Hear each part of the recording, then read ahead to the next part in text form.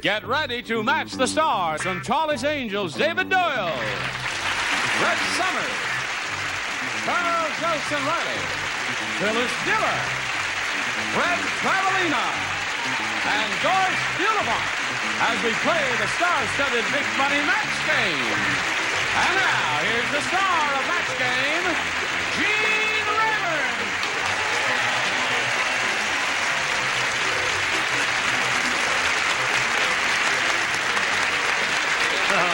Thank you, John. Thank you, friends. Thank you for joining us. Follow me. Hey, Dayton, I forgot my spritzer. We got a new kid on the block here. Charles, you were late. Well, look No, at I him. wasn't late. I got here just at the time I was supposed to be. Well, you didn't get here in time to get any makeup on. No. Look at your face, Charles. Get it. Just got out of Makeup. jail. Get up. Charles, Now, this is not our usual day, right? Yeah. Our usual day. It's Saturday, yeah. And I teach. Come here, Nick. Get up there. Nick Scalacci will put But a... I got to shave first. There's an electric razor. Now, let me explain. I teach on No, this just morning. get the powder puff out and fix I it. teach the powder puff. Not going to happen. I teach on Friday, and I have to be at my school. Yeah. I have to be at the school Yes. because my pupils need me, and that's why I'm late. Now, go ahead. Now, listen to this. Oh, wait a minute. Listen. Oh, you and... So? Oh, you and that school. Or now, listen. Yeah. We all know she has a very handsome, young, gorgeous boyfriend, right? Right. Ask her where she met him. Where'd she meet him? In an aeroplane. No, on the you're way a to liar. New Where York. did you meet him? Tell him where you met Oh, him. I met him at Say it. Charles's school. Okay, you know how much that's going to help enrollment? Just that statement? Thank you. Thank you, Nick Scalacci, world's greatest makeup man. Oh, thank you. Listen, I don't care anymore. you look better now. Sweetheart, No, leave let him me alone. He looks fix fine. it. He's all right. Now, you are the new kid on the block. Am I? And I knew you did the old series, but you've never done this one, and we have to give you a proper welcome. Oh, is that it? You'll all applaud. You'll all... No, that's not it. There's more to it than that. You say, Your place or mine? a little polite applause as we welcome Phyllis Diller.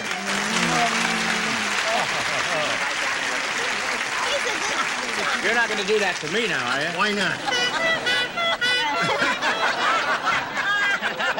Okay, I won't do it to you, but welcome anyway. He's a good kisser. You're missing something. That's right. Isn't he?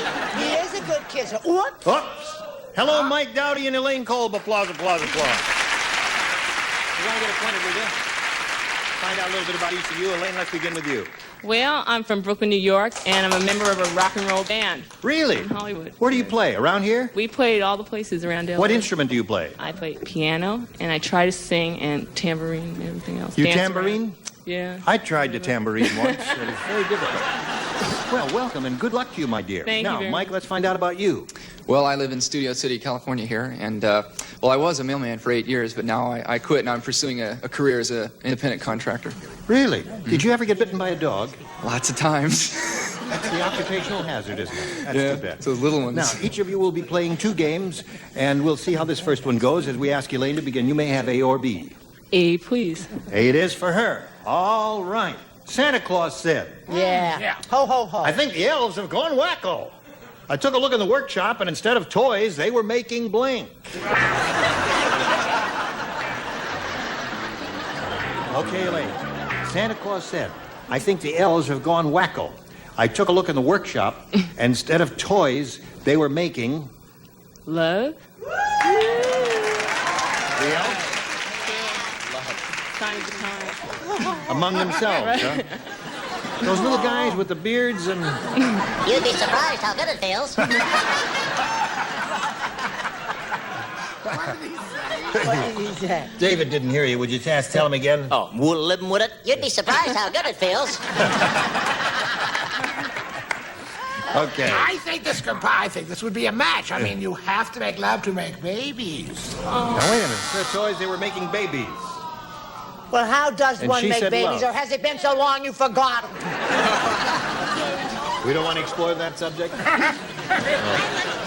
right. No, you see, it was essentially a carpentry shop. I see. And, Oh, I get it. Right. Right. Okay. Go. Lots of time. Well, I can't go into it. Well, I guess I'm further away. Tell that to Joseph and Mary. I don't want.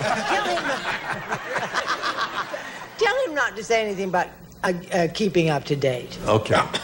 Don't say anything about keeping up to date. Instead of toys, they were making Bathtub gin. bathtub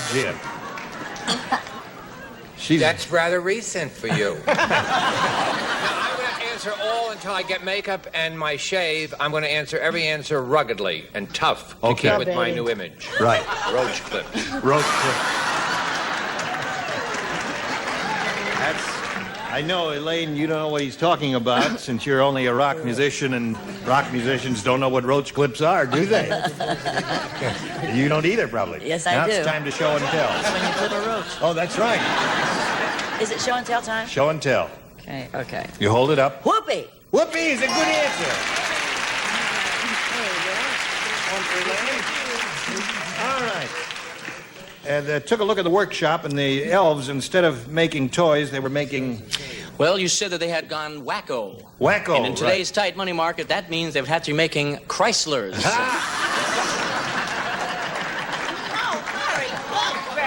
Excellent, Fred. Excellent. Okay, my dear. Nice What to was see it you. Elaine said again? I like to hear her answer. Was What it was this? that? I said they were making love. They were making love. Well, that's two for her. Let's see what we have for you. Are you ready? On this date in 1967, Irving Bricklemeyer became the first man ever to cross a professional wrestler's picket line. Oh, I know what your problem. You're having a little problem there because he finished reading his answer and he put the answer back in the slot instead of putting it on Joyce, this what is side. wrong See, with you? once It is you've my read them, job to help people it's like up here. yesterday's newspaper. I- We don't need I'm them anymore. sorry. down there. I will take you through the steps. As a former government worker, I think it's sinful to waste paper or anything.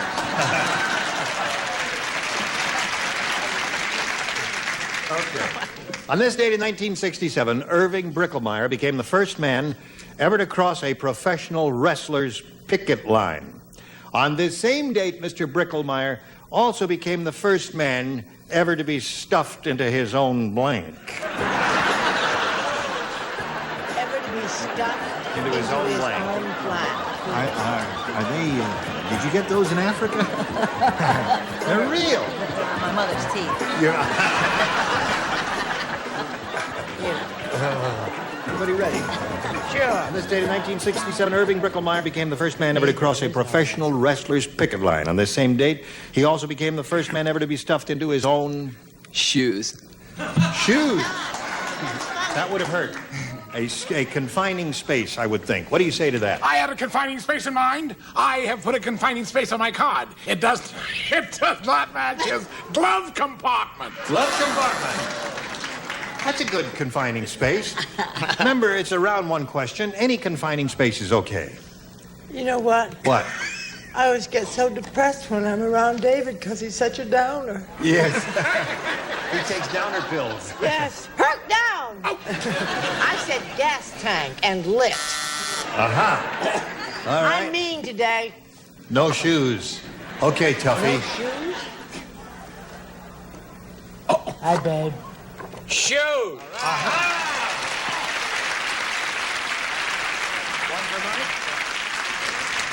Phyllis? First man ever to be stuffed into his own... Jockey shorts. A confining space, especially if you knew Irving Bricklemeyer. Okay, yes, you did. Fred, what do you got there? Well, after watching that wrestling film with Sylvester Stallone, I said insurance claim. You know what I mean? Hey. Right in the envelope, eh? Okay, Fred. Now, what do you got there, Joyce? I said, I love this image. To be stuffed into his own mouth. Excellent. You get it? I don't get That's it. a good one. Okay, 2-1 to score in favor of Elaine. There's round one, round two coming up in a moment or so. Right now, this for you. Here we go. Round two. Now, Elaine, since you're ahead, we'll ask you to go first again. Have to go with A again. A it is.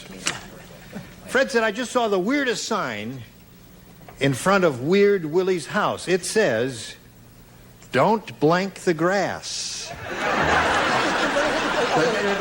Harry and Lauren is alive and well Fred up said, here. I just saw the weirdest sign in front of Weird Willie's house. It says, don't blank the grass. Gotcha. All right, here we go with Elaine Cole. Fred said, I just saw the weirdest sign in front of Weird Willie's house. It says, "Don't blank the grass." Smoke. Smoke.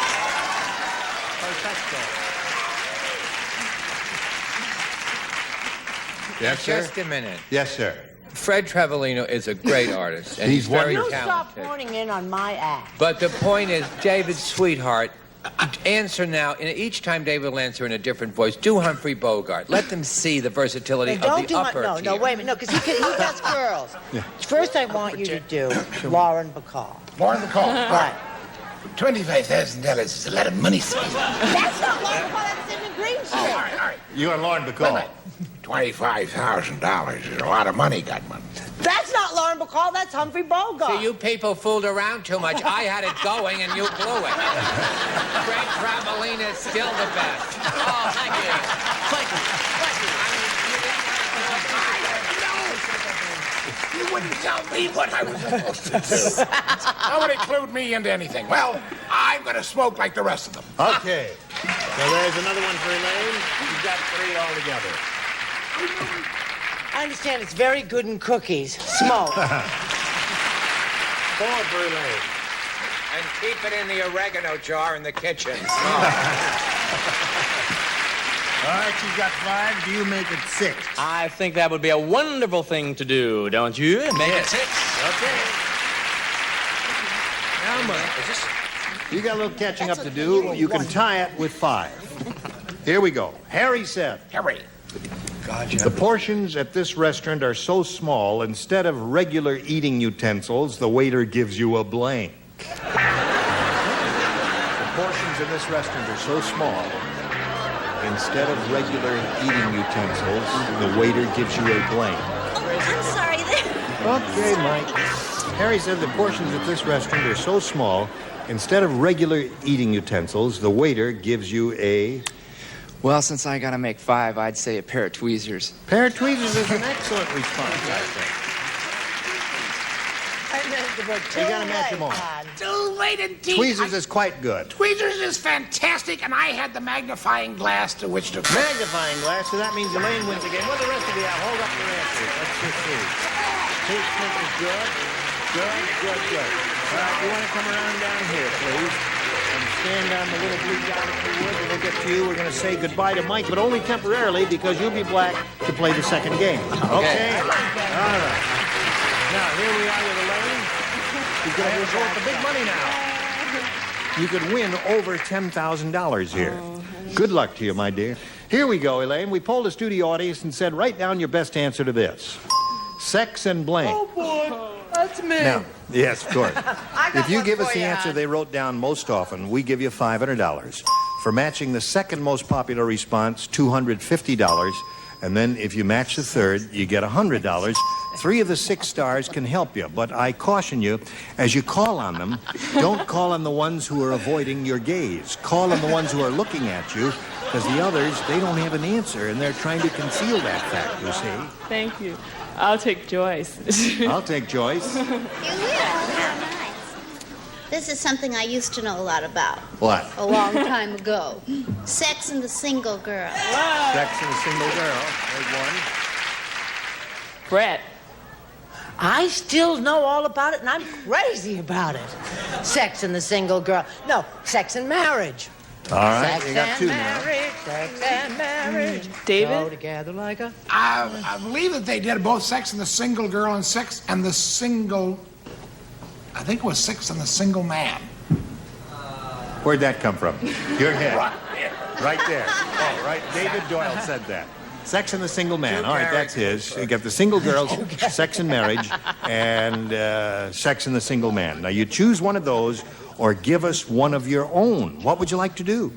I'll go with Joyce, Sex and the Single Girl. Okay, Sex and the Single. You're a single girl. She said, by the way, I'm a single girl. Okay, let's find out what we've got here. Sex and the Single Girl is what she wants. We'll begin at the bottom and reveal the $100 response. What did you have? Sex and drugs. Sex What kind of an and- audience well, was that you had here that day, John? Save the Really? smut for Hollywood Boulevard. We don't Well. have that. Let's see what we've got under the $250 response. Sex and marriage. All right, here's your last Thank chance you. for Sex and the Single Girl. Slide the big one. Sex and the Single Girl.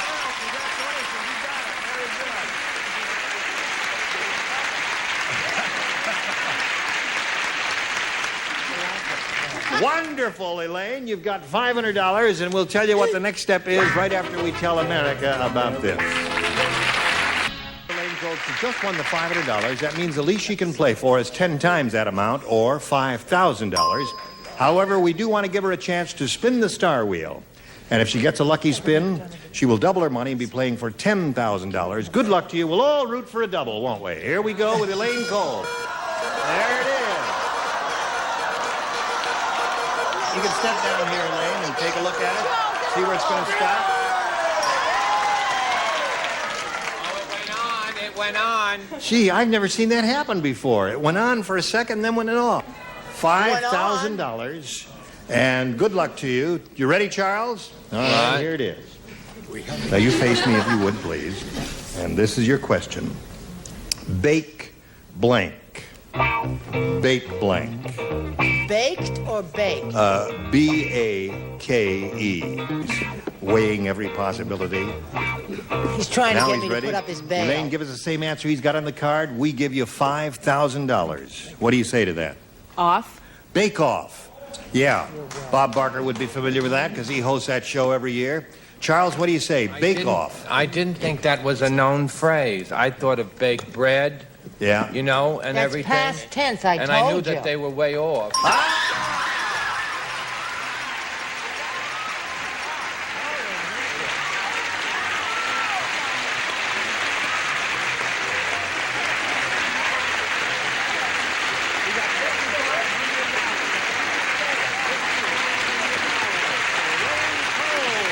Congratulations. Wonderful. Now, let's bring Mike Dowdy back and start game number 2. Here we go. As soon as it stops, we can crawl aboard the merry-go-round one more time there. Okay, Elaine. Welcome back, Mike. Thank you. Elaine is very excited.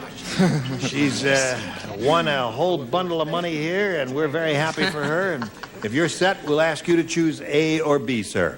A seems like the lucky number. All right. Yes, she chose that. She started with that, didn't she? Ralph said, something crazy has happened to my television set. I can see Wild Kingdom and a game show at the same time. It's strange. Marlon Perkins is throwing a net over blank. Who, Perkins? Marlon Perkins. You never see Wild Kingdom, do you? No. Well, it's a show. Neither do you. Yes, he goes into You don't see various Wild parts Kingdom of the world. either. And he tells you about animals. Yes. And he talks about endangered species. Oh, yes, I have He's seen a that. very kind and gentle man. Anytime, Brett. I'm finished. We Your all say you are. edification, Any Mr. moment. Rayburn. Ralph said something crazy has happened to my television set. I can see Wild Kingdom and a game show at the same time. It's strange. Marlon Perkins is throwing a net over. Brett, please forgive me. Brett Summers. Wrong. Right. He says Marlon Perkins is throwing a net over Brett. Yes, of course it goes with the rhyme and the whole thing. Makes a good joke. Aha!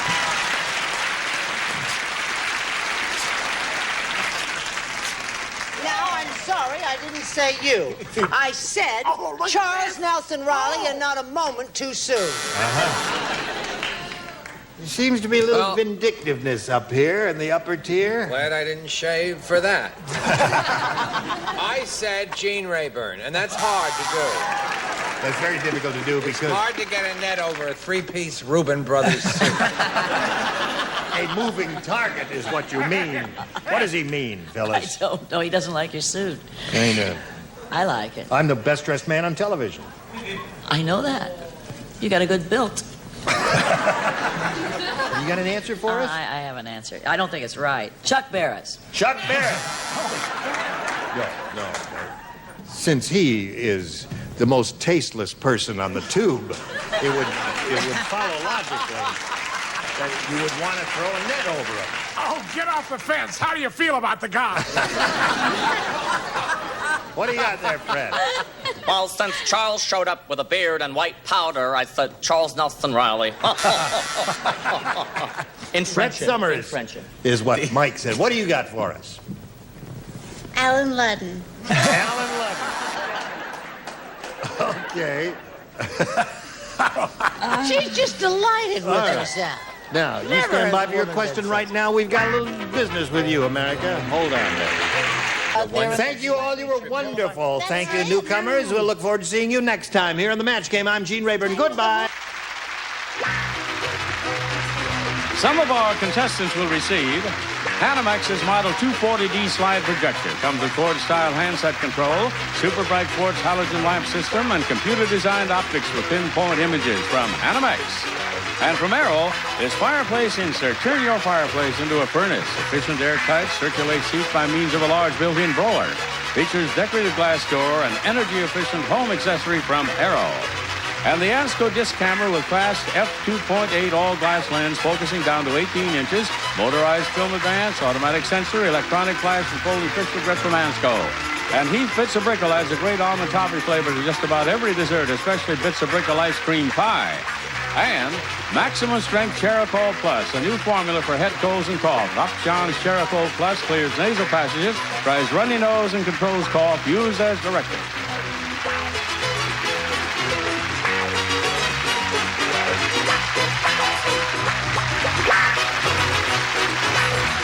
This is Johnny Olson speaking for Match Game. A Mark Goodson, Bill Todman production. This program is edited for broadcast.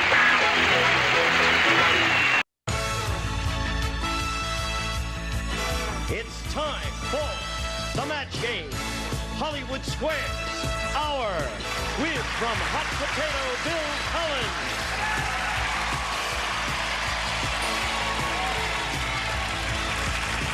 Phyllis Diller.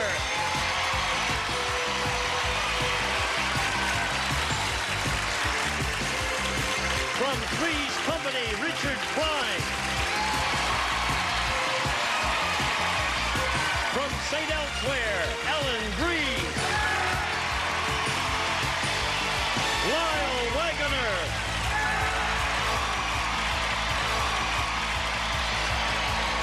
And the stars of the Match Game, Hollywood Squares, are Gene Rayburn and John Bauman.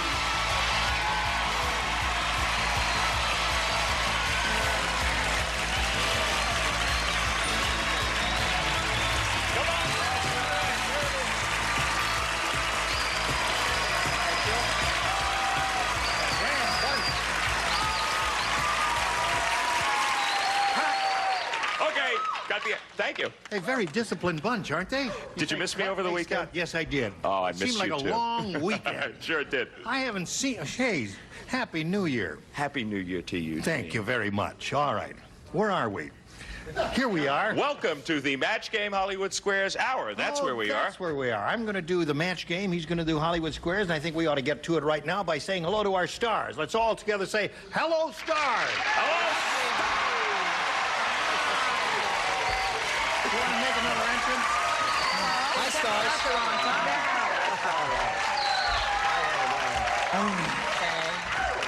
You don't even know how to pronounce your name, do you? Not really. Bree. B-R-Y spells Bree. You're a lovely lady, though. Nice to see your bodies, gentlemen. Hi, Gene. How are you? How you doing, Gene? Yes. I did a little research, and Robert Sherman says you were on the old Match Game. He did. So you know all about this. All right.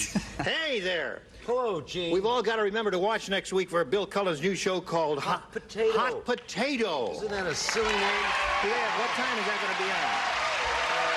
Anytime. It's going to be on 12 o'clock Eastern. I got it written on 12 noon Eastern, 11 Pacific. That's what time it's on. It's a heck of a show. Will there really be a hot potato there? Well, you know me, Gene. If I'm there, there's going to be a hot potato. I'm glad you're working again. Thank you. I'm working again. I was about to join the McLean-Stevenson Club, but here I am. Anyway, let's say hello to our two civilians over here, Barbara Lunnan and Susie Randa. Barbara, we're going to begin with you. Let's hear the story of your life. I am a flight attendant with 3 small boys, 2 of which are twins. How do you manage that? Having I three don't. kids and flying and... It's sanity to get out of the house. Oh, well, you're glad to be here then. Oh, that, yes. And away absolutely. from them. All right, Barbara, good luck to you. Susie, let's hear about you, please. All right, I'm a hairstylist in West Los Angeles, married to a terrific guy in the Navy. Yeah? I'm taking acting classes, and I design my own clothes. Well, let's take a look at her clothes. Shall we take a look at her dress? Stand up here. Come out here. How about that?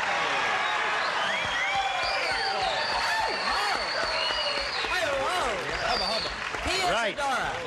Too bad she doesn't have a body to go with that great outfit, is it? Okay. Oh, gee. Good luck to both of you. We're going to play 3 rounds here. You'll have 3 chances to match as many of the loonies as you can. And the one who's done that most often at the end of the 3rd round will be the winner. Go on to challenge our returning champion on Hollywood Squares for a chance to win up to $30,000. Barbara, you won the toss. You go first if you please. A, please. A it is for Barbara. All right, here we go. Harriet said, my new doctor has a degree in junk foodology. He just told me to take 2 blanks and call him in the morning. A degree in junk foodology. Those are the operative words. That's okay. up to you. It's up to you. Doesn't matter. Right. You just stick it in there.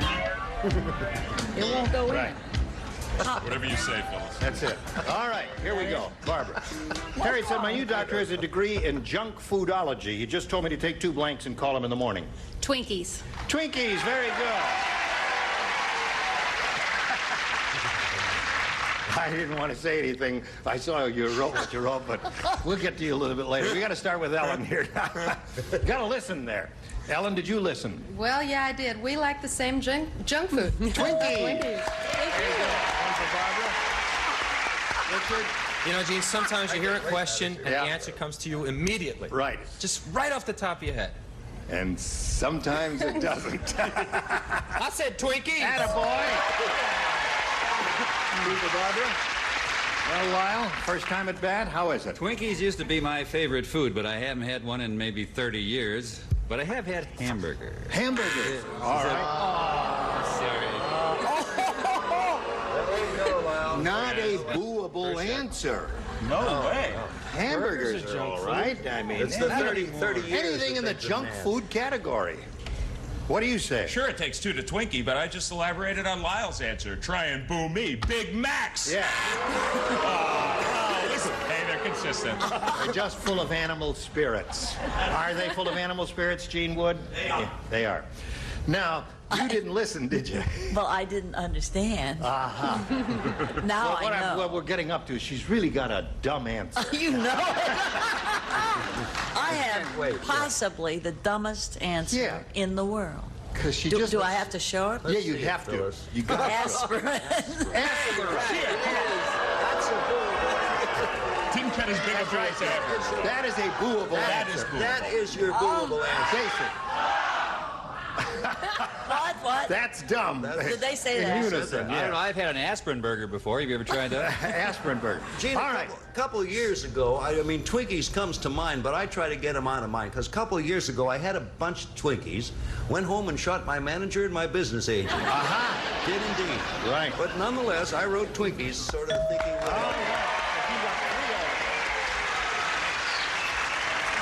Okay, 3 for Barbara. Susie, a little catching up to do. Let's see if you do it.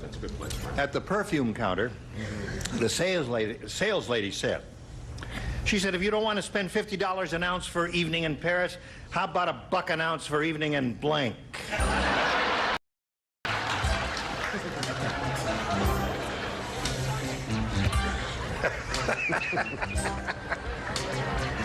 Wonderful. All of them are wonderful. Get in there. Here we go, Susie. At the perfume counter, the sales lady said, if you don't want to spend $50 an ounce for evening in Paris, how about $1 an ounce for evening in blank? Watts? Watts. Easy. All right. Easy there, Susan. Hey, come on. She said Watts. Watts? Fortunately, we have a limousine to take her directly home from the studio. Wasn't he the Secretary of Interior? That's right. Right, exactly. All right, Ellen. Okay, NBC's gonna love me for this one. Burbank. Burbank. That's a possibility. One Now, possibility we're is getting Burbank. very regional here, but I assume these young ladies are from the Los Angeles area. So I mentioned a local joke here. Pacoima! Pacoima! It's... Yeah. Excuse me. You take the Foothill Freeway. Wait a second. You take the Foothill Freeway, make a left on the Antelope Freeway, go north about 2 blocks, and you're in Pacoima. Pacoima. See, these are all out-of-towners. Are these out-of-towners? No. All right. Okay. Oh, well, it was Cucamonga, and, you know... Yeah, Cucamonga. All right, Lyle. Well, $1 an ounce may be a little expensive for this place. I said TJ, Tijuana. Tijuana. All right, that's one possibility. An evening in Tijuana. Okay, and $1 an ounce for an evening in what, John? I did something clever here, even though it doesn't match, because I picked a city where we're not on the air. Philadelphia. Right. Come on. They're all here. Well, that was W.C. Fields' favorite people put pick out down. Philadelphia. Right, they do. Okay, Phyllis, we're up to Well, you. I finally figured out how you play the show. You got it. And none too soon. It's an evening in Burbank. An evening in Burbank. You got the idea. Evening in Burbank. Well, you see, in my act, I have that same joke, and I call it an evening in Des Moines. Uh-huh. Well, that would have been good, too. Well, but it wouldn't have won. Right. Okay, Bill. Phyllis has come a long way. I, too, said an evening in Burbank. All right. So there we have it. So that's the end of round 1, and I believe the score is 3-0, not 0-0 here. We can change this during the commercial. We'll be back right after these messages. Here we go. Second round coming up. Sing. Now, Barbara, you're ahead. You have to go first. I'll take B. All right. Here we go. 3 people play. Yeah. Lyle, Yes. John, Phyllis. Hey, did you hear what Cheap Charlie did? Let me tell you about him. Charlie do. I'll tell you what he did, Lyle. For Christmas, he gave his wife a box of steel wool and he told her to knit herself a new blank. Cheap Charlie. He's helping. You may be able to sell the answer to John. He'll give you a quarter for it. It's worth about a quarter. Here we go, Barbara. Did you hear what Cheap Charlie did? For Christmas, he gave his wife a box of steel wool and told her to knit herself a new blank. Sweater. You wouldn't knit a sweater out of steel wool, would you? What would you That's make the out joke. of steel? Oh, that's the joke. Oh, all right, Barbara, you want to do jokes, fine, but if you want to win the money, that's something else. All right. Lyle, don't do any jokes. She's doing all the jokes, okay? Steel sweater, huh? Yeah. You know? Sweater. I don't know about putting steel above the waist, but anyway. I had knit a stove. A stove is good. Anything made out of metal. What is wrong with this bunch? Stove is a perfectly good answer because it's made out of metal, you see, and steel wool is metal, and therefore if you... Oh, never mind, it's steel. You're giving me a headache. That'll be enough of that. You have a headache? All right. Take Let's, 2 hours. Two Twinkies and call me in the morning. Okay, John, what do you say here? Told her to knit herself a new... Automobile? Automobile, another good... We've reformed them. Yeah, anything made out of metal is would be acceptable here. Well, the best. Because it's made out of steel. Well, because that's the very best thing. That's the joke. Made himself a car. All right, okay. All right, Susie, you have a chance to do a little catching up because she remained stationary there at 3-0. Fifi said, I just graduated from Striptease University. How graduated is she? The ceremony was beautiful. I wore a cap and blank.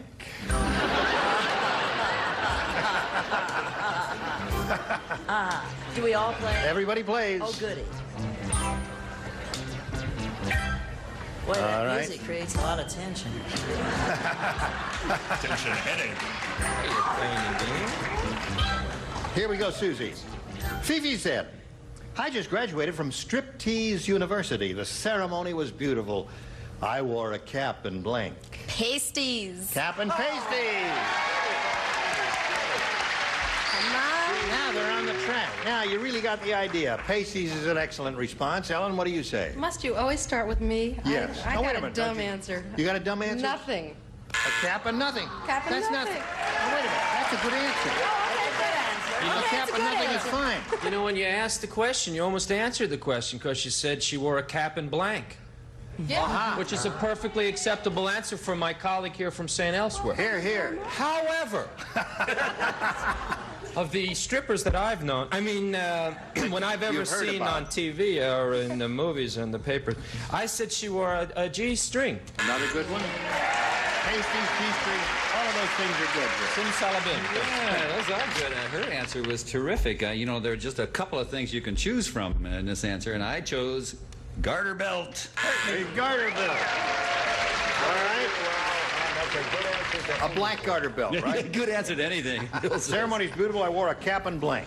I actually had written pasties. I threw it away, and all I was left with was a G-string. Aha. Susie, I really thought you'd score big with pasties, Yeah. but so far it hasn't happened. Phyllis? Well, you see now, if Susan were stripping herself, Yeah. and she's in the front of a large audience, Right. wearing a little cap with a cute little tassel, Right. I think she'd want to cover something else Ah. with a G-string. Aha. Oh, I see. The pasties are for the well, upper frontals. yeah. And I see. Okay. Bill? Well, I guess it depends on who you are as to what you want to cover. Right. Right. Never thought of that. Right. Speaking for myself, I offer you silence. Now, I came awfully close to pasties for the first time in 30 years. Anyway, along those lines, and this makes a certain amount of sense because it's sort of it's rhythmic. She wore a cap and 2 tassels. And 2 tassels are attached to pasty. That's close. Right. Right there. And you either way, exactly. That's right. Concentric circles. I got you. Right. Okay, here we go. Now, it's still 3-0 at the end of round 2, and round 3, the final round, right after this.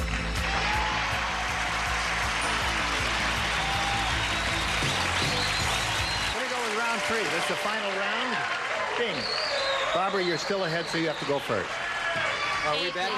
We back. All right, Barbara says she wants A, and that's what she gets. Here we go. Harry said, he said, I think my doctor used to be an auto mechanic. Last week, he tried to take my temperature with a blank. We're out, right? We're out. You're out. You're out. We're out, we're out. I'm in. Lights on, we're out. You're in. Do you think anybody think they'll get it? You think? That's it. I guess it. You're turning me on. No, that's it.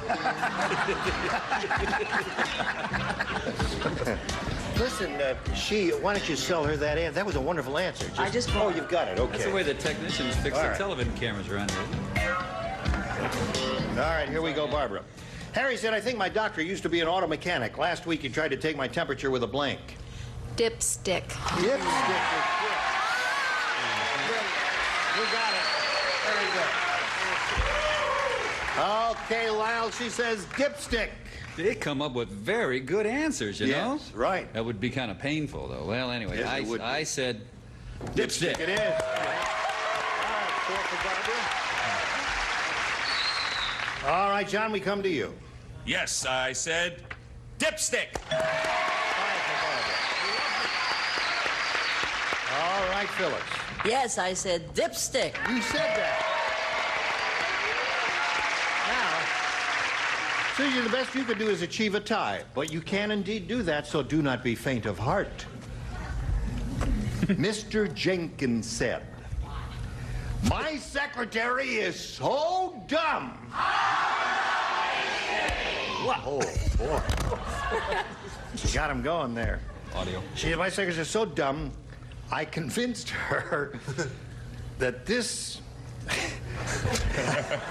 You can do it. Secretary. I convinced her that this is National Take Your Secretary to Blank Week.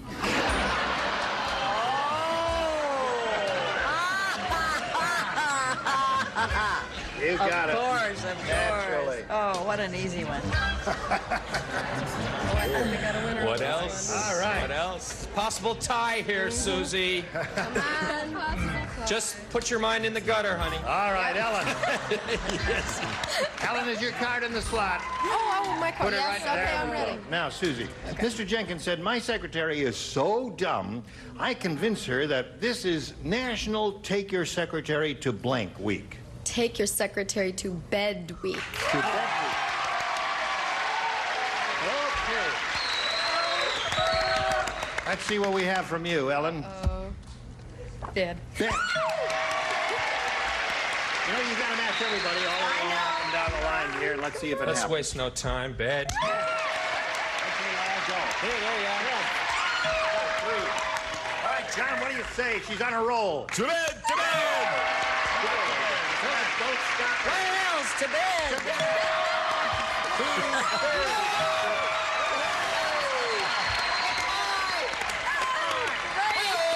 What does that mean? I love a tie. I love it. Tiebreaker. I love a tie, and I didn't wear one. Told me not to wear it. All right, let's go to the tie-breaking question. There it is. Right here. Now, I will read it to you. Don't say anything until I ask you to. What a blank. What a blank. Now, in front of you here, but out of sight of our panel, are 4 good responses to that question.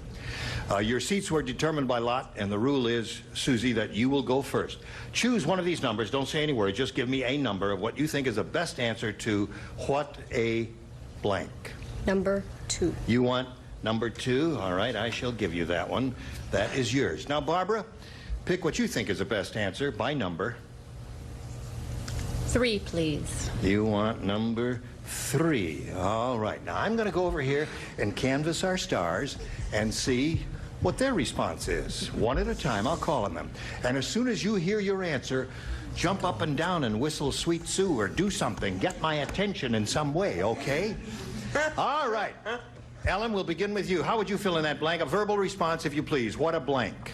Oh, a verbal. Yeah. What a guy. What a guy. Does anybody have that? No, nobody has it. Richard, what do you say? What a night. What a night. Nobody has that either. All right, let's see. All right, Lyle. What a day. What a day. Wrong. What an afternoon. No one has what a day. Come on, John. All right. That's probably the end. What a blank, John. I had all of those. Well, this is from a recent song. Maybe this will work. What a feeling.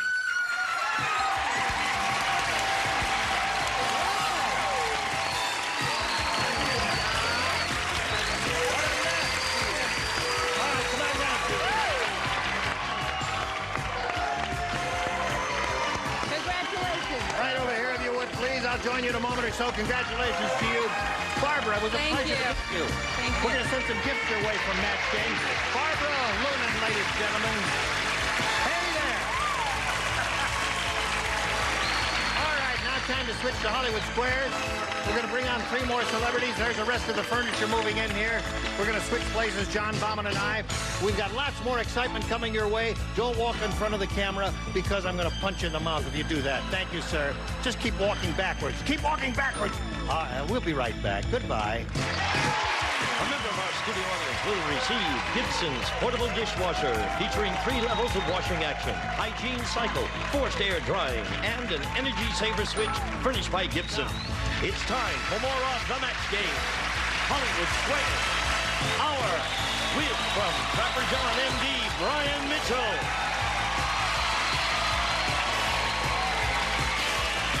From another world, Linda Dano. Jay Leno.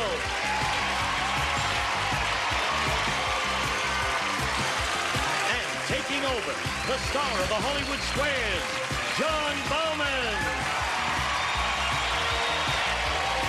Okay, Hollywood Squares will be right back. What a feeling! And now, John Bowman and the Hollywood Squares. Thank you. Thank you, Gene Wood. Welcome, everybody, to the second half of the Match Game Hollywood Squares Hour. And with me, I have Susie Randa, who designs her own clothes and, in fact, fashioned her way through the Match Game right into Hollywood Squares. We also have 3 brand new celebrities. Linda Dano. Hello. Brian Mitchell. And Jay Leno. Hello. Rachel from Trapper John MD. I can't resist the obvious about that flower in your lapel. This flower? Well, John, you know, I've always thought that a boutonniere was a classy and necessary accoutrement to the well-dressed man. Yeah. Some of my favorite stars have worn them. I figured if it's good enough for them... That's from Day of the Triffids, isn't it? I hope not. Okay, well, great to have you all here, I think. And let's go play Hollywood Squares. Here we go, Susie.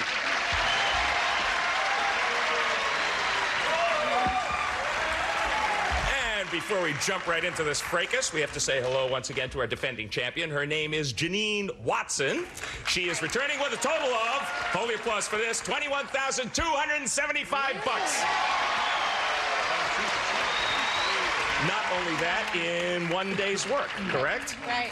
Remind us a little bit about your life today, 25 words or less. Okay, I'm a legal secretary from Orange County, and I'm still a Washington Redskin fan. Okay. Just like on Friday.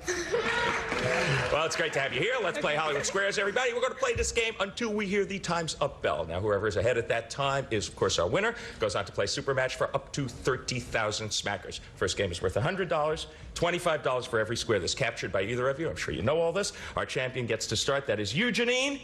Take a good look at this motley board and pick a star. Gene Rayburn. Gene Rayburn. Here we go. A bee is about to attack you, Gene, and there's no way to escape. Should you lie down on the floor and cover your head, or swat it with your shoe? I can catch a fly on the wing. Want to show us? Yeah. We're thrilled. There it is. If you lie down, he might jump on top of you and sink that stinger and hurt you someplace. If you swat him with the shoe and you miss, you're really going to make him mad, and then he's really going to stick it in you. Try to reason with him, Gene. You're right. Do you have an answer for this? I don't know. Do I have a third choice? That's it. That's it. Lie down or swat him with a shoe. Right. I'm not going to agitate that bee. I'm going to lie down and cool it and hope he flies out the window. He says you lie down on the floor and cover your head when that bee attacks. I'll agree. You lie down on the floor and cover your head. You're right to agree. You have the first square and $25. Okay. She's on a buzz and off to a flying start. Susie, pick a star. You are playing O. Okay, Jay, please. Jay Leno. Yes. One of our favorite comics. Why, thank you. At least one of mine. You have a permanent, Jay, but you're sick of the curls. Yes, I can sympathize with that. What does actress Linda Evans suggest you comb through your hair to make it go straight? Spray starch, mayonnaise, or ice water? Spray starch, mayonnaise, or ice water. That's part of the Pritikin diet, isn't it? The mayonnaise. Mayonnaise will take the curl out right away. Or if Miracle Whip, if you can't afford that. He says mayonnaise will take the curl out. Susie, agree or disagree? I'll agree. Mayonnaise it is. You're right to agree. Well done. You get the square. Okay, we got an X and an O up there, and our defending champ is playing X. Pick a star for me, Janine. Linda, please. Oh, my goodness. Okay. All right, here we go. My greatest fear. Linda Dano from Yes. Another World, as are many of your colleagues. Linda! I did not. Yes. You have grown some melons, I have. and you think they're ripe. Right. When you thump them, should they make the same sound as when you thump your head or your chest? I know this. How I big do are the know melons? this. I actually do know this. Your chest. It's I true. agree. Janine, you agree? Yes. Okay, chest it is. You're right to agree about those melons, and you get the square. That is correct. If the noise sounds like a thump on the head, it is not right. If it sounds like a thump on your stomach, it's overripe. Ponder that while you ponder these messages. We shall return. Come here, Linda, let's see. Stay tuned for more of the match game, Hollywood Squares Hour.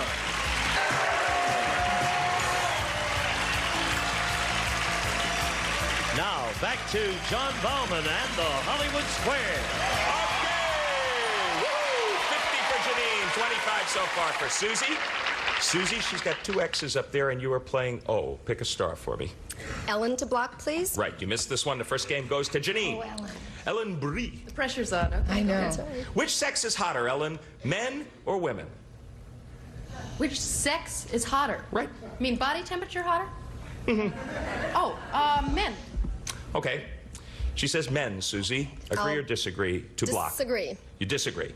Men it is. You should have agreed. Your opponent gets a square and wins the first game. Okay. It was that simple for Janine Watson. Men's average body temperature, 98.6, as we all know. Women's average body temperature, 98.2.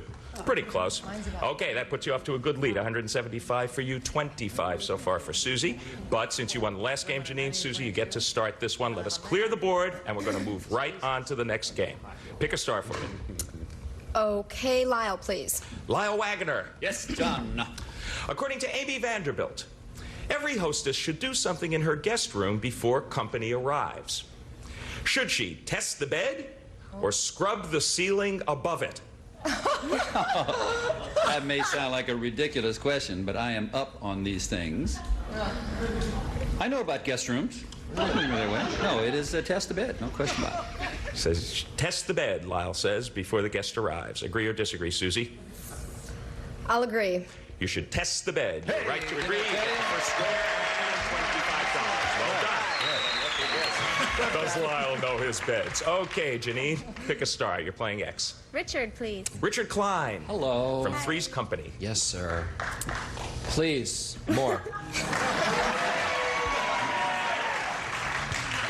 You're an average skunk, and you've just squirted. And I've just what? You've just squirted. Okay. Is that what Probably haven't done this because Lyle and Ellen haven't left. But now, can you squirt again right away? Or do you have to wait a half hour before you can squirt again? We're talking to some skunks. You know, These are trouble. all my years of studying Shakespeare and Chekhov, this comes in handy.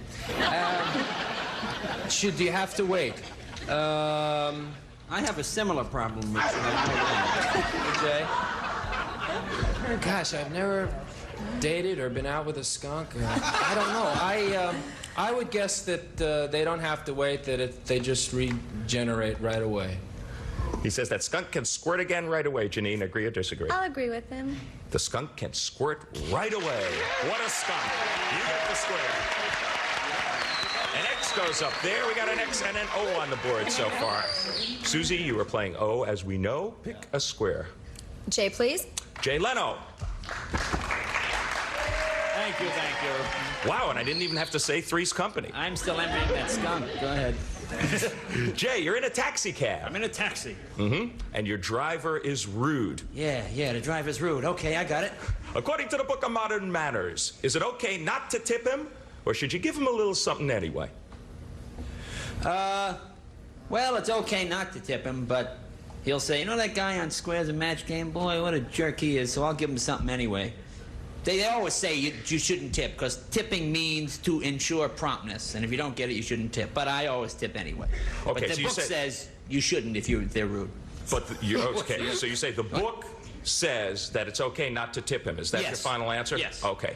Susie says the book says it's okay not to tip that rude cabbie. Agree or disagree? I'll agree. It is okay not to tip him. You're right to agree, and you get the square. Okay. We get to finish our $200 game right after these commercials. You get to watch them and then come back. Okay, close match. 200 to 75. 200 for our defending champion. She is playing X, and it is her move. Pick a star. Bill Cullen, please. Right. And this is Bill Cullen to block, I believe. block, If you miss this one, then the game and the lead belongs to your opponent. Bill, your baby has a diaper rash. How does the book Baby Hints suggest you dry your wet kid? Should you blow dry his bottom or use a shoe shine cloth? That's come up in our house many times, John.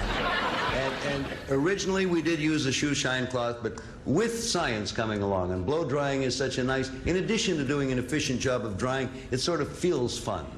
So we always blow dry our baby's bottom. To block, Janine, do you agree or disagree? I'm going to disagree. You blow dry your baby's bottom. You should have agreed. Your opponent gets the square and wins that second game. You can blow dry that baby, and you're glad to hear that, Susie Randall, because you are in the lead with $300, $200 for Janine. The last game being won by Susie. However, you get to start this one, Janine. We will clear the board. Janine, pick a star for me. Linda, please. Oh. Linda Dano. I would have the same reaction. Go on. All right.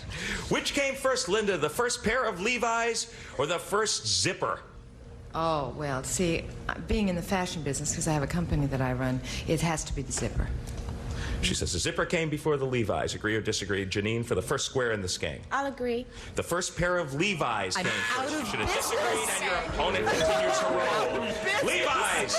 Levi's first appeared in 1873, the first zipper in 1893, in case anyone cares. Susie Randa, pick a star. Okay, Jay, please. Jay Leno. All right. Which came first? Another which came first question. The Levi's. Oh.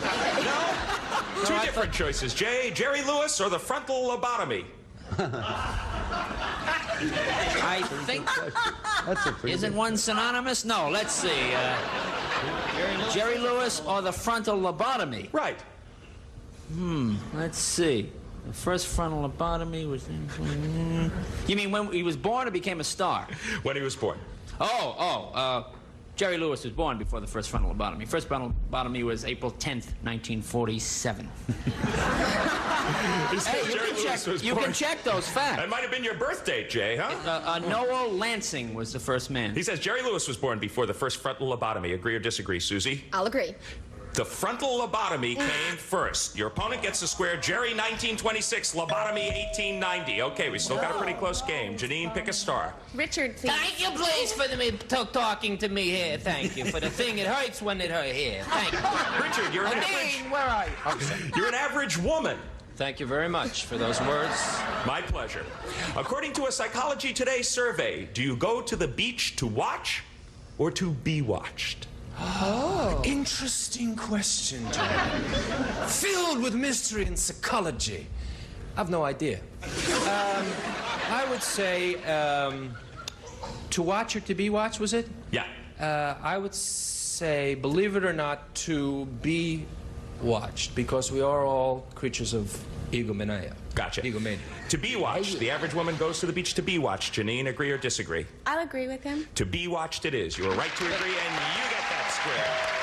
Okay, that's 2 X's up there, but the bell means that time is up. Well, our winner with $325, our new champion, Susie Randall. Oh, boy.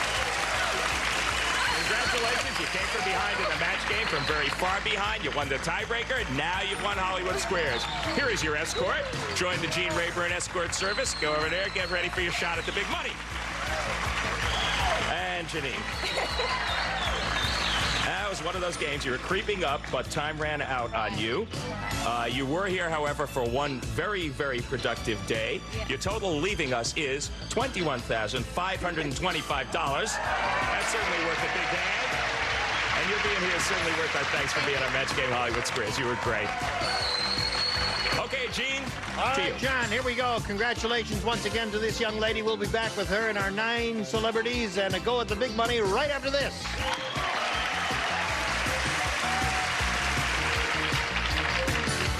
Now, here to play the super match is Gene Rayburn. Thank you very much. It's time for the big money super match, and Susie, if you're ready for it, tell us how you feel about it. Oh, okay. All right. I think she's ready. She can win up to $30,000 here. Let's get to it. We polled a recent studio audience, said write down your best answer to this. Poll blank. Now, the top answer, remember, is worth $1,000. Next most popular one's worth $500. And then the next one, $250. You may enlist the aid of any 3 of our 9 stars here for suggestions here. Whom do you want to call on first? John. First thing that came to my mind was pole vault. Pole vault. Okay, there's one. Okay. Jay? Yo, polecat. Polecat. All right, you've got two now. Okay. Richard? Pole axe. Pole axe. All right, so you have pole axe, pole vault, pole cat. You may choose one of those or think up one of your own. What would you like to do here? Pole vault. You want to choose pole vault. All right, you think that's under there, under the $1,000 response? We'll begin down at the bottom and reveal them one at a time. May we see the 250, please? Pole cat is there. That's very underrated at 250, believe me. Right, I would think so. Take it now or you get it at 250, because that's going to go right to the top, believe me. All right, let's take a look at the $500 response. Pole position, that's racing car terminology. Pole position. Right, right. All right, here's our last chance for pole vault. Let's slide the big one. Pole vault it is. All right. Hey, Susie. You've got the $1,000. Now you're going to play the head-to-head match with any star of your choosing here. Remember, each star has a number in front of them, a hidden number, a 10, a 20, or a 30. And when I ask the star to reveal that number, we'll see what it is and then multiply the 1,000 by whatever number is revealed. There's 130 up there. Let's see if you can pick it. Choose a star, please. John. All right, John, grab that tab and give it a pull, and let's see if it's a 10, a 20, or a 30. A 10, so that means you're playing for $10,000.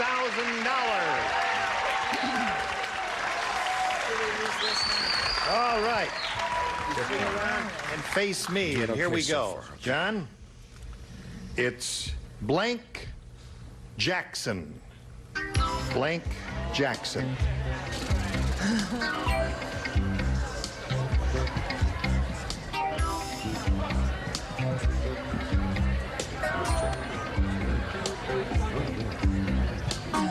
All right, John is ready. It's up to you to collect that $10,000, Susie. You can do so by matching him. How do you do that? I'm going to do it with Michael Jackson. Michael Jackson. Well, that sounds reasonable to me. John, being an ex-member of, or still a member of the musical world, he might say Michael Jackson. Let's see if he does. Well, we were on the same wavelength on What a Feeling, so I figured we were in the rock world, so I said, Michael Jackson!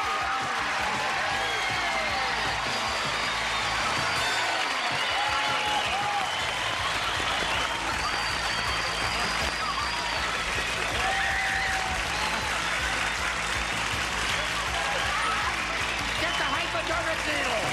Get the needle! All right, $11,325 is what she has right now. Congratulations, Susie! All right. Come back. We'll try and calm her down during the commercial. We'll be right back. Okay, now we want to find out where that big 3-0 was. Would all of you grab your tabs and give it a pull in a vertical direction? Ready, set, go. Yankee Vu. Who's got it? Phyllis! Diller had the big Phyllis is 30. Phyllis is 30.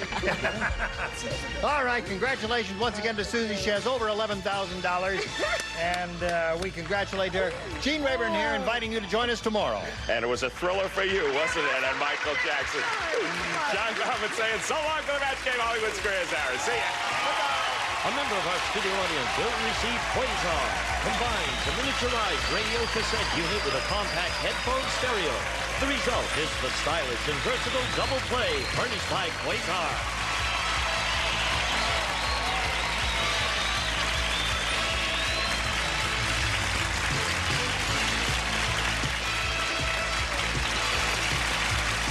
This is Gene Wood speaking for the match game, Hollywood Squares Hour. A Mark Goodson television production. Get ready to match the star. Brad Garrett, Shelley Taylor Morgan, Charles Nelson Riley, Phyllis Diller, Ron Lucas and friends, and Dana Fleming as we play the all-new star-studded match game. And here's the star of Match Game, Ross Schaefer. Thank you very much. Welcome to Match Game, everybody. You're very kind. Wait until you see who's on the show today. Hi, stars. Hi, Ross. Phyllis, is this I'm just guessing this is a new look for you. Oh, well, I'll tell you. It's the last time I go to Chuck's barber and say a shave and a haircut. Chuck, now what do you think about the fact that Phyllis has copied your look? Rock and roll, mama. I look like a Q-tip in heat. Is it comfortable? Is it all right with you to look at it? Feel that way today? I'll tell you what, I feel a breeze. You feel a breeze? Feel a breeze. But I do... It looks bad, and that's good. It looks natural, doesn't it? Yeah. Yeah. That's very stunning. Okay, let's meet our contestants. Guys, good to see you again. Now, you have amassed $1,700. Oh, boy. On the show. You are the champion. We have a challenger for you. Hi, Valerie. Hi. Now, tell us about yourself, Valerie. My name is Valerie Weinman, and I grew up in Glenwood, Iowa. I moved out here about 8 years ago, and I manage other people's money.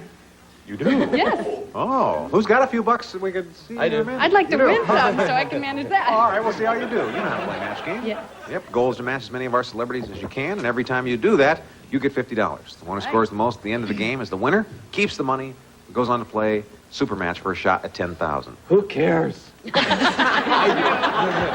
don't care. You don't care? I don't care. Well, it's very important to Guy. Hi. I'm Phyllis Diller.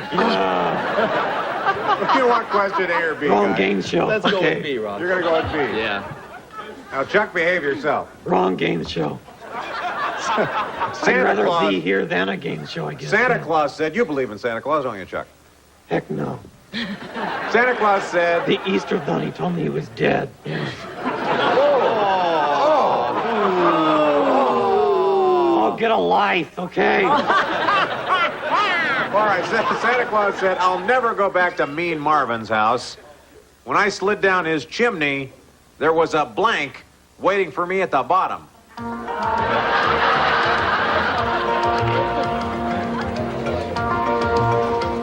Okay. Oh, they have their answers very quick. All right, Guy. I like Marvin. Mean Marvin. Yeah, I know. You and Mean Marvin get along. He's mean.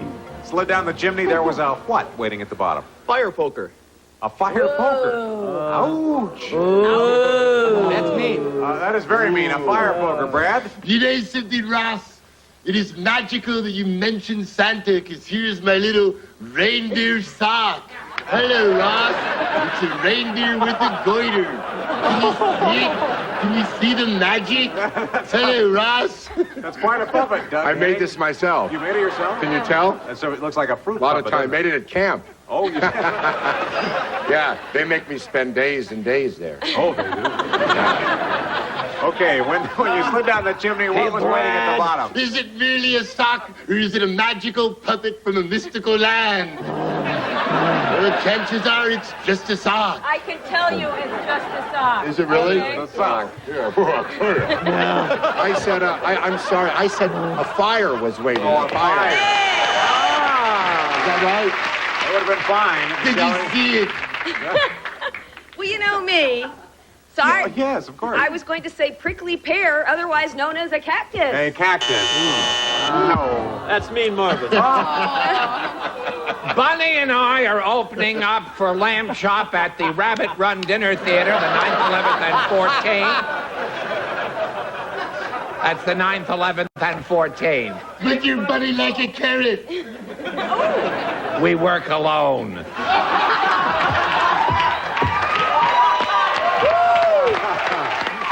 Porcupine. Porcupine.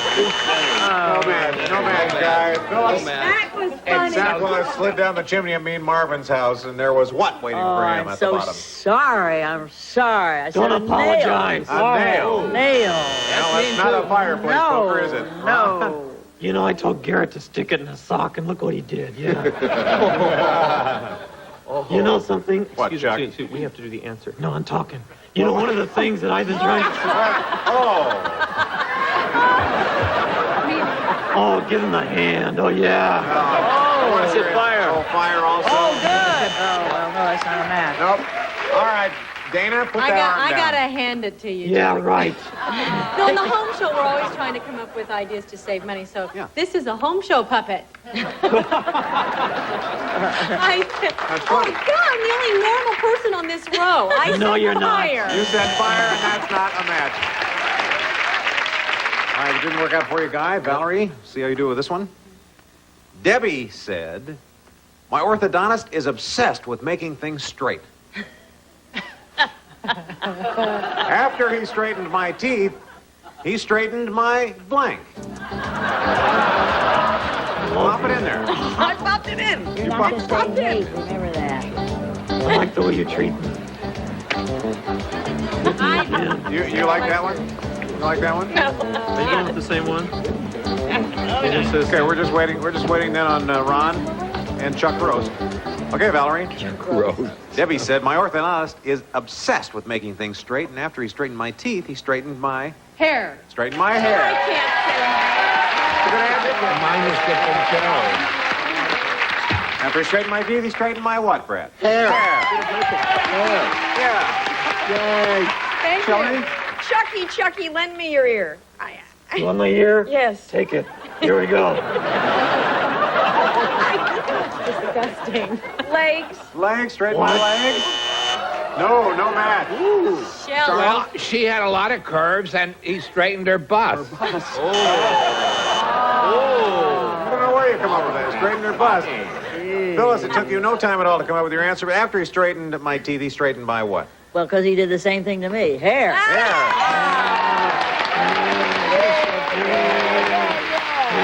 All right, Chuck and Ron. Okay, Chuck, tell him. What? Tell him. What? Tell him. My ear. Tell him. Hair! Yeah, hair. Did you have hair, Dana? I beg your pardon? Well, I'm curious to know if you can match here. You think I'm trying to get to know you better than you think I said hair. Okay. All right. Nice job, Valerie. You have 200. Guy has nothing at this point. We'll change that when we play matchup after these words. We are back. And our champion Guy has no score yet. Valerie, you have 200. Don't worry, Guy. Now it's time for matchup. This is where you can build up that score by playing against the clock. And so you're behind. We'll start with you. Who would you like to play with? Let's go with Brad. Okay, All good, right, Brad. let's do it, Guy. All right. Now we're going to show you some matchups. Use the button on your screen to pick what you think is the best answer. Red River. Oh, not yet. Not yet. And then when he agrees, we'll give you funny. Down, boy. Down. Okay. I'll take 25. Let's put 30 seconds on the clock then. I'll buy a vowel. Okay. Now this is serious. Let's go. Maxwell blank. Maxwell House, Maxwell Smart. Maxwell House. Match. Luck of the blank. Luck of the draw, luck of the Irish. Luck of the Irish. Match. Chubby blank. Chubby cheeks, chubby checker. Chubby checker. Match. Lethal blank. Lethal weapon, lethal dose. Legal weapon. Match. Elmer blank. Elmer Fudd, Elmer Gantry. Elmer Fudd. Match. Bad blank. Bad breath, bad temper. Bad breath. Match. Bloody blank. Nice job. Valerie, your turn. Who do you want to play with? I'll play with Dana. Okay, you're going to All play right. with Dana. $50 for every match. We'll put 30 seconds on the clock. There we are. You both ready? Yes. Go. Trial blank. Trial offer, trial lawyer. Trial lawyer. Match. Carol blank. Carol Burnett, Carol Channing. Carol Burnett. Match. Fishing blank. Fishing pole, fishing for compliments. Fishing pole. Match. Round blank. Round robin, round trip. Round trip. Match. Bay blank. Bay window, Bay of Pigs. Bay of Pigs. Match. Fur blank. Fur ball, fur coat. Fur coat. Match. Bathtub blank. Oh. Terrific job. 500 to 300, and we're going to play more match game after these words. Stay tuned, folks. We're back. Aha, okay, 300 to 500. Guy, you're trailing, so you get to pick one first, A or B. Let's go with it this time. Okay, you're going to go with A. Question A. Bernie the barber said, this is a good question for you.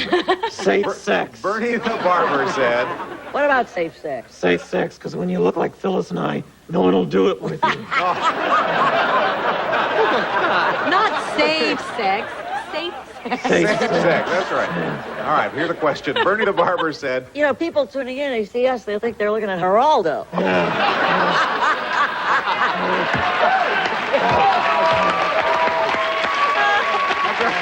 I feel like you should confess something. Well, Jack Nicholson on a bad day. That's what you look like, huh? All right, Bernie the barber said, come on. Will you be quiet a minute, Right. Chuck? Get to the question. Yes, it's not easy having King Kong as a customer. To trim his hair, I have to use a blank.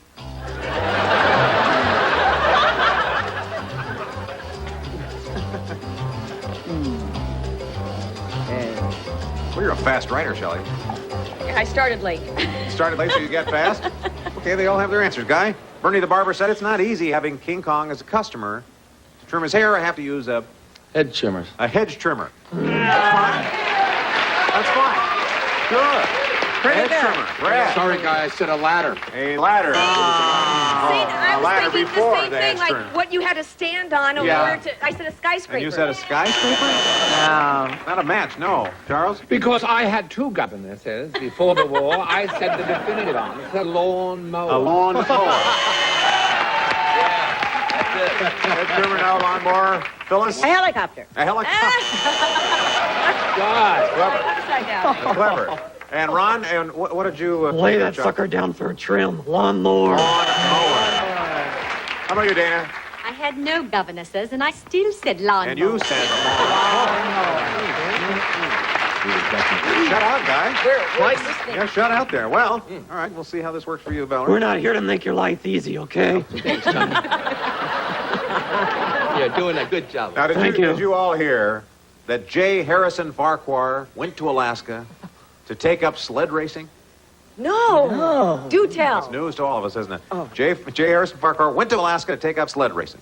Well, Farquhar is so rich, his sled is pulled by blank. That's not the question. How about it, Brad? I really, J. Harrison Farquhar, I don't know about This isn't a science project, Brad. There we go. It's an answer. There we go. All right, Valerie, J. Harrison Farquhar went to Alaska to take up sled racing. But he's rich. So rich, in fact, his sled is pulled by A Rolls Royce? a Rolls Royce. Yeah. That's a good answer. Yeah, that's a good answer, Brad, isn't it? I'm sorry, I said people. I said You said pulled by people. Like little slave type people, too. Oh, nice toss. I didn't like that at all. Shelley? I'm not doing Is it a match if I say more than one? Rolls Royces. Rolls Royce. You said Rolls Royce? Charles? Well, it's pulled by dogs, right? Well, normally. Yes. So what's a step up from dogs? People. Poodle. All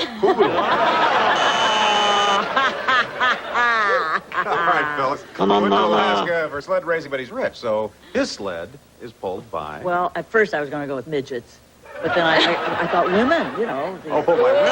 Oh, that's good. I like that. Well, I don't think so. They're called little people. What, women or midgets? All right, Ron. Okay. Which one? Well, Chuck, all right, Chuck, let's get your Well, answer. Chuck's a Linda Ronstadt.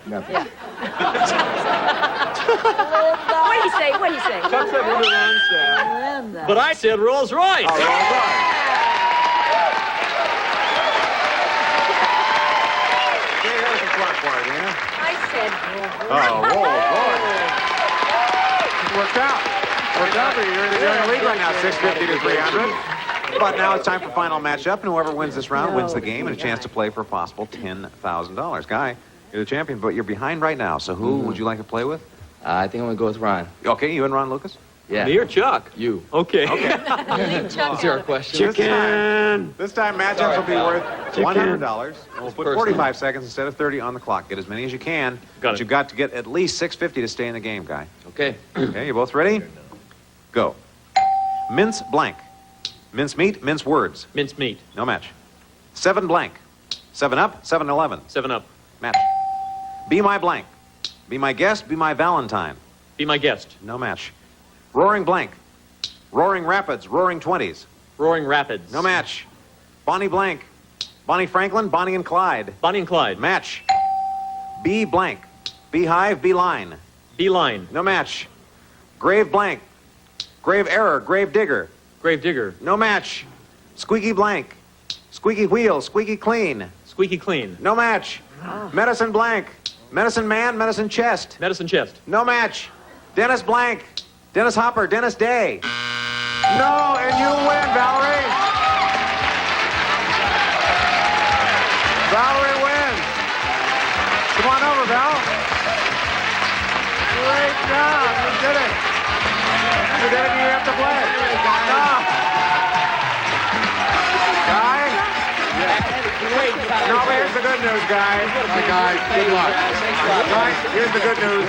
You leave us with $1,700, and you still have your career as a dancer. Hey, that'll work. Okay, so we'll see. Thanks, Ross. Had a Great great having you time. play. See you guys. All right, we'll take a little break and come back with Superman for more, guys.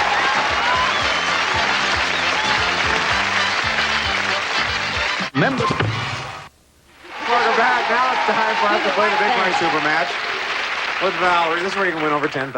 All right. It's great, isn't it? Oh, yes. You don't even have to play the final match. It was wonderful. Yeah, well, let's start with an audience match. We polled a recent studio audience and got their best response to this. Blank block.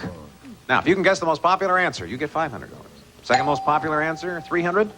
Or the third best answer, $200. You can also get 3 of our stars here to help you fill it in. I'd like Charles to help me. Hi, baby. I'm doing some exotic dancing tonight. I'm people over the club. And I dance under the name of Chuck Guy. New kids on the block. New kids on the block. Oh, Okay, yeah. there's one. 2 more. Dana? Dana, I think they're all over the country. H&R? H&R block. H&R block. One more. Ron and Chuck. Well, I have a ventriloquist answer to that. Chip off the block. Chip off the old block. Chip off the old block. All right, so you have New Kids on the Block, Chip off the old block, or H&R. Or one of your own. I'm going to go with H&R Block. H&R block, okay. Let's see how well you've done. What is the $200 answer, please? Around the block. Where did you get that one? How about the $300 answer? H&R block. You'll take that one. $300 answer. What was the $500 answer, please? New Kids on the Block. Okay. Charles. Oh, yeah, Charles. Charles is so hip. You knew it. Okay. $300. I have Means you're going to be playing for 10 times that amount, or $3,000, right. by matching one of the celebrities head-to-head. Double that amount if you can get a lucky spin on our wheel. So if you'll step up here. Wait till... Yeah, wait till it gets down there. There you go. Spin the pointer. Whichever star it lands on will be your partner in the head-to-head. If you land on a red dot, you'll play for double, or 6,000. Now all I have to do is catch it. Yeah, catch it, Valerie, and spin that baby. Come on, Val.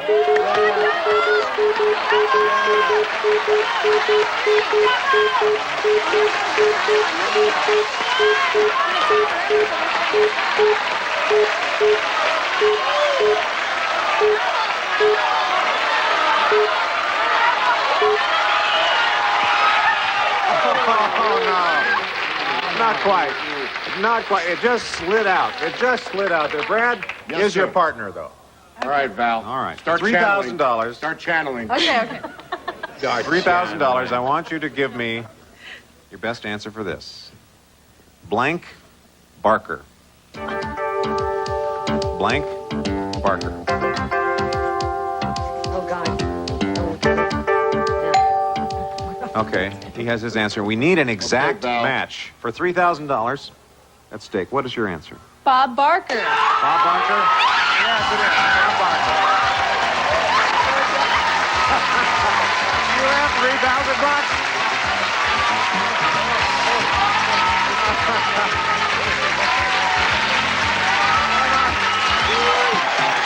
Congratulations. Congratulations. We'll take a short break and be right back. Well, we're back here with Valerie, who just won $3,000, $3,650 you have. Exactly. And And what? So some of the other answers. One was carnival. Somebody had carnival. Me. You had carnival. Now what is this? These are the twins. Well, he's my illegitimate child, and I was never sure he was mine. Yeah. Now I think we're sure. We have. She's my dad. Oh. We have to say goodbye. We'll see you next time on Match Game. Bye, everybody. Departing contestants will receive Regina Dirt Magnet electric hand vac. Attachments included for versatility. So powerful, be careful where you point it by Regina. Get your whole wash fresh and clean at a refreshingly low price. Arm & Hammer laundry detergents, liquid or powder. From the freshness experts. Introducing Jovan Musk Actives from the creators of America's most preferred musk. A complete line of aftershaves and deodorants for the man on the go.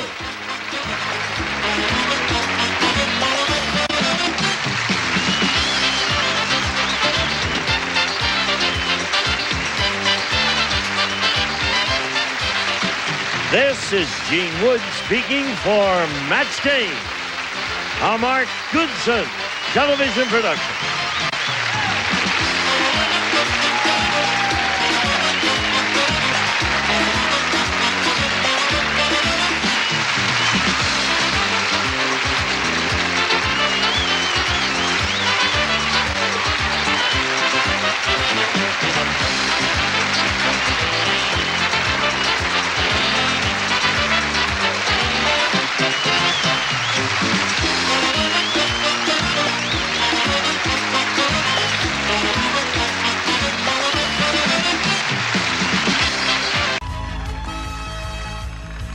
It's time for the Match Game Hollywood Squares Hour with from Hot Potato, Bill Cullen, Phyllis Diller,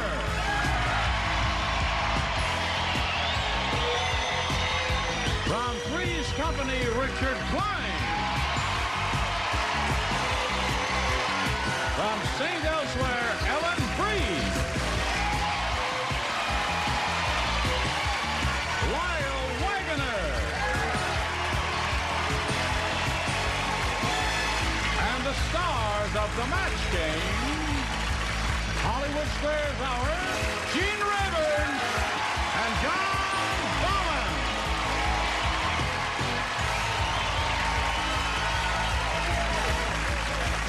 Those keep blowing your nose. That's good.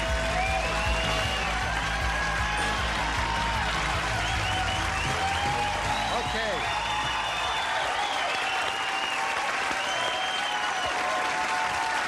Hi, Joe. Are you a homogeneous group? What do they know? They don't know what you're talking about. They'll cheer anything. I mean, are you all from the same organization?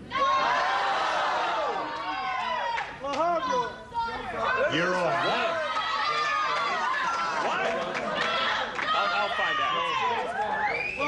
Job's Daughters? What's that all about? Quick. Job's Daughter? What is that? Job's Daughters, it's a group for girls. Okay, I'm for you. Yeah, we're for girls. Gene and I are for girls, so we agree with you. Save a little bit for a little bit later on because we've got a whole hour to go. Now let's begin with some applause for our stars. Hello. I think we used up most of the hour. We used up most of the hour. We have only part of an hour left. I have a song for them. What'd you say? I have a song for Job's Daughters. You have a song for Job's Daughters. What is your song? Hold everything you They don't can't wanna sing hear the it. song if you're screaming. Yep, get a Job. So. Sorry, my apologies to John Bauman. Whoa! How many birds died to clothe your body? Many, many. I laid the egg myself. Oh, really? Yeah. These are ostrich feathers. Huh? Yes, you're right. Oh. They're the dummies that put their head in the sand. Right.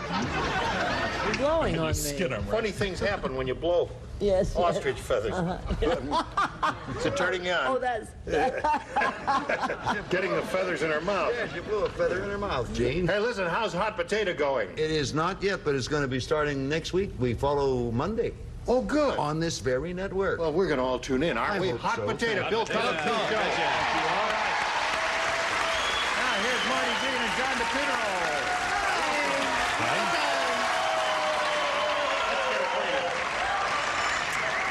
I'm married. I have 2 children. I live in Hemet. I own a video recording business, and I specialize in weddings. Really? Mm-hmm. You have the handheld camera? Mm-hmm. And the thing on your back? Uh-huh. And you do weddings. Uh-huh. That's a very enterprising idea. I enjoy it. Do you do household inventories? You can do that, I can do that. I do birthday parties. And... Right. Does anybody need her services? No. Are we getting married or what? Well, no. She's got a little... I have an video idea for a series. I don't know. Maybe you got a series? Maybe she could come over and shoot it. Sounds good. All right. No, she's got 2 kids already. That won't work. Well, Marty, we welcome you and thank you. Wish you the best of luck. John DePino, tell us about you. Well, I divide my time between Puerto Vallarta, Mexico, and Sacramento. Really? I'm retired, single. Yes. Right. I enjoy taking classes, sports, and traveling. You have a house in Puerto Vallarta? No, I just stay downtown in one of the places. Stay downtown, walk the streets. It's a very charming village. It is. I've only been there once, but it's quite a place. All right, good luck to both of you. Remember, it's 3 rounds here in the match game. The winner will go on to meet our returning champion on Hollywood Squares for a chance to win up to $30,000. All right, here we go. Marty, you won the toss. You go first. We'll go with B, please. Anything you say, Marty. You're in charge. She thinks she's in charge. Murray said, when I was a kid, my parents kept me in a glass jar. For years, I thought I was a blank.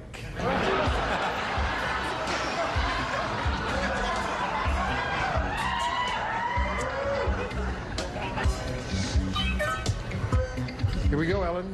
Marty. When I was a kid, my parents kept me in a glass jar. For years, I thought I was a blank. A fish?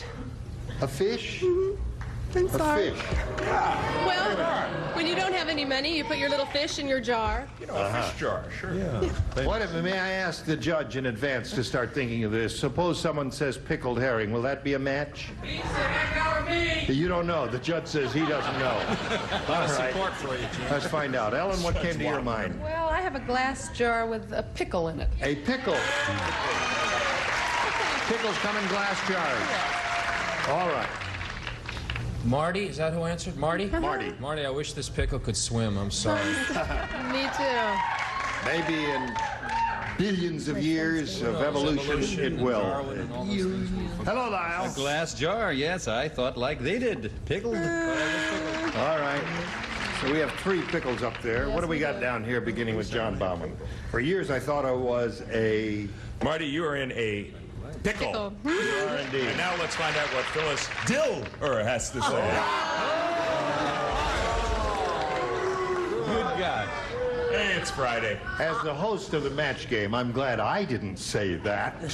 What do you say? Well, I was thinking in an academic way. I was thinking of a laboratory frog. A frog, right? They come in glass jars sometimes. I, too, was thinking in a laboratory sense, Gene. Couldn't think of frog, but came up with specimen. With All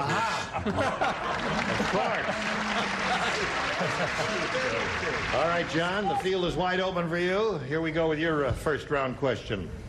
Old Man Periwinkle said, oh, little girl. You got it. You got it. Kiss your hand, that's about all I can do.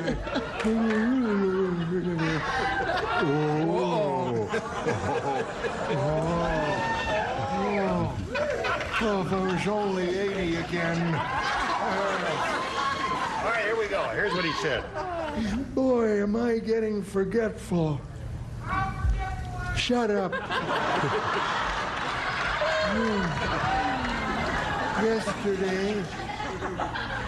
Yesterday, I even forgot to... I forgot what I forgot to. Yesterday, I even forgot to blink.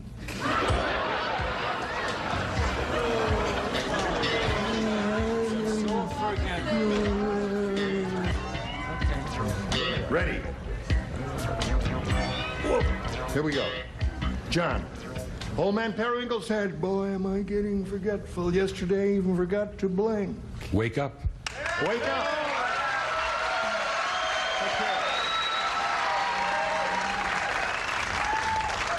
Are you a nurse or a doctor? I'm a nurse. You're a nurse. Yes. You're pretty cute. Well, thank you. Where do you nurse? So are you. On St. Elsewhere. On St. Elsewhere. Yes. In St. Eligius Hospital. Meet me in the emergency ward. All right, Ellen, may we see yours, please? Yes, I like Wake Up, but I had Breathe. Breathe is good. Wake Up and Breathe are both good responses. Do you have one of those? Fun. Ouch. Oh. Breathe. All right, Lyle. Oh, I'd like to match one of these people one time. And I think I did. Oh, wait. That's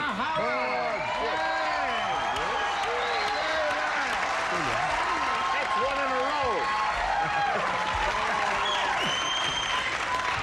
Okay. Wake Up is what John DePino is looking for. It ain't heavy, but it's breathing. All right. Okay, John, let's see what Phyllis has for you. Well, I didn't know I was supposed to match John. I thought I was supposed to match this John. Aha. Breathe is what you have. And I wasn't matching anybody, just eat. Eat. All right. Well. So there we are at the end of round one. It's 1-0 in John's favor. Round two coming up in a moment or so. But first, we've got this for you.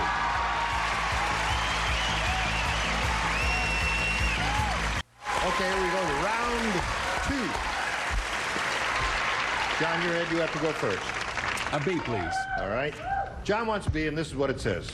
Little Nellie said, I think I got a counterfeit Cabbage Patch doll for Christmas. Instead of coming with adoption papers, this one came with blank papers.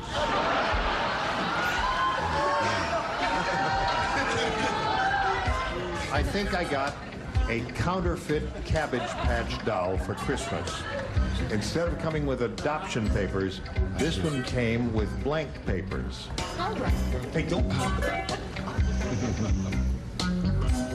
Put it in a slot there, Ellen. Oh, okay. All right. Here we go, John. Little Nellie said, I think I got a counterfeit Cabbage Patch doll for Christmas. Instead of coming with adoption papers, this one came with blank papers. Divorce papers? Divorce papers. Not bad. Any kind of paper is okay here, right? Right. Right. Well, Richard told me to say rolling papers. Rolling papers. Immigration papers. Immigration papers. Thank you, Lyle. Excellent. I only said that, Ellen, because I studied acting with Cheech and Chong. However, I said pedigree papers. Pedigree is another good reason. I have a dog that has papers. Like my dog, Shammy, is a golden retriever. Okay, John, you're up. Immigration. John said divorce, Phyllis. Well, I can't help that. I said immigration. I always match this John. You do? All right. Well, you got a few words to say on divorce. Many. A good divorce is better than a bad marriage. That's very pithy. Deep. Yes, right. Deep. And instant relief for nagging headache, to quote you. It's about time I joined Lyle and came through with flying colors. And by golly, I did. All right, John, you're up to 2. One each round. All right, Marty, a chance for you to catch up with this. Ugly Edna just got a job as a stripper. It was terrible. As soon as Edna started stripping, the audience started blanking.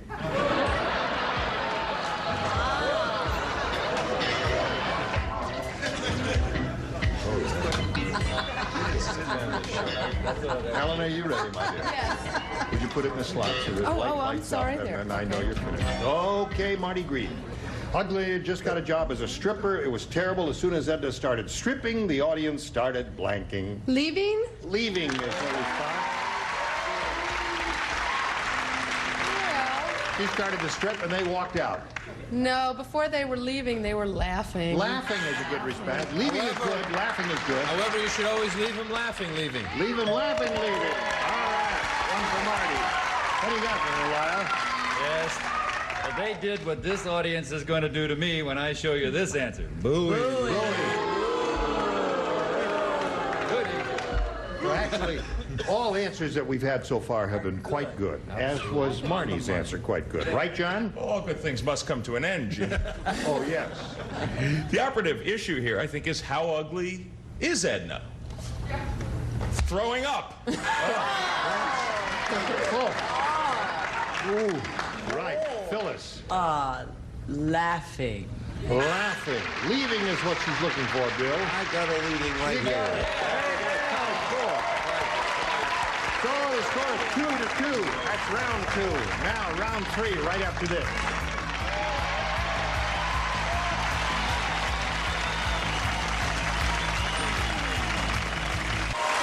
Here we go to round 3.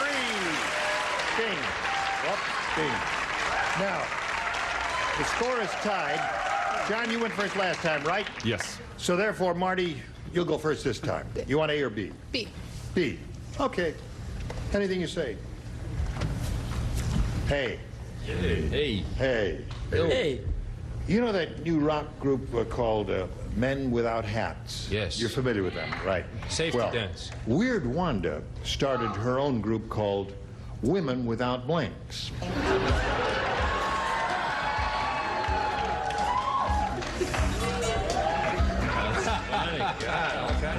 I'm not really writing. All right, everybody up there ready? We're waiting for Phyllis. Now that I have you, get ready. Ready, Phyllis? I will be in a minute. Okay, Marty. That's what I think it's going to be. Marty's been thinking Women about it. without boobs. Oh, you. I'm sorry. That's it, huh? That's it. You're not even going to wait for me to read the question. No, You had your answer as soon as I read the question a long while ago. All right, she says women without boobs is her answer. All right, Ellen. Okay. It's a painful response, I think. What do you say? Women without clothes. Women without clothes. All right, Lyle, what did you say?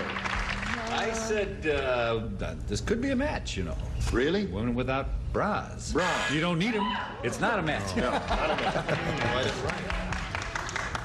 That's right. If you don't have them, you don't need them. What do you say, John? Yeah, well, I suppose we're not finding a whole lot of support for this answer, huh? Bras. Bras. Oh, they're saying The boobs. They're problem yelling is here, Marty went all the way with her response, and Yes, our it's true. stars are only going halfway. What do you say, Phyllis? Well, I wanted whips, but then I changed to bras. Women without whips, and you switch That to... would be a good group. Right, I would think so. So Okay, at Bill, this come moment, through. Bill, we have a tie, and it's entirely up to you as whether we end up with a tie. You don't play, so the game ends in a tie. No, it doesn't. We got to go to John's question. What's wrong with me? Oh, John, you ready? I'm not. Okay, who does not play here? Lyle and Bill do not play. The rest, please respond to this. Fred has the worst job in the world. He's a blank catcher in the Olympics. Worst job in the world. Fred. Blank catcher in the Olympics. Everybody knows that.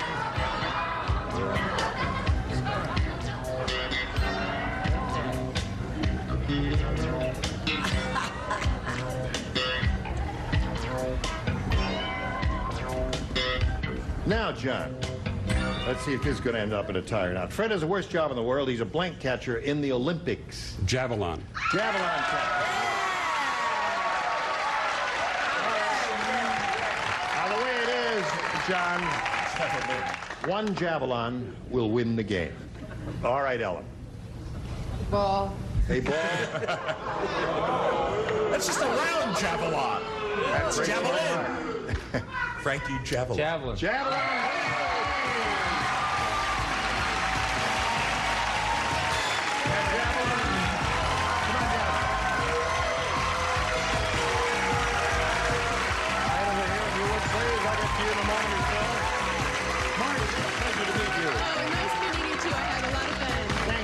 Send some gifts your way. Many thanks, Marty Green, for being on the match game.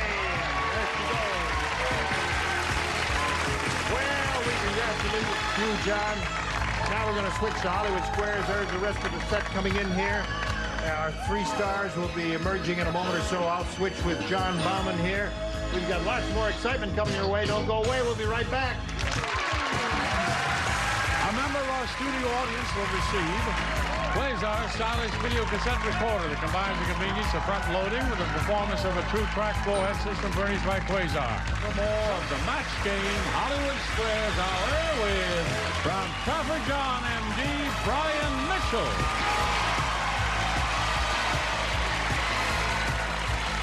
From another world, Linda Dano.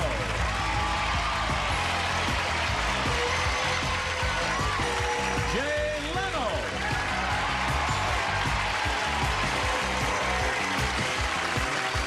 And taking over the star of the Hollywood Hollywood Squares, John Bowman.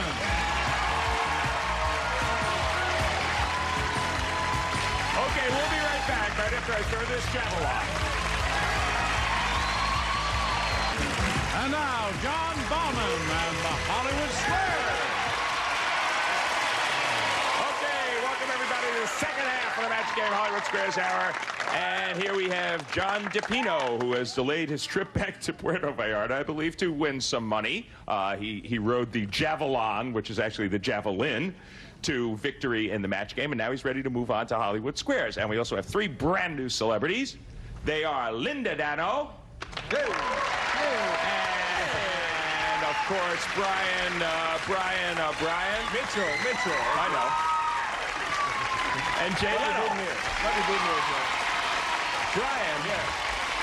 Brian Mitchell from Trapper John MD. Yes. This has been your 5th day on this program. Yes. And for 5 days, you have worn very elaborate boutonnieres. Yes, I'm trying to bring the boutonniere back if anybody hasn't been watching. And I was wondering if there were any guys out there wondering, hey, what the heck kind of boutonniere should I wear? You know, can't choose between the daisy, between the carnation, between the Venus flytrap, you know.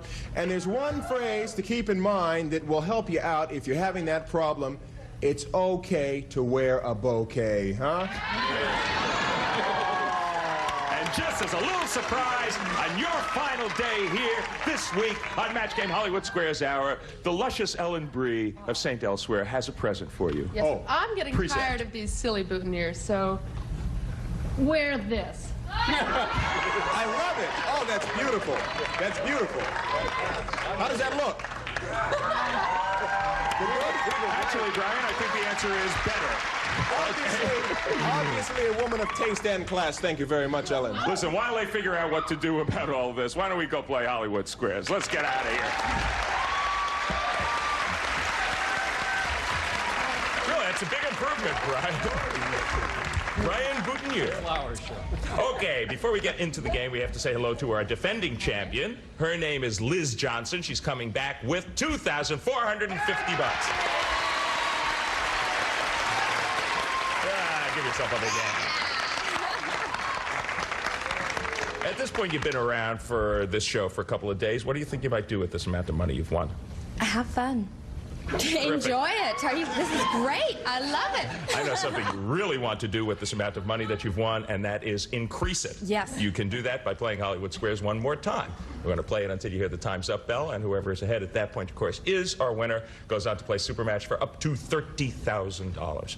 Now, our first game is worth $100, $25 for every square that either of you may capture, and our champion always gets to start. That is you, Liz. Richard. Take a good look and pick a star. Hi, Liz. You said Richard Klein. Yes. Wait for me next time, Wild Bill. Okay, Richard Klein. Right. Who weighs more? The world's fattest surgeon or the world's largest sturgeon? I grew up on sturgeon. It's a white fish. It comes from the waters of Lake Michigan. It's pickled. You put it on bagels with cream cheese. What was the question? Oh, what it weighs more, a sturgeon or a fat merchant? Hello? The world's fattest surgeon or the world's largest sturgeon? I would probably say, are people doing fun things to me? Lyle's just having a ball over there. Everybody's zany today. Brian's writing a new song called If You're Going to San Francisco, Wear a Centerpiece on Your Head. I would say the sturgeon weighs more than the surgeon. Okay, says the sturgeon weighs more than the surgeon, the large sturgeon. Agree or disagree, Liz? Disagree. The sturgeon weighs more than the surgeon. You should have agreed with Richard because the largest sturgeon... Yes, your opponent gets that square. The largest sturgeon known to man over 3,000 pounds. That's a lot. I don't want a 3,000-pound surgeon operating on me. Okay, John DePino, pick a star. Bill, please. Bill Cullen. Yes, sir. Ready to go. You're okay, on. John, here we go.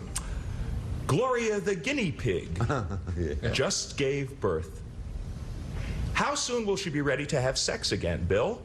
6 weeks or 6 hours?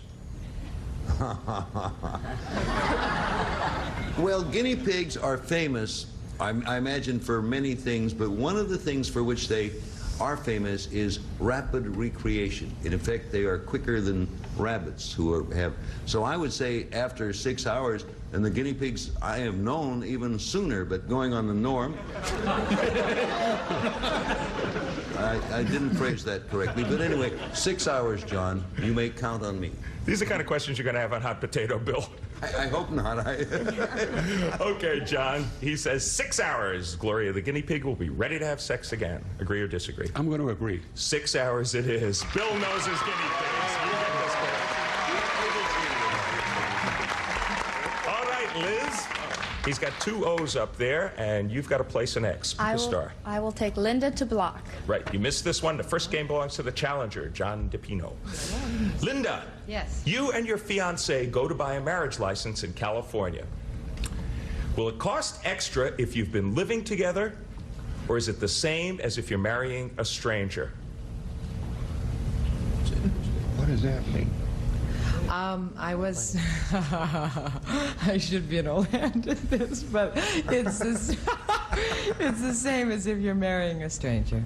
Okay, she says it will cost the same if you're marrying a stranger as if you were living together beforehand. Agree or disagree, Liz? I agree. It will cost extra if you have been living with your fiancé. No, you should have disagreed. Your opponent gets extra and wins that game. Boy, oh boy. Congratulations to you. This is a little hard to believe. They will charge you extra if you have been living with your fiancé. If you've been living together, a marriage license costs $37.25, if not $28. Why? Really? I don't know. How do they know? They know because you tell them. Well, they would only know if you tell them, presumably. Okay, John, you're ahead 175 to nothing. Right to them. And come back right after these messages. Stay tuned for more of the match game, Hollywood Squares Hour.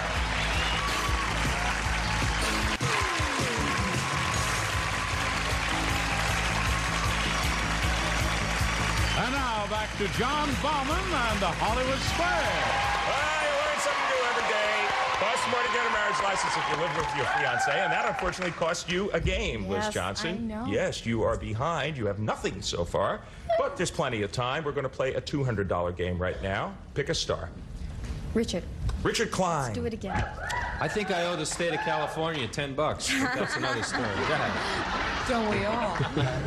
According to a survey of 100,000 Americans, Richard. Yes. Who's happier, people who are married or people who are single? I can only speak for myself, and let me wax sentimental here for a while.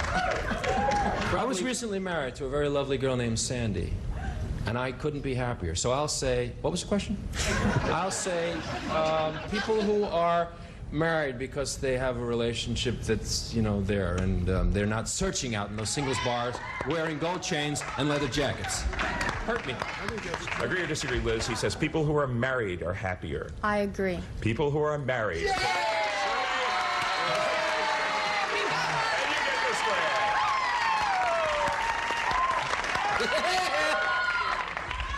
one. Rich's wife is about to deliver when?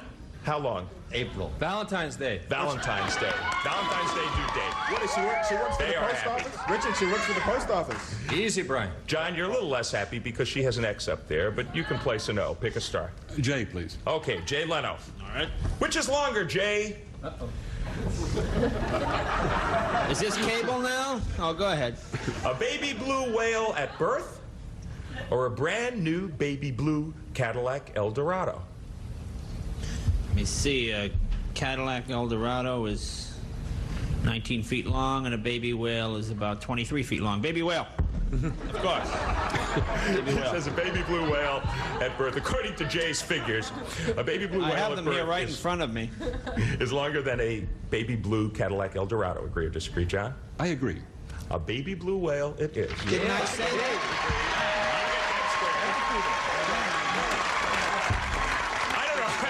A baby blue whale at birth is 23 feet long, and a Cadillac Didn't I say Eldorado. 23 feet long? You did. I You're a would little not off on lie. the Eldorado, Jay. The Eldorado is 17. 19.6. That's with the Continental wheel kit. Nice dive, Jay. Okay, Liz, your move. Ellen, please. Ellen. Oh, okay. Ellen Green from St. Elsewhere. What does the average American girl do first, Ellen? Get her driver's license, or pet? Oh. Oh, she pets. She does. You don't get a driver's license until you're 16.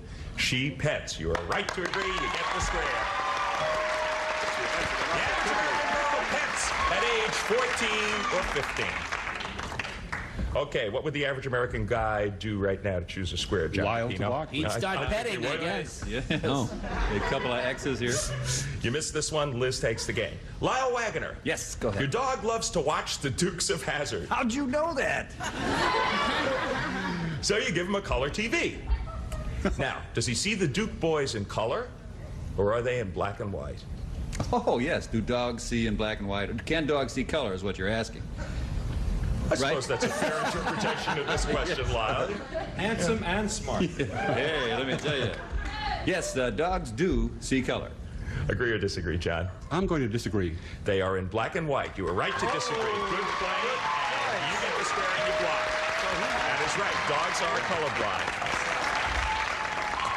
Okay, Liz, he thwarted you there. Yes. You are playing X. Pick a star.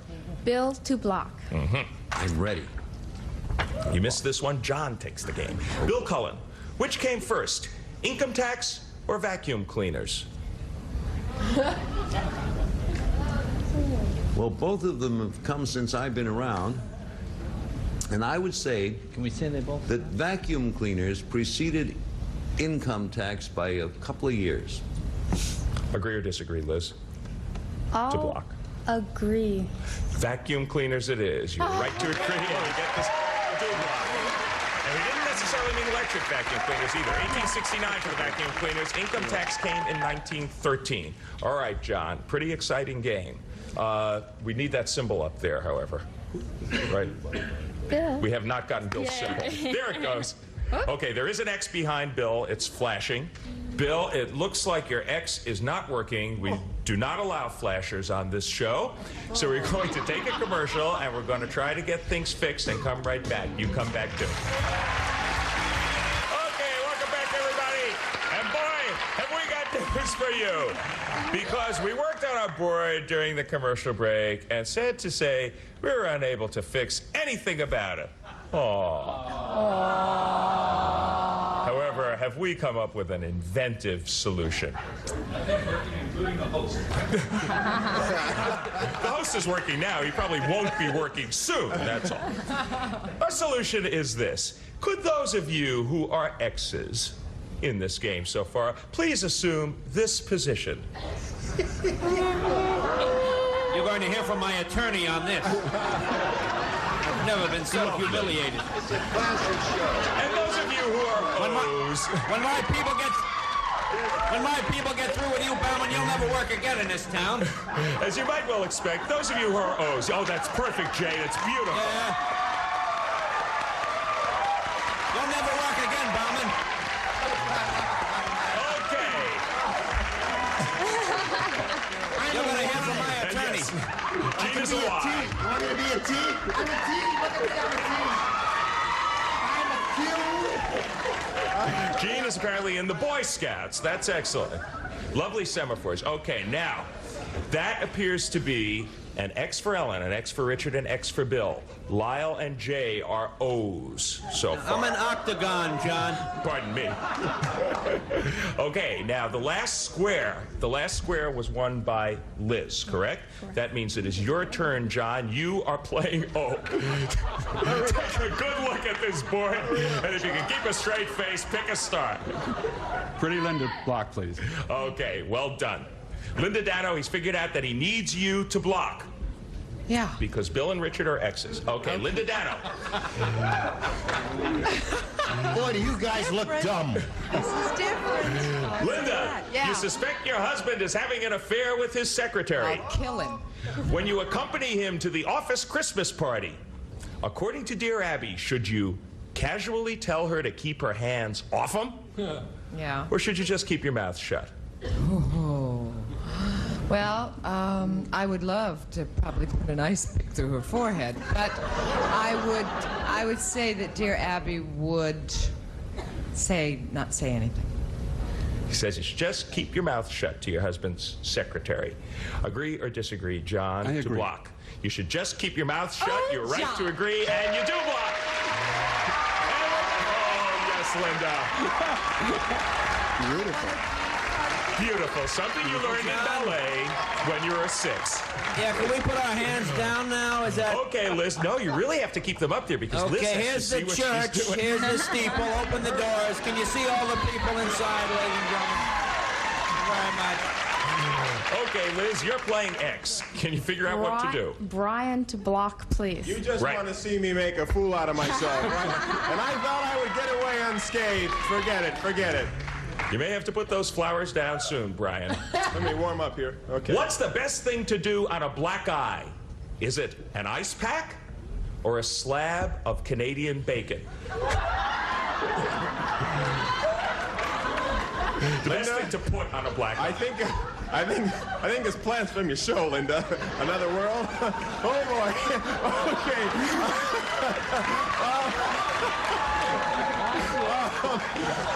Darling, I love you.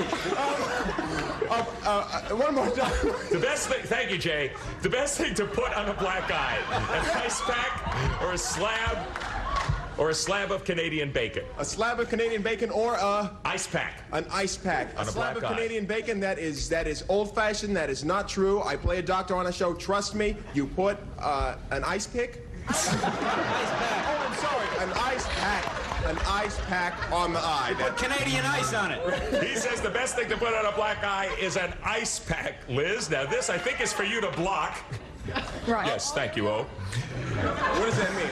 Do you agree or disagree with the ice pack for the black eye? I agree. You are right to agree. Yes, you get the square. And Brian, that puts an X up there. An X. I feel like King Tut. There are two people with their hands in civilized positions, John. They are Phyllis and Jean. I'd like Phyllis, please. Okay, you would like Phyllis. What do you think that might do for you in this game? Block. Yes, you're right, because Richard, you're an X. Good. Yes, I'm an X. Okay, there are a couple X's going down there. We're getting tired. Okay.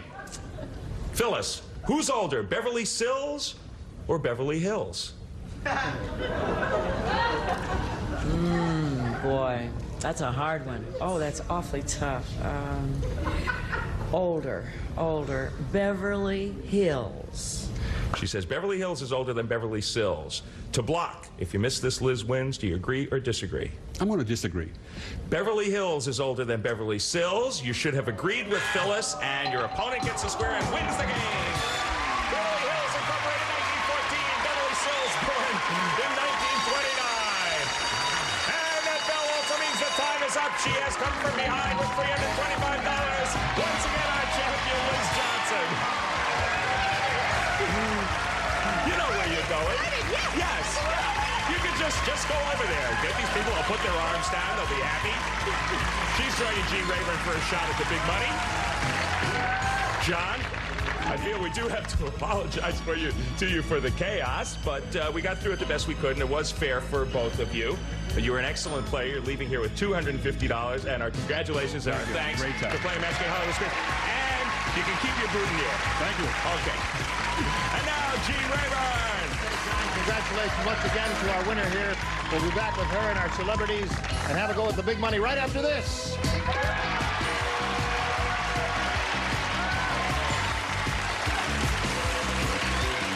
And now, here to play the super match is Gene Rayburn. Okay, Johnny O, here we go. Liz, you ready? Yes. Is your third time up? Yes. You're going to do it this time? Of course. Okay, she says she's going to do it this time. We wish her well in this go at the $30,000. We polled a recent studio audience, Liz, and we said write down your best answer to this. To this. To this? How about this? Blank sickness. Blank sickness. Remember the top answer is worth $1,000, $500 for the next one, $250 for the third. 3 of the 6 loonies are allowed to help. Whom do you call on? John. What do you say, John? Morning. Morning sickness is 1. Lyle. Sea sickness. You've got 2 there now. Richard. Air sickness. So you have seasickness, air sickness, and morning sickness. Now it's time for you to make a decision. Choose one of those or think up one of your own. C. Sickness. Seasickness. Yes. You think that's going to be up there under the $1,000? Do you agree with our audience? No, I think you're right. A little bit uncertain there. We'll find out where it is. Seasickness is what she's looking for. Let's see if it's under the $250 response. Motion sickness. All right, let's take a look at the $500 number.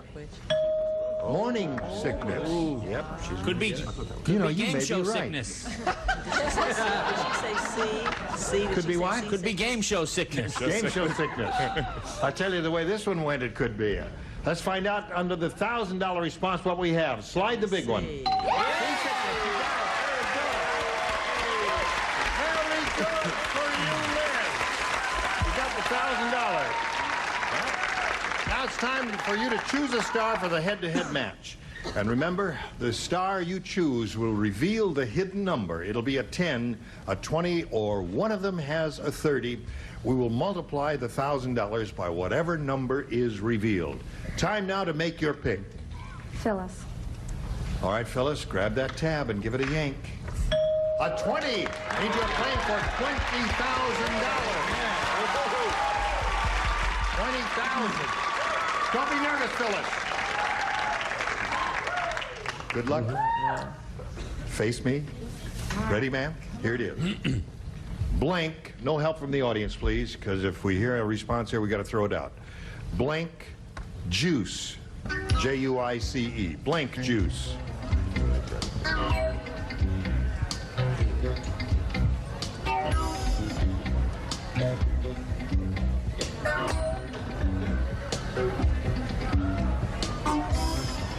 Oh.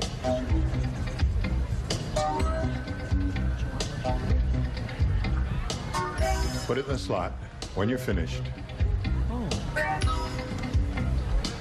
You're the new. Oh, nothing works. Okay. Don't put it in the slot. Nothing. All Can someone right. stand in front of here and light up? Yeah, Phyllis, just to You got the pretend to bulb be in a there. All right, slot. there's the light bulb. Phyllis, pretend to be in a slot. I'm in a slot. Okay. Phyllis has written her answer. Now we call on you for your response. You want to collect that $20,000? All you have to do is match Phyllis Diller. Orange. Orange.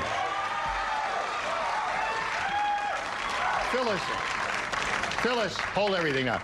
With a little sense of drama. Oh, you want drama? Yeah, we want a little drama. I'll faint. Okay. But we want to reveal the answer with a little sense of drama. A drama. Okay. Showmanship, you Should we say. talk about color? The Yes. color of this drink? Right. It's sort of like a California sunset. What? May we see When the it answer, sinks please? into If you the squeeze ocean. one, it and means you there hate we women. go.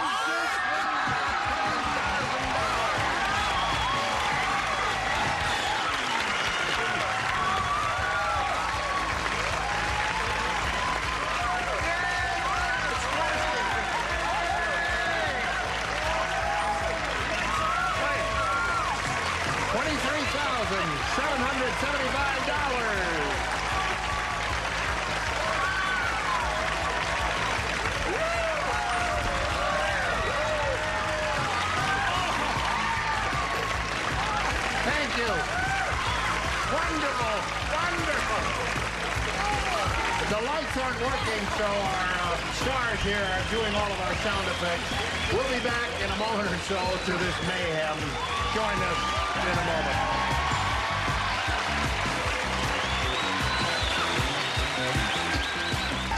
All right, we're going to reveal the big 3-0 now.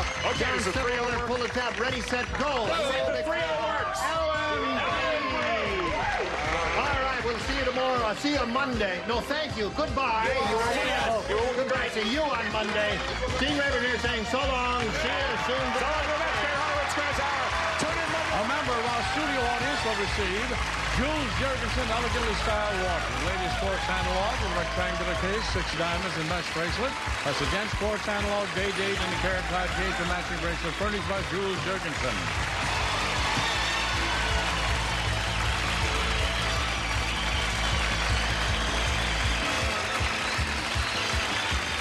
This is Johnny Olson speaking for the Match Game Hollywood Squares Hour. A Mark Goodson television production. Get ready to match the stars from Charlie's Angels, David Doyle, Red Summers, Charles Nelson Riley, Phyllis Diller, Fred Travelina, and George Beautifant as we play the star-studded Big Money Match Game. And now, here's the star of Match Game, Gene Rayburn.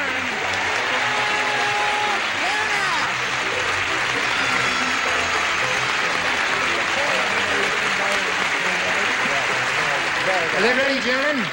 Got a bunch of live ones today? I tell you, frankly, the ones yesterday were, We were up here working our hearts out, and they were up there doing nothing. We were working our blanks off. Yes, that's right. That's what we were doing. Everybody all set here? Yeah. All set for what? How are you, David? Good. Are you still doing that implausible show with the 3-stack detectives and all that? Absolutely enjoying every minute of it.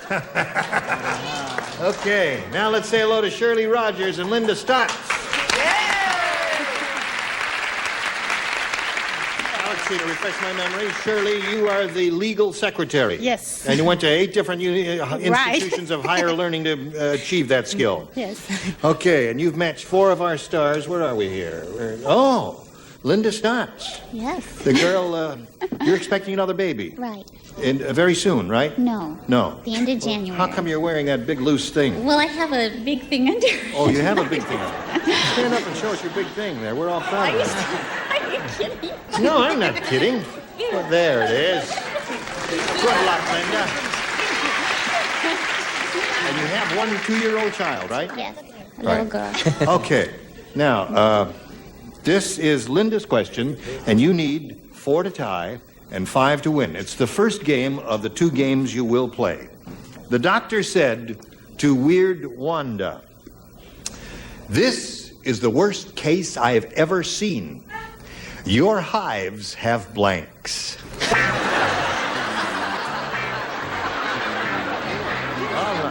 right, Linda. The doctor said to Weird Wanda, "This is the worst case I've ever seen. Your hives have blanks." Hives. How about that? Your hives have hives. Your hives have hives. Yeah. Okay.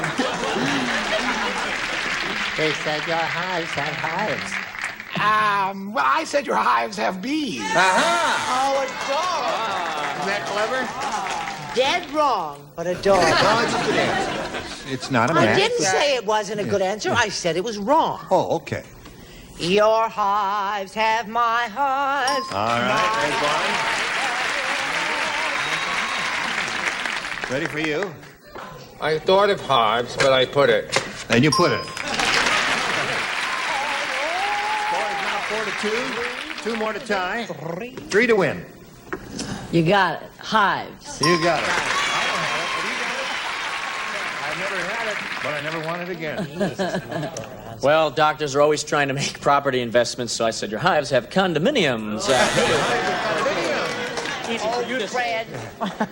Now, Linda, you must match Joyce to achieve a tie and stay in the game. You have a funny voice. Takes one to know one. We sound alike. Do we sound alike? Do we sound alike? What did you say? I said that her hives have buzz around bees. Bees. Okay, so that means Shirley wins the game. And if you come down, Shirley. Okay, if you would, please. Now, you'll be back a little bit later to play game number 2, okay? So right now we'll wheel you off, but just temporarily. Goodbye. Here we go. You ready? Yes. All right. Here it is. There's the big super match board, and you could win over $10,000 here, and this is the way it goes. We polled the studio audience not too long ago and said, write down your best answer to this. Mirror blank. If you give us the answer they wrote down most often, we'll give you $500. If you give us the answer they wrote down second most often, you get $250, and then for matching the third most popular answer, $100. 3 of the 6 stars can help, and you call them out one at a time. Don't call on the ones who are hiding under the desk. They ain't got an answer, all right?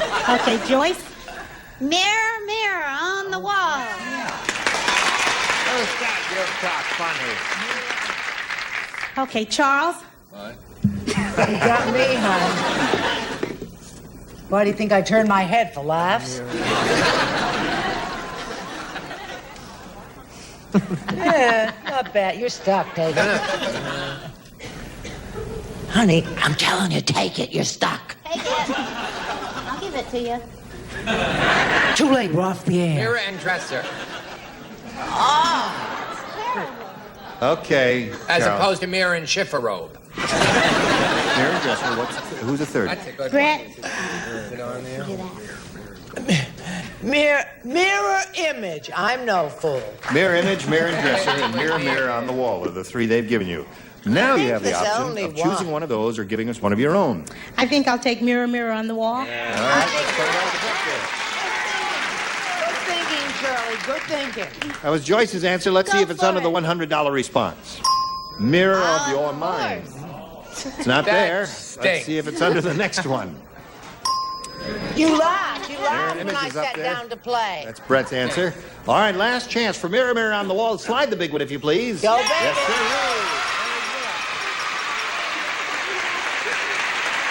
Nice work. Hey, you got $500. You got 500 means at least you'll play for us 10 times that amount or $5,000. But you're going to spin the wheel and maybe you can double it up. How about that? Good luck to you. If it stops in a star, you'll play for $10,000. It must make one revolution. Here we go. Make it a double, Shirley. Make it a double. Yes, sirree.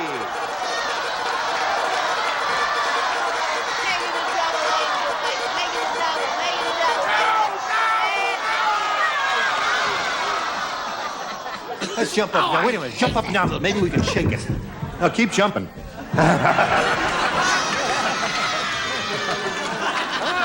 Clever. Did we shake it?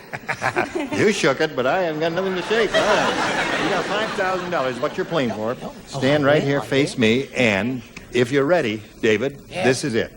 Blank your dog. Blank your dog. No, it's just David. Yes. What are you guys writing for? They're playing for their own amusement. I see. Okay, now if you give us the answer that David has, we give you the $5,000. Blank your dog. Walk. Walk your dog. Gosh, this is a New York-oriented answer. And I'm terribly sorry, honey, I'm not kidding you. Curb your dog. Curb your dog. Came to your mind right away. Yeah. You gotta go with what comes first, I guess. That's right. Well, they're both excellent answers. The two top answers, I'd say they're of equal importance. Anyway, you've got $500. You're going to play another game a little bit later. Right now, we're going to do a little message for America, okay? Now we're ready to go on. Play the second and final game. And Linda, you can have A or B. A. All righty. Starting a new game. David's so upset. Now, tell him it's all right. Farmer Brown. It's all right, Dave. Okay. You're perfectly okay. Farmer Brown really misses the farm. Today, they found him in a hotel with an inflatable blank.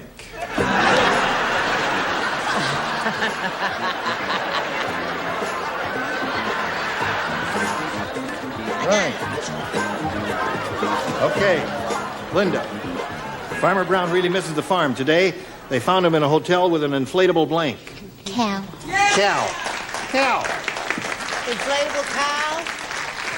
She didn't say cow. She said cow. Cow. I get you. Cow. There it is. Cow. K-A-O-W. Now, this Let's is see not what Miss the Mind in the Shut up, gutter you. has to say. This is not necessarily the definitive answer, but I think you may enjoy it. He was found in a hotel room with the farmer's daughter. They're my kind of people. With an inflatable farmer's daughter. We all know the Hedy Lamarr story. Don't pretend. I don't. Yes. What's wrong with him? I don't know what she's talking about. She's a crazy Oh, lady. Jean, once again, the correct answer. There it is. So that's 2 for Linda. 2 cows. Phyllis, you got a little cow for the girl? No, I don't. But You you know, know that Linda is so beautiful. She reminds me so much of Farrah Fawcett. Oh, my God. Yes, yes. Yes, she does. Yes, she does. You know, a terrible thing happened to Farrah. What happened to Farrah? She fell down and broke her face. Immobile. I didn't hear that. Farrah Fawcett broke down, broke her face. Fell down, broke her Smiled at her face. agent the other day and blinded him. An inflatable plow. An inflatable plow. That's right. Okay. Sorry. Nice try. Yeah. What do you got there, Fred? Well, I said that the farmer had himself an inflatable cow. All right. What do you got there? Dare I utter my answer? Okay. And now, Shirley, this is your first round question. Dr. Frankenstein said, "My monster just got married. He thinks his bride is a beautiful girl, but she really looks just like blank." I love romantic stories. They could have had a little background music. Okay, here we go. Dr. Frankenstein said, "My monster just got married. He thinks his bride is a beautiful girl, but she really looks just like..." I don't know. Do you understand the question? I understand the question. You know who Dr. Frankenstein is? No. You've never seen the movie Frankenstein? Gene Wilder. Gene Wilder. Gene Wilder. That was young Frankenstein. We were thinking about old Frankenstein, weren't we? She said Gene Wilder. Yes. Now, this is a tricky one because the reference, the referral back to, I said looks just like him. Now, Now, is him the monster or is him Dr. Frankenstein? My monster just got... Dr. Frankenstein said, my monster just got married. He thinks his bride is a beautiful girl, but she really looks just like him. That would refer to the monster. Not to Frankenstein. Well, Yes. now listen, now just a minute here, because I didn't say that. What I said was he just looked just like King Kong. It's Mrs. Sidney Greenstreet. Mrs. Sidney I love Greenstreet. him so much. I'm so crazy about him I can't see straight. It's all over between you and Brett. She loves him better than you.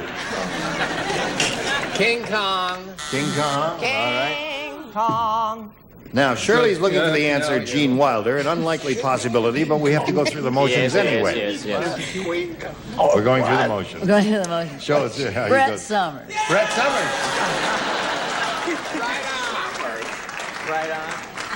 Oh, you've made another friend, Brett. She has spent her life reading Dale Carnegie. He once hit me with his book.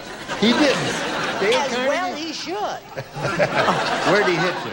On the head. Oh, that's your... I was sitting down. Yeah, of course.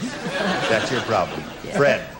Well, golly whiz and surprise, I sure love to watch Frankenstein movies. So I said my answer would have to be golly, his sister, Shazam. Oh. No Gene Wilder. I wish I could talk like that. You do.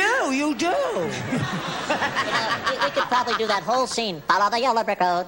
Follow the yellow brick road. Right up here on the Oh, and yes, Toto. Go. What? I said King Kong. Okay, a lot of King Kongs there. So there we are, 4-0 in round one. Round two coming up in a moment. Right now, this. Let's go on to round two. Linda, since you're ahead, we'll ask you to go first. Babe. Sure has a good time between shows. No, but they don't show that. You wish I'd been there. Sit down and shut up. Of course they do. They show the whole thing. Sit down. Are you ready? Yeah. Brett? Yeah.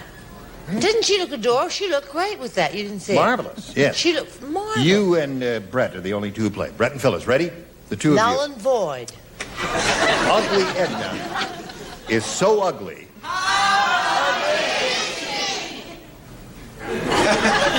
She needs two hairdressers. One for her head and one for her blank. Ugly Edna so ugly she's here.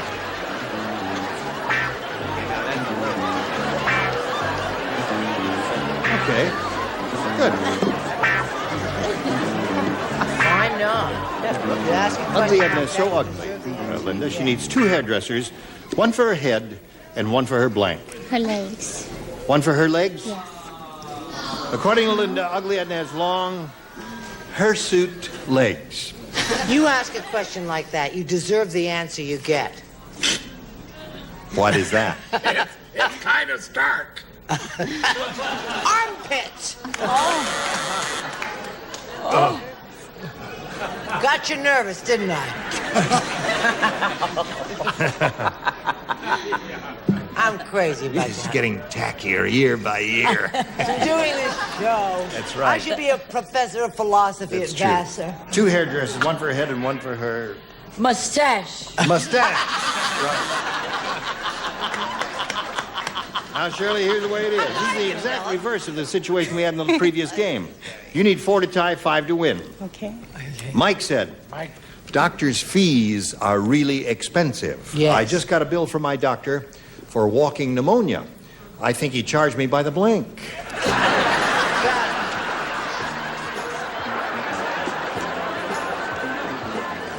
What a quick mind. Instant response. Robert. No, you're in there. Very You thinking about this one? All right. Here we go. Mike said doctor's fees are really expensive. I just got a bill from my doctor for walking pneumonia. I think he charged me by the blank. Step. By the step.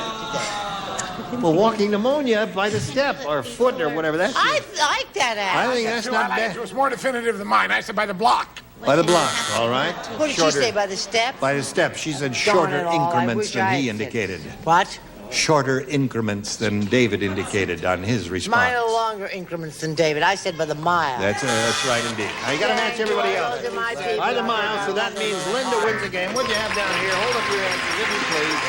Step, degree. Okay, Linda, come on down. Now, Shirley is going to be leaving here with a total of $500 and our very best wishes. Thank you. Good luck to you in your career as a legal secretary. Goodbye. Hello there. Ready? All right. There's a big wheel for you. And there's a big super match board. Let's begin. We polled the studio audience, Linda, not too long ago and said, write down your best answer to this. Ken Blank. $500 for matching the most popular, $250 for the second most popular, and $100 for the third. 3 of the 6 stars will assist. Okay, Phyllis. What must I do? Just give us a verbal response To Ken? to that blank. Ken somebody. How long do I have? Yeah. Oh, a couple days. Boy. Ken somebody. Ken. Maybe an answer will come to you from heaven above. It's better. Wait a minute. Ken. Wait a minute. Barry. Ken Berry. Oh, okay, that's not there's bad. one. A wonderful singing, dancing 2. fellow. I do not know if one is more popular than the other. Which would you choose? Would you choose that or would you choose? He can't see without his glasses. Don't ask him. You think that's the most popular? Ken Russell. Ken Russell. No, I say no. Murray. Ken Murray. You only get one shot at it, dingbat. Russell I is choose your... Murray. No, Russell is your answer because that's what you said Isn't first. Ken Russell the one who does the white cloud or the stormy? No. Who else you Oh, Howard. You want Joyce? Howard. I've got one. Would you tell her to be quiet so I can give her a Shout up at your face, Brett. Are you ready? Yeah. This is wonderful. I love it. Ken Doll. Ken Dow. That's a brother to the Barbie doll. Ken Doll. Okay. Ken and Barbie. All right, so the answer they've given you, the Ken doll, Ken Russell, Ken doll, dingbat. Ken doll. Don't take Ken doll. Trust me. There's a Barbie doll and Barbie's brother is the Ken doll. Her husband. Her husband. Yep. Oh, see? All right. She's pregnant too. Barry. You want Ken Berry? All right. We'll find out if a Ken Berry's up there. That's the answer that Phyllis gave you. Let's look at the $100 number. Ken Murray. That was That suggested was and one rejected. of my choices. Right. Maybe see the next one, please. Ken and Barbie. All right. Oh, damn. Last chance. It's gonna be. Go. Yeah. Very well done. All right. We'll take you to the next step in a moment or so, but right now we want to take you to see this message. All right, what do you want to do, Marty? Phyllis and I can explain who we were married to when we first You want to go to the met. subway Right, someplace? Phyllis? Yeah, why not? You know what I mean? Yeah, where can we go? We can get a couple of chicks like this, Would huh? kennel ration have worked in there? Love it. I love it. Higher. Would kennel ration have worked in there? The kennel ration would not have worked. I had kennel ration. Kennel ration. Your back is to the camera. No. You have nothing to say. We're on, Charles. I'm on watch. I'm trying to see. We should be in land about 2 hours. It's my watch. Oh, really? Sure. We have a crew who does. What's that? Watch that. Do you know that Phyllis and I met on the old He Said, She Said, which turned out to be Tattletales? That's where we met. We were both married to men to whom we are no longer married. Her husband's then name was what? I don't remember. Thank you very much, There's friends. a can of peas we should never have touched. That's true. Right. I'm Gene Rayburn. God, Goodbye. Some of our contestants will receive Panamax's Model 240D slide projector. Comes with Ford-style handset control, super bright quartz halogen lamp system, and computer-designed optics for pinpoint images from Panamax. And from Aero, this fireplace insert. Turn your fireplace into a furnace. Efficient airtight, circulates heat by means of a large built-in blower. Features decorated glass door and energy-efficient home accessory from Aero. And the Ansco disc camera with fast f2.8 all-glass lens focusing down to 18 inches, motorized film advance, automatic sensor, electronic flash, and folding pistol grip from Ansco. And Heath Bits of Brickle adds a great almond toffee flavor to just about every dessert, especially Bits of Brickle ice cream pie. And Maximum Strength Cheracol Plus, a new formula for head colds and cough. Upjohn's Cheracol Plus clears nasal passages, dries runny nose, and controls cough. Used as directed.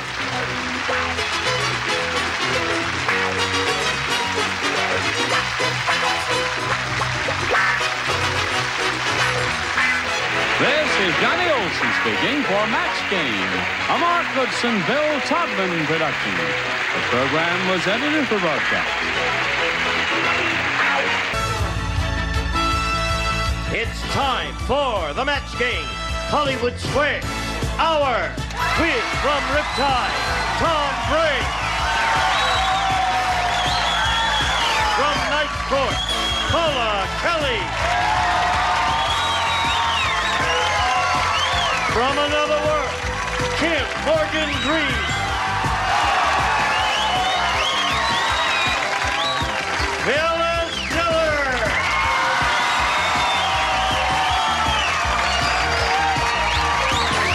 Pat Paulson. And the stars of the Match Game, Hollywood Squares, are Gene Rayburn and John Bowman.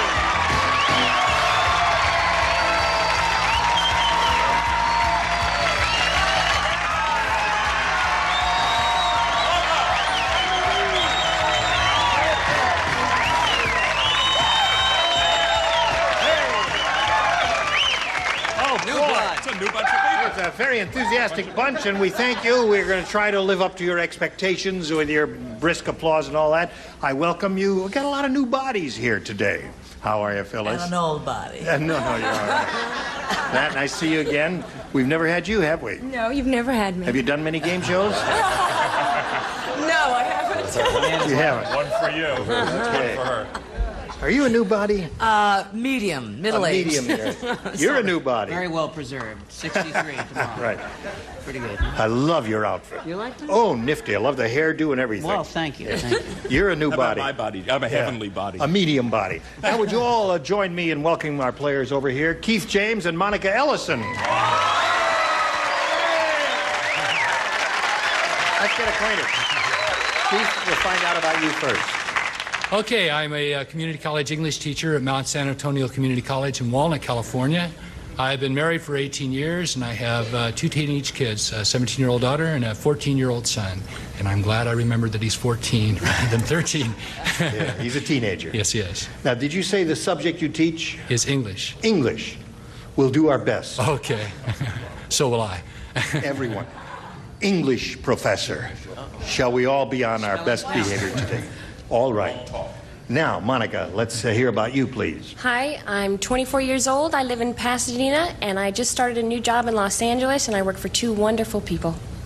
Okay, Monica, good luck to both of you. We'll play the match game first, and the person who's ahead at the end of the 3rd round will be the winner and go on to challenge our returning champion on Hollywood Squares for a chance to win up to $30,000. Good luck to both of you. Thank you. Keith, you won the toss. We'll ask you to go first. I'll try B, please. B it is for Keith. Harry said, He said, I just read a revised version of the Bible, and boy, is it revised. In this one, instead of an apple, the snake offers Eve a blank. You like that one, Kim? Good. You got it. Whoa. All right. Is that it? That's good. Very good. Put it right in the slot there. And put it in the slot, Paula. Remember, the round one questions, you may stray far afield. The first thing that comes to your head, do it. Go for it. All right?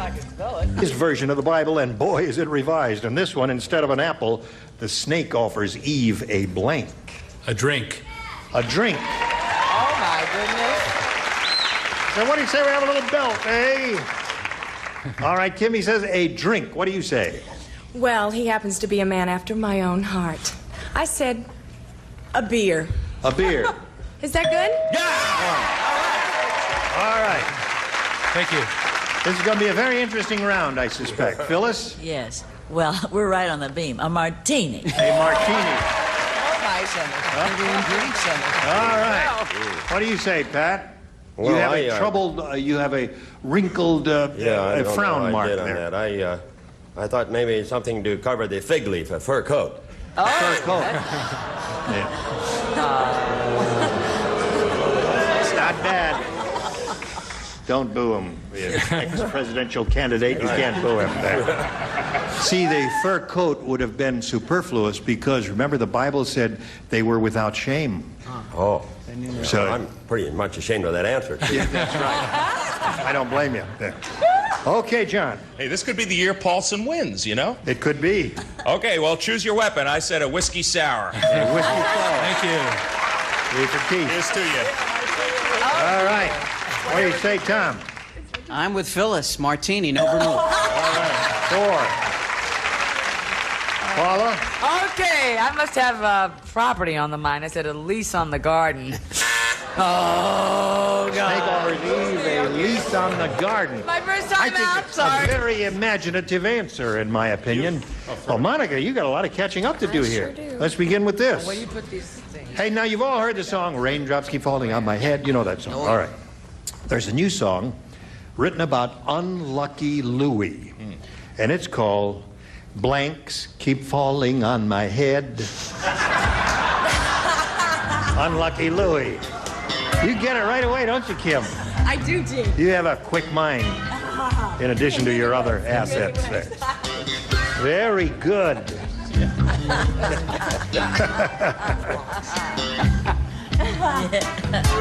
All right, Monica.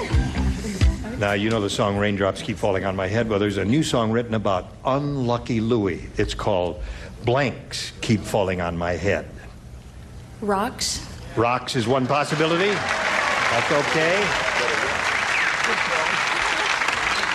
Unlucky Louie. How unlucky was he, Kim? Well, unlucky Louis was pretty unlucky when it comes to me because I said poo-poo. Ooh.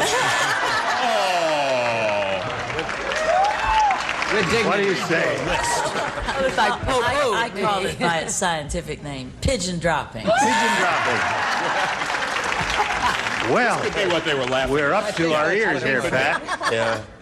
I didn't want to be too explicit. I said seagull things. Seagull things. You guys are the Seagull things, eh? I never heard You that. all together there. Unlucky Louie, the song about him, so it's Work called together. "Blanks Keep Falling on My Head," John. We on the lower tier poo-poo the answers of the upper tier. I said boulders. There's one for Monica. All right, sir. Yes, Louis was equally unlucky with some boulders. All right, 2. You are catching up. Paula? There can be no question about this one. I said rocks. Aha! Very good, Paula. So you did catch up almost. 4-3 is the score. At the end of round 1, round 2 coming up right after this. Round 2 coming up. Here we go. Keith, you're ahead. We'll ask you to go first. I'll try A this time, please. A it is for you. 2 people play. Who are they? Paula and Pat. Paula and Pat. Are you ready? Only the 2 of you only. At the dinner party, Dumb Dora said, I wanted to serve baked Alaska, but I couldn't figure out how to cook a blank. Is that Charles Nelson Riley or Dumb That's Dora? it. Dumb Dora. It's Dumb Dora Nelson Riley. All right, is that in a slot there, Paula? You ready, Pat? Okay. So they're all set over there. Keith, we come to you. At the dinner party, Dumb Dora said, I wanted to serve baked Alaska, but I couldn't figure out how to cook a blank. An Eskimo. An Eskimo.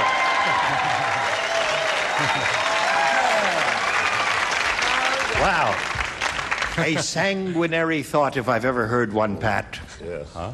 Yo, to me? Yes. Oh. You're first. Oh, well, I came pretty close on that one anyway. I got Eskimo. That's very close.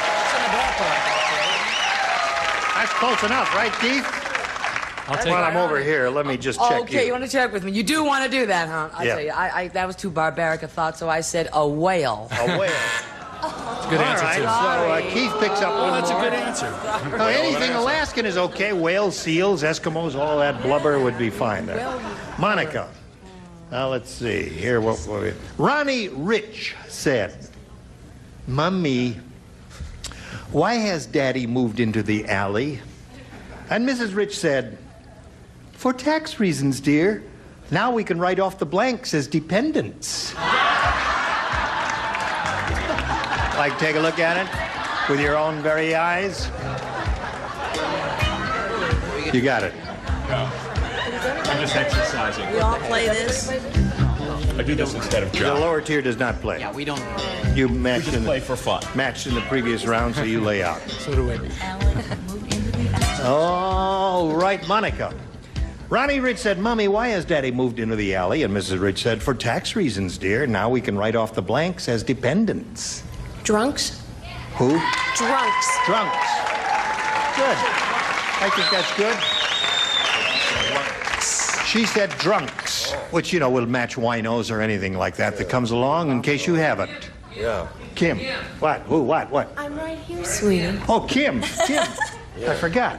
Kim, hello. How could I forget and overlook you, my dear? I don't know, Gene. You tell me. I can't. Here I am. I'm at your beck and call. You're at my beck and call? Yes, I am. Well, I won't call you right here on TV. I'll go ahead and give you my answer and call you back. All right. Okay. I said bums. Bums. Have you ever heard the expression, drunken bums? Close. Right. Except there are some bums who are on the wagon. Take it to Ohio. Good try, though. I never knew one. You never know one? No, they're all on the brown bag. They are. Yep. Brown bagging it. Known a lot of them. Yes. They disguise it. What have you got for an answer? Cats. Cats are in the alley. Anything in the alley. Bums, cats, drunks, and all that. Pat? I must have grew up in different alleys. I have rats. Rats is another good possibility. Cats and rats. So there we are. 5-3 is the score at the end of round 2. The third and final round will be along in a moment or so, but right now, this for you. Here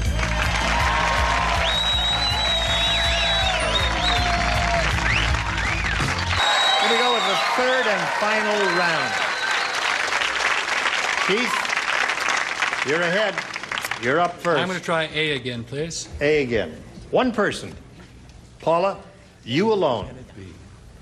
Henry said. Seulement? C'est toi. Henry said, last night I dreamed that I was a football player. That's why in the middle of my sleep, I blanked my wife. You said it now. It's fighting words. All right. Spelling doesn't count, whatever you say. Hello, Keith. You ready? Hello, I think so. Henry said, last night I dreamed that I was a football player, and that's why in the middle of my sleep, I blanked my wife. Fouled my wife. Fouled. The audience is not too thrilled with your answer, Keith. What would be your second choice if you had a second choice? Tackled. Tackle would be your second. I think the audience is trying to tell you something. Yeah, I think so. And if they don't, maybe Paula will. Yeah, I hate What do you want to rub tell it them? in, but tackled. Tackle. That came right to your mind immediately, right? I think so. You never thought of anything else? It took me longer to spell it than to Yes. think it. Yeah. Would you like to demonstrate? No. Okay. Meet me after the show, after you see Kim. All right. That's 2 for me. Doing well on this show. Now, Monica, you need 2 to tie and 3 to win. Either possibility could be achieved here. It's been done many times before. Here it is. Weird Willie is so weird. I want to tell you that. Next time in unison, if you please. Here's how weird he is. Instead of bronzing his baby's shoes, he bronzed his baby's blank. Lower tier lays out. And we'll go over here. Just put it in the slot there. Now, Monica, here's the moment of truth. Weird Willie is so weird. Instead of bronzing his baby's shoes, he bronzed his baby's blank. Diapers. Diapers is good. Hey, diapers is not a bad answer, I think. That's a good one. There are 2 or 3 good possibilities here. Yeah. Diapers is one of them. Yeah? You apparently don't have it, or you wouldn't be smiling at me so beguilingly. You got me. I said feet. Feet is another good possibility. Feet, diapers, all good answers. Phyllis? Yes, perfect answer. Diaper. Now, Monica, it's 5 to 4. You must match Pat to achieve a tie and stay in the game. Oh. Hello, Pat. It's Yeah. all up to you. It's all on your shoulders. Do you feel nervous, Pat? Extremely, yeah. You could use that diaper as a planter, possibly, but I'd put diaper. You put diaper. All right. Now we have a tie. And when we have a tie, we have to go to the tiebreaker, which we will do right now. All right. Here is a tie-breaking question. I'm going to read that to you right now. Shoe blank. That's S-H-O-E blank. Now, right here in front of you, but out of sight of the stars, are 4 good answers to that. Monica, your seats were determined by lot, which means you will go first. That's the rule. You tell me which of the 4 answers you want. Don't say any words. Just give me a number, 1, 2, 3, or 4. Shoe blank. 1, please. You want number 1? You've got number 1. Thank you. Keith, which one do you want, please? What do you think is the best of the remaining ones? Number 4, please. You want number 4. All right. Thank you. I'm going to go over here and canvass the stars, and they'll give me verbal responses to this. And as soon as you hear your answer, please let me know in some loud way. Hello, Kim. How do you fill in that blank? Shoe Polish. Shoe polish. Nobody has shoe polish over there. Phyllis, what do you say? Shoe Horn. Shoe horn.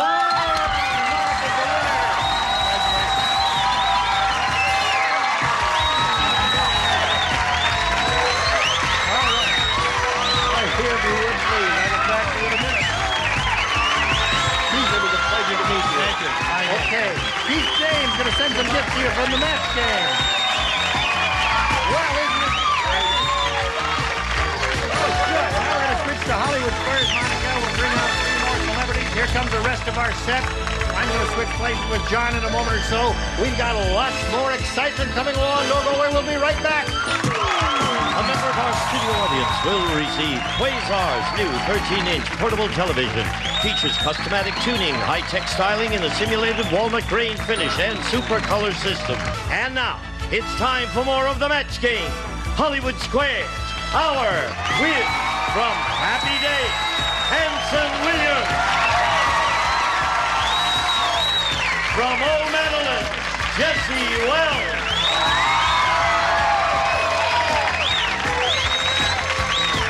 Tim Thomerson.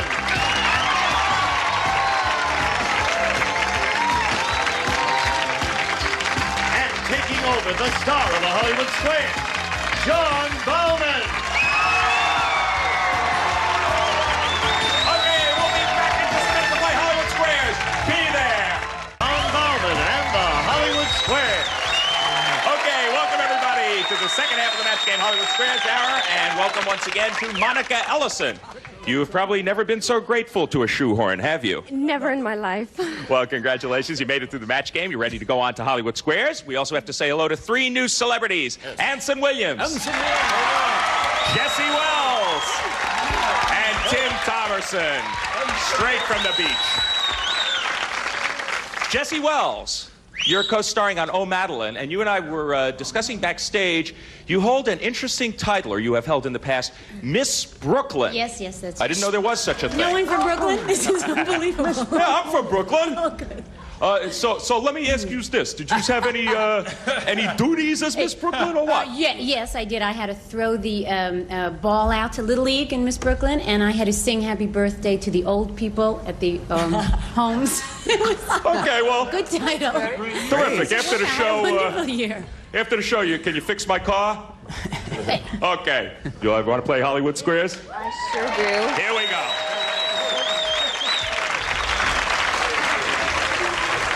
We will reacquaint ourselves before beginning the game with our defending champion. Her name is Charlotte T-O-E-R-C-K Turk.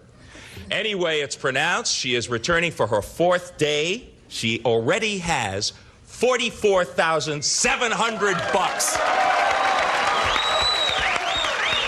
If I am not mistaken, that's about as well as anyone has done in 3 days on this show. You've now come back over a weekend's worth of time. You've had a little time to think about this. Has it settled in yet?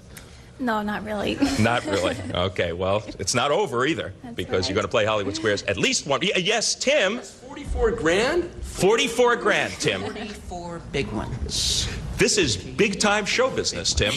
Okay, we're going to play Hollywood Squares until you hear the time's up bell. Whoever is ahead at that point is, of course, our winner. Goes on to play Super Match. That's worth up to $30,000. First game is worth $100, $25 for every square. Our champion always gets to start, as you know. Charlotte, that is you. Pick a star, and we're on our way. Phyllis, please. Phyllis Diller.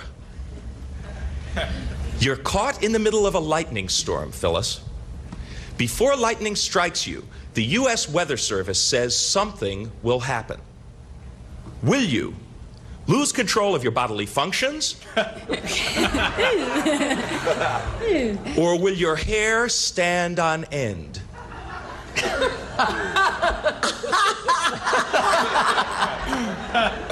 I guess I've already been struck.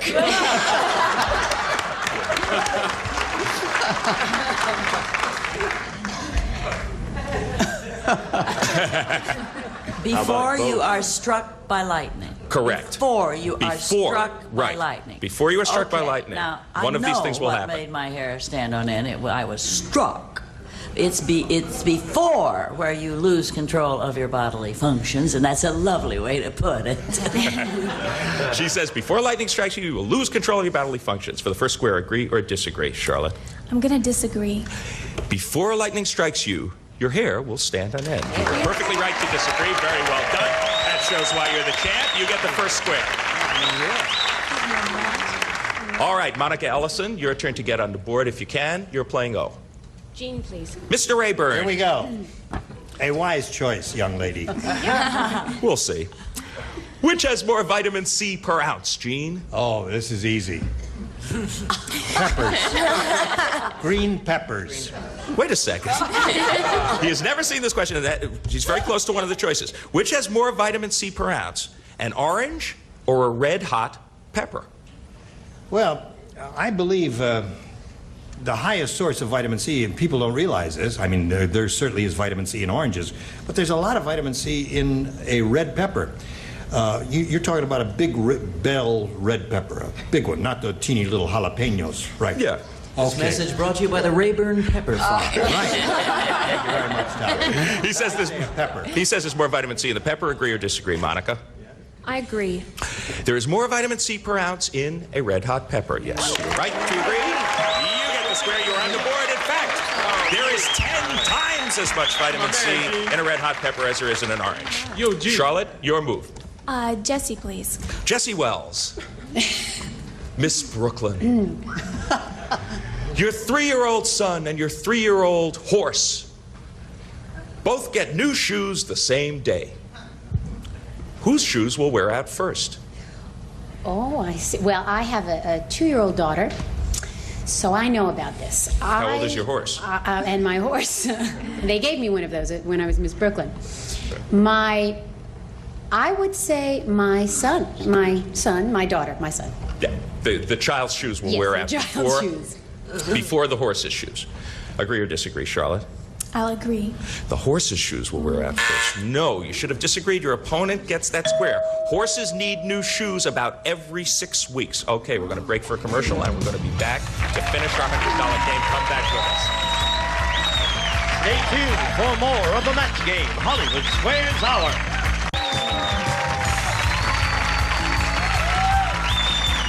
Now back to John Bauman and the Hollywood Square. Your energy. Well, we have kind of an interesting configuration up there. You are playing O, Monica, and it's your move.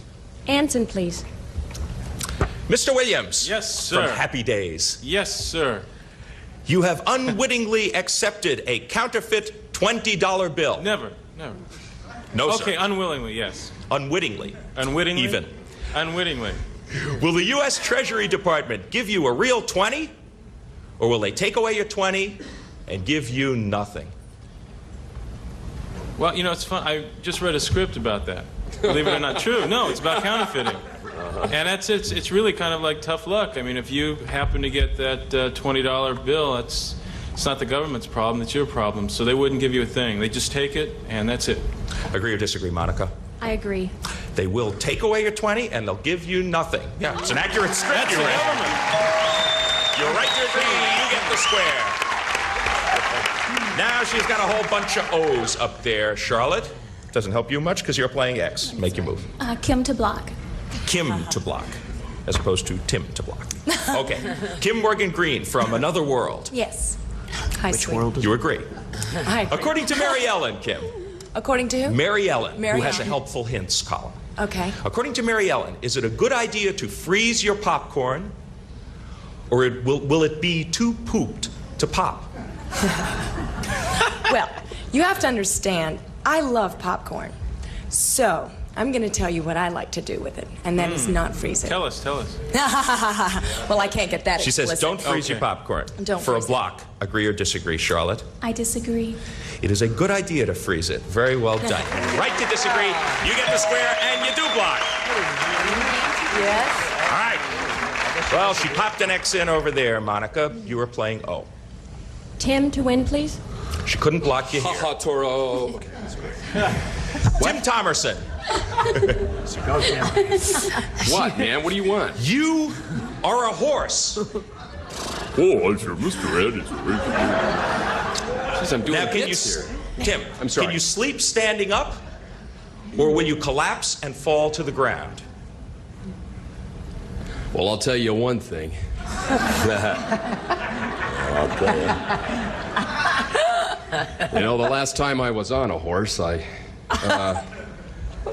do I sleep standing up or on the ground? Can I sleep Can you standing? When I was in the Army. Are you capable? When I was in the service, yes, you can sleep standing up. A horse can sleep... A horse can sleep standing up. Okay, for the game, agree or disagree, Monica? I agree. A horse can sleep standing up. You're right to agree. You get the square. You win the first game. Well done. Okay, Duke Thomerson knows his horses. So do you, apparently.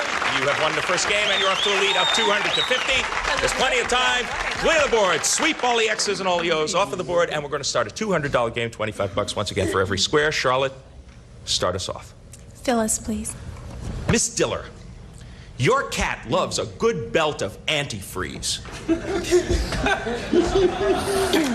Now, unfortunately, that is poisonous. What should you give your cat as an antidote? Cod liver oil or vodka? Tell you what, I'll drink the vodka and give the cat the oil. Is that your answer? Yes. At least half of it. Yes, she says give that cat cod liver oil. I agree. You should give that cat vodka. You should have disagreed with Phyllis. Your opponent gets the first square. You should give the cat vodka, and it says rush her to the vet. And then to Raleigh Hills to dry out. Okay. Monica, you are playing O. Pick a star. Paula, please. I'm missing you. Paula! Star of Night Court and Sophisticated Ladies and many things in the past. Who is older, Paula? Ronald Reagan or the jelly bean?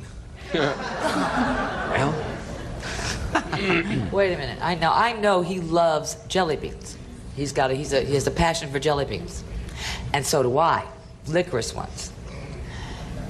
For him to have developed this passion, which I would assume would stem from childhood, I would say the jelly bean is older than Ronald Reagan.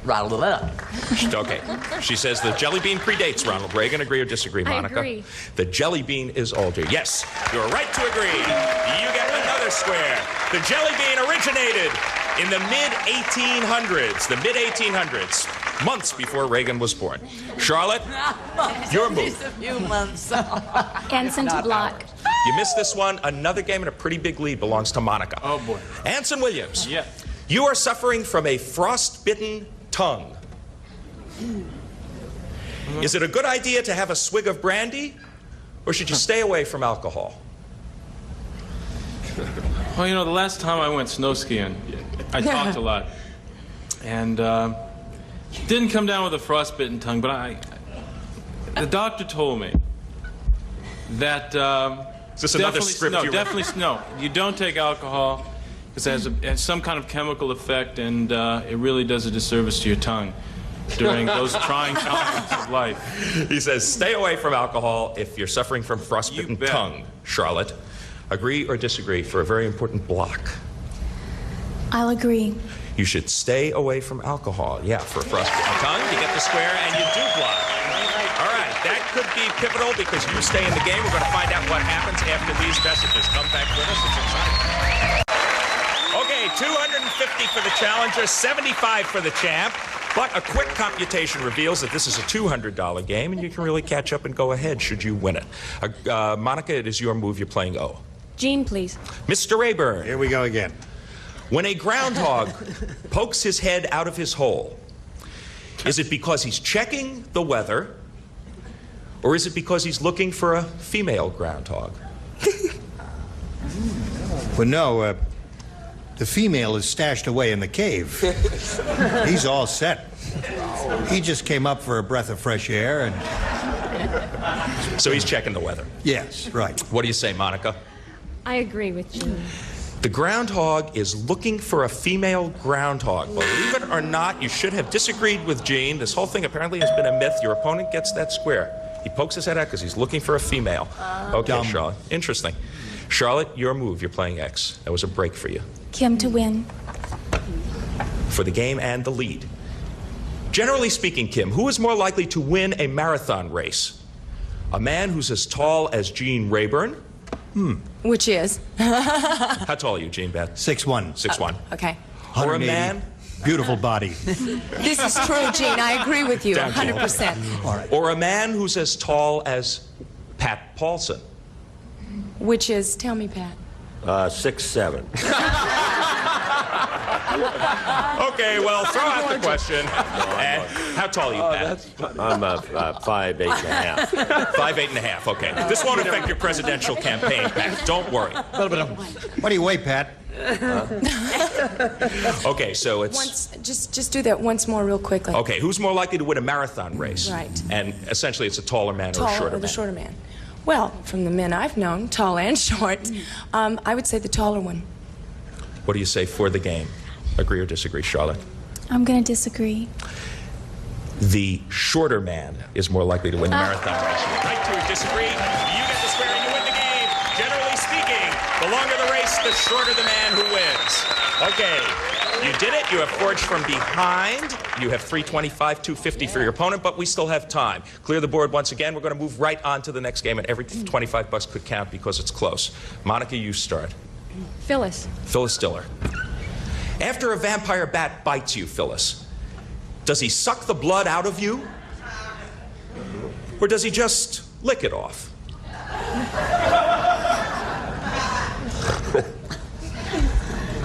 A little both. What makes you think I'm an authority on this? It's a charming question, isn't it? Fake it? Wing it, Phyllis, wing it.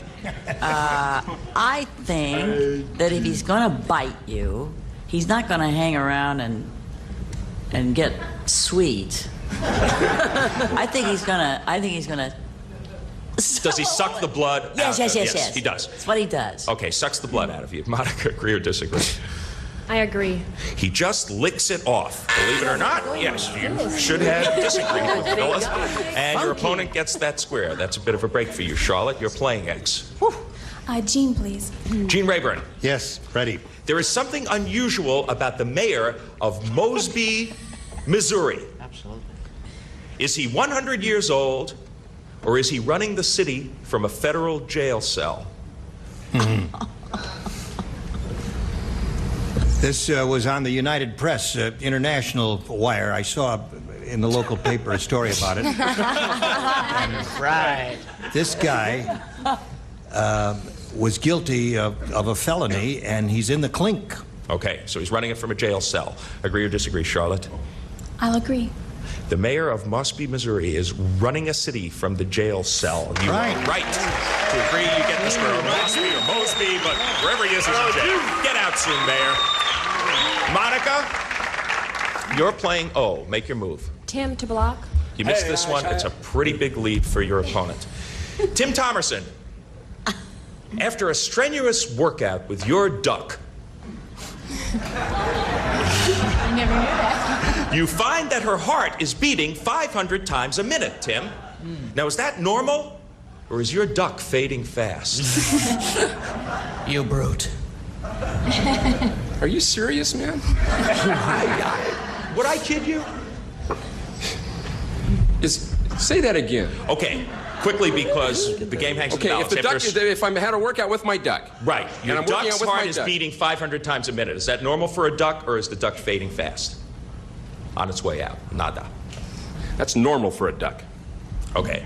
And I'll tell you the reason why. For a block. Hold the reason. For a block, Monica, agree or disagree?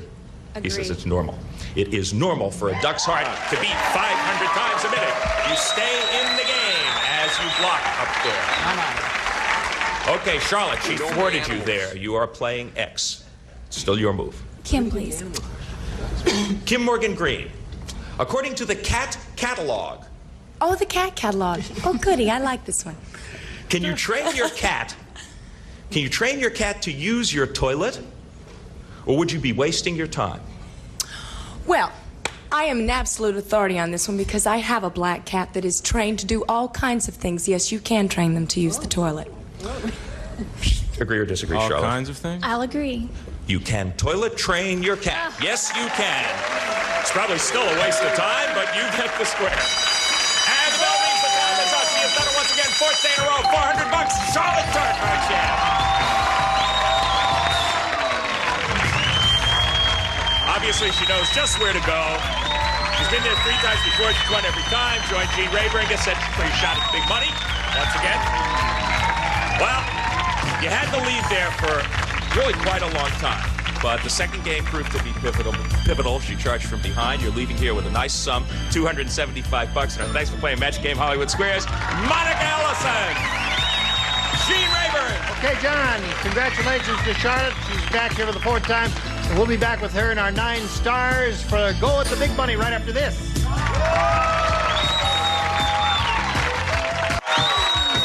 And now, here to play the super match is Gene Rayburn. Thank you, John. Gino. All right. Now, Charlotte is very familiar with this routine because this is her 4th time up here. This is a spot, as you know, where she could win up to $30,000. Ready? Ready. All right, let's have a go at it. We polled a studio audience not too long ago and said, write down your best answer to this. Silver blank. If you choose the answer they gave us most often, you get $1,000. If you choose their second most popular answer, $500. And for choosing the third, $250. Any 3 of the 9 stars are allowed to offer a little assistance here. Whom do you call on? Kim? Silver spoon. Silver spoon is 1. John? Silver dollar. Silver dollar, you got 2. Tim? Silverware. Silverware. So you have silver spoon, silver dollar, and silverware. Now is the moment of truth for you. You can choose one of those or think up one of your own. Think about it and give us your response. I'll say silver spoon. Yeah. Silver spoon. All right, that's the one that Kim gave you. Let's find out if silver spoon is up there. Is it under the $250 response? Silver streak is there. That was a motion picture title, right? Right. The $500 response says Silver Dollar. All right, you got that one. Here's your last chance. Here we go. Slide the big one. Silver spoons, you got it. Very good. Go NBC. Yeah. That's right. Now, Charlotte. Go NBC. You're over the first hurdle here on your way to the $30,000. You've got the 1,000. Now it's time for the head-to-head match with any star of your choosing. After you've made your decision, that star will reveal the hidden number, and we'll multiply the $1,000 by whatever that hidden number is. It'll be a 10, a 20, and somewhere up there is 130. Time now, Charlotte, to choose a star. I want to pick John. All right, John, grab the tab and give it a yank, and we'll see what it is. It's a 10. You're playing for $10,000. Could be worse. All right, good luck, Charlotte. Here we go. Here it is. Put on a blank. Put on a blank. That's P-U-T, 3 words, O-N-A.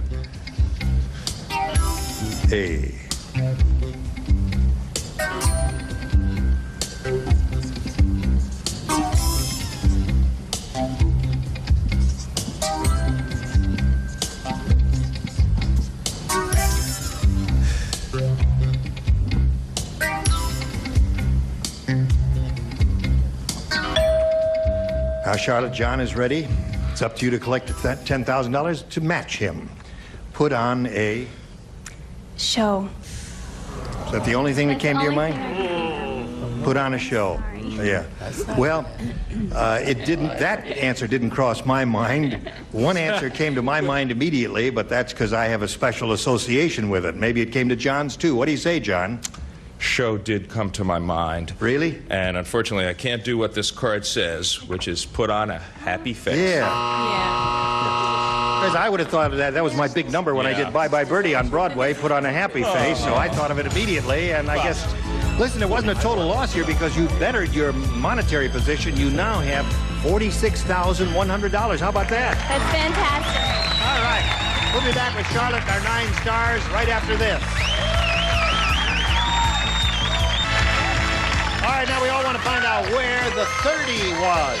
All right, stars, would you all grab the tab and give them a yank, please? Ready, set, go. Pull your tab. Anson had the big 3-0 today.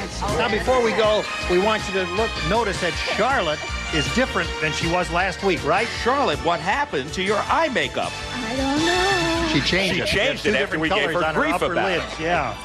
All right, we'll be back with your eyes tomorrow, Charlotte, okay? Gene Rayburn inviting you to join us next time for the match game. John Bauman saying so long for the match game, Hollywood Squares hour. See you then. Bye. A member of our studio audience will receive Whirlpool's portable convertible or under-counter dishwasher with Dura-Firm door, Super Scour cycle, and exclusive in-the-door silverware basket, furnished by Whirlpool.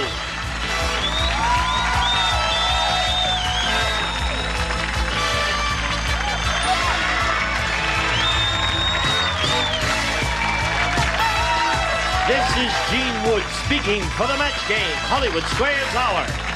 A Mark Goodson television production.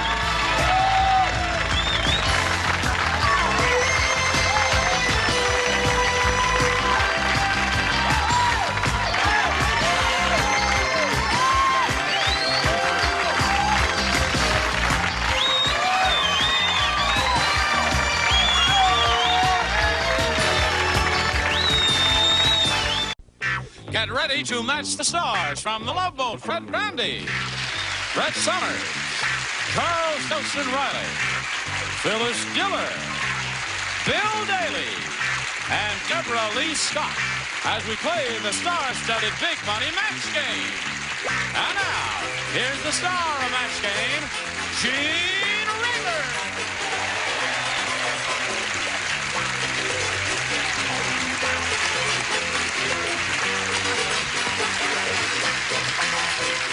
It's alive! Well. She loves me. Diller. She loves me not. She looks great. Yeah, I could practice my scout knots in that. you could. Listen, you take away her pretty face and her body, and what do you got? Me. Cornrow wigs. I haven't seen one of those. Cornrow. That's Well, nifty. there it is. You've been seeing Ava Gabor lately, huh? Yes. Yes. Very nice. All right, shall we have a go at it? What do you say, cowboy? You ready? Are you cowboy today? What are you today? Oh, he's a jock today. Okay, sport. Loved you in the last soccer game you played. You were wonderful Can I when you not fell have down. my supper with the other patients and eat by myself? All right, let's all greet Lenore Prendergast here and Glenn Martin. Lenore is from Massachusetts, from Lynn, Massachusetts, and she's out here with her family visiting. And Glenn won game number 1 there. He's got $500 to his credit. And he's a school teacher, right? Right. Where do you teach? Ramona Junior High in Chino. Yeah, and you 7th teach grade. science. Right. Does that mean physics, chemistry, and biology and all that? It means mostly biology. Oh, mostly biology? Yeah. Do you tell them about birds and bees and... As best I can, yeah. You don't know about it yourself? No, at 7th grade, you know. Oh, 7th grade. Oh, yeah. Well, yeah, they don't know anything about that in 7th grade. In 7th grade? Yeah. They don't know that about 7th grade? Come on. Listen, it's a very quiet neighborhood. All right, now we're in the middle of round 1 of game number 2 here. Lenore's had her round 1 question, and now Glenn, this one is for you. And let's see what we've got for you here. Al said, my wife is the world's worst cook. Last night, for a main course, she served me blank a la mode.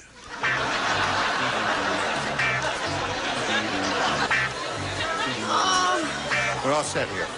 Al said, my wife is the world's worst cook. Last night, for a main course, she served me blank a la mode. Onion. Onion a la mode. It's pretty bad. Anything incongruous with ice cream would be good here. Sure. Yeah. Which is why I said crud a la mode. Crud a la With mode. a side of nail parent. With a side of... What? No, I got you. I don't want to know. Say something revolting, Brett. Oh, good gravy, Marie. Is that disgusting? Disgusting person. Oh, no! And this is actually very good over chocolate. Chinese chow mein a la mode. Chinese chow mein a la mode. Yes, if you can color over there, a little thing, few almonds on the top. Fish cakes. A la mode. Very bad. I'm getting very nauseated during the course of this question. Must walk slowly here. All right, you say something revolting. Well, it would be revolting. Steak. Steak a la mode. Okay, Bill. Swanson's frozen pizza a la mode. Very good, by the way. No, little chocolate on it. Terrible there. All right, Deborah Lee. The only thing I know how to make, well, tuna fish a la mode. Tuna fish a la mode. Terrible stuff there. Ugh. All right, so the score remains tied, zip to zip here. And since she went first last time, Glenn, you go first this time. B. B it is. Little Rodney Rotten is really rotten. Good. You're okay. Good. Today he played merry-go-round. He did it by tying his blank to the ceiling fan. Okay, Chuck? Yo! Little Rodney Rotten Wrong one up. That's what I said before. is really rotten.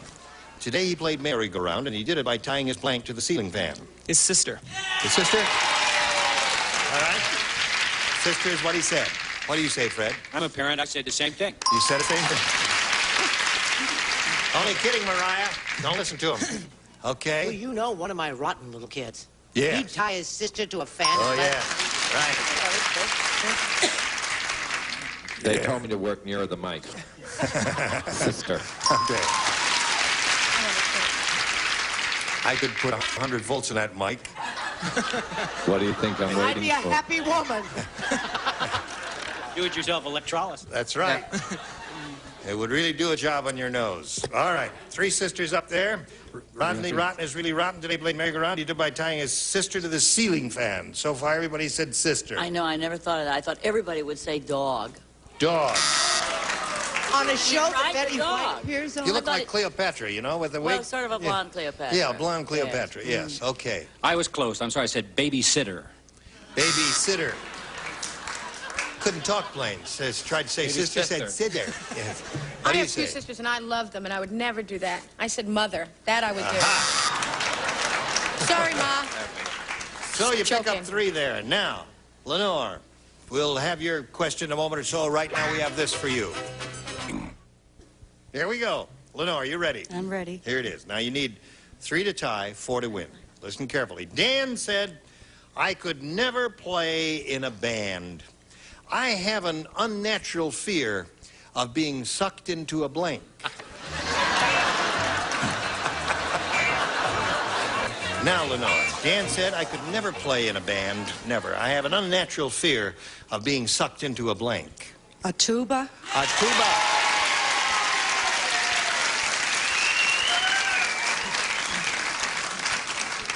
Actually, it feels good till you hit the valves.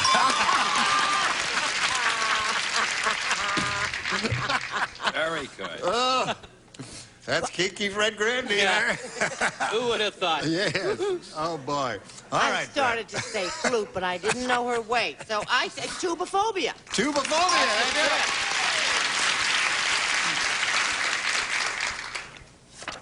it. Tuba. Tuba. The score at this moment is tied. Lenore, one more tuba will win the game for you. You know, my mother-in-law has got such a big mouth. She plays the tuba through the wrong end. Boy,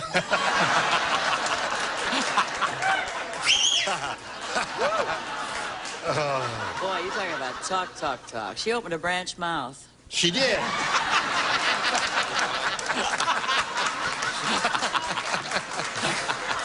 Oh, Lenore is so right. Tuba! Another tuba. Get off it.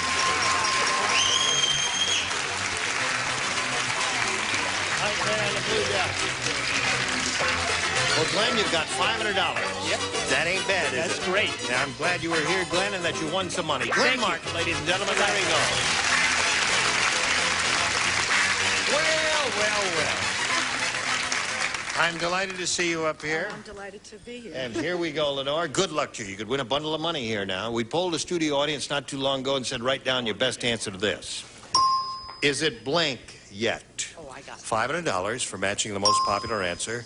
For matching the second most popular, $250. And then if you team up with that third answer that audience wrote down, you get $100. Now, 3 of the 6 stars can give you a little hand here. My friend Brett. By golly, I'll tell you, is it soup yet? Is it soup yet? There's one. Fred? I'd say, is it time yet? Is it time yet? You got 2 now. Oh, let's see. Phyllis. Is it dry yet? Is it dry yet? Put it back in the machine. All right. You got, is it soup yet? Is it dry yet? Is it time yet? Now, you have the option at this point of choosing one of those or giving us one of your own. I'll go with soup. You want the soup?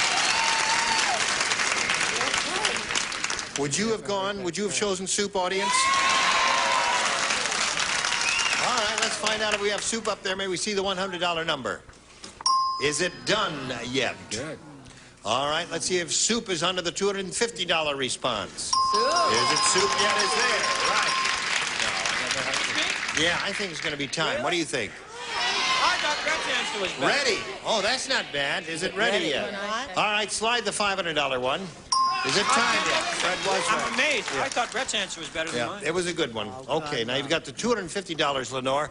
Means the least you can play for is 10 times that amount, or $2,500. However, you will spin the wheel, and if you're lucky, it'll land on a star, and you will double up and play for $5,000. Step up there, have a go at it, and we'll all root for a double for Lenore. Here we go. Just grab any peg and give it a spin.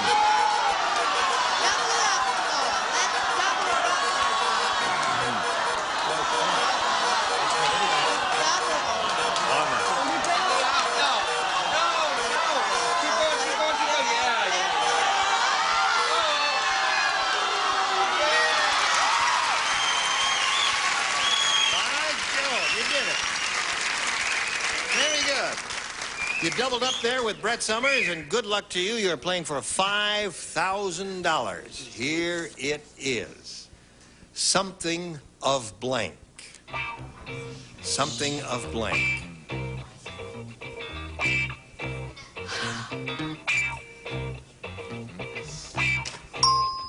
Now, if you give us the answer that Brett has written on the card, you get the $5,000. What do you say to that? Something of value. Something of value.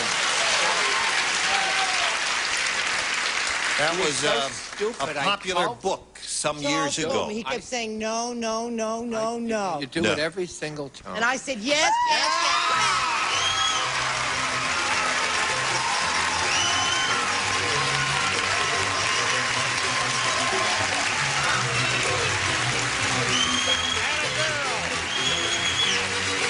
You got a total of $5,250.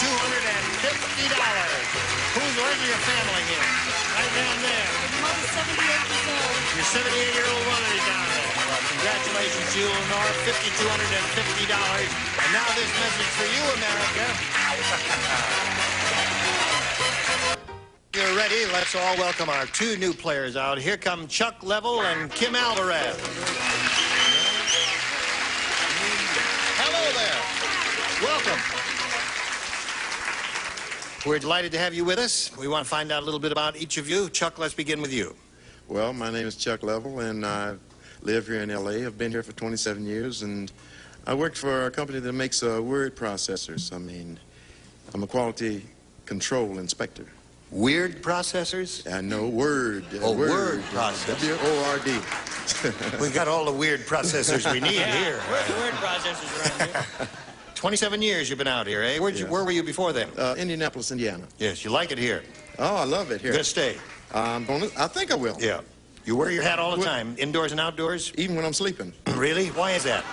Well, I mean, I don't know. It's just a phobia. Keeps your head warm, huh? No, I have to put on my hat to tell them to stop washing my face. I see. Is there something under that hat? Oh, there's a little. Oh, yeah, that's not bad. Okay, Chuck. More than I can say for certain people around here who wear hats constantly. But I won't mention any names. I won't At mention least my suits are my own.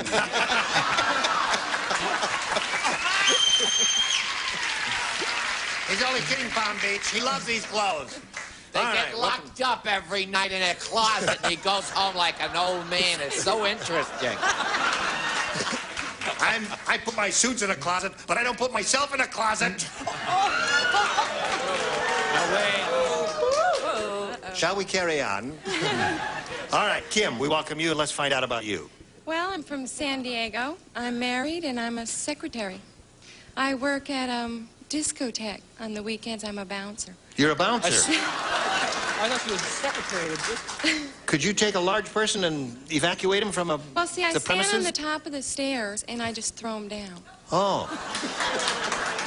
Okay, no fooling around, Kim. Don't touch any part of my body. Now, Chuck, you're going to go first. You may have A or B. Let's try A. A it is. Here we go. Muggsy said, Yeah? my high school was so tough, instead of a school bus, every day they used to take me home in a blank.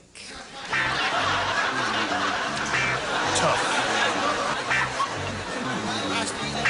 About ready, Chuck? Have you thought it over carefully? All right, we're about ready for you now.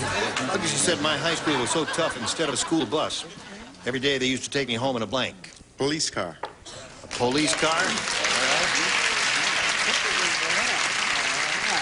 Yes, sir. You know, I got a strange feeling about Chuck. I may be the only person in the room that believes this, but I think he looks a little bit like Orson Welles. So do I. So do He does look like Orson You think you Welles. could possibly say we will sell no wine before it's time? We will drink no wine till it's time. Okay, pal. That's on it. that. All right, there's a police car for you. You got one. I thought it immediately, did you? That's a match, in case you haven't heard over there. Okay. Now, I don't know whether this is a New England expression or not, but it's a euphemism. Oh, Black yeah. Mariah. That's the police Or wagon. police car. All right. Black No. Mariah is a police wagon. See? I think I named my kid after a police car. Give me a break. All right, Chuck. You know, I ordered a drink about an hour ago. Now, maybe, please, paddy wagon. Paddy wagon, another one. Chuck is on a roll, but now we come to the lower tier. Uh-oh. It's a tough neighborhood. Instead of a school bus, every day they used to take me home in a blank. Squad car. Squad car. All right, Bill Daly. Remember Patty Wagon? She was a hooker in Cleveland. Remember that? Bill's here every Thursday. That's right. Hello, Deb. You're the only one? Yes!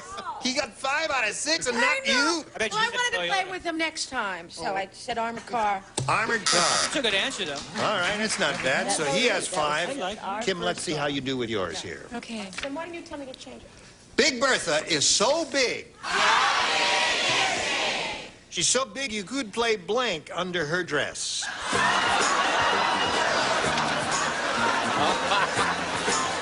I don't want to see it. I don't want to see it. I don't want to hear it.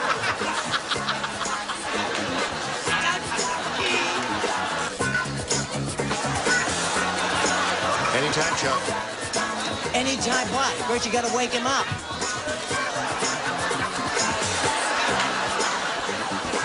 Here we go, kid. Wait a minute. Okay. Big Bertha is so big you could play blank under her dress. The only thing I could think of was house. House. Wow.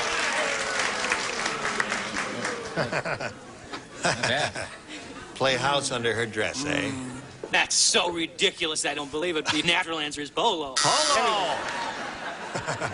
I was thinking more for a tent. You know a tent? Yeah. Sort of your Barnum and Bailey circus. Circus. Right. Big Bertha had a big Be dress. very careful. Yes. All right, Chuck. I used to play polo in Switzerland when I went to school. Really? Did the altitude bother you? No. Did the Swiss bother you? I'm hungover today, so just... Now, I had to make up for the top tier, so I think this is a match. I said Dr. House and touch football. Dr. House and touch each other. And that's how big it was. Play the ball. So you got one, Kim. Big Bertha's so big you could play house under her dress. Is that it? True? Yeah, I know Bertha. You know Bertha. Tell us about Very well. When she takes her girdle off, her feet disappear. Oh, those rolls just keep lowering. I know, and I love to play doctor. You love to play doctor? Oh, yeah. Yes. But Fang was so dumb, he was always a podiatrist. Well, he had a toe fetish, didn't he? Something like that. Yeah. Well, I said tennis. Tennis, right. All right. No Drop lob. kick. Drop kick. You can play drop kick. One of the under famous games that they play Drop in. kick. Never heard of it. I said football. Football. Drop kick is See, I something have they used to some do in friends that- football. I guess they still do it in soccer. Now, that's round 1. And Chuck's ahead 5-1. Round 2 will be along in a little while. Right now, we have this for you. I got to tell you one thing. What, dear? You know that every once in a while, on the Tonight Show or any of the talk shows, you hear about these stories where you say, the stars will say, you know, people come up to say, what's your name? And any guy says, Buddy Hackett. He says, no, that's not your name. And there's a whole big collection of those. Well, we got a new one to add to the collection. We were in Nantucket together recently, and he walked into a shop with his wife and my wife, and I came in about 2 minutes later. And before I came in, this woman recognized him and said, oh. Then I walked in, and he didn't see me. And she grabbed him, she says, look who you're with.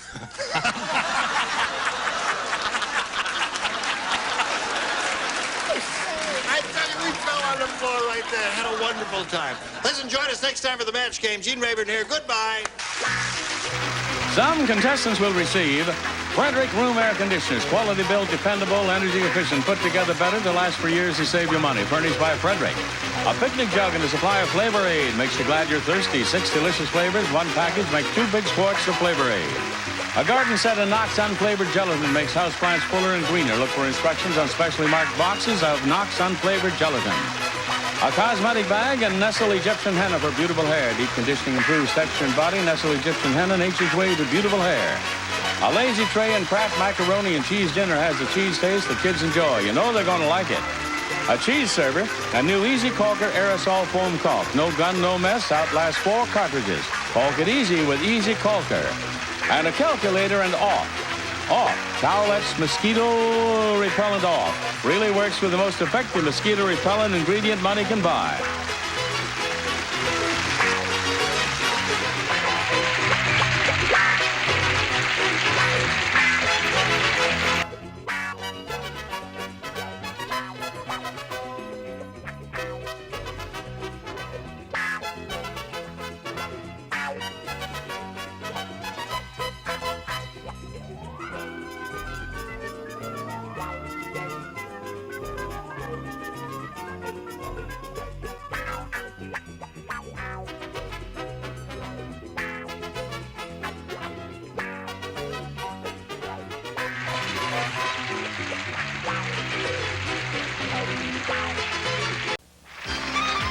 get ready to match the star.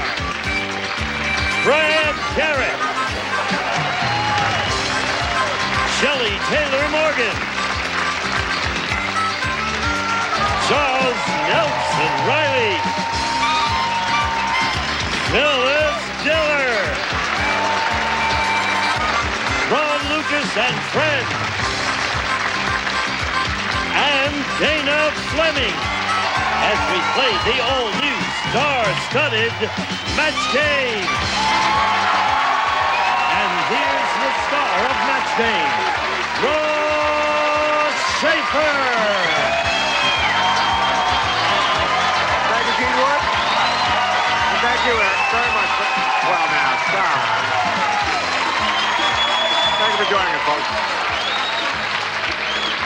They're embarrassing us. Hi, stars. Hello. Good to sit. Now, I think we got some extra buttons here. Oh, yeah. This. Yeah, you're well adorned. Now, what does this say? George is a geek. Once it say the humans, and St. George is a geek, and this is a new one. Unicorns are wimps. Yeah. Unicorns are wimps. Yeah. Yeah. Well, you're not nearly as adorned as Phyllis Diller. Look at that. That's why I'm wearing the Phyllis. sunglasses. Yeah. Look. Darling, yes. This is a box lunch. I'm on a diet. You know, a lot of women might even think that was too much jewelry, but not. Oh, heavens, no. Oh, well, I'm having this lanced in the morning. Oh, are you? Let's meet our contestants on the match. Hi,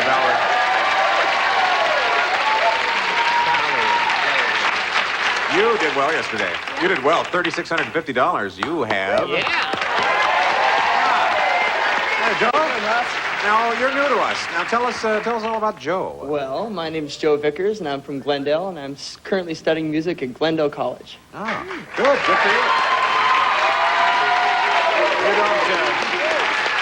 you. You don't dance exotically, do you? No. Okay, good. That was yesterday. Well, that was yesterday. That was yesterday. Because this is the lucky exotic dancers chair. Show. Okay, now we're going to play a match game, and the goal is to match as many of our stars as you can. Every correct match is worth $50. Every time, the one who scores the most at the end of the game is the winner. Keeps all the money, like Valerie did yesterday and played Supermatch, for a shot at $10,000. Now, Valerie, you're the champion, so you get to go first. Hey. Hey, what confidence! That's what she wants. Well, Hey. hey. Hey. That's right. Dr. Ruth said, I like that. Last night I went out with Brad Garrett. Now, Brad, you are 6 feet 9 inches tall. Is that right? That's right. All right. That's right. Today. Last night I went out with Brad Garrett, Dr. Ruth said. He's so tall, I whispered sweet nothings in his blank.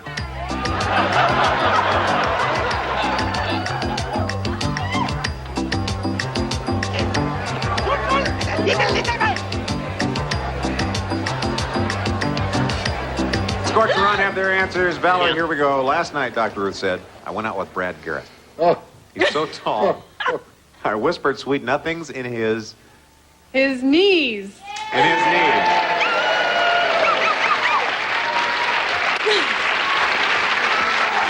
Oh, my gosh. You and Dr. Ruth.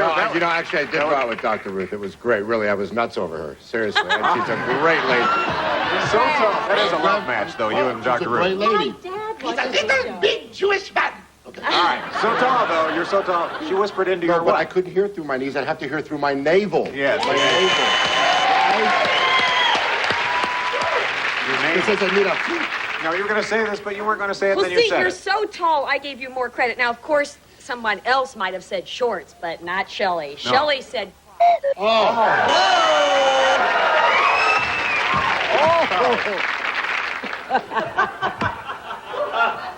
They're sticking.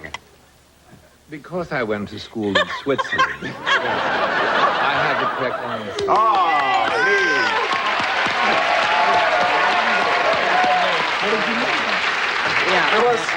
I match with everybody but the person I'm supposed to. Navel. Oh, navel. You like navel. Yeah, see, me and Phyllis. Scorch? Mr. Garrett, you one tall sucker, you know that? We should cut you in half and go condo, you know what I mean? I advise Ron kneecap. We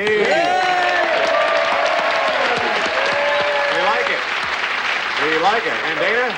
Well, the answer obviously called for an orifice.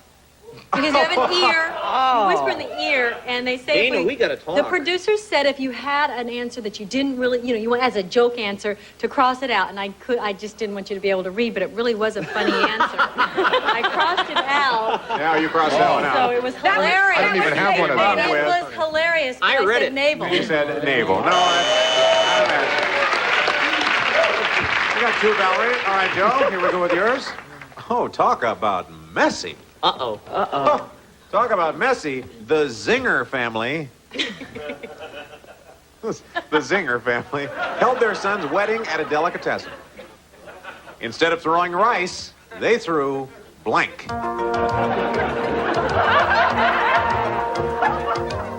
Dana, you're a big girl now. Well, if it were... Very good driver. Excellent driver. Yeah, definitely like to drive on Sunday. All right, we have our answers. We have our answers. Yeah, very twinkly. Joe, talk about messy. The Zinger family held their son's wedding at a delicatessen. They didn't throw rice. Instead, they threw... Pasta. Pasta.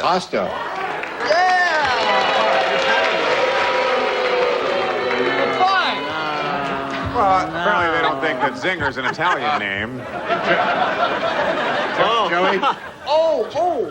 Joey. Now you get it. Joe wanted to change his answer. Joey, I think you have the wrong tribe.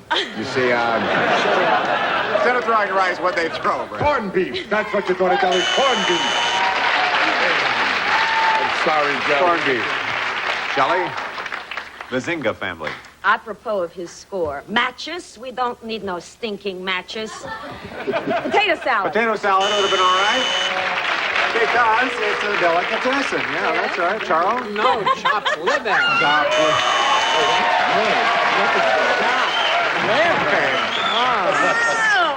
Had their son at the wedding at a delicatessen. Instead of throwing rice, they threw... Matzo balls. Matzo balls. Matzo balls, pasta. I know, Scorch, you're not even close to getting married, but...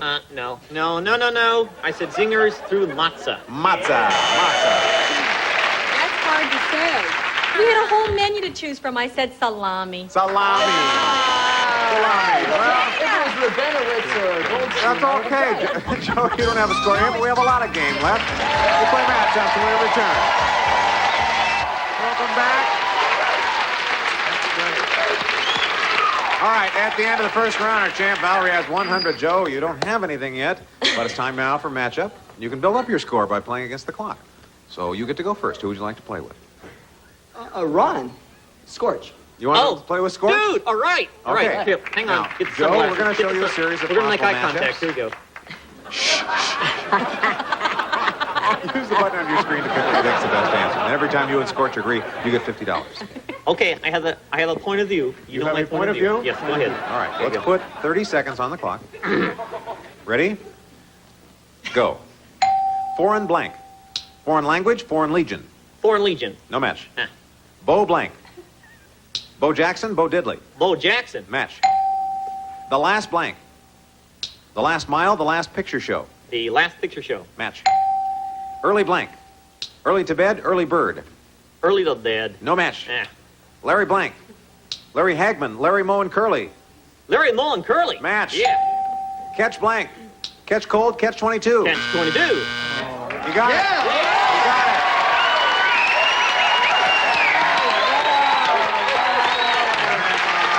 You got it. 4 matches. Valerie, your turn. You want to play? Who will you play with? I want to play. Uh-huh. Dana, it's, we got it. Okay. Team color. Yeah, that's right. You and Dana. Killer bees, duel off. Okay, here we go. $50 per match, Valerie. Let's put 30 seconds on our clock. There we go. Ready? Go. Pea blank. Pea shooter, pea soup. Pea soup. Match. Pinball blank. Pinball machine, pinball wizard. Pinball wizard. Match. Incredible blank. Incredible story, Incredible Hulk. Incredible Hulk. Match. Band of blank. Band of gold, band of merry men. Band of gold. Match. Rock of blank. Rock of ages, Rock of Gibraltar. Rock of Gibraltar. No match. Mama's blank. Mama's family, Mama's boy. Mama's boy. Match. Bitter blank. Ah.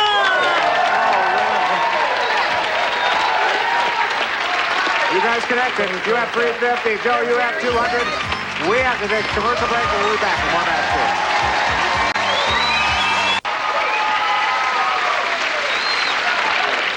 Well, Valerie, you have 350. Joe, you have 200, and we've all voted. This is the Donnie and Marie show, isn't it?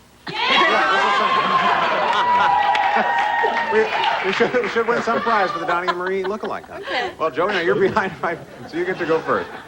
B. You want to go with B? Yes. Okay. B. Okay. Need to boost your score here, Joe. Gotta boost the score. Out at the home. Oh. Out at the home. Don't mention home in front of an old person. Out at the home, Mrs. Murdoch said, I'm beginning to worry about old man Periwinkle. Oh, I missed him. He hasn't blanked since a week ago Tuesday.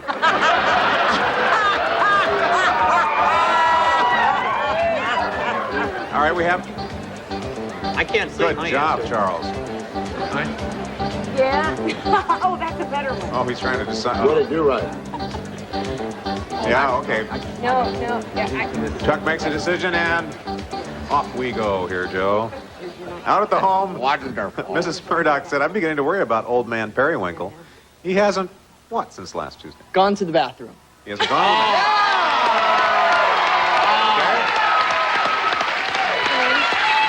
Oh. Hasn't used the facility. Oh, I was going. That's a wonderful answer. But that isn't what I said. We got Dooley, I said he Charles. hasn't woken up. Woken up since last Tuesday. He's sleeping. No. He hasn't what since a week ago Tuesday, Shelley? saying this with a straight face. Hasn't eaten. Hasn't eaten the week ago Tuesday? Oh, boy. How you turn on a person like that? Charles. This could have been a match if I had gone just a little further. Move. I think it isn't that. Move. No, they're not taking that one. The judges say no. Scorch and Ron. Can't this guy get one single match? Can't gone to the potty. All right. It's all Scorch. Dana? See, I do have a way of linear thinking. The reason that he hasn't gone to the potty is because he hasn't eaten. Well, see, I said the same thing. There you go. Dana, our Oh, minds they're were brutal, alike. aren't they? They're brutal. Well, look at you got 250 there. They both All right, both Val. Fred said, I got a real bargain on life insurance from Mutual of the Congo. Unfortunately, it only pays off if I get hit by a blank.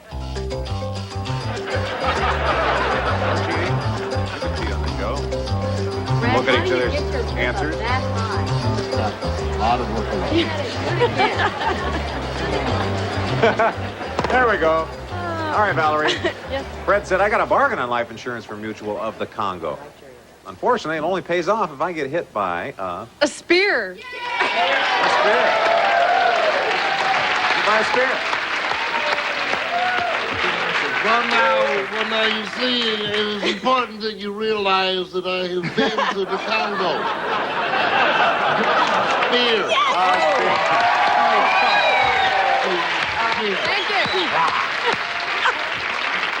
All right. Congo in the head with the spear. Bop! The guy was out. He was out. Just rubbed his head with some jello where the spear was.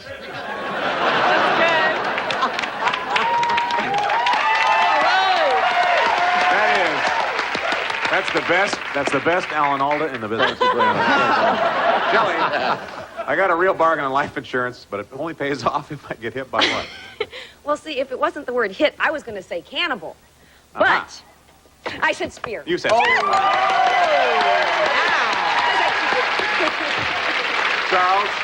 I said rhino. A rhino. That's also a good answer. Also a good answer. Mutual of the Congo only pays off if you get hit by what, Phyllis? A spear in the ear. A spear in the ear. Thank you. Scorch, you ever been in the Well, Congo? I can tell you now I did not match. I am an endangered species, so I instructed Ron to say primate. Primates. Yeah. Ape, a gorilla, something like that. How about you, Dana? Well, I was in the Congo. I said coconut. You said See, if coconut. it's just wrong projectile. Close. Wrong But no projectile. cigar. All right. Coconut. Look at the score now. Valerie, you have 500. Joe, you're at 250, but it's time for final matchup. Whoever wins this round will win the game and a chance to play for a possible $10,000. And Joe, you're trailing right now, so you'll go first. Who do you want to play with? Brad. Uh-huh. All right. Okay, you're going to go with Brett. This time matchups are worth $100. We'll put 45 seconds instead of 30 on the clock. Good luck. Go. Blank raising. Fundraising, hair raising. Fundraising. Match. Blank stripes. Racing stripes. Stars and stripes. Racing stripes. No match. Blank promise. Campaign promise, broken promise. Campaign promise. No match. Blank dame. Nothing like a dame, Notre Dame. Nothing like a dame. Match. Blank mix. Tom mix, cake mix. Cake mix. Match. Blank man. Gingerbread man, Spider-Man. Spider-Man. No match. Blank mash. Monster mash, sour mash. Monster mash. Match. Blank hog. Sweat hog, high on the hog. Sweat hog. Match. Blank drawn. Horse drawn, overdrawn. Horse drawn. Match. Blank Boone. Pat Boone, Daniel Boone. Daniel Boone. Match. And time.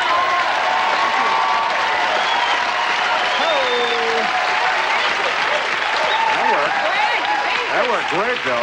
Like you, Brad. Like you. 7 matches. You really boosted your score. You're up to 950. Valerie, this is your chance to go for the win. Who do you want to play with? I want to play with Shelley. Aha, you and Shelley. Good. All right, Valerie, you have to beat 950 to win this game. All right, let's put 45 seconds on our clock. Ready? Go. Blank father. Founding father, godfather. Godfather. Match. Blank powers. Psychic powers, Stephanie Powers. Stephanie Powers. Match. Blank bag. Bean bag, airbag. Beanbag. No match. Blank glory. Crowning glory, old glory. Crowning Glory. No match. Blank bottoms. Timothy bottoms, pajama bottoms. Pajama Bottoms. Match. Blank belt. Bible belt, garter belt. Garter Belt. No match. Blank boom. Sonic boom, baby boom. Baby Boom. Match. Blank tent. Pup tent, oxygen tent. Pup Tent. Match and win. Valerie, you guys really did do well. You really worked out well today. Good job. Good job. Joe, we have to say goodbye. Had a good time. We had a good time having you here. Thanks very much for playing Match Game. We have some nice things for you. Bye, guys. Okay. We'll be gone for about 2 minutes and be back with our big winning super match. We are back. Valerie told me, she says, I'm grinning like I was at my wedding. You can't get that smile on your face, can you? Well, we'll try to put a bigger one on. That'd be all right. This is time now to go for our big money super match. You can win over $10,000. To do that, we'll start with an audience match. And recently we polled a studio audience and got their best response to this. Off the blank. Now, if you guess the most popular answer, you get 500. Second most popular answer, 300. Third best answer, 200. Now, which 3 celebrities do you want to have help you? Phyllis. Did I give her the word? Yeah, off the what? Off the cuff. Off the cuff. Okay, another one. Brad. Off the wall. Off the wall. One more. Scorch. Oh, this is third choice, you understand. Off the mark. Off the mark. Yeah. Okay, I'm off the mark, off the cuff, or off the wall. Off the wall. You're going to go with off the wall. Yeah. All right. Let's see how you and Brad did on that one. What is the $200 answer, please? Off the record. Sure. How about the $300 answer? Off the cuff. Phyllis. Yeah. Now, the one we need to be there, you're right, is Be off there. the Be wall there. behind the Or $500 be answer. Is it there? Yeah.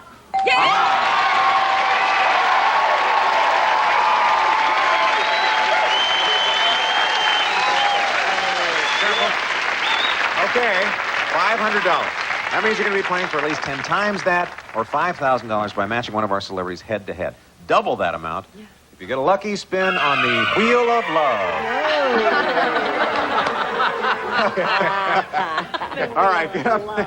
We love this wheel. Okay, spin this wherever the pointer lands. That is your partner in the head-to-head. Spin this. If it lands on a red dot, you'll be playing for a double, or $10,000. And you should, too. Yeah. Okay, Valerie, we're pulling for you. Dana That's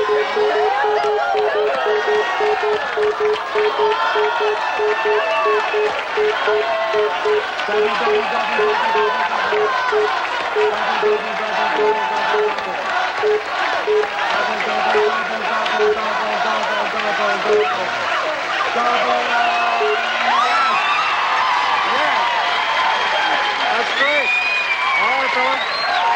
Okay. We can help you, Phyllis. Keep the smile on your face. I want to keep the smile on your face. You have to get an exact match. You're playing for $10,000. Give me your best answer for hello blank. Hello blank. Phyllis, yeah, write down your answer. You have your answer? Yeah, put it in. Register your answer in your slot. Okay, she has her answer. Valerie, what were you thinking for hello blank? Hello, Dolly. You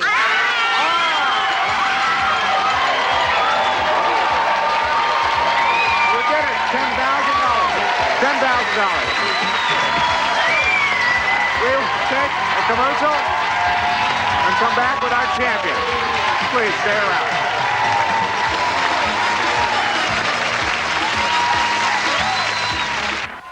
Well, we're standing here with Valerie, who's very happy, and look how much she had. 14.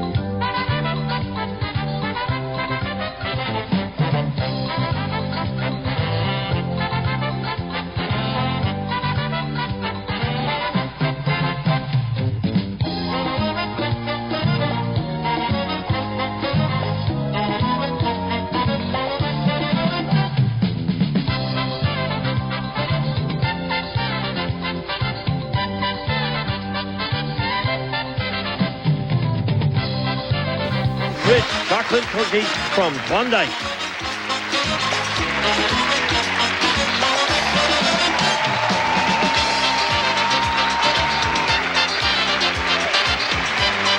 This is Gene Wood speaking for Match Game, a Mark Goodson television production.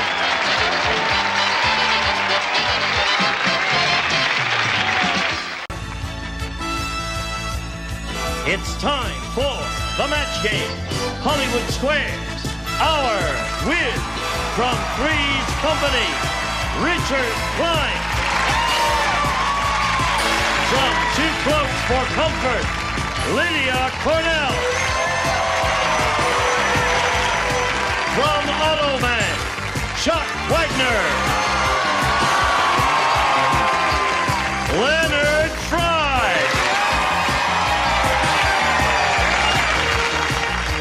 Phyllis Diller.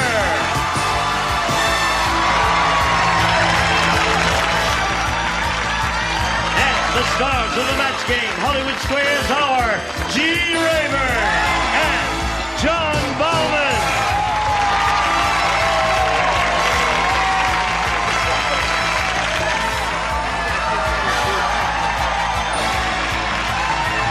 All right, here we go.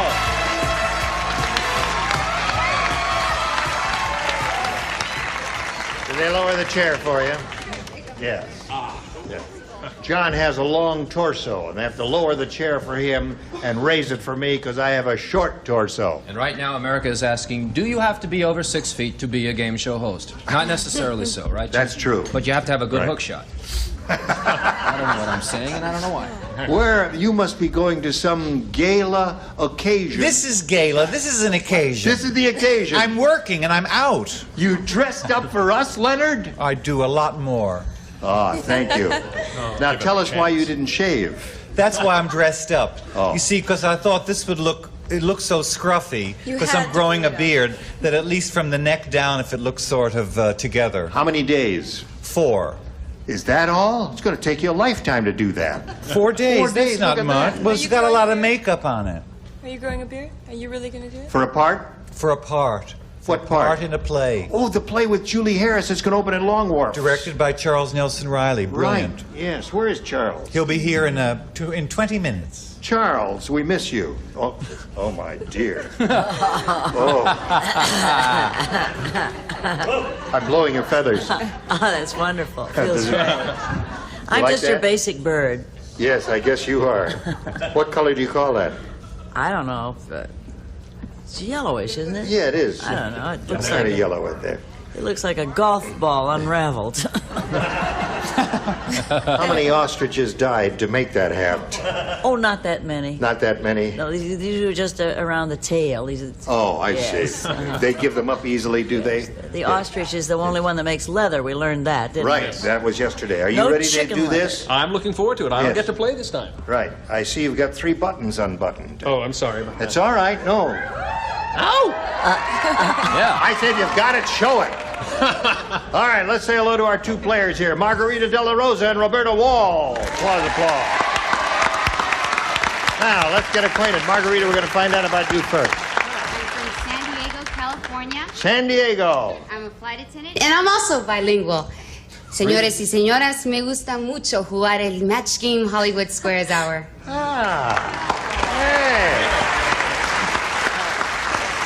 Está bien. Gracias. Very good, very good. All right, Margarita. Now, Roberta, let's find out about you. I'm a third-generation native Californian. I work as an opera singing waitress in a restaurant here in L.A., and I've been married for 2 weeks. You have. Yes. Newlywed. You think it'll last? I hope so. It's great, isn't it? Yes, it is. All right. Good luck to both of you. Here in the match game, you'll each have 3 chances to match as many of the stars as you can, and the one who's done that most often will be the winner. Go on to challenge a returning champion on Hollywood Squares for a chance to win up to $30,000. Now, Margarita won the toss. That means she'll be going first, and she has a choice of A or B. I'm going to choose B, please. All right, Margarita. Meantime, Tim said, looked at my outfit, he says, it's summer in West Hampton, isn't it? The Great Gatsby. Yes, here we are. Well, it is sunny out here. Maxine said, I just figured out why Popsicola always wins the Popsy Challenge. See, the other glass doesn't contain cola at all. Instead, it's filled with blank. What? Yeah, I see that. You may see that. So fast. Remember who sang that song? Lydia? Groucho Marx. Groucho Marx, right. Groucho. Here we go. Margarita.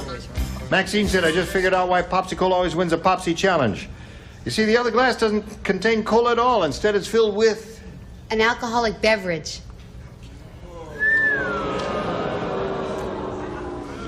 Is that the Mormon Tabernacle Choir out there? I mean, that was a good note. Would you like to hear that again? Ready? Oh, lovely. What's that? B flat? All right, an alcoholic beverage. Yeah. Margarita, I don't think that's going to do it. I think you should have been a little more specific to achieve a match but here. Gene, if your name was Margarita, you would say alcoholic beverage too. Is that with or without salt, honey? All right. I don't know if people know this. Was there a snake looser? I don't know if there's. People remember. Do people know what castor oil is? Castor oil, right. Do you know what that is? No! Come on! All right, what do you say, Leonard? Spoken like a flight attendant. Would you have an alcoholic beverage, or would you like the swordfish? Yes. I was just saying that to distract from my terrible answer. I have such a terrible answer. Gasoline. Yes. Well, it's a liquid. What would be a good answer? Well, if I were playing, I would have named something that looked dark, like cola, such as molasses or coffee or anything like that. Root beer would have been a good one. What did you say? Okay, lo siento mucho, Margarita. Lo siento mucho. Colored water. Colored water. Well, that's logical. Yeah. At least. All right. She said an alcoholic beverage. What have you got there, John? Well, I too am bilingual, Margarita. I speak English and Brooklynese. So what I said was what you find in your crankcase. See, motor oil. Motor oil. Oh, you see, like me, another Brooklyn boy. All right, Chuck, it's your first time up. What do you say? Well, I'm from Tennessee, and there deep in the woods of Lynchburg, Tennessee, there's only one kind of alcoholic beverage, and that's bourbon. Is that a match? That's a match. It was alcoholic the last time I had it. It's the old rule, no.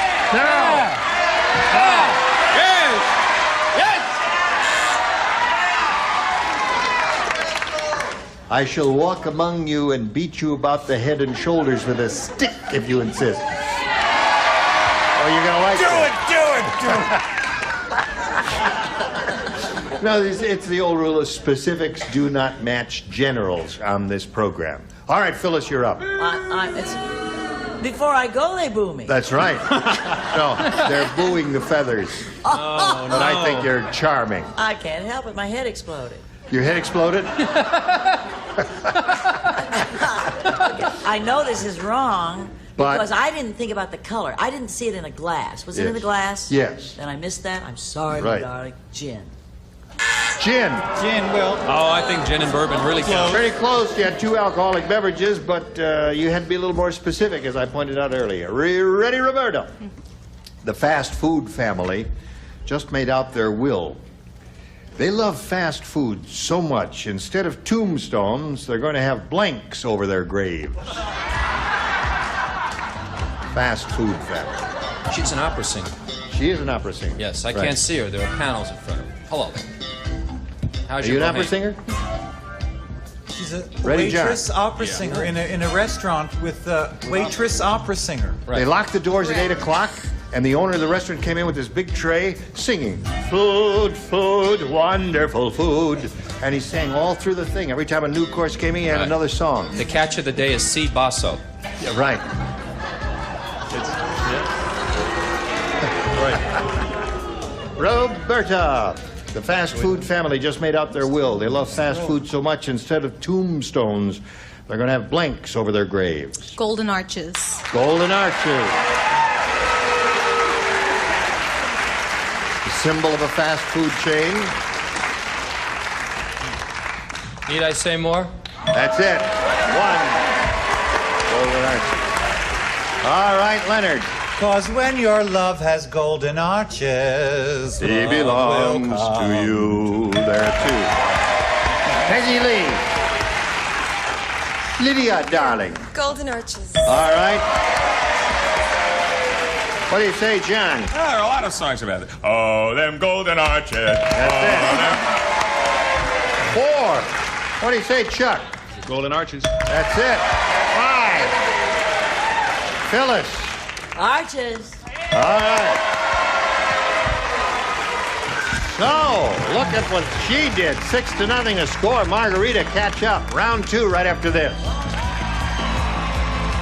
Here we go with round 2. Now, Roberta, the one who's ahead normally would go first, and since you've matched all the stars, there's no point in your going. You're just going to sit there and see what Margarita does. You have a choice now of A or B, Margarita. I'll choose B again, please. B it is? Okay. Whoops. The hotel clerk said to Ernie, he says, I've got good news and bad news. Good news is you've got a room with a view. The bad news is it's a view of the blank.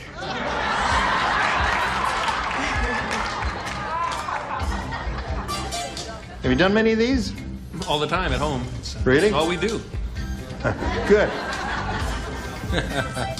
All right, Margarita. The hotel clerk said to Ernie, I've got good news and bad news. The good news is you've got a room with a view. The bad news is it's a view of the blank. The city dump. The city dump. All right. I'll tell you what I'm laughing at later. Richard. Margarita, would you lend me your hair for a week? My God. Isn't it beautiful? Unbelievable. Hair. Yes, Dolores lovely. Del Rio lives. All right. I hope this is close. I said garbage dump. Is that? Okay. Leonard? I hope this is close, too. Garbage cans. Garbage cans. In the dump. Are you booing me or the judges? The judges. No, you're the perfect person. They would never boo you. PP. Right. Lydia. Well, I'm glad I didn't copy you. Sewer. I thought it'd be different. The sewer. The view of the sewer. So far, she's picked up 1. She's looking for a garbage dump or a city dump or Oh, something yeah, like you that. can find a lot of dumps down here. All right. 1 dump. That's 2 for her. City dump? What is that? That's it. City dump. Well, she's gaining on it, Phyllis. Well, they don't build motels next to dumps. They don't. They do in Baltimore. So I thought it would be the garbage. You know, that they have. The garbage. Yes, they have Okay. garbage. All right. So it's 6-3. She has crept up on you a little bit. She'll have one more shot at it. But first, we got this for you.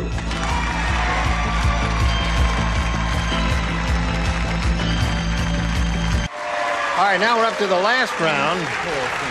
And Margarita, again, you have a choice of A or B. I'm going to stick with B, please. B it is.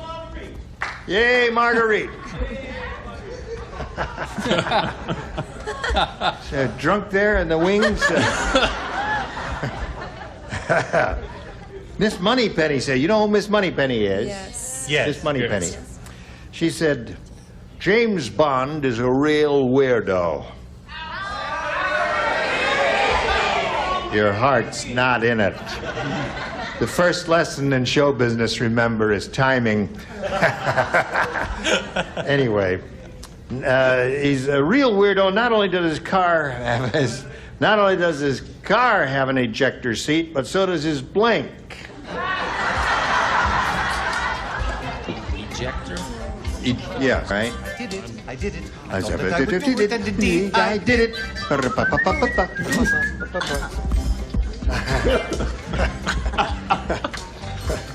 Really? All right. You ready? Everybody ready? Margarita. Miss Moneypenny said James Bond is a real weirdo. Not only does his car have an ejector seat, but so does his blank. His bathroom. His bathroom.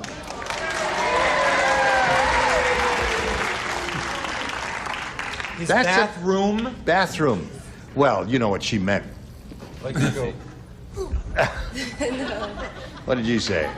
Well, I like my answer better. I'm sorry, Margarita. I mean, it's the object is to match, but particularly Miss Moneypenny is sort of likes James. His bed. His bed is good. All right, so that means Roberta wins the game. What do the rest of you have? For everybody. Okay, come on down, Roberta. Right there on that mark. Oh, it's a pleasure to meet you. Nice I'm going to send some gifts to you from the match game. Margarita De La Rosa, beautiful woman. Goodbye. Hello there. Good luck. Congratulations. Now we're going to switch to Hollywood Squares. Going to bring on 3 more celebrities. Here comes the rest of our set. John and I will trade places. And lots more excitement is coming along. Don't go away. We'll be right back. A member of our studio audience will receive Tappan's Deluxe Microwave Oven with Tappan Touch Controls, built-in browner, 10 different cooking speeds, so you can program to defrost and cook automatically, furnished by Tappan. It's time for more of the match game. Hollywood Squares. Our win from Falcon Crest, Abby Dalton.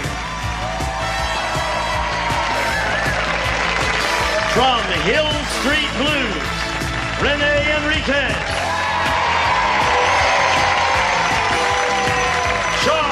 Nelson Riley. And taking over the star of the Hollywood Squares, John Bowman. Now what do I do, Charles? We'll be right back to play Hollywood Squares. Don't miss it. And now, John Bowman and the Hollywood Squares. I gotta worry now. Welcome, everybody, to the second half of our show. And here is Roberta Wall, who made her way through the match game. We also have 3 brand new celebrities. They are Charles Nelson Riley. Hello. Abby Dalton. Yay, Abby. And Renee Enriquez.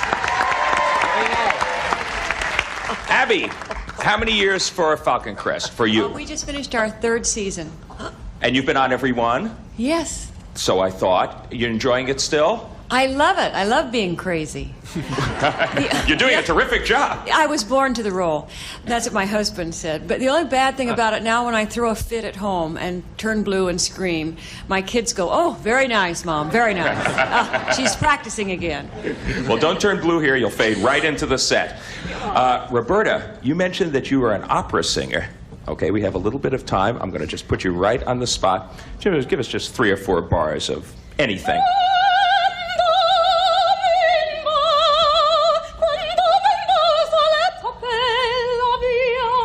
Bravo! Bravo!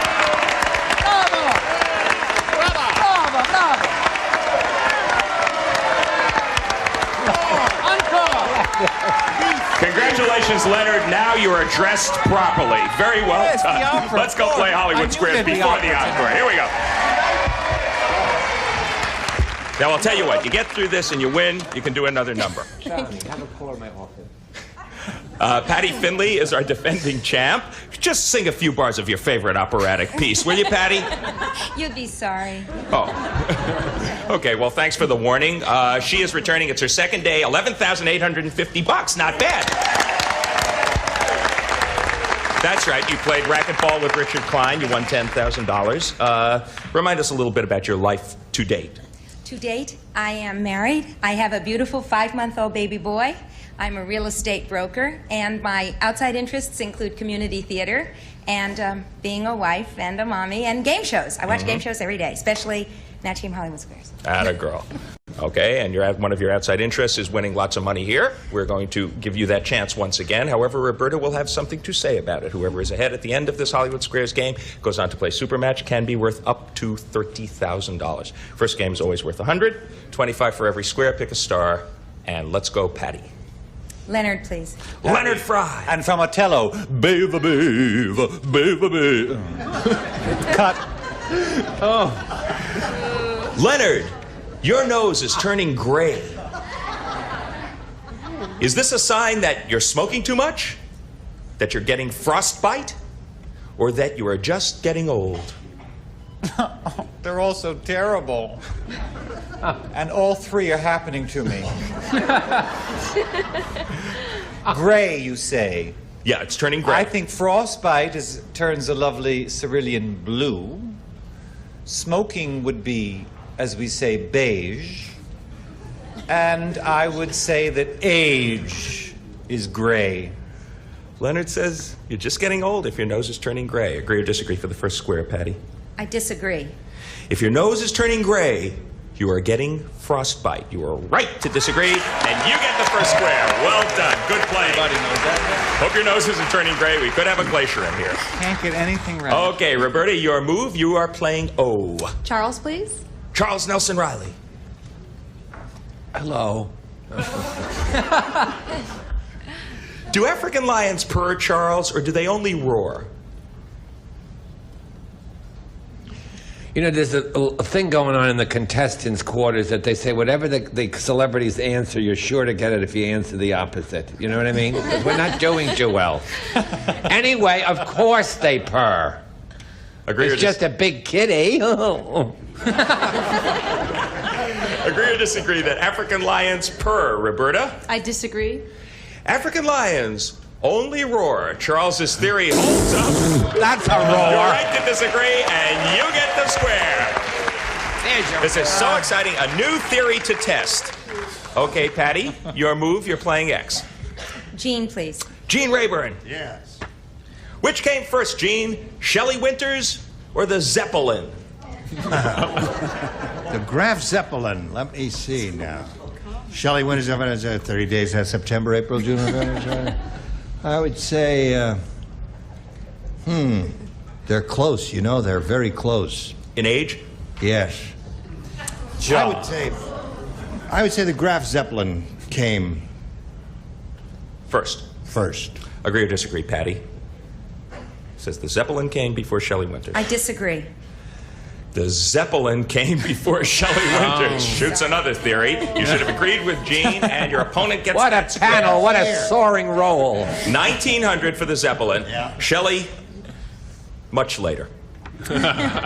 Enough cheap shots for Shelley for today. Roberta Wall, you are playing O. You have the advantage. Care to press it? Richard to win, please. This will win you the first game. Richard Klein from Three's Company. When Calvin Klein goes out, does he usually wear Calvins? Or is he embarrassed to walk around with his own name on his rear end? We live in a society where the Protestant work ethic is constantly with us. We're constantly running after the buck. I think Calvin would want to promote himself, and therefore, what the heck, why not? Wear his Calvin Kleins out to McDonald's or wherever he goes. He says Calvin Klein usually does wear Calvins. Agree or disagree, Roberta? For the game. I disagree. Calvin Klein is embarrassed to walk around in Calvins. The theory has been reversed. You're right to disagree. You win the first game.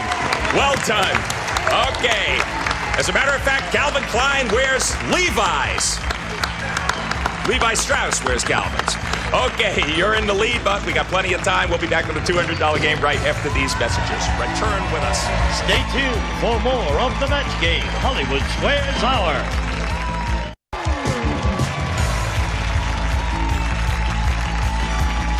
Now back to John Bauman and the Hollywood Squares. Roberta Wall, 175. Patty Finley, 25. However, there is plenty of time. We have a $200 game coming up. Patty, it is your turn to start. Leonard, please. Okay, I'll do my best. Which is none too good, as we all know.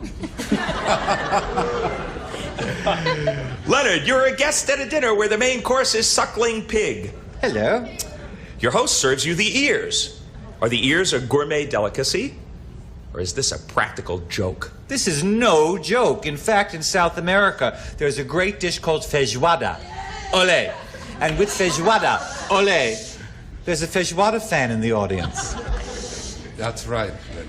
And in the feijoada is, it's a delicacy. The ears of the pig. Or as we say, l'ire de la pig.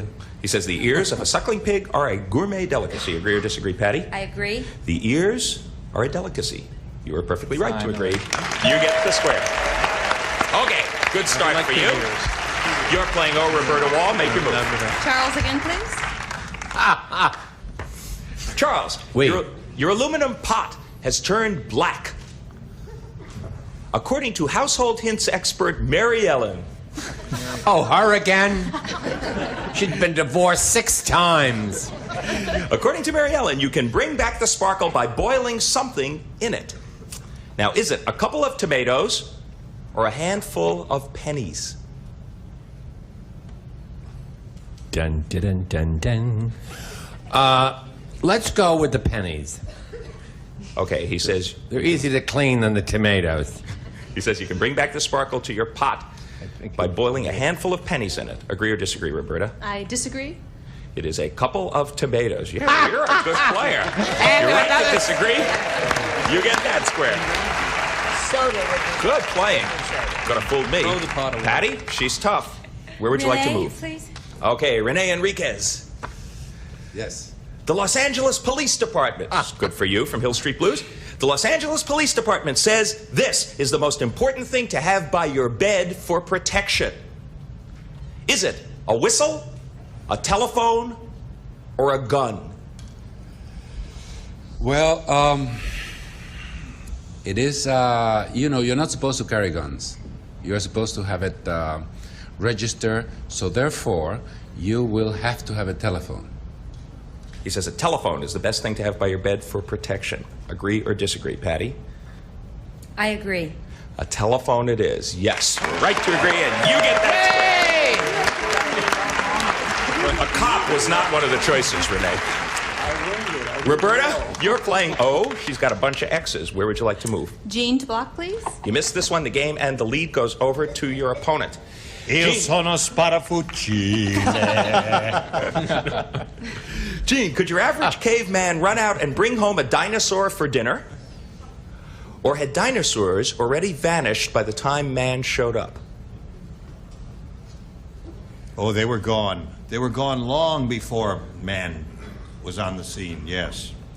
Agree or disagree to block, Roberta? I agree. They had already vanished. Yes, you have done it correctly. You're right to agree. You get the square, and you do block. So, the advantage has gone the other way, Patty, and it's your move for an X. Richard to block. Sorry.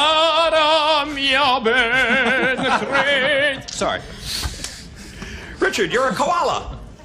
You want to hang from a tree limb by your tail. Yes. Can you do this, or is your tail too stumpy?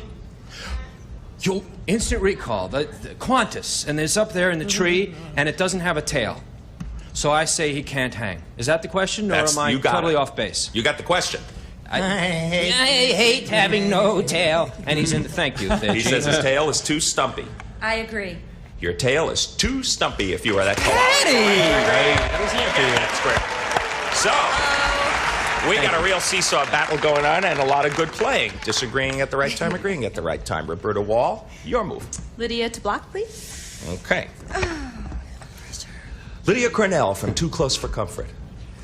Does Mademoiselle suggest that a plump woman wear huge puffy sleeves to make her waist look slender, or should she avoid them like the plague? Why do I get these magazine questions all the time? Okay, a plump, fat, chubby woman must avoid puffy sleeves like the plague. Okay. Agree or disagree, Roberta? I disagree. She should avoid them. No, you should have agreed with Lydia. Your opponent gets that square, and that means your opponent wins that game. Yeah, Mademoiselle says, avoid those puffy sleeves like the plague. You're pretty happy about that, Patty, because that puts you in the lead. You have 325 to 225 for your opponent, but we got plenty of time. We will sweep the X's and the O's off of the board and begin a $300 game. Roberta, since you lost the last one, you get to start this one. Leonard, please. Just sweeping them. Yes. Leonard's erasing his square. He's clearing the board. Leonard, Sir. your best friends are getting married. According to Brides magazine, is it okay to give the bride and groom a shower together? Or should the shower only be for the bride and her girlfriends? Oh, I hope they've already showered together. Don't you think? I think it's just for the girl. You don't want the guy at the shower with all the... No, just the lady and her lady friends. He says the shower should just be for the bride and her girlfriends. What do you say? I'll agree. It is okay to give a shower for the bride and groom, according to Brides magazine. You should have disagreed with Never heard of that in our lives. A good start in this game. All right, we will find out what happens because everything hangs in the balance. There is plenty of time. $300 game going. We'll be back after the... $350 for the champ, $225 for the challenger. We're in the middle of a $300 game, and Patty, it is your move for an X. Phyllis, please. Phyllis Diller. You're about to get a massage. According to the massage book, is it a good idea for you to leave some clothing on, or should you take it all off?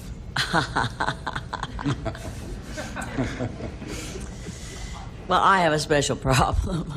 Yeah, you'd have to remove that hat. I have stretch marks that weigh 20 pounds. The last time I took all my clothes off for a massage, she said, "Would you get rid of the seersucker?"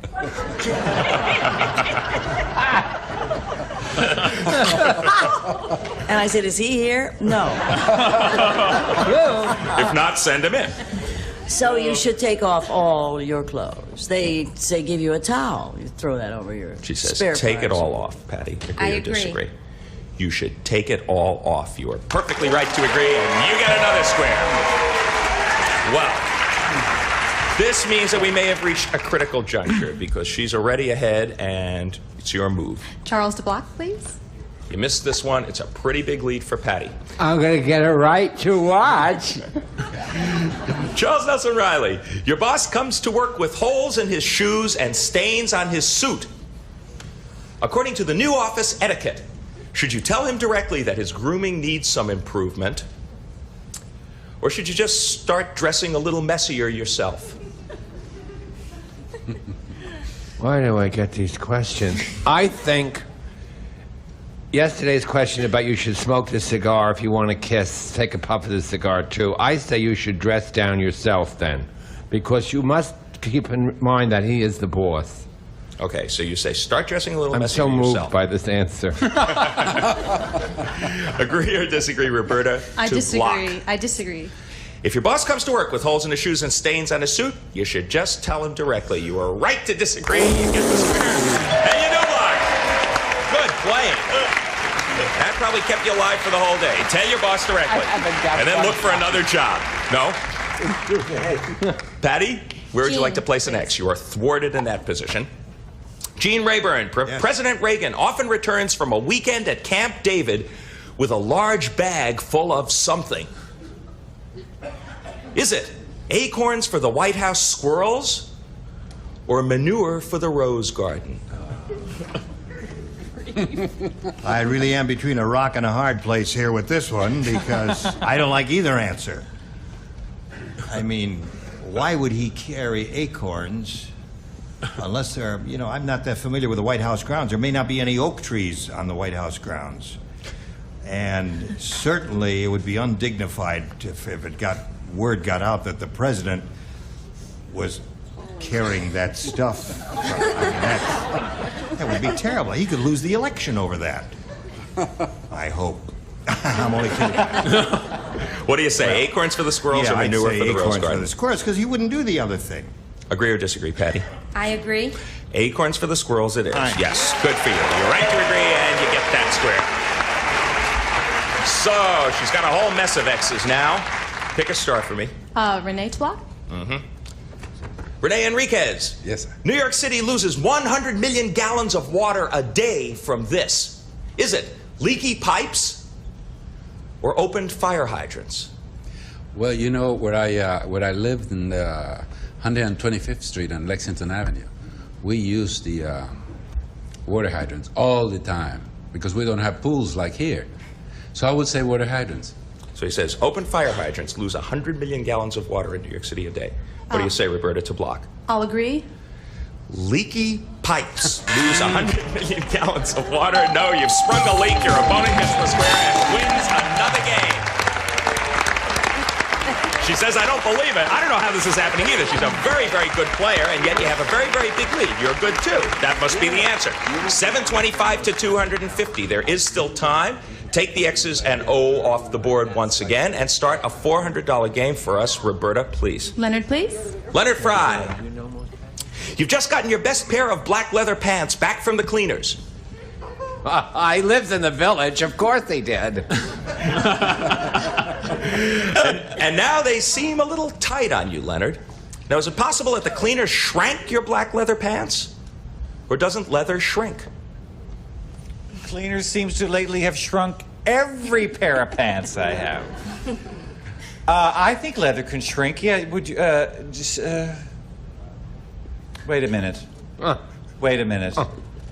No, I've just eaten too much again. Leather will not shrink. Okay, he says leather doesn't shrink. I'll Agree or agree. disagree? It is possible that the cleaners shrank your leather pants. Leather apparently does shrink. You should have disagreed with Leonard, and that puts you a little bit further into the hole, Roberta, or up against the wall, as it were. Patty Finley, your move. Jean, please. Gene Rayburn once again. What are there more of, Gene? Stars in the Milky Way or actors in the Screen Extras Guild? Well, there certainly are a great many SEG members, but there are by far more stars in the Milky Way, beyond our wildest imagination. What do you think, Patty? I Agree or agree. disagree? There are more stars in the Milky Way. Yes, you're perfectly right to agree, and you get that square. There are over 500 billion stars in the Milky Way. And if the merger with that other galaxy goes through, there'll be even more. Time is up. $775. She has done it once again. Patty Finley is our champ. Good going. Yeah, just pick away anyway. She is anxious to get over there, join Gene Rayburn. Get set for a shot at the big money. Roberta. I don't know, you were playing real well there, and suddenly it seemed that she'd opened just an insurmountable lead on you. But I do believe that you are an excellent player, certainly you. a lovely person, and Thank you have you. a beautiful voice, and best of luck to you. Roberta Wall, $250. Thank you. Gene, take it. Adio! Adio! All right, here we are with the champ. We'll be back with her and the 9 stars for a go at the really big dough right after this.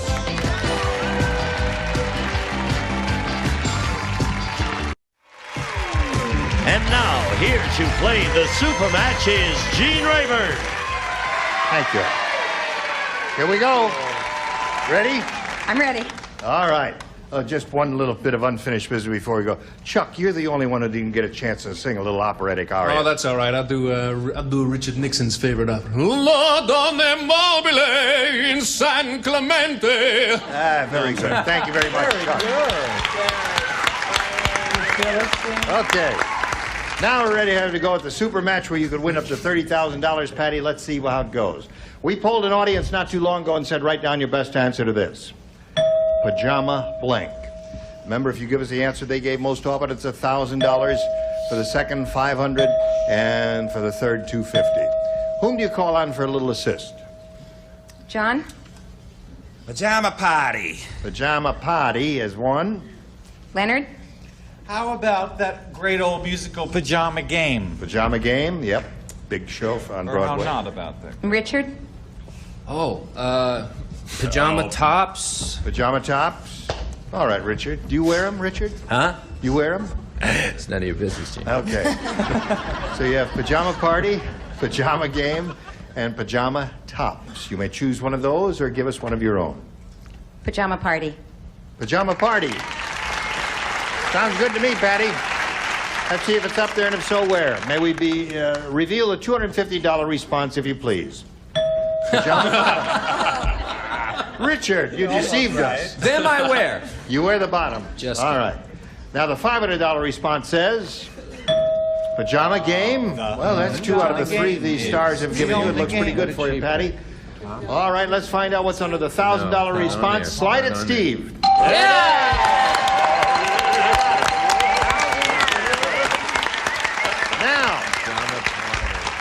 Now it's time for the head-to-head match with any star you choose. Your decision. And after the star has been chosen, we'll find out what the hidden number is, and we'll multiply the $1,000 by whatever number is revealed. Time to choose a star. John.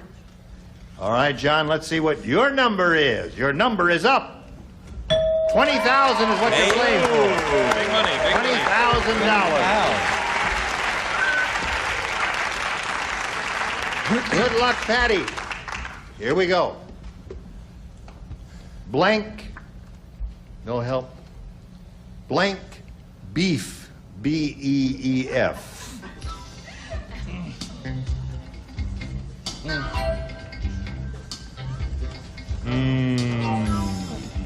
John. We don't all do this. Just John. John. What's he got? Here we go, Patty. John's finished his answer. It's in the slot. To collect the $20,000, all you have to do is match him. Blank beef. Roast. Roast beef is what she says. All right, we hear a few groans from the audience, people who are vegetarians. What do you say, John? I say I could join those people in the audience because it's so current that I said, where's the beef? Where's the beef? Patty, did you think of that phrase at all? Roast beef is real not at good. all. I mean, Have you seen the commercial? Yes. I just didn't think of it. You didn't think of it.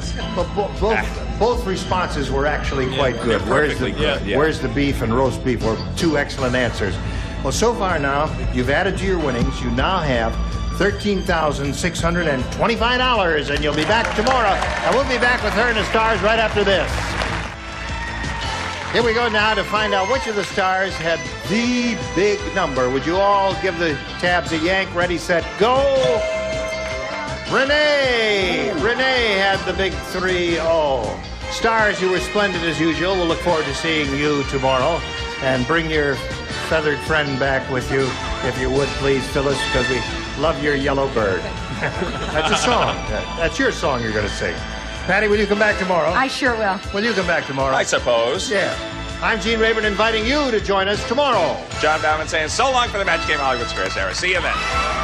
A member of our studio audience will receive a white sewing machine with 10 built-in utility and stretch stitches on 1 color-coded dial. Lightweight with built-in handle for easy portability. Furnished by White Sewing Machine.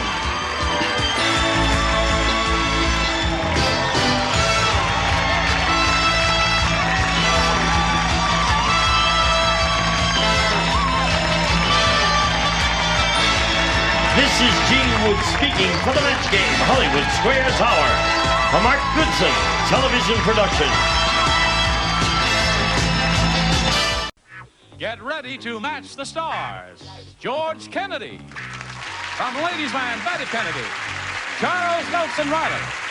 Phyllis Diller. McLean Stevenson. And from Harper Valley PTA, Fanny Flagg. As we play the star-studded Big Money Match Game. And now, here's the star of Match Game, Gene Rayburn.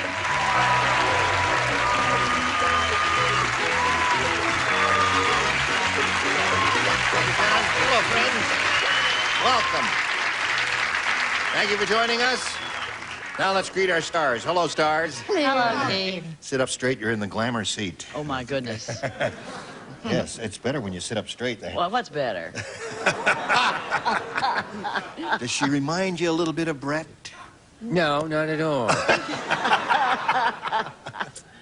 Where is Brett?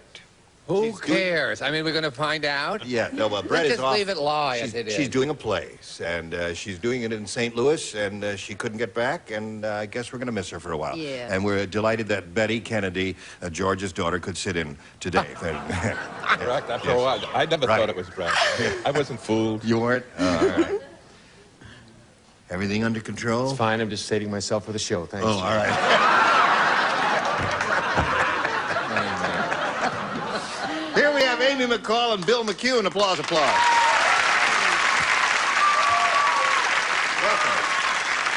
Now let's get acquainted. Amy, please tell us about you. My name's Amy McCall, and I'm from Redondo Beach, and I'm really excited to be on the show. Good. And I'm a student, and I'm temporarily unemployed. You're looking for part-time work? No. Full-time? No. Well, how can you be a student and have a full-time job? Can you do that? My mother thinks so. Oh. All right. Where do you go to school, Amy? El Camino College. It's a junior college. Uh-huh.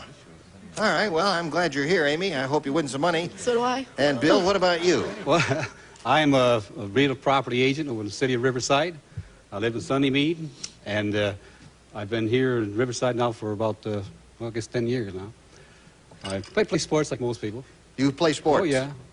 I'm a Okay. good sports. Yeah, we play here, too. My Yeah. wife and daughter's out in the audience here someplace. All right. Let's here to enjoy the game. All right. Well, let's begin it then. Amy, you have a choice of A or B. A. A it is. All right. Santa Claus was shocked. When he went outside, he caught the reindeers blanking the elves.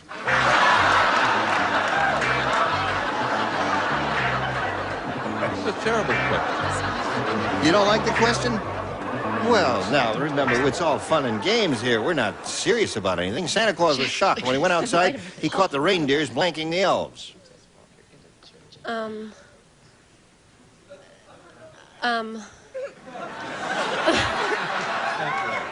Unwrapping the elves? I don't know. Unwrapping the elves? That was dumb.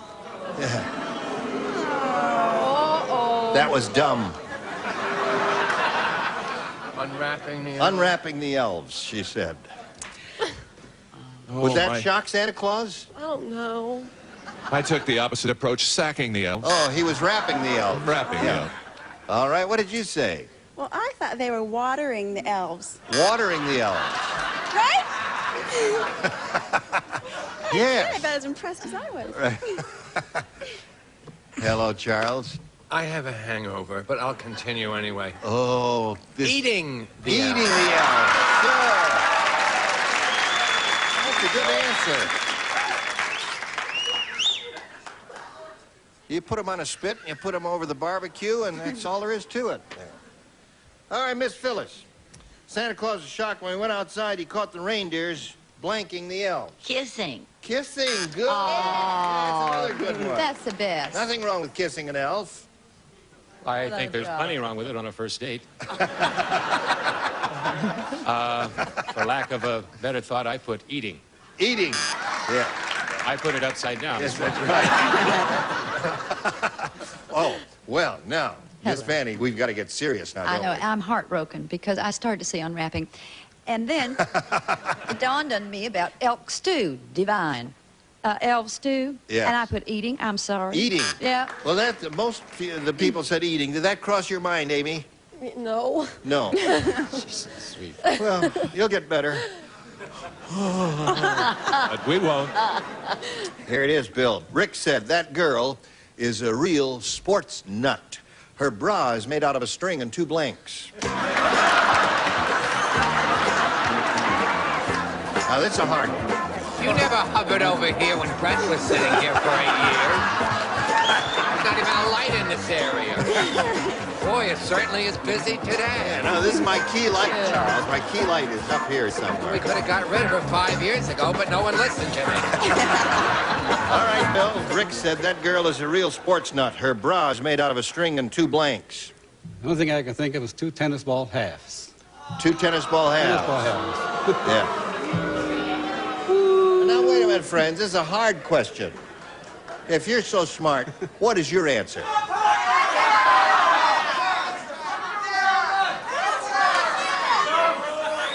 got it, yeah. The audience got it. What was their answer? They came up with the answer in my day. What is it? What? Should I say it? Say it. Baseball mitts. Oh. 2 catchers. They have no concept of how big this girl was. It was made out of 2 parachutes. 2 parachutes. Oh. Yeah, well, that is a sport. Skydiving is a sport. Hello there. Yeah. Okay, I said pulleys, you know, because I thought they were like heavy and they pulled, and Yeah. I didn't understand the question. Okay, you can explain it a little more if you'd like. But we understand, don't we, about the pulleys, you know, the super droopers and all. Yeah, go ahead, sir. I said what George said, what any guy would say. Oh, Parachute. all right. Okay. So the 2 guys up there said parachutes there. Girl's a real sports nut. Her bra's made out of string and 2 blanks. What do you say there? 2 ping pong balls. 2 ping pong balls. I didn't know Twiggy was back in town. All right, McLean. I put down 2 handballs. 2 handballs. I don't know why I put that down, but I that's don't what know I did. why either. I do. Because it's, yes. They'll turn on you in a minute, won't they? Yep. I put hockey pucks. Hockey pucks. All right. So there we are at round 1, and neither of you has matched any of our stars, but you will as time goes by. Right now we have this for you. Amy just said it's hard to think up here. If you think too much here, you're going to blow the game here. I know. All right. Now, Bill, she went first last time. Since the score is tied 0-0, you go first this time. Let's try All B right. again. You want B? Okay, here we go. B says, the magician's assistant said, I think the great Zambini is losing his mind. Last night, instead of sawing the lady in half, he tried to blank the lady in half. Now, this is an easy one. Yeah, very easy. Here we go, Bill. The magician's assistant said, I think the great Zambini is losing his mind. Last night, instead of sawing the lady in half, he tried to blank the lady in half. Chew. Chew. Good. Are you? Chew. All right, George. You got to bite it before you can chew it. There's one. Bill. What'd you say? This may surprise everyone, but I said bite. Oh, good.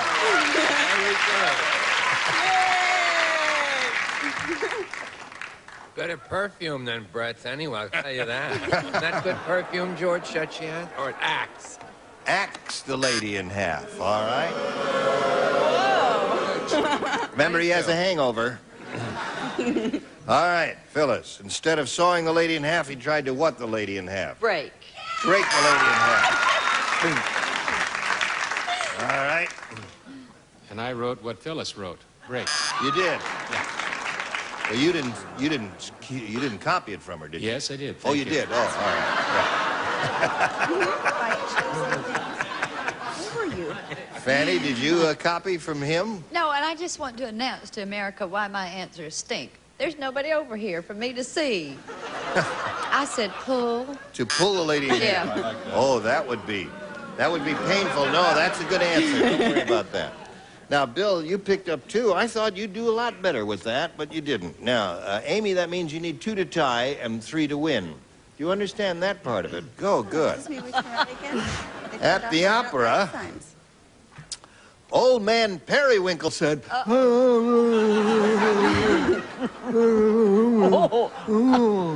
a muscle.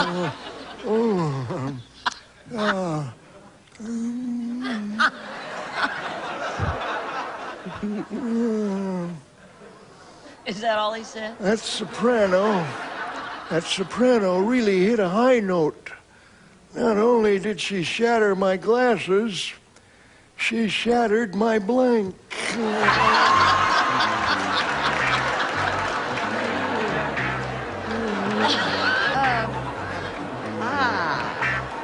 All right. Oh, everybody All right, could Amy. be. Okay. Oh, look. Oh, I love At the opera, old man Periwinkle said that soprano really hit a high note. Not only did she shatter my glasses, you've heard of that. When someone hits a real high note, it'll shatter glass. Yes, I have. You've heard of that? Uh-huh. Good. Not only did she shatter my glasses, she shattered my blank. My pocket watch. My pocket watch. No, Where was the pocket watch? In his pocket. Oh, in his pocket, yeah. That must have hurt. Yeah. What did she say? All right. George, she said, I had two pocket magnificent answers, and she didn't have either one of them. Bridge work. Bridge work, yeah, good. That's one good possibility. Dentures. Dentures, that's it. Pacemaker. Well, those are the two great answers, pacemaker and dentures. And you understand why, Amy, don't you? Yeah. Oh, okay. All right, Phyllis. Thanks to McLean Stevenson, I have a right answer. Pacemaker. Pacemaker. Right. See, it's hard for McLean when you use his answer, because now he has no little funny to say with pacemaker, because you see you've already said pacemaker, although he may think of something amusing in the meantime. I thought of something maybe not so amusing to Amy, but perhaps of interest to Bill. Yes. If Bill were to marry Amy, she wouldn't need a job, and they'd never have to change the initials on the towels. Amy McCall and Bill McCune. McCall and McCune. He's married already. He's married already? I'm sorry, I'm out of line. Unfortunately. Yeah. Well, a light housekeeping arrangement, perhaps. Yeah. I said pacemaker. Pacemaker, well done. Yes, and that wins the game for him. And what have you got? A truck! Wonderful answer. All right, right there in the blue dot. Now, Amy, this whole thing is going to revolve around with you on it, and you'll go backstairs, and then you come back later for game number 2. Okay. All right? Now, here we go for the big go here. Good luck to you, sir. Bill, we polled the studio audience not too long ago, and we said, write down your best answer to this. Rise blank. You get $500 for matching the most popular, $250 for the second most popular, and $100 for the third. Whom do you want to call on from some assistance here? I'm going to start with the bottom row, Phyllis. What, do I have to do something? Yes. Now, the first thing, the first good thing you did is you showed up, right? Yeah, it's here. Now you're here. And I've got clothes on. Yeah. Now you see it says rise blank. You have to put something in that blank, a verbal response. Mm-hmm. Just tell me. Oh. Can it be anything? Anything. Rise and shine. Rise and shine is fine. See how they love you? All right. We'll go with McLean. Can you use brand names like Sure. Rise Shave Cream? Rise shave cream. Yeah. And Fanny. Oh, it's obvious. It's the opera singer, Rise Stevens. She spells her name that way. No. Yeah. Rise above it. Rise and fall. Rise and fall. Yeah. All right, so you have rise and fall, rise shave cream, and rise and shine. Now, you have to make a decision. Choose one of those or think up one of your own. I'm going to go with rise and shine. All right, that's Phyllis's answer. Let's see if it's up there in some position. We'll check the $100 response. Rise again. All right. Yes, sir. The South will rise again, of course, naturally. Now, let's take a look at the next one, please. Rise and fall. All right, you're getting close to rise and shine. Let's see if it's on the big one. Go. Yes, it is. Congratulations to you. All right, you've got $500. And I'll tell you what that adds up to right after we tell America about this. Now, Bill has won the $500, means at least he'll play for us 10 times that amount, or $5,000. However, he will have an opportunity to spin the wheel.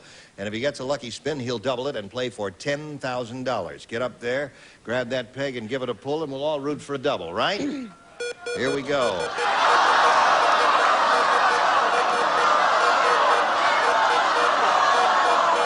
You got it, McLean.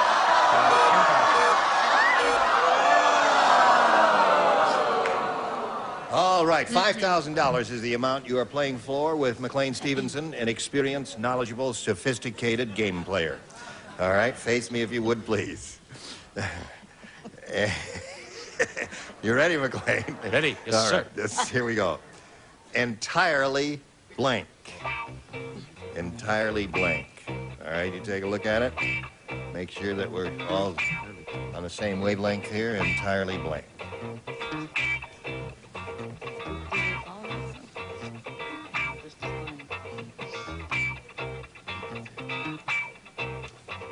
All right, now your job is to match McLean. If you do, you get $5,000. What do you say to that? Yours. Entirely yours. I didn't know you cared. All right, Bill says he's entirely yours. What do you say to that, McLean? Well, he's your responsibility now, Gene, and make a lovely couple. I'm sorry, I said entirely gone. Entirely gone. All right.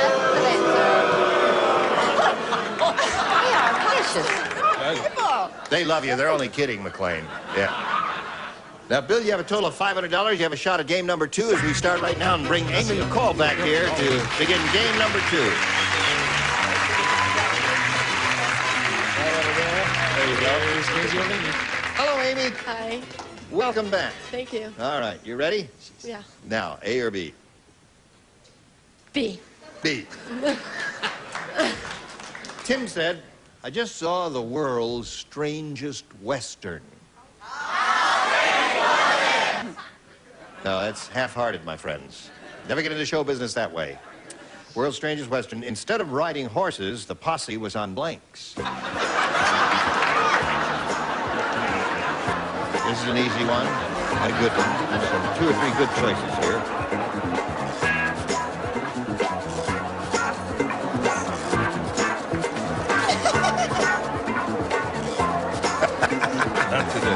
No, really? Too much quickness? Not enough. It's too Not enough? I went to bed at 7:30. Oh. From a liquor store delivered. Now, Amy, Tim said, I just saw the world's strangest Western. Instead of riding horses, the posse was on blanks. Motorcycles. Motorcycle. All right? That would be strange, wouldn't it? On motorcycle? Yes. I had a feeling that's what Amy was going to say. Oh, and you said it. Very good. All right, one for Amy. What's wrong, Betty? What? I hate being right after someone gets a wonderful, perfect answer and mine's not, but it's kind of cute. Broomsticks. Broomsticks. Good. That's very good. Very good. That's strange. Now, wait a minute. And stop You me. can't boo her because that's not a bad answer at all. I think it's Yeah. quite good. I'll tell you when to boo. When a bad answer comes along, boo. I'll tell you when to boo. Okay, Charles. I think this is a match. Moped. Moped, yeah.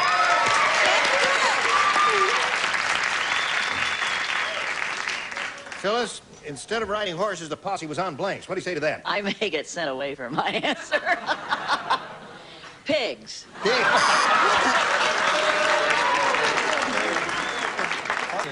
Well, you know, How do you there's- saddle them? Well, you know, it's hard. It's Yeah, difficult. right. But it doesn't matter. If you fall off, you don't get hurt. Why? Well, you're so low to the ground. Oh, I So I thought right away it had to be pigs. So naturally you had to say pig, That's of course, why I Phyllis. said it. That's why she said pig, friends. Now we come to the logical one. Yeah, and with this answer, I may be going with Phyllis. I said cows. Cows! See, they have the farmyard fetish, the 2 of them there. What's in your mind there, Miss I Fanny? say the whole lower tier is just going to be moved right onto the funny farm. I said pigs. Pigs. Sorry. 2 pigs and cows we have down there. All right, 2-0 to score. That's the middle of round 1. Now we have this for you. Goodbye. Some of our contestants will receive Tappan's Deluxe Microwave Oven with tap and touch controls for fast cooking at your fingertips and an automatic temperature probe so you can cook with either time or temperature from Tappan. And Lane's upholstered top chest is made of cherry veneers finished in antique cherry. The chest top is Grove Point upholstered fabric from Belgium from the Lane Company. And if your nails are splitting, peeling, or yellow from over-polishing, buff them to a brilliant no-polish shine with Nail Buffs. Nail treatment for the whole family from Nail Buffs by Terrace of Springfield, Massachusetts. And Simply Superior long-lasting glycerin soap. 12 exciting fragrances in different transparent colors, gently moisturizes as it cleans. Simply Superior glycerin soap. And there's a chore boy for every chore. Heavy-duty copper pads, clean and shine, but won't rust or fall apart. Chore Boy Copper, more scour to you.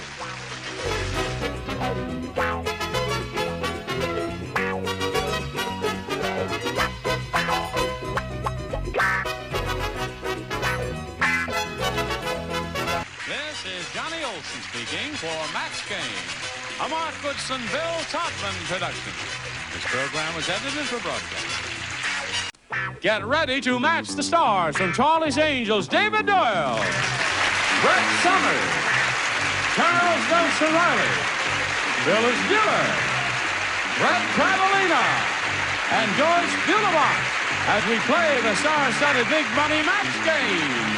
And now, here's the star of Match Game, Gene Rayburn.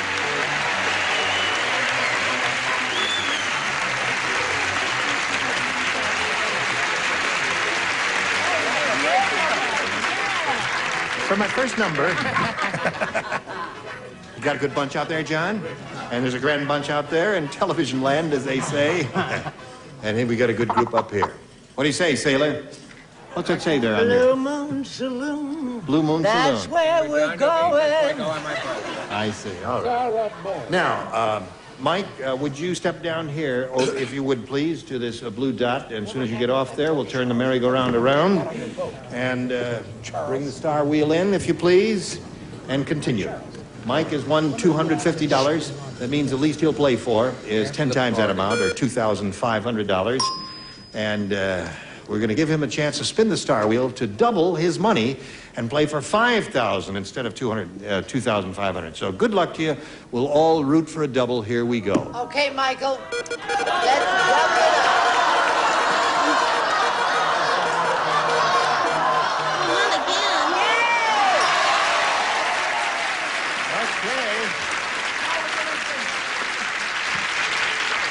Nothing, Joyce.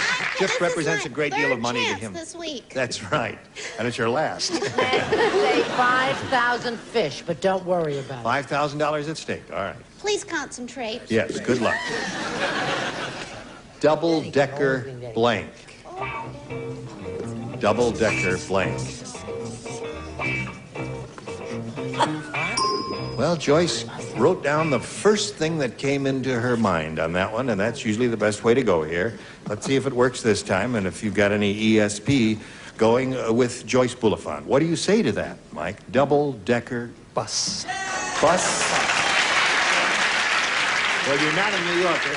That's really kind of a New York answer. I can't believe it. I'm so embarrassed the third time. The third time?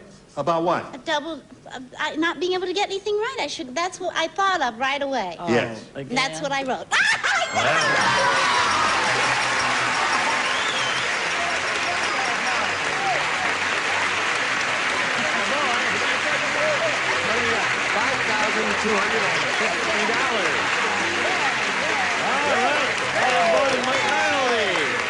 Bring your opponent back here and play game number 2. You ready for that?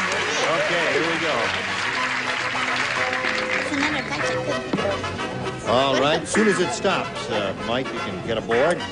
Welcome back, Shirley. Hi, thank you. We missed you. Oh, I missed this place. Now, he's very excited because he has $5,250. Congratulations. And we're very happy about that. Now, Shirley, let's begin the second and final game and ask you to choose A or B. B, please. B, please. She said, B, please. B, please. Gary said that pirate must be an athlete. Instead of a peg leg, he's got a blank. They're never going to get it. Did you hear about the pirate who had 2 wooden legs? No, what about the pirate who had 2 wooden legs? He burned to the ground. And you know what he said when he got to the ground? No, Fred, what did he say when he got to the ground? Welcome to Fantasy Island. They play.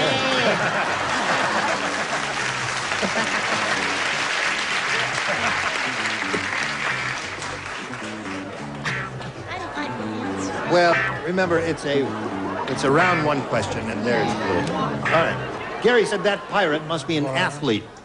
Instead of a peg leg, he's got a cast? Did you hear me say athlete was the operative word? Yes. Well, They get hurt, football players. Oh, you mean, I see, he Yeah. broke the leg and he had a cast on it. All right, that was her reasoning on it. What did you say, Dave? Well, I said instead of a peg leg, he had a pole vault. A pole vault. There it is. That's where the Polish people give their money. But What did Fred say? That's where the Polish people give the money in the vault. Oh, he's cute. I'm kind of enamored with Fred. I go in and out, but a lot of the time I'm really kind of crazy about him. Polish vault. That's Or two of as in those. pole vault. You stole it from him, right? Or vice Of course, versa? because I couldn't get anything. Ben, like in a baseball game. Oh, and he didn't want to show that answer to me. Bat. Pole vault is better. A bat. A bat?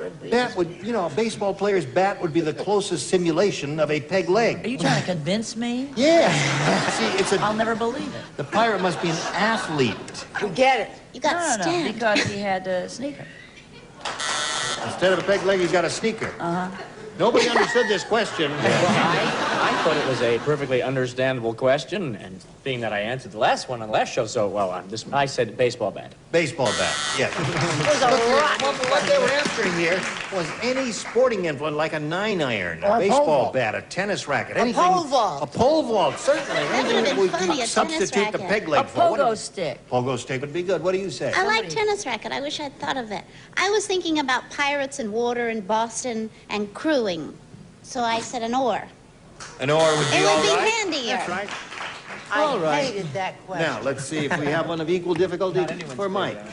No, it wasn't good. Old Oscar the reporter is really old. I don't want any of your half-hearted attempts here to respond to me. Now, if you want to do you want to do it or don't you want to do it? Last chance. Old Oscar the reporter is really old. Oh. That cleared out your sinuses, didn't it, sweetheart? The first fire he ever covered was the burning of blank. Old Oscar the reporter. Ready, David? Old Oscar the reporter is really old. The first fire he ever covered was the burning of Rome. Rome.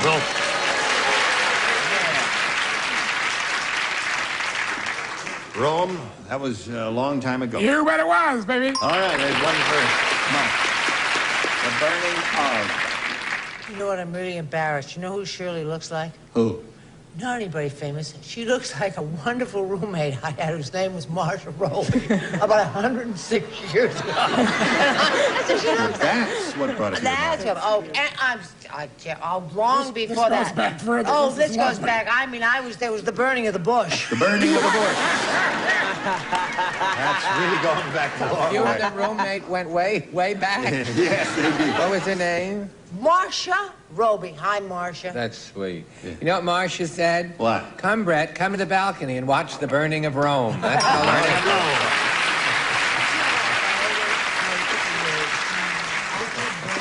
Old Oscar the reporter was there and covered the burning of.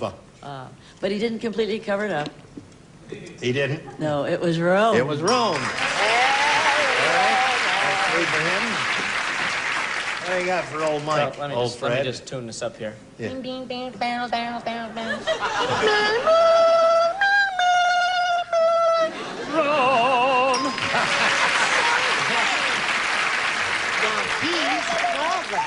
Don't do that. Two speed readers stalking at dinner. It's so funny. He is. I have the definitive answer. Would Good. you please read the last part of that, or the first Old part? Oscar, the old reporter, really old. First fire he ever covered was the burning of. Brett's bra.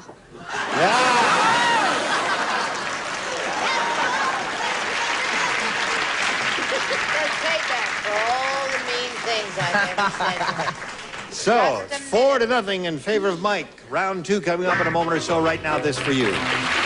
Here we go to round two. Mike, you're ahead. We'll ask you to go first. A. Two people play. Joyce Yes? and Brett. Are you ready, ladies? The Dolly sisters. Weird Willie is so weird, he doesn't get out of bed feet first.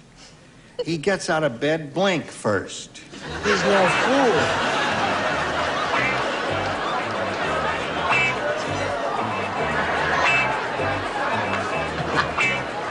Right in answer there. Weird Willie is so weird he doesn't get out of...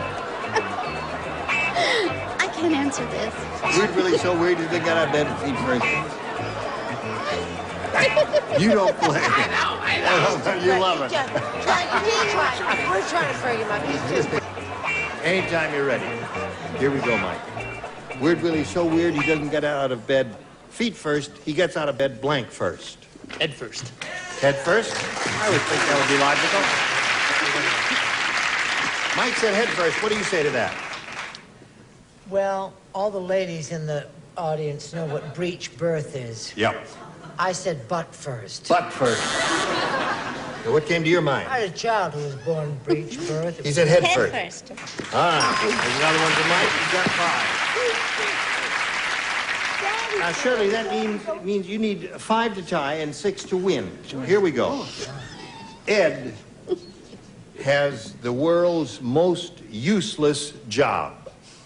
What is it? No, He's- I have the world's most useless job. But not for long. Are you quite finished, Yes, big darling. mouth? Yes, darling. Ed has the world's most useless job. He's a lifeguard at a blank. World's most useless job, a lifeguard at a blank. I can't think of an answer. What's new? A winning.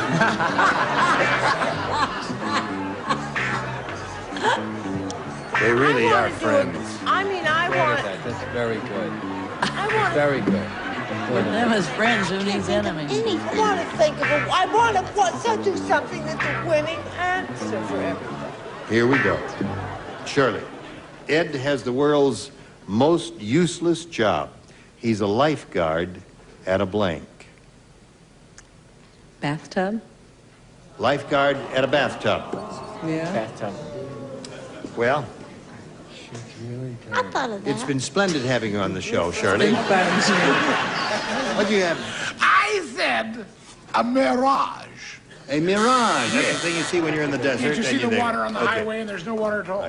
Now, you've got to match all of the other stars, Shirley, to stay in the game and achieve a tie. What have you got for Shirley? Oh, Shirley, I'm sorry. I really racked my brain, which is not too hard a thing to do. But I said sandbox. Sandbox. So that means Mike wins another game. What do the rest of you have? Joyce, the desert, car wash, car washes.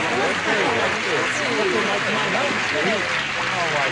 And take your spot when you know where. We're going to say goodbye to Shirley. Many gifts will be coming your way from Thank the you match very game. much. Thank you for being It's with been us. fun. Thank Goodbye, Shirley. I'll spin her off and spin a message for you. All right, here we go with Mike. Second time around. Now, Mike has a pretty good bundle already, $5,250, right?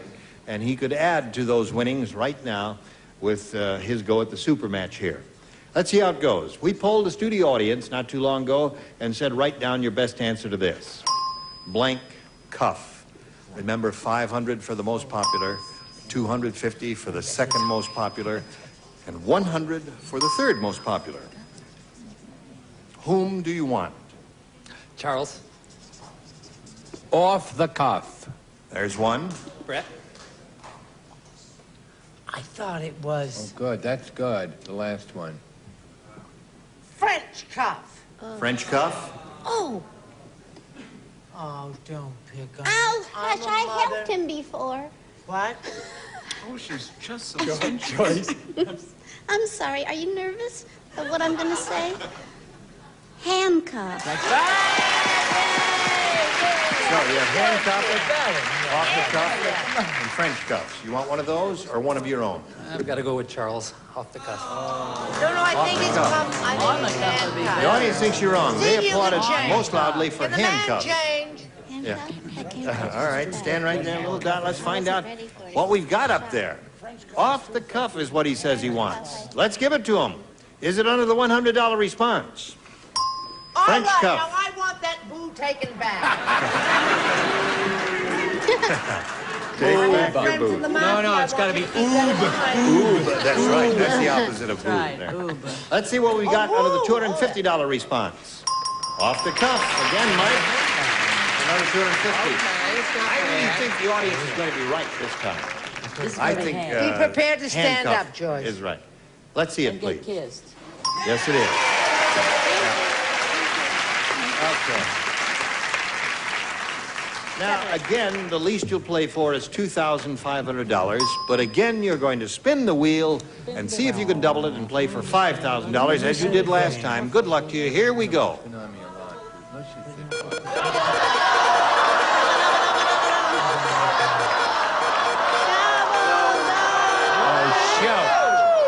Just slid by.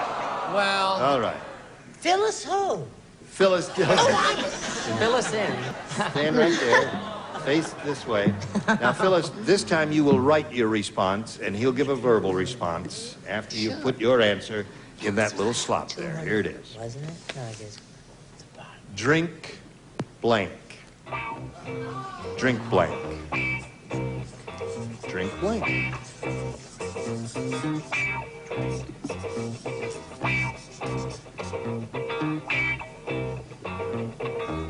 That music makes me very nervous. It does. Could you turn the music down for Miss Diller, please? It's a tense moment. Just put it in the slot. Put it in the way slot. All right, now she's finished. Mike, if you give us the answer that she has written on the card, we give you $2,500 additional. What do you say? Water. Drink water, he says. You wouldn't say that? Probably a bunch of... What do they Nobody say? would say that, Drink right? milk? I would. You drink it all? Water. Water. Well, he's a fish person. Well, he's a fish person, naturally. You drink the water that the fish have been swimming around in? No, bottled water. Oh, you drink bottled water. Remember W.C. Fields? Yes. Did you? There was a flood in Beverly Hills today. There was? Yeah, a Perrier truck sprung a leak. He says drink water will match you for the $2,500. Oh, now boy. you have to show and tell and... No. Well, if he'll split it with me, I'll say water. Aha!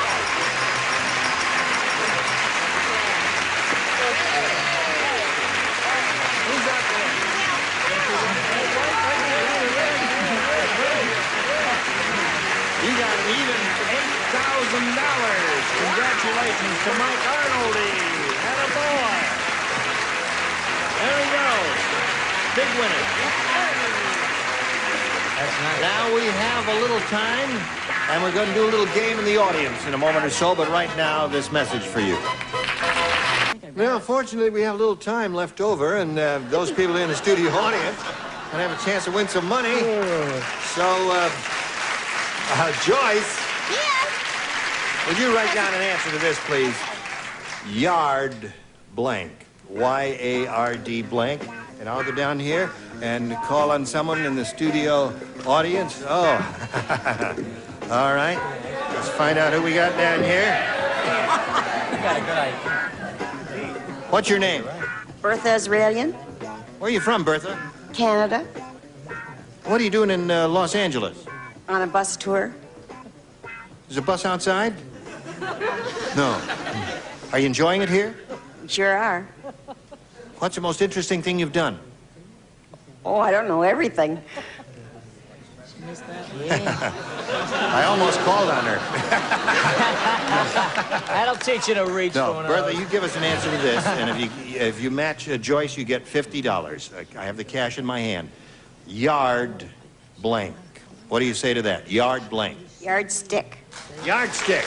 Yes or no? Yardstick.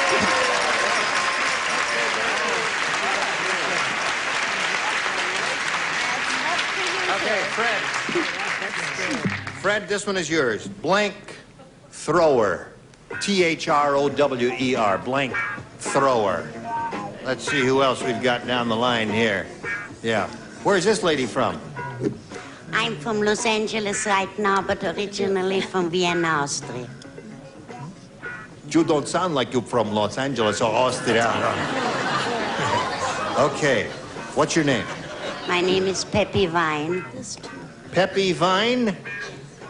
When did you change your name? About 25 years ago when I got married.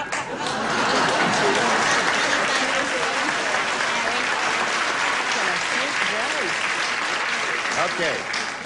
How would you fill that blank in? Blank thrower. Stone thrower. Stone thrower, Fred? Well, I said ball thrower. Ball thrower. All right, so that's all the money we're going to give away. We thank you for your kind participation. Join us next time for Match Game. I'm Gene Raver. Goodbye. Some of our contestants will receive Panamex's Model 240D slide projector. Comes with Ford-style handset control, super bright quartz halogen lamp system, and computer-designed optics with pinpoint images from Panamex. And from Arrow, this fireplace insert. Turn your fireplace into a furnace. Efficient, airtight, circulates heat by means of a large built-in blower. Features decorated glass door and energy-efficient home accessory from Arrow. And the ASCO disc camera with fast f2.8 all-glass lens focusing down to 18 inches, motorized film advance, automatic sensor, electronic flash, and folding picture grip from ASCO. And Heath Bits of Brickle adds a great almond toffee flavor to just about every dessert, especially Bits of Brickle ice cream pie. And Maximum Strength Cheracol Plus, a new formula for head colds and cough. Upjohn's Cheracol Plus clears nasal passages, dries runny nose, and controls cough. Used as directed.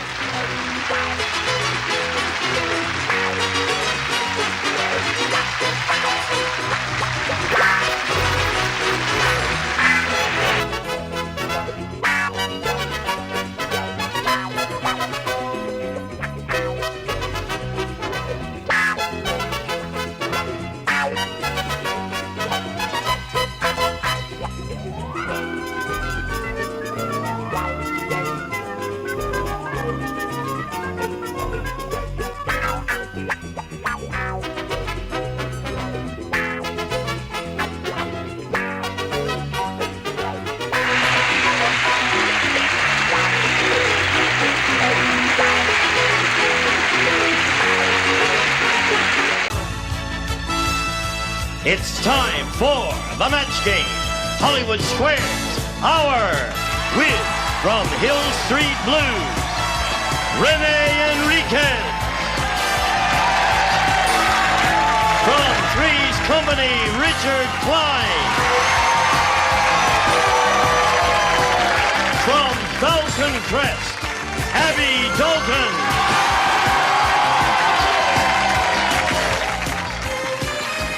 Phyllis Diller.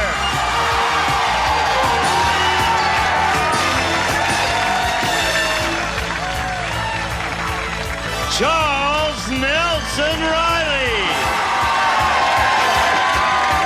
And the stars of the Match Game Hollywood Squares Hour, Gene Rayburn and John Bauman.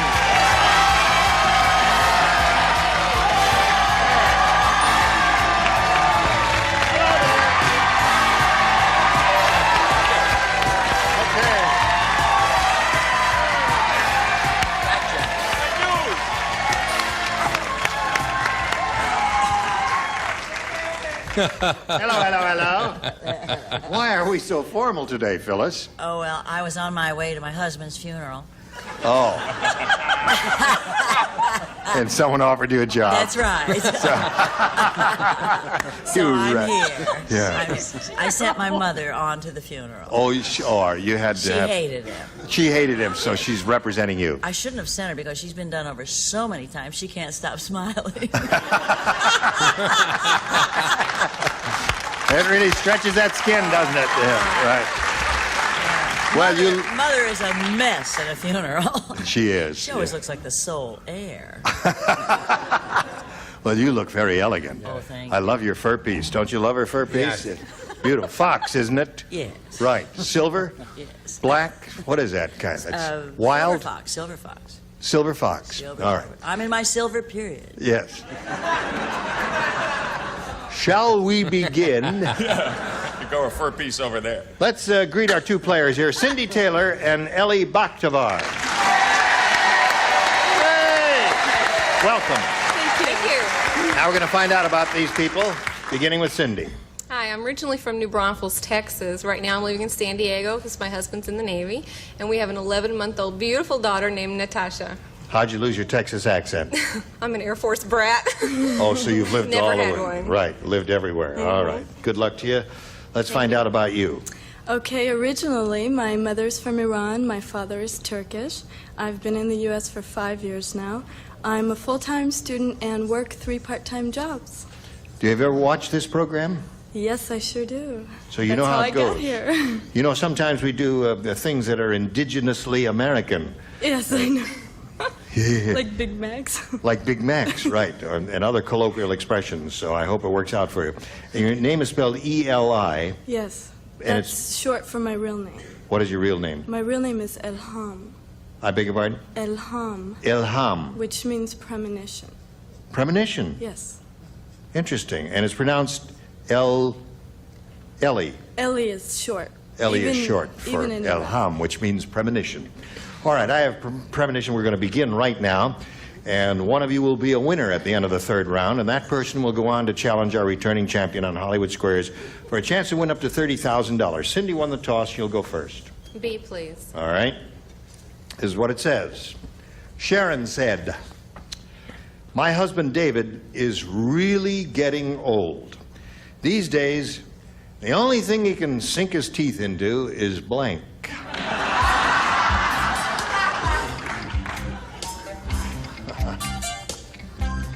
Go ahead. Oh, dear. All right. Okay. Put it in the slot. Cindy. Sharon said, "My husband David is really getting old. These days, the only thing he can sink his teeth into is blank." Whipped cream. Whipped cream is anything like that. That's okay. Yeah. Anything soft or spongy or whatever. What do you say? Well, I was going to say gums. You were going to say gums. Well, that Yes. would have been all right. But then I got a little more romantic. Oh, really? Even though when you're growing old, you have to be more romantic, right? You, That's all the true, experience, yes. correct? Yes. Phyllis and I are going to go on a date afterwards. Oh, really? Good. Right after the funeral. So I said, Go, Phyllis. My Boca. Boca. boca, mouth. Right. Mi boca. So the only thing is... Wait a minute, if you think Mi about it... Now, wait, just think about it for a second. Try it, you like it? Yeah.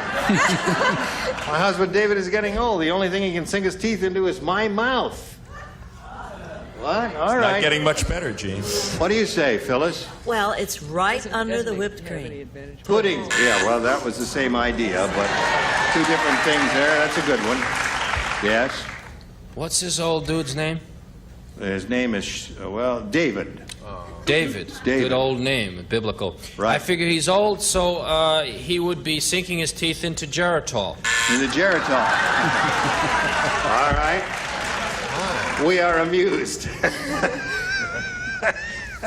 All right. The only thing he can sink his teeth into is what, John? Are we now? We are. I think this is right.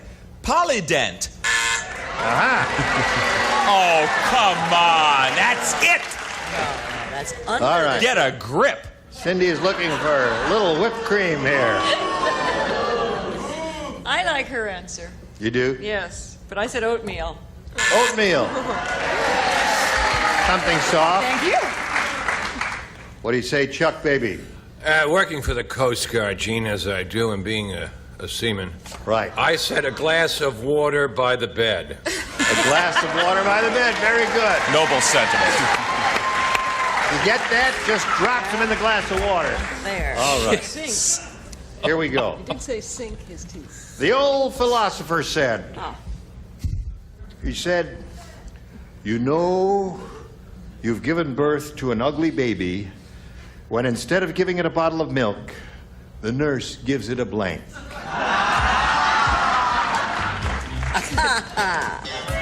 The old philosopher. All right. This too shall That's pass. good too. Oh. You ready, Renee? Yes. In the slot.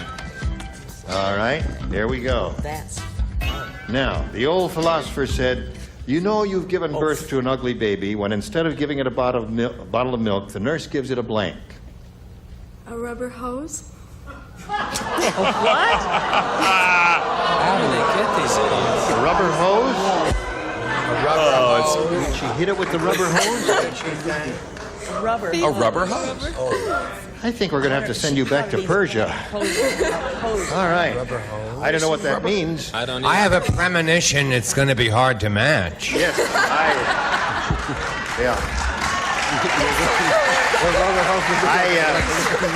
I suspect it's going to be an exercise in futility for me to canvass the stars, but I gotta have to do that anyway. The rules say Can I just so. throw them right in the basket? Right. Renee? Well, it's an ugly baby, right? Right. Is he a simian by any chance? The baby A is? simian. Yes, like Yes, from the Planet could of be. the Apes. All right, Yeah, a banana. That would be an interesting. That's it. One good response. Yeah. Very good. What did you say? I forgot. It's what the nurse did to me. Gave me a mess. A mess. Richard? You know, you get ugly babies and you get ugly blind dates. I went out with a date once, was so ugly, she was known as a two-bagger. Oh, no. Not only did you have to put a bag over her head, but over yours in case her bag fell off. So I said, hey, paper bag. Paper bag. All right. So Cindy's looking for, Ellie is looking for a rubber hose. Ellie. Rubber hose. Another paper bag, sorry. Another paper bag. Abby? And I had the same thought that Renee did. A banana. A banana. All right, Charles. Now we got a small bunch. You got a small bunch of bananas. So the score is 0-0 at the end of round one. Round two will be along in a moment or so. First, this for you. All right, round two coming up. Since the score is tied and she went first last time, Ellie, you'll go first this time. I'll go with A, please. All right. The DJ said, he's on the air and he's announcing, he said, hey, here's a song dedication to horrible Hannah from her blind date. It's called You Make Me Feel Like Blanking in the Moonlight.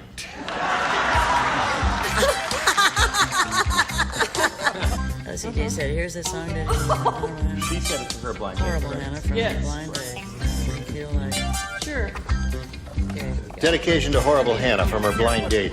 You can say anything. All right. That's good. Put that in there. Everybody ready? Here we go. Ready or not? This will be good. The DJ said, here's a song dedication. It's to horrible Hannah from her blind date. It's called You Make Me Feel Like Blanking in the Moonlight. Getting sick? Getting sick in the moonlight. All right. It's up to you over there.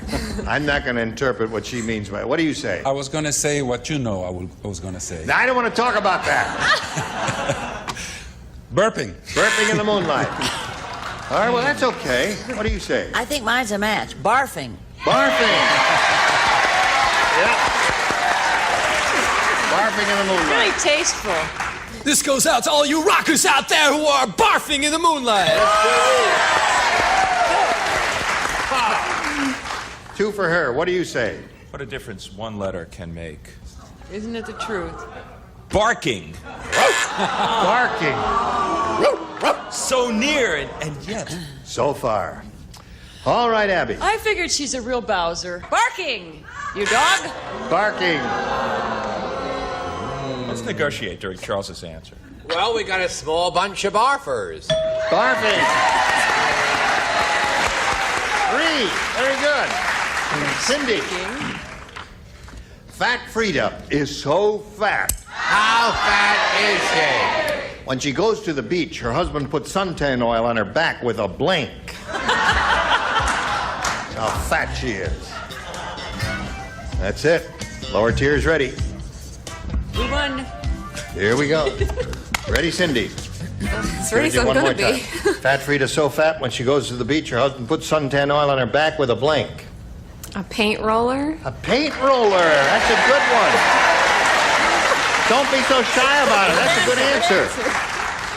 She says it hesitantly as if it's a rotten answer. I think it's quite good, don't you? I think it's terrific. Good. I wonder if this will match. Paintbrush. No.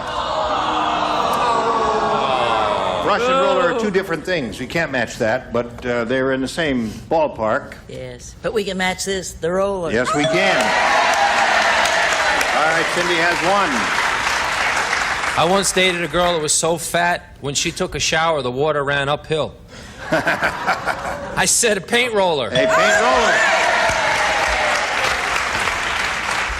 It appears to me that Cindy is on a roller. Oh. I had to say it before. Before Bauman said it. He was going to say it. Just about to say Sure that, you were. and boy, am I glad you ruined it for me. I said roller. Score's tied, 3-3. Speaking of a Roller. roller, Paint roller. 4-3. What do you say, Sailor? I think a word should be said about Widow Diller, able to go on in the true legend of fabulous baby of the show must go on. That's right. Widow Diller. She is on medication and she has a nurse in the dressing room, and God bless you, Phyllis, keeping America laughing and on a roll. Widow Diller. I never expected her to wear the diamond earrings and the choker, the rhinestone choker. Where's it real? Well, we got. We're out. With 5-3 to score. She's ahead. We got one more round where you can catch up or win, or who knows what's going to happen. Tune in right after this. Here we go with round 3. Last round, Cindy is ahead. You go. B, please. All right. One person plays. Renee, you are the only one. You. Terrific. You are the Good only luck. one who plays. Here it is. Tarzan is speaking. He said, civilization just reached jungle. They just passed law. It's a curb your blank.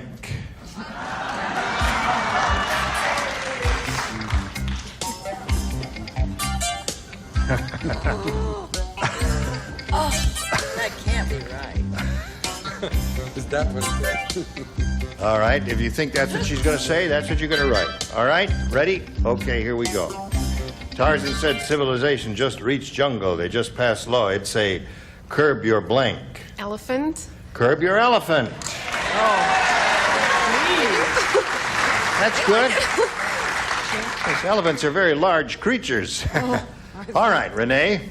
Well, the jungle is being overpopulated, and we always have to think that there's not enough food in the world, etc., etc. So we have to curb our sexual appetite. Curb your sexual appetite. Bad. Never, never. Renee. I thought she was going to say that. I just hope you're. I hope you're not going to give up your nighttime job on Hill Street Blues. No, never, never. No, okay. Because all right. Now she remains at 5, and you have a chance to tie it by matching 2 or winning it by matching 3. Norman is the world's dumbest inventor.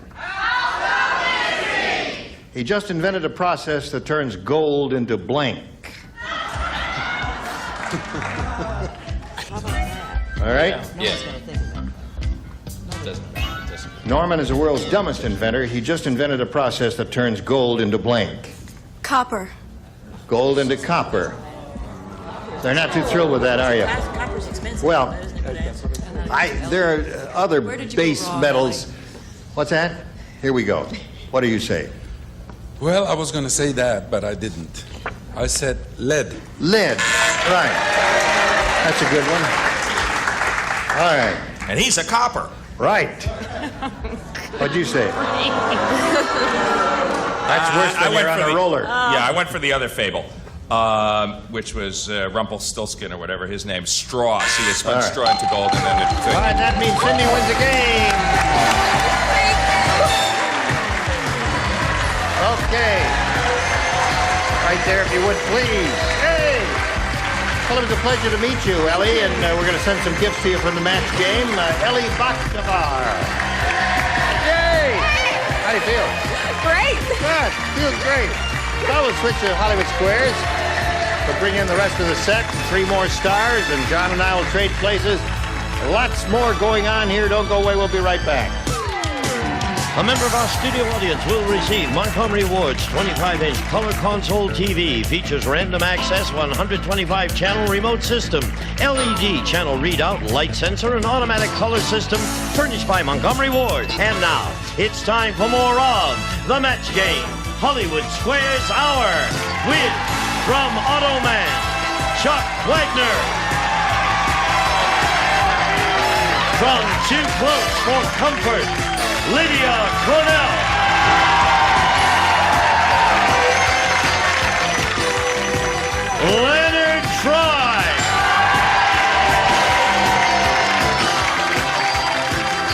And taking over the star of the Hollywood Squares, John Bowman.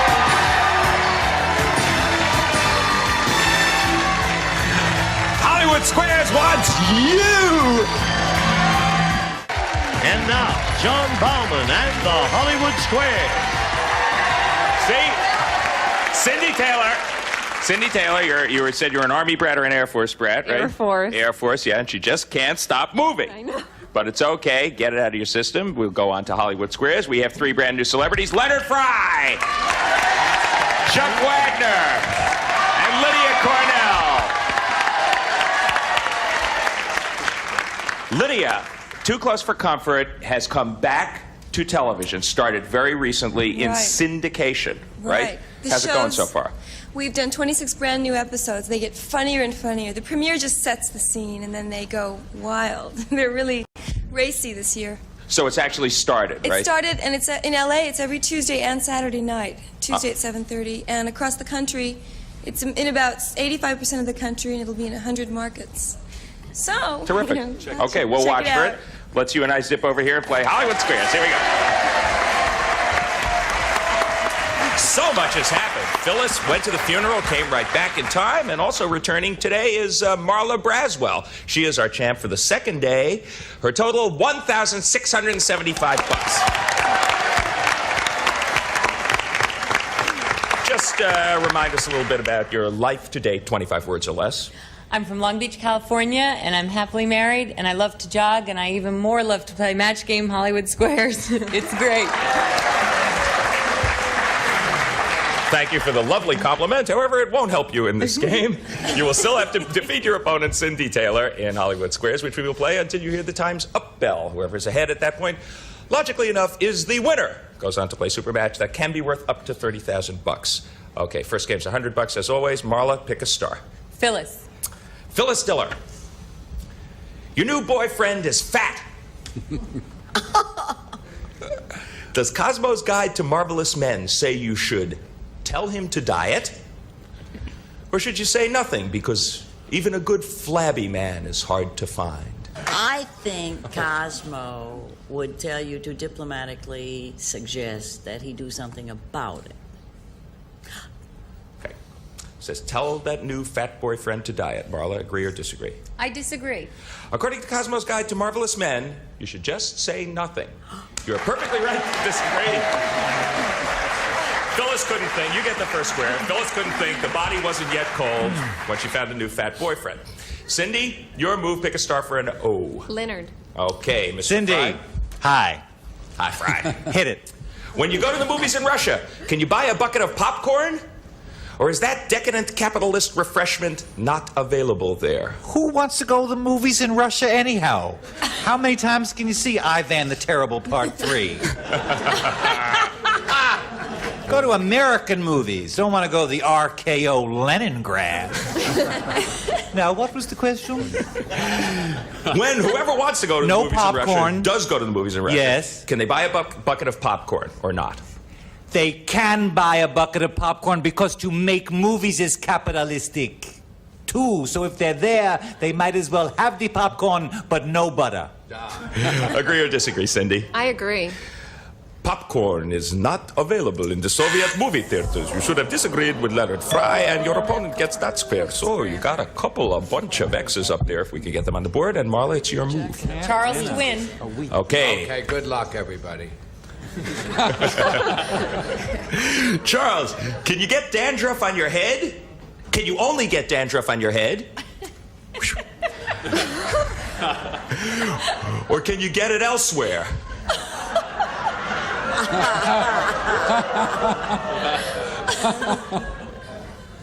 Well, I speak from my own experience, but that doesn't necessarily mean it's the correct answer. You can get dandruff elsewhere. For the game, agree or disagree, Marla? I agree. You can get dandruff elsewhere. Good You boy. are right. Yay, Chuck. And you win the first game in a clean sweep. Whoa, 175 to zip, but it's early. We will be back with a $200 game after these messages. Stay tuned for more of the Match Game Hollywood Squares Hour.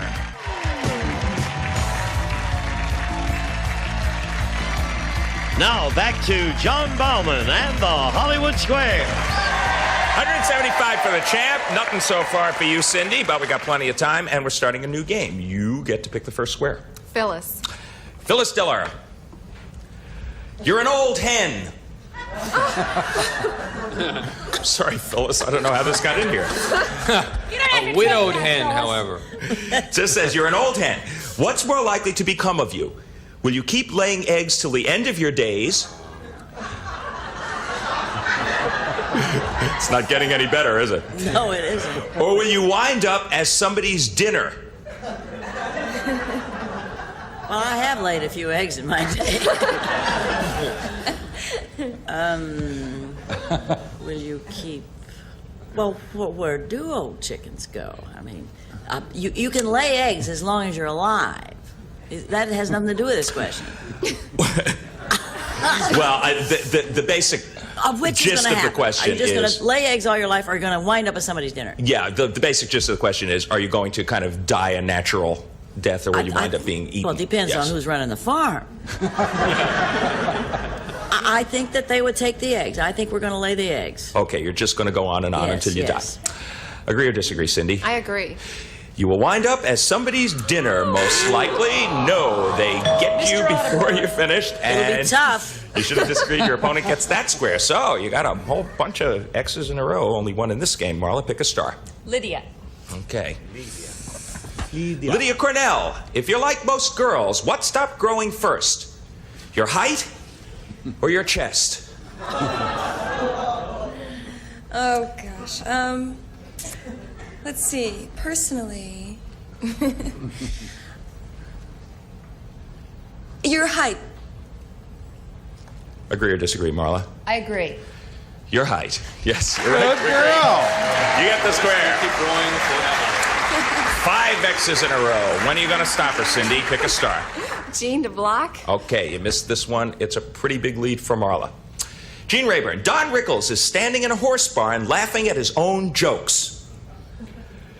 Will a horse probably kick Rickles?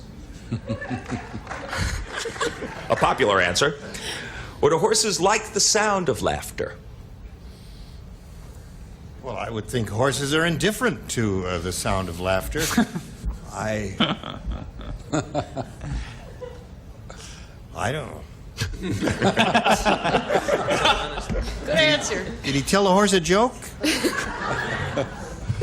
Yeah, you know how he laughs at his own Yeah. jokes. And the question is, will a horse try to get him, or do they like the sound of laughter? Well, I would think that horses are gregarious animals. They're herding animals. And they might think Rickles, with his crazy sounding laughter, they might think he's another horse. So they'd probably be happy. They wouldn't kick him.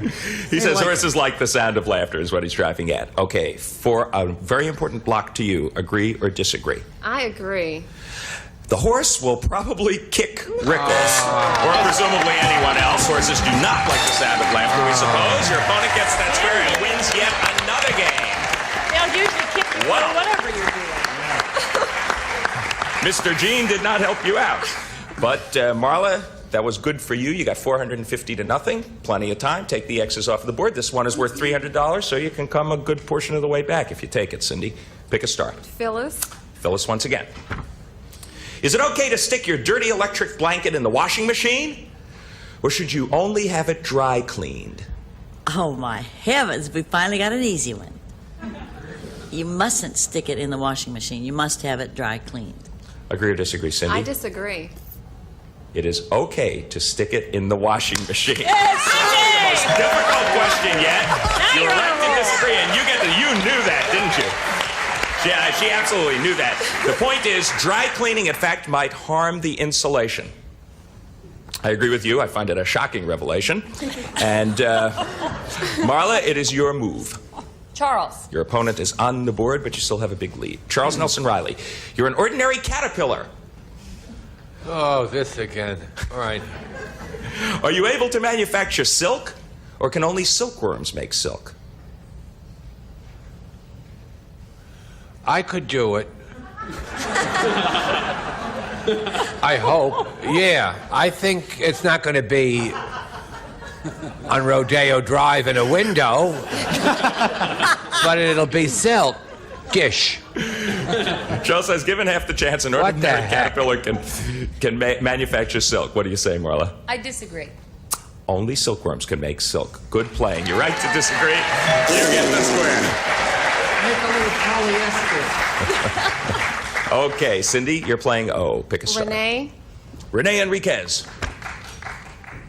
In a survey reported in the School Food Service Journal, okay, 9 out of 10 kids said this is their favorite food. Is it ice cream or French fries? Well, I think I like ice cream better.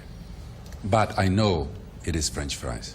He says 9 out of 10 kids in the survey said French fries is their favorite food. What do you say, Cindy? I agree. Ice cream, according to 9 out of 10 kids in the School Cindy. Food Service Journal, a publication undoubtedly only read by our researchers. We will be back to find out what happens in this $300 game after these messages. Be there. 500 for the champ, 25 for the challenger. And it's your move, Marla. Gene. Gene Rayburn. Mr. Wizard. On a hot day, Gene, does an average bird sweat? Or is the little critter air cooled? Birds don't sweat. Everybody knows that. Birds don't sweat, period. Birds are air cooled. Agree or disagree? I agree. Birds are air cooled. You're right to agree. It's simple as that. You get the square. And increase your lead by $25. Cindy, pick a star for an O. Abby to block. Okay. Okay. You missed this one. It's a humongous lead for your opponent. Abby Dalton from Falcon Crest. Yes. Walter had a vasectomy last year. Oh, Walter. And now Walter's wife is pregnant. Is it possible for a vasectomy to reverse itself on its own? Or might Walter's suspicions about the milkman be correct? His milkman did that too? Stranger things have happened. It is possible for a vasectomy not exactly to reverse itself, but not to be foolproof, as it were. Thank you, Doctor. Okay. What she's driving at in our language is that a vasectomy can reverse itself on its own. What do you say, Cindy, to block? I disagree. A vasectomy can reverse itself on its own. It's a tough game. Your opponent gets that square and wins yet another game. Cindy, Cindy, Cindy, Cindy. It is easier to play the game at home, isn't it? It is rare, but it is possible for a vasectomy to reverse itself. Cindy may soon be joining Phyllis at the funeral. Marla, you have won another game, but we're going to take the X's and the single O off of the board, and we're going to start a $400 contest. Cindy, pick a star. Phyllis. Phyllis once again. According to Cosmo, Phyllis, you can mix molasses, mayonnaise, pancake mix, mineral water, and soy sauce to make something wonderful. Is it a great oriental pancake or a conditioner for your hair? These are hard. It sounds like a pancake, but I don't think a Cosmo girl is as interested in cooking as she is in her hair. They all look like Farrah Fawcett. I think it's for her hair. What do you say, Cindy? I agree. It is a conditioner for your hair. Good for you. And you get another square. You're getting there. You're getting there. Marla, pick a star. Charles. I just want to remind everybody on behalf of John and Jean that the memorial service for Phyllis's husband will be held at the Lace and Leather Department of Mr. Fredericks of Hollywood on Friday. And parking is limited, so please get there early. It's 1 o'clock. Yes? Not to change the subject, Charles. How do dolphins make love? Back to back or belly to belly? Nothing sacred. From the caterpillar to this. It's your fate, Charles. Back to back or belly to belly? Well, let's go with back to back. What do you say? I disagree. Dolphins make love belly to belly, and that's why you're this far ahead. You're right to disagree. You get the square. You done good. Cindy Taylor, your move. Lydia. Okay, Lydia Cornell. When the Red Book report on female sexuality asked women how many men they had slept with before marriage, did more women say they'd slept with just one or with a bunch? Once again, well, I wouldn't know anything about that. But it's true. Sure. I really think that they would say a bunch. What do you think, Cindy? I agree. More women in this Red Book report on female sexuality said they slept with just one. Said may be the operative word. Lied. You should have disagreed with Lydia. Your opponent gets that square. And you got a whole mess of X's up there once again, Marla. Pick a star. Richard to win. Okay. I'm sorry. Wow. This is for money. Marla, I'm with you here. Go ahead. Richard Klein. Yes, are we out of time? Not Okay, yet. Go ahead. Are you more likely to have straight teeth if you were bottle-fed or breastfed? Straight teeth if you were bottle-fed or breastfed. I should know this because I'm a new father. I've read all the books. I have no idea. I would say more likely if you were breastfed to have straighter teeth because the nipple would probably, the artificial nipple would do something to your alveolar ridge, which is right up here, which gives you a malocclusion, and some people know about this and some people don't. I think Gene Rayburn does. So I would say artificially bottle-fed. Richard says you're more likely to have straight teeth if you're bottle-fed. No?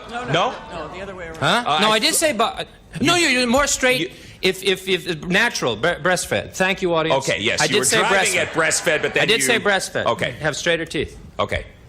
He says breastfed. What do you say, Marla, for the game? I agree. You are more likely to have straight teeth if you are breastfed. You are perfectly right to agree. You get the square. You win another game. She's almost off the board. Time is up. $1,325 might be a new record. Marla Braswell once again. Whoa. I don't know. That could be a new record. We will check that out of actual earnings during the Hollywood Squares portion of our game. That is quite a lot. Cindy, she's really is an awfully good player. She made very, very few mistakes. I made all the mistakes. Yeah, which didn't help you out any. But you did very well in the match game, and you are leaving here with $50, and probably we'll find some other stuff to toss your way. Cindy Taylor, thank you.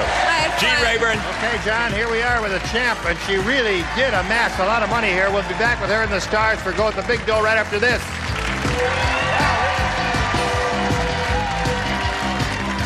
The super match is Gene Rayburn. Okay, Gino. Thank you. You ready, Marla? I'm ready. Let's see. What have you got now? You got $3,000 now. Is that what you have? But you just won probably the biggest amount. Is that the biggest? The new record? You don't know. I don't know. Yeah, $1,325. I don't think anyone's done that anyway. You're really on a roll and you're hot, and let's get going here and see if you can win it all. We go to the super match where you can win up to $30,000. We polled an audience not too long ago and said, write down your best answer to this.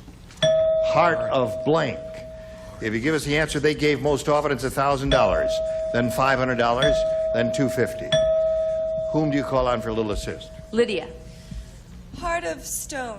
There's one. Lydia. Abby. Heart of gold. All right, you've got two now. Leonard. As my father's in the fruit and vegetable business, heart of... Oh, that's head of. No. Heart of artichoke. Heart of artichoke? Heart of artichoke. Are Did you you ever really- see All About Eve? When she said, remind me to tell you when I looked into the heart of an artichoke. Well, your father is Joe Carcione, the greengrocer? No, he's very unshowbiz. He's Charles Fry of Charles Fry and Son. Oh, all right. No, heart of artichoke is no good? It's all right. You said it. That's it. Heart of artichoke, heart of gold, and heart of stone are the three the stars have given you. You may now choose one of those or choose one of your own invention. Think so? Heart of gold. Heart of gold is what you want. All right. Let's find out if it's up there. That's the one that Abby gave you. We'll begin at the bottom as usual and reveal the $250 response. Heart of my heart. Well known. Yes. A song of yesteryear. The $500 response says Heart of Stone. All right, that's the one that Lydia gave you. It looks pretty good for Heart of Gold, don't you think, audience? Yeah. Very good. Heart of artichoke. Okay, Steve, let her rip. Yeah! You've got it. On 1,000. Right up to 4,000. All right, now you're going to do the head-to-head with any star of your choosing. And after you've made your decision, that star will reveal a hidden number. It'll be a 10, a 20, and 130 up there somewhere. And we'll multiply that $1,000 by whatever number is revealed. Okay, choose a star. I go with John again. Try it again. All right, he had a 10 yesterday. Today he has a 20. All right. Good luck. Hope you win the 20,000. This is it. Blank York. Y-O-R-K.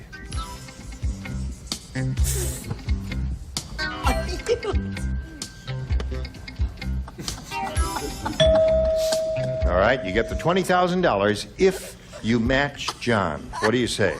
New York. New York, New York. Such a wonderful place, they had to name it twice, as the song goes. New York, New York, it's a wonderful town. And if you don't say New York, I'm going to shove this microphone down your throat. Is there any other answer? There must be. I Duke know of there's York. another one, The but Duke of York. I didn't have it. New York did it.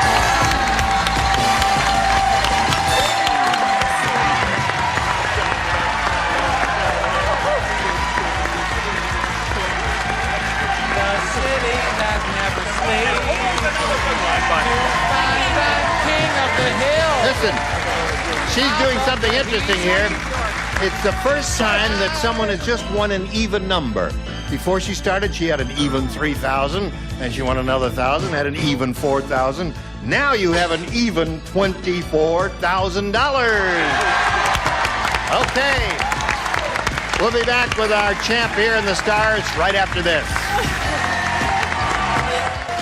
Well, Marla's very excited, and John is autographing the winning card. How do you spell Bauman? Do you happen to know?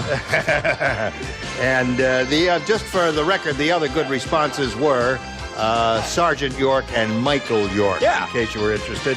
Great Now, movie, we'd great like movie to star. find out which of our illustrious stars had the big 3-0. So would you grab the tabs? Ready, set, go! Richard Klein had it today. Klein has 30. And while we have your attention, stars, we want to thank you. You were really splendid. We've had a wonderful week, and we hope to see each and every one of you back. They were terrific. Great. We're going to miss you for a couple of months. Charles and Leonard are off to New Haven, Connecticut. And you too. I'll be here next week, though. Oh, next week. And after that, you'll be going. Then I'll be All going. right. We'll see you on Monday. I'll be here. All right. And I'm Gene Rayburn inviting you to join us on Monday. John Bauman saying so long for the Match Game Hollywood Squares Hour. See you then. A member of our studio audience will receive Vitamix Stainless Steel 3-minute bread maker and home yogurt factory that juices without waste, cooks without burning, freezes instant ice cream, and offers 800 other recipes.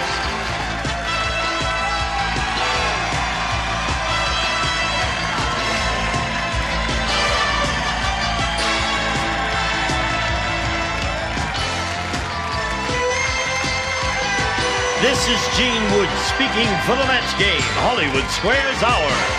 A Mark Goodson television production. Get ready ready to match the stars from the Love Boat, Fred Grandy, Fred Summers, Charles Nelson Riley, Phyllis Diller, Bill Daly, and Deborah Lee Scott as we play the star-studded Big Money Match Game. And now, here's the star of Match Game, Gene Rayburn.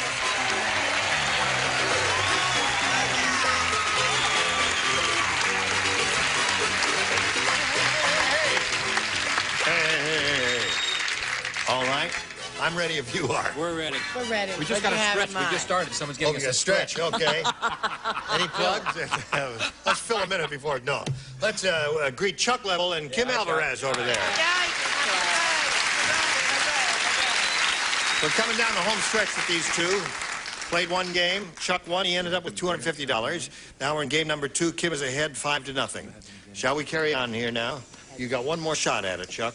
You need 5 to tie and 6 to win. Chuck is a word processor, whatever that is.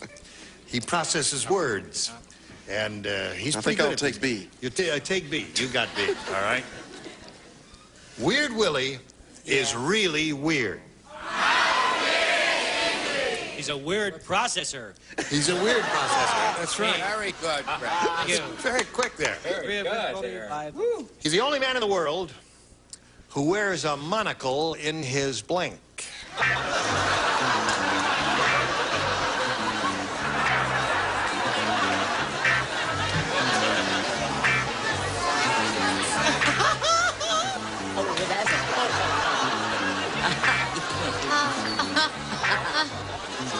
Chuck, Weird Willie is really weird. He's the only man in the world who wears a monocle in his blank.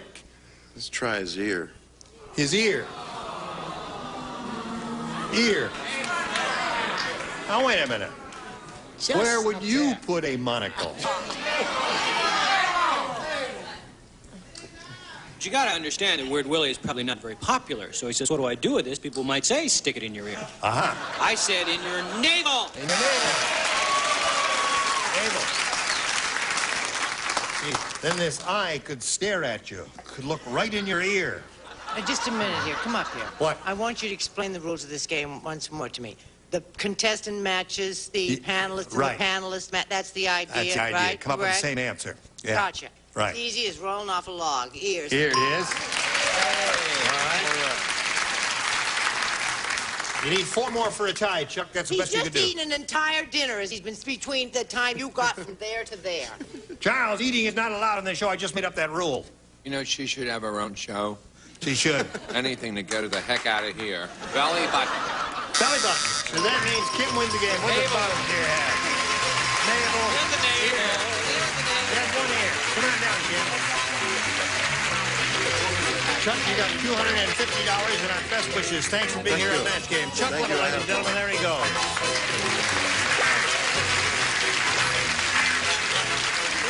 What? Listen, let's refresh our memories about you. I know you live in San Diego, but you were born in the East, weren't you? Right. Where? Newport, Rhode Island. In Newport, Rhode Island, yes. And what do you do in San Diego? I'm a secretary, and on the weekends, I'm a bouncer at a discotheque. Now, you've never really had to throw anybody out, have you? Have you really? Well, not yet. Physically. Yes. Well, this is going to be the first time. You wouldn't attack me, would you? No. I'm a good guy. Uh-huh.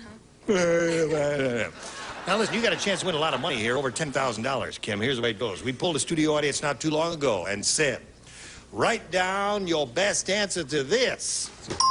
Coco blank. Coco blank. For giving us the answer they wrote down most often, we'll give you $500.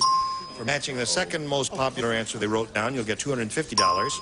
And then if you match the third most popular, you get $100. Now, 3 of these 6 dingbats will give you some assistance here. Call on them one at a time. The ones who have a glimmer of intelligence in their faces. Brett. Coca-Cola. Coca-Cola. What country you from or you say Coca-Cola? Coco Van. Coco Van? Right. All right. Well, that with a big... Oh, no. Yeah, Bill Daly? Where we shot I Dream of Jeannie, Cocoa Beach. Cocoa Beach. You want Deborah Lee? Yes. Well, No. Cocoa Puffs. No. Cocoa Puffs? It's a cereal. That's not how it's spelled. Coco Chanel. Coco Chanel. I thought it. Oh, nobody knows All right, Coco. now wait a minute. Unless you live in New York. Hold it! What? Cocoa Puffs. It's a cereal. All right, I understand that. More That's it. macaroni salad. I thought it was Put put a in. little pepper on it. So you got Cocoa Puffs, Cocoa Beach, and Coq au vin. That's a French dish, chicken cooked in wine. What do you say? I think I'll go with Cocoa Puffs. See? It's gonna be there. I bet you $1,000 Cocoa Puffs is not going to be up there. All right. $1,000. All right. That's $1,000 bet. Okay. And all these people will be witnesses. How about this? Cocoa butter, yeah. $1,000. Cocoa butter, yeah. Butter. Cocoa James. Butter might be better, but Puffs will be up there, and I'm gonna get it. All right. James. Coconut. Coconut. That's why you're making those big bucks. Never mind. I renege. Yeah. No, you can't renege on the bet. I got all these witnesses here. It's going Let's to see be what we good. got up here. She wants Cocoa Puffs. Yuck. Let's take a look at the $100 response. Coco Chanel. Coco Chanel, Absolutely. famous dress Very designer. surprised. Right. Absolutely. All right, Cocoa Puffs. Is it under the $250 number? Cocoa butter. Excellent. This will be coconut. Coconut. Well, it surely ain't going to be Cocoa Puffs, and I got Did that girl $1,000. say Cocoa Puffs? She said Cocoa Puffs. You really are a very sick young woman. Don't make fun of her. Well, I mean, She's all cute. that She's water. not sick there. All right, last chance for Cocoa Puffs, as if she had a chance for Cocoa Puffs. Go! Coconut! You can take it out and trade. Lovely bunch of cocoa. Okay. Take it out and trade, All Gene. right. I'll talk to you later about That'll be it. 8 minutes. All They'll right. give you Now, about 5 years. Kim, you have many prizes will be sent to you for Match Game. I don't know specifically what, but some good, usable things. Thank you for being with us here. Goodbye. There she goes. Now let's welcome Gail Peters and Rebecca Folsom. How do you do? Now, one of you is Dale and one is Rebecca. Now, let me figure out which is which here. Yes, all right, Rebecca. Want to hear about you. Welcome. Thank you. I love your Angora, or whatever that is. It's nice and fuzzy. Yes, it is. Nice and fuzzy, she says, but aren't we all? Where are you from, Rebecca? Pennsylvania, the Pocono Mountains. Hey, right. I live in Strasburg. Great place.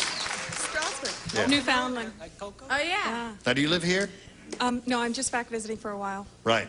Are you having any fun around town? Oh, yes, lots of fun. Thanks to my friend. Really? What is the most interesting, unusual thing they've done for you, or the most fun thing you've That you done? can say on television. Just have a good time. You having a good time? Yes. Well, that's marvelous. Good luck to you here. Thank you. Dale, let's find out about you. Well, I live in Rudolph, Wisconsin. Rudolph, Wisconsin. Rudolph, Wisconsin. Huge metropolis. I'm 37 years old, single, and I'm a bank examiner for the state banking department in Wisconsin. In Wisconsin? In Wisconsin. Yeah. Are you a feared person because of your position? Well, not really. No. Well, I would be afraid. I mean, Bert Vance would be feared, fearful of you poking around there. We don't have bankers like that in Wisconsin. Oh, you don't? I see. All right, good luck to both of you. We'll start this game in a moment or so, right after we do a little business with America. Watch this if you please. Now, we'll go on here. Game number 1, Rebecca, you have a choice of A or B. Let's have it for A. A, all right. A. A. A. A. Gloria said A. A. She said it's rotten being married to a bowler. Oh, shut up! And eat your Cocoa Puffs. Last night at dinner. Cocoa Last night at dinner, he stuck 3 fingers in the blank and rolled it out the door. I didn't hear it. They're making fun of Cocoa. Well, I'm sorry. I'm not going to read it again. You got to pay attention when I read them. I've only read them once, and that's it. When I do that, is that all right? I'm serious. Right? Okay. I don't say anything you want. Now, wait a minute. Hold on.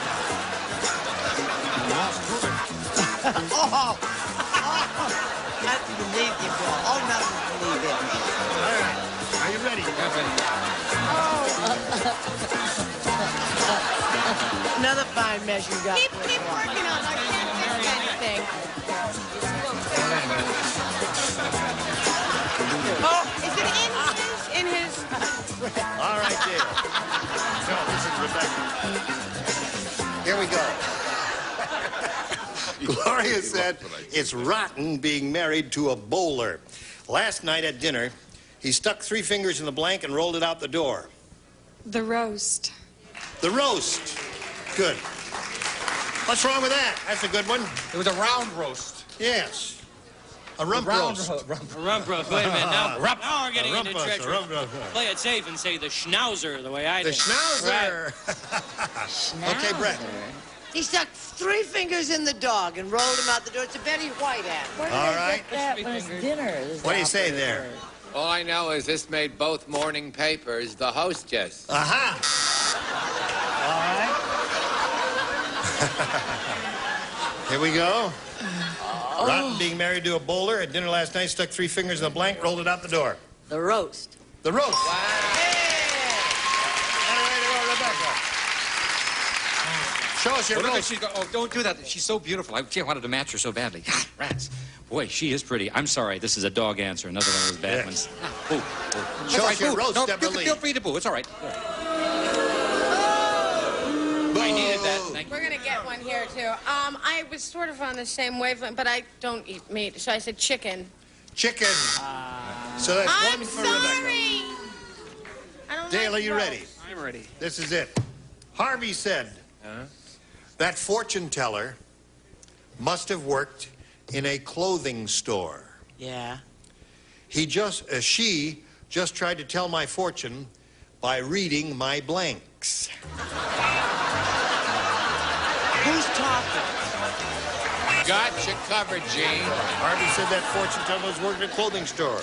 She just tried to tell my fortune by reading my blanks. My BVDs or my shorts? BVDs or Underwear. shorts? Underwear. Generic term. What do you say?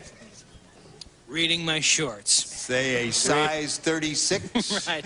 You will live a long life. Cufflinks. Cufflinks. Huh? Cufflinks. Oh, I know, but I don't understand. Oh, never mind. I What don't do you have say? This is the first time I'm giving this award, which is very interesting. Pathetic Answer And you'll Award see for why It's 1980. the first time I'm giving the answer. Yeah. Because it is a double whammy pathetic award. I think Fred Grandy is one of the nicest, brightest, most perceptive. The audience will judge this Don't award. interrupt me. Do I interrupt you? Constantly. Cufflinks. Cufflinks. 2 of those so far. Underwear BVDs is what we're after here. Yeah? Yeah. Well, you're going to have to settle for briefs, Buster. Aha! Very good. I must point out to you, But it has nothing to do with fortune. when you have food around here, you draw flies. I know. Yeah. Vincent Price. Yes. So I would, Why are you itching?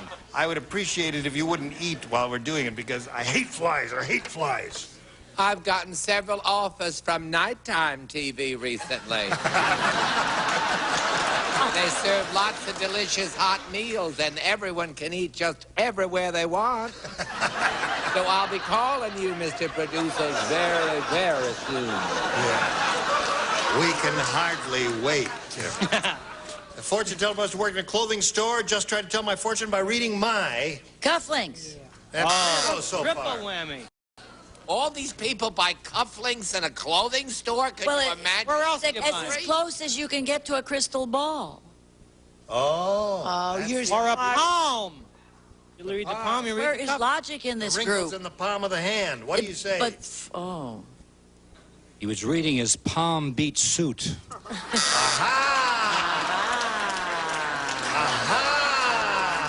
Now we're getting an thing.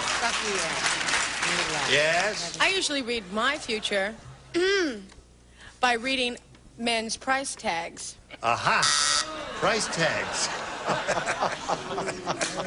What's that say then? Okay. So where are we? 1-1 is the score at the end of round 1, and now this for you, if you please. All right. Now, with this finger, I will push this button. Are you all watching? Yes, and get a shock. Which finger are you using? This one, right there. Oh, God. All right, the second final round of this game. And since it's tied and Rebecca went first the last round, Dale will ask you to go first this round. B. B. B.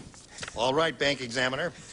Ronald McDonald said, women sure are fickle.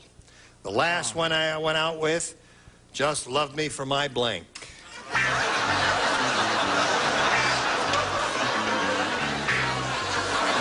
Women are fickle. La donna è mobile. Ready, Fred? Just a minute. Ronald McDonald said, women are fickle. The last one I went out with just loved me for my blank. Pickle.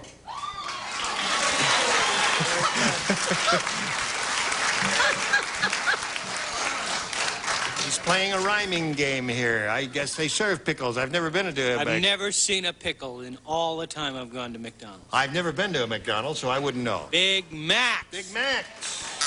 All right, Brett.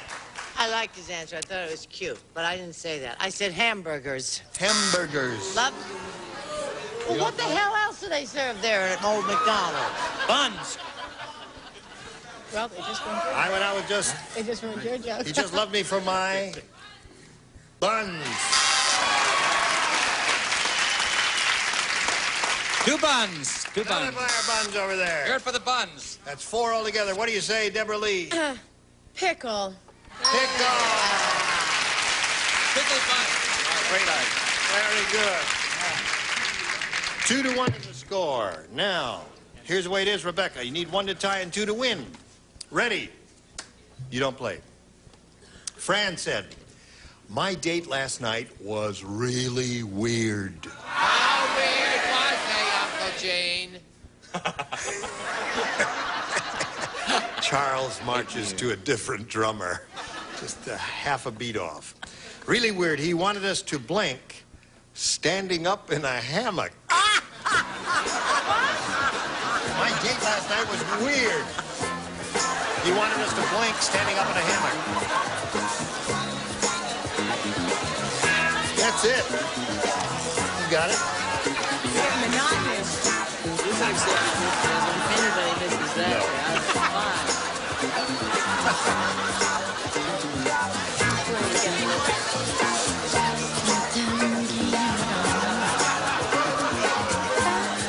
I hate this music.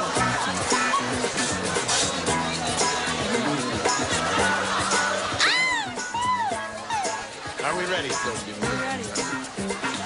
Are you ready? Fran said, my date last night was really weird. He wanted us to blank standing up in a hammock. Make love. Make a love. The only thing to do in the Pocono Mountains. What do you say to this? Make love or babies or both. Make love or babies. That scores now tied 2-2. One more brief encounter and you will win the game. Yes? She's not going to win it here. I said dance in our high heels and black net stockings. Aha! I thought that was really weird. Yeah. I've had a lot of people. That's Don't weird. you turn on me after what I've done for No, you. that's very weird. You are correct in that. Yes, sir. Make love, Jane. Another one. All right, hold the Lord to your head. Make love. And the little blue dot, if you would, please. Dale, you'll be back later to play game number 2, all right? All right. We'll wheel you off now. Wheel you back later. Don't go too far away. No. All right. Ready? Yes, ready. Oh, we're going to do a little business with America before we get to the big money here. So you hurry right back after this, if you please. Yeah. It's time to go. Yes. The time has come, the walrus said. To say goodbye to all our friends. Yes. What would you like to say before we go? What parting shot have you got for us? Well, I don't have any idea what to say. You don't have... No. You are speechless? You haven't given me a category. Oh, give her a category. Sid, give her a category. He gave me a T. Shirley Temple. Shirley Temple. She does look like Shirley Temple, doesn't she? That's On right. the good ship, Lollipop. It's a swell trip to a candy shop. That was better than anything I could have thought of. I was born to be straight man. You know that the ship Lollipop was not a boat, it was an airplane? Are you aware of that? No, didn't know that. It's true, and it's very interesting because when she became an ambassador in... Where was she an ambassador? UN.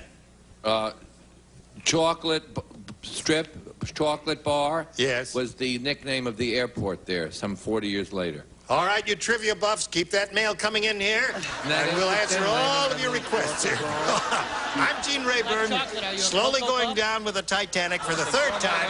Join us next time for the match. Goodbye! Some contestants will receive Frederick Room Air Conditioners. Quality built, dependable, energy efficient, put together better to last for years to save you money. Furnished by Frederick. A picnic jug and a supply of Flavor Aid makes you glad you're thirsty. 6 delicious flavors, 1 package, make 2 big quarts of Flavor Aid. A garden set of Knox unflavored gelatin makes houseplants fuller and greener. Look for instructions on specially marked boxes of Knox unflavored gelatin. A cosmetic bag and Nestle Egyptian Henna for beautiful hair. Deep conditioning improves texture and body. Nestle Egyptian Henna, nature's way to beautiful hair. A lazy tray and Kraft macaroni and cheese dinner has the cheese taste that kids enjoy. You know they're going to like it. A cheese server, a new Easy Caulker aerosol foam caulk. No gun, no mess, outlast 4 cartridges. Caulk it easy with Easy Caulker. And a calculator and off. Towelettes mosquito repellent off. Really works with the most effective mosquito repellent ingredient money can buy.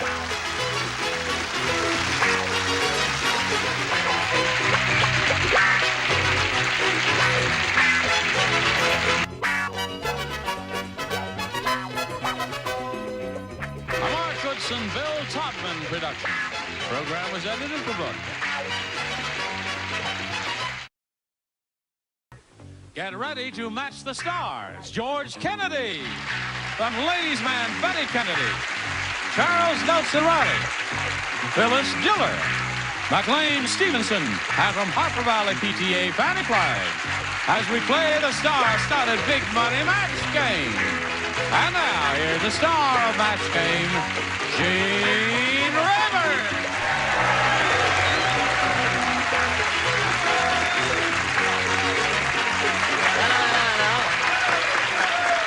Same old bunch. Very, very good. Thank you. Nice to see all of you stars. Everybody ready? Hi. Yes, we are. How's it feel to be Brett Summers? Feels okay.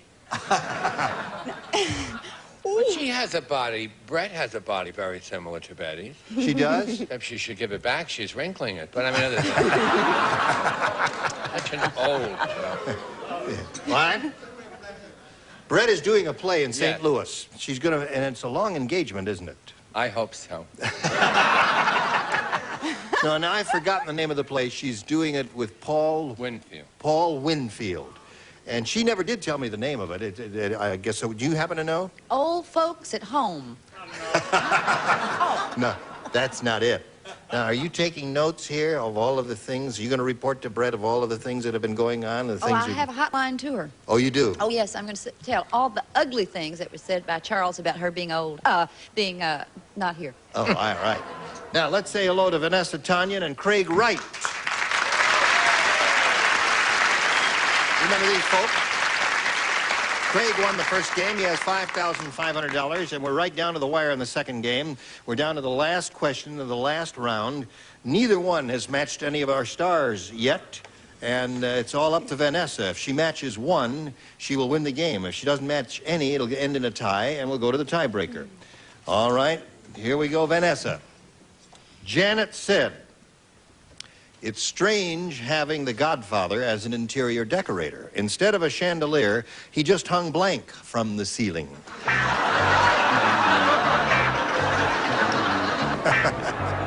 All right. Janet said, "It's strange having the Godfather as an interior decorator.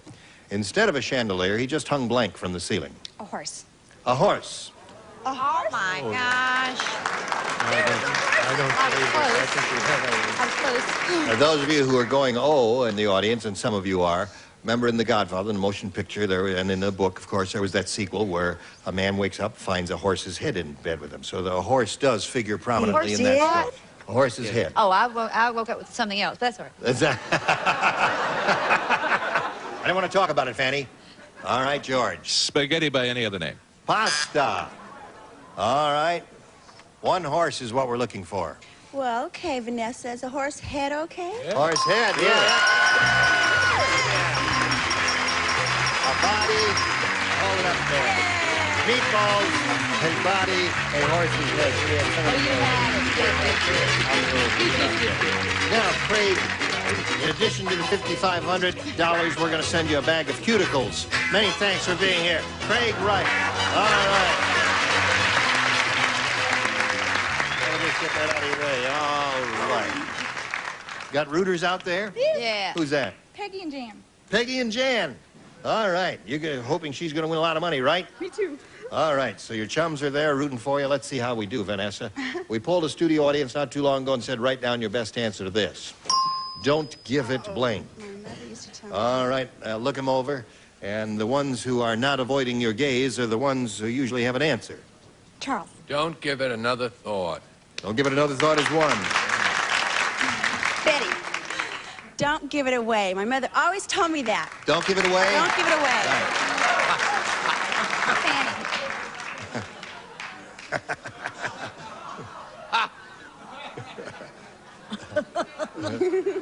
That kind of stopped you, did it? I'm catching up here. Yes. Don't give it the time of day. Yeah. Don't give it the time of day. Good.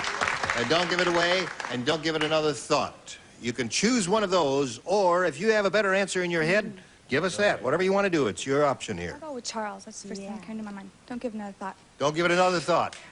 All right, Charles, let's see if it's up here. First, we'll take a look at the $100 response. Don't give it away is Betty Kennedy's answer. Cost $100. Right. Very good.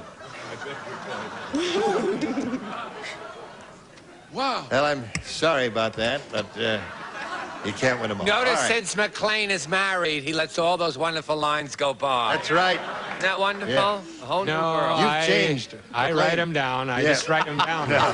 No, McLean, you're not the McLean that we used to know. No. No, you've changed a lot there. I don't know. Another 6 months, you'll be all right, but you're in cloud nine. As a matter of fact, he's only been married 3 weeks. I don't even know what he's doing here. He could be home. Anyway, let's take a look at the $250 response. Don't give it a second thought. You got it. Another thought. Second thought. All right. What do you think is going to be on top, audience? Don't give up? Don't give it up? No.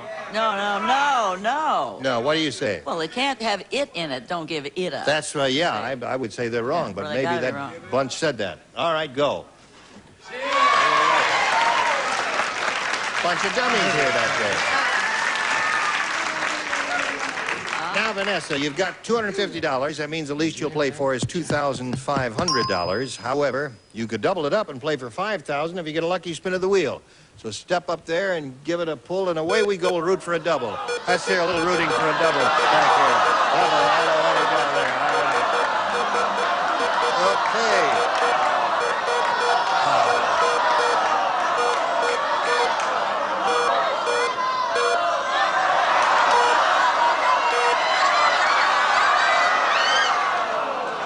Oh, gosh, that is close. Close as you can get. All right. Well, you're playing for $2,500. That's not bad. Good luck to you. Here it is, Fanny. It's under blank. I'm giving you 2 words. It's under blank. Want to make sure that you understand it here. So it's just Fanny.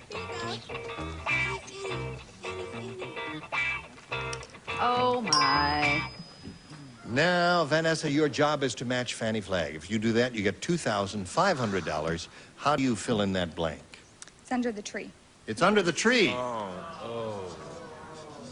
the only thing I could think of. The only thing you could think of? First thing that came to your mind. Mm-hmm.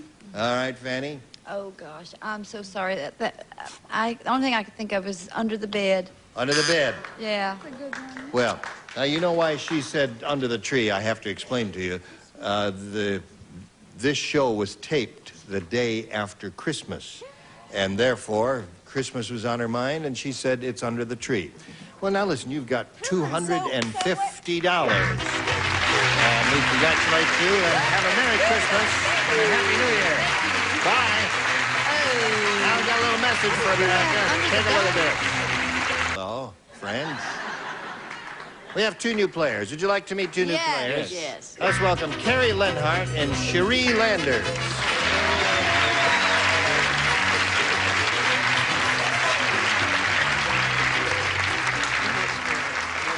Here they are. Now, which one of you is Cherie? That's you. Oh, that's you, right. That's Am I saying your name correctly? That's correct. Cherie. Yes. All right. Well, let's start out with you. Get friendly with you first. Where are you from and all that? Well, I'm from a little town called Welcome, North Carolina. Welcome, North Carolina. Yes. And I just terminated a career in the Air Force for 8.5 years. I'm married to an incredible hunk. And Yeah. we have 2 great kids. That's marvelous. What did you do in the Air Force? I was a medic. Really? Sometimes. Oh. What? What'd she say? I was a babysitter. Yeah. And Where were you stationed? In various places in this country? I was stationed here at March Air Force Base for about 4 years, and I was stationed at Seymour Johnson Air Force Base in North Carolina, and I was stationed at Andrews Air Force Base in You've been Washington, around, D.C. yes. Don't tell my husband. Okay, all right. It's our secret. All right. Carrie, what about you? Well, I'm also from a small town. It's called Ritzville. Ritzville? Yes. What state is that in? That's up in Washington State. Ritzville, Washington. Yeah, very nice little town. Yeah. I moved down here a couple years ago to finish up college, which I've done since then, and now I'm a tour guide at a motion picture studio. Oh, which shall be nameless. That's right. Right. All right, Carrie, good luck anyway, even though you do work for that company. Now, we'll ask you to start by choosing A or B. I'd like B, please. B it is for Carrie. One college man said to another, "If you join that fraternity, watch out for their secret handshake. One hand shakes your hand, or one hand shakes your hand. I don't know how to read this. One hand shakes your hand, and the other hand shakes your blank." All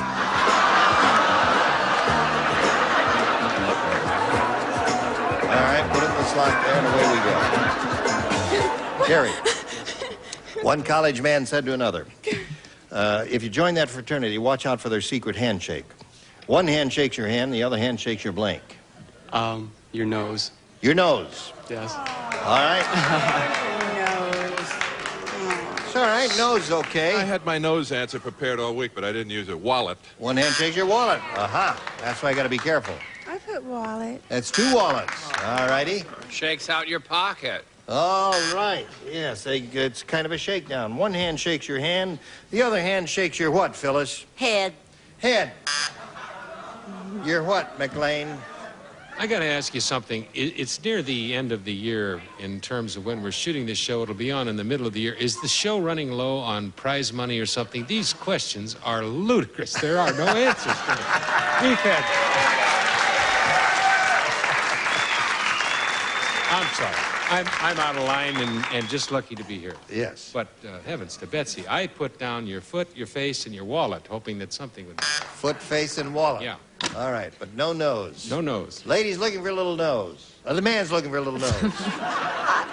You won't get one here. Wallet? Wallet. Everyone had wallet. All right. Now, Cherie, let's see what we have for you. Tom said, "Beverly Hills is so ritzy, instead of a tin cup, I saw a beggar on a street corner holding a blank."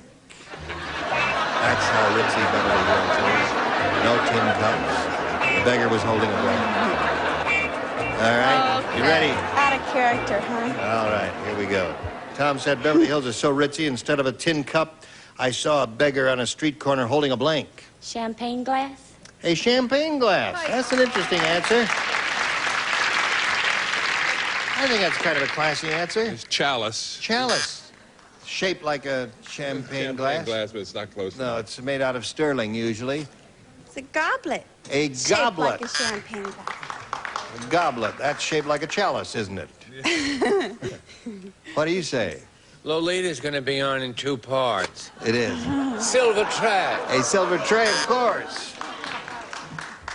All right, Phyllis. I thought it was a goblet. A goblet. Beverly Hills so ritzy, a beggar on a street corner holding a... Silver goblet. A silver goblet, yeah. He's good. I mean, he brings his own sound effects and Unbelievable. everything. Yes. All right. I said, didn't mean to, but I said crystal goblet. A crystal goblet. Like Crystal Gale. It's all right. Famous singer. Book of the Month Club loves you. What do you care about your spelling? All right, there's round one. No score yet, but we'll score later, won't we? Right now, this for you. Now the score is tied 0-0. And he went first last time, since it's tied. You go first this time, Cherie. B, please. All right. Phil said, yesterday I got the most unusual gift. A bottle of penicillin. There was a note attached to it. It said, for the man who has blank. I'm glad we finally got to you, huh? See that, writers? Jake, you got the idea now? You know what turns it around?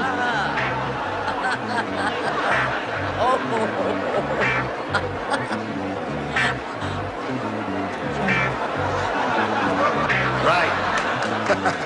All right, here we go. Phil said, yesterday I got the most unusual gift. A bottle of penicillin. There was a note attached. It said, for the man who has blank. Everything. Actually, a medic from the service would say that because she has sophisticated knowledge of such things. And when she says everything, I know what she means. When that lady says everything, that lady knows what she means. Everything. All right. I thought it was sort of a neat question until I heard everyone else's answer. Everything, I fooled you. Everything. All right. Man who has a social disease. A social disease. That is everything.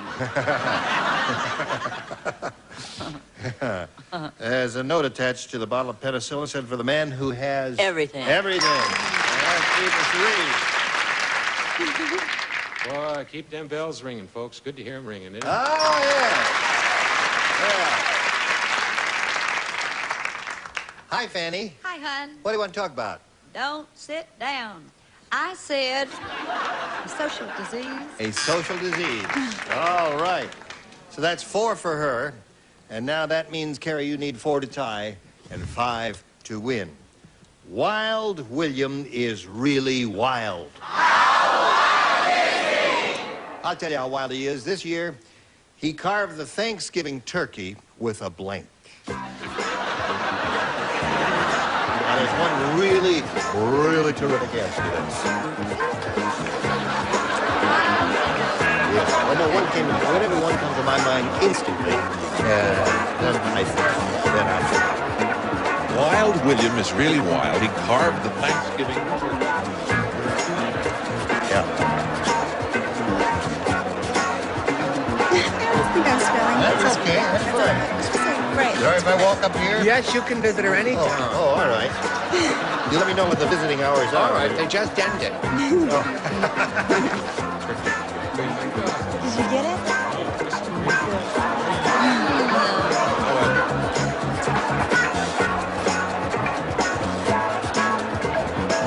Perfect. All right, Kevin. Wild William is really wild. This year he carved the Thanksgiving turkey with a switchblade. Switchblade. All right, that would be a wild thing to do. Here we go, George. I was thinking of pilgrims and our pilgrim fathers and a tomahawk. Tomahawk. That would chop it up pretty good. Yes. I thought he carved it with a hatchet. A hatchet. Good. That's all it's saying. Isn't she good? She's lovely. Yes. Karate chops. A karate chop. So that means Cherie wins the game. What'd you have in a lower tier up here? Hatchet. Chainsaw was good and all that. Come on, Dan. Right there. Let me get that out of the way. Okay. Now, Terry, you'll be back for game number 2 a little bit later. But right now we're going to wheel you off there and see how she does with the audience match. You ready? Super match here. Let's see how you do. You could win over $10,000 there. We polled a studio audience in this very room one day, and we said, write down your best answer to this. Where are my blanks? Where are my blanks? Now, look them over. Everything. Pick them out one at a time. McLean? Where are my glasses? Yeah. All right, there's one. George. George, have you got one? Where are my socks? Where are my socks? Fanny. Where are my kids? Where are my kids? So those are the three. Where are my socks? Where are my kids? Where are my glasses? You may choose one of those or think up one of your own. Ooh. Keys. Keys. Keys? That's hard. Keys. What do you think, audience? Keys are... All right, you think keys is better than any of the ones they get? Yeah. All right, let's take a look at the $100 response. Where are my keys?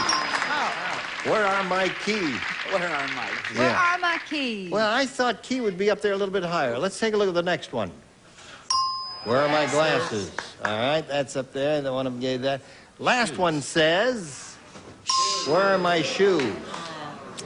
Where are my shoes? Where is that ignorant audience who answered those Yes, I questions? don't know. Do you agree with that, audience? No. Would you have said shoes? No. Yeah, all right, yeah. Socks, all right. Now, listen, you've got $100, and I'll tell you how we proceed from here in a moment or so. Right now, we have this for you. Time to go. Thank you, audience. You were marvelous to join us here. Stars, I look forward to seeing you next time here in the Match Game. yes. Gene Rayburn, goodbye. Some of our contestants will receive Tappan's Deluxe Microwave Oven with Tappan Touch Controls for fast cooking at your fingertips and an automatic temperature probe so you can cook with either time or temperature from Tappan. And Lane's upholstered top chest is made of cherry veneers finished in antique cherry. The chest top is Grove Point upholstery fabric from Belgium from the Lane Company. And if your nails are splitting, peeling, or yellow from over-polishing, buff them to a brilliant no-polish shine with Nail Buffs. The nail treatment for the whole family from Nail Buffs by Terrace of Springfield, Massachusetts. And Simply Superior long-lasting glycerin soap. 12 exciting fragrances in different transparent colors. Gently moisturizes as it cleans. Simply Superior glycerin soap. And there's a chore boy for every chore.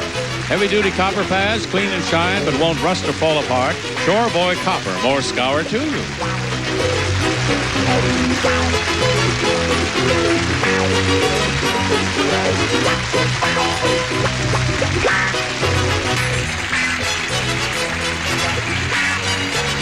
This is Johnny Olson speaking for Match Game, a Mark Goodson, Bill Todman production. This program was edited for broadcast.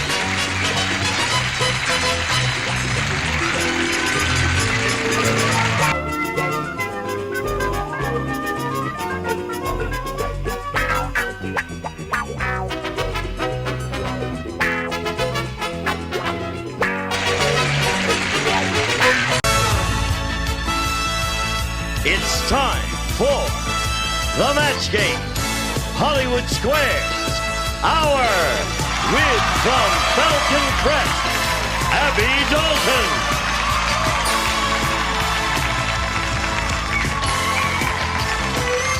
Phyllis Diller.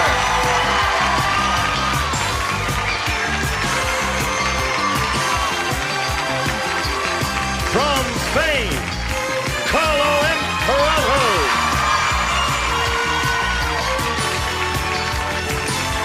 Charles Nelson Riley. From Hotel Nathan Cook. And the stars of the Match Game, Hollywood Squares Hour, Gene Rayburn and John Bowman.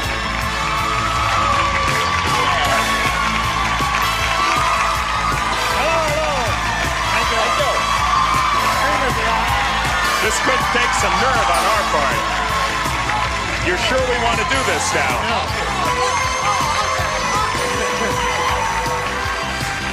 I don't know.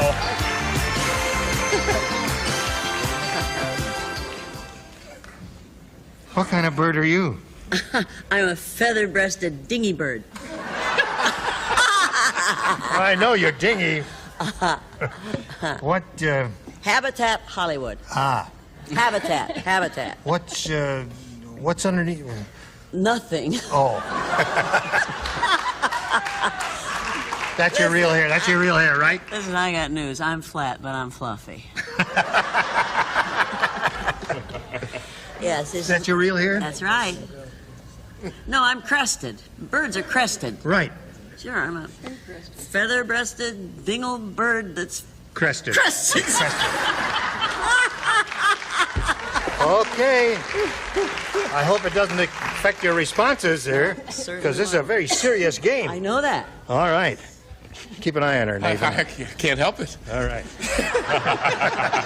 Shall we have a go at it? You ready down here? Sure. All right. Let's greet our two players over here. We have Jin Hewson-Ott. Is that right? Hewson-Otti. Hewson-Otti. And Ronnie Burks. Welcome. A little brisk round of applause here.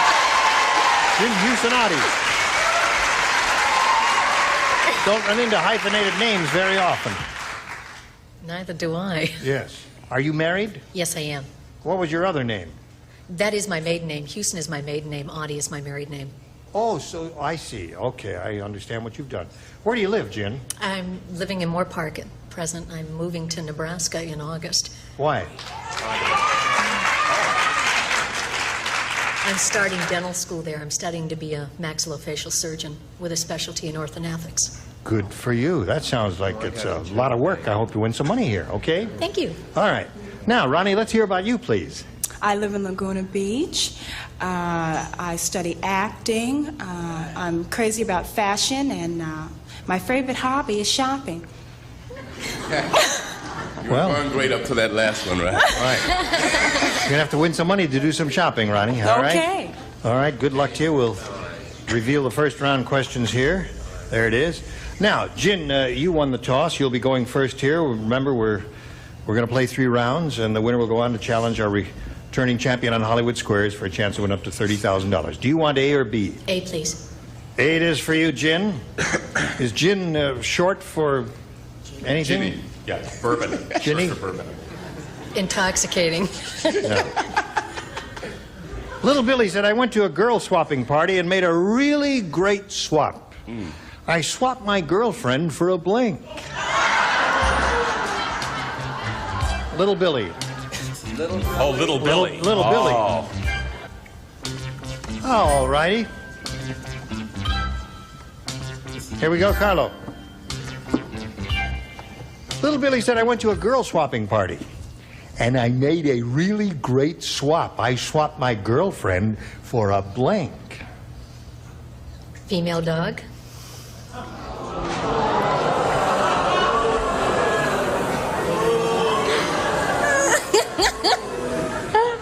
I'm on the wrong.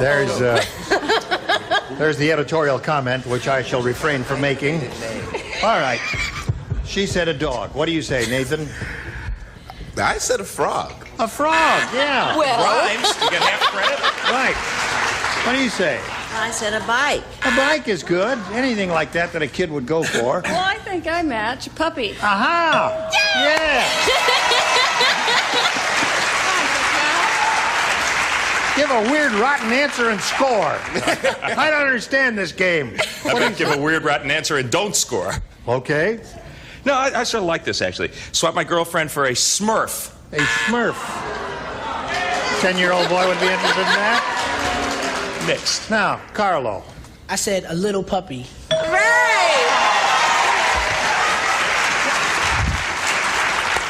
I am in shock. Charles? I'm in shock because it's an amazing day when you can meet a pink-crested, breasted dingy bird and see a 6'4" man with a pink corsage. I said skateboard. Skateboard is a good response. So, Jim, you pick up 2. You could have fooled me. Ronnie, this is yours. Jack said, I think it was a mistake inviting my ex-wife to the wedding. Instead of rice, she threw blanks.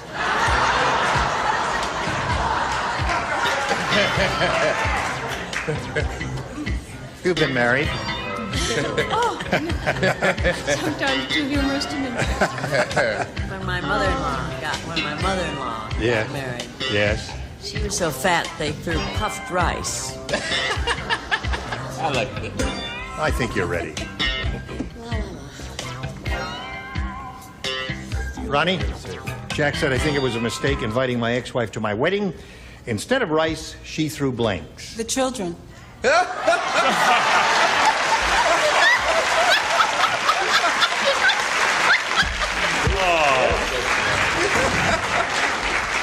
Ronnie, I guarantee you that's going to be the funniest answer we've got in this round. Forget me. Can you top this? Can you top we're this? close. I know we're close. What you got? Rocks. Can you top this? Kidding? They like rocks. BBs. BBs. All right. Kind of. What do you say? Well, I thought empties, bottles. Empty bottles. She threw the children. What do you say, John? Oh, I said she threw darts. All right. That's a good one. See, it's all in this move will get him every time. Carlo Imperato. I said rocks. Rocks. Got two of those so far. Now, Chuck, we come to you. I copied from him. All right. Three of those. So there's round one. 2-0 to score, Jin's favor. Round two will be long in a moment or so. First, this for you. Now, here we go to round two. Jin, you're ahead. You go first. I'll go with A again, please, Jean. A. All right. A it is for you. Hey, did you hear about the worst Peanuts TV special ever? I mean, really bad. It's called Snoopy Gets Blank.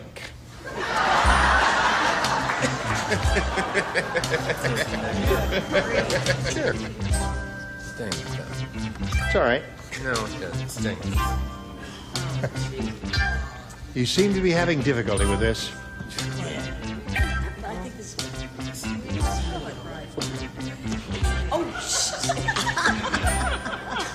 You're having a good time, are you? You finally got one. I had a spell wrong. Oh, all right. All right, Chuck? Yo! Okay, Sailor. Jim. It's about the worst Peanuts TV special. You know what Peanuts is, of course. It's called Snoopy Gets Blank. Lucy? Snoopy Gets Lucy. Now, wait a minute. Hold everything. Don't boo her, because you booed her the last time she gave a rotten answer and she matched 2 stars. Now she gives it another rotten answer, she's probably going to match 2 more. No. All right.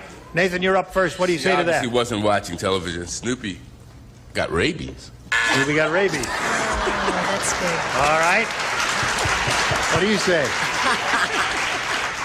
Well, that's sort of the herpes of the dogdom.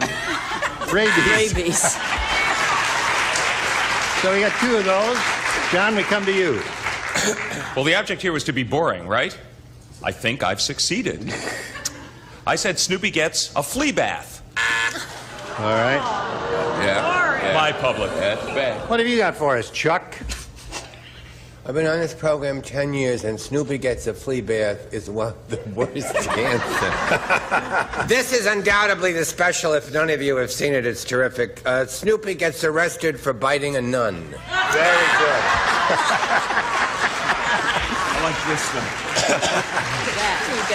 All right. So, Jen, you stay at 2. Now, Ronnie, let's see if you do a little catching up here. Here's your round 2 question. Pete said, Yeah. My wife is so afraid I'll leave her. Every night she blanks me to the bed.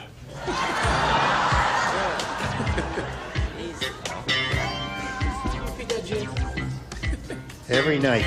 My wife's so afraid I'll leave her. Every night she blanks me to the bed.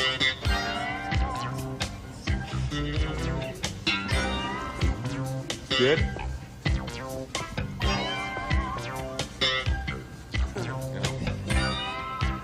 Okay. All right. That was my first guess.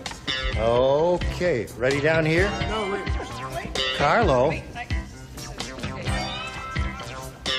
Ronnie. Hello. Pete said, my wife is so afraid I'll leave her. Every night she blanks me to the bed. Handcuffs? Handcuffs is Ronnie's answer. That's okay. Pretty good answer, right? That's a great answer. That's a great answer, but, you know, I thought she was really afraid of losing, that she might glue me to the bed. Glues to the bed? What kind of kinky stuff is that, Nathan? What do you say? This is even kinkier. Oh, really? Change. Change. Oh, right. Handcuff, change, come on. That's why the marriage was a long-lasting one. What have you got? Well, I had handcuffed. I was going to put ties. Handcuff or chains? Yes. Yeah, well, that's Whichever it. All right. you like the best. Whatever turn you on. There's one. So the score is now 2-1. That's one.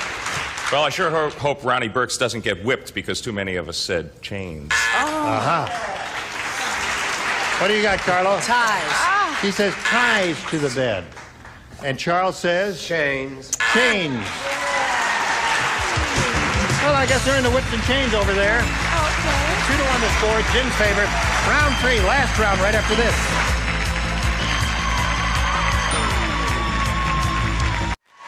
Here we go with the third and final round. Jim, you're still ahead. You go first. I think I'll try B this time. You want B? All right, you got B, Jen. Charlie the chicken plucker Good old Charlie. plucked all the farmer's chickens. And then he plucked the farmer's blank.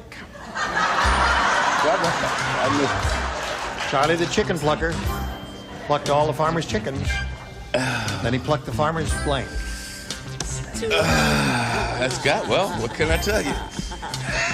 It's life on the farm. All right, gang, you ready? Here we go, Jen. Charlie the chicken plucker plucked all the farmer's chickens. Then he plucked the farmer's blank. Wife? Wife is what Jim said. Okay. Well, wife was one of the possibilities. It's one of two possibilities. Well, it was one of one possibility for me. You've got 3. Wife or daughter? Well, you know that I knew Charlie intimately. Oh, you did? Please. Of course, right. Wife. All right. How about you and Charlie's wife? But can he pluck a pink-crested dingleberg? I chose the other one, the farmer's daughter. All right. She's prettier. Well, it's more of an expression. She's got more farmer's blood. daughter. Farmer's daughter. Chuck, what do you say? Chuck, yo, Gene. Chuck said daughter, too. Okay. Now, Ronnie, you need 3 to tie and 4 to win. Here it is. Orson Welles said, What did... What did Orson Welles say? All of us, ready? 1, 2, 3. What did Orson Welles say? I love taking charge, Gene.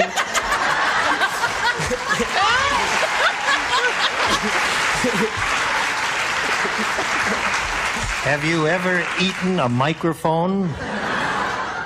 Once, but it was... Here it comes. No, here's what he said. I got my start in show business as a stand-in. I didn't stand in for actors.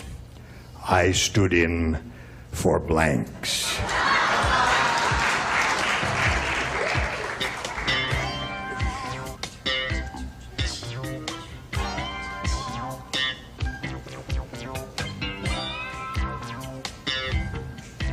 Orson Welles.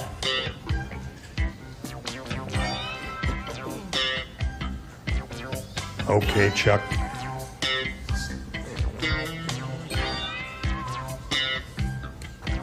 Here we go, Ronnie. Orson Welles said, I got my start in show business as a stand-in. I didn't stand in for actors. I stood in for blanks. Corpse?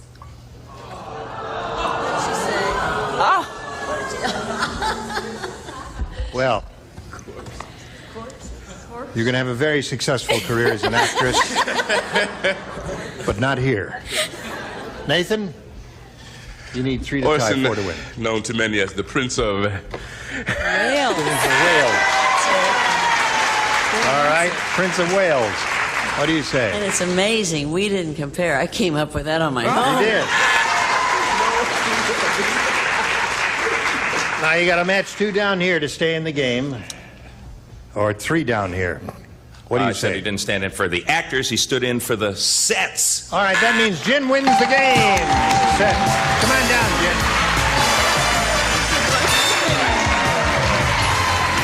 Right there, if you would, please. Well, good luck to you in your career in the theater. You're going to send some gifts to you for the match game. Ronnie Burks, ladies and gentlemen. Hey there. How do you feel? Great.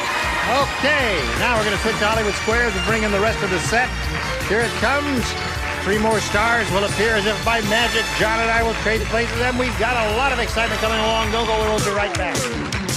A member of our studio audience will receive Whirlpool's microwave oven with microcomputer push-button control. Program all cooking cycles, times, and power with a touch of your fingertip. Convenient defrost guide and bi-level cooking rack furnished by Whirlpool. It's time for more of the match game. Hollywood Squares. Our with from Too Close for Comfort, Lydia Cornell. From St. Elsewhere, Christina Pickles. From Happy Days, Anson Williams. And taking over the star of the Hollywood Squares, John Bowman. And return with us in just a couple of minutes to play Hollywood Squares. See you then. And now, John Bowman and the Hollywood Squares. Sure, go ahead. Go ahead, get through match game and make me have to pronounce all those names. Jin Hewson Oddie, how's that? Excellent, excellent. Okay, well, you played quite excellently as well, and you have made it onto Hollywood Squares. Now we have 3 brand new celebrities joining us. They are Anson Williams. Howdy. Christina Pickles. And Lydia Cornell. I have a very sad announcement to make at this point in our program, especially sad for all the gentlemen out there. Lydia Cornell is soon to be married. That's not what you told me. What a bummer. Now, who's the lucky guy? His name is Truett Bell. Joseph Truett Bell. He's from Kentucky, and I have a ring, but we haven't set the date, so I'll just hold on to the ring. Well, he really is a lucky guy, and you're a lucky gal to be getting through match game. Let's zip right on to Hollywood Squares. Here we go.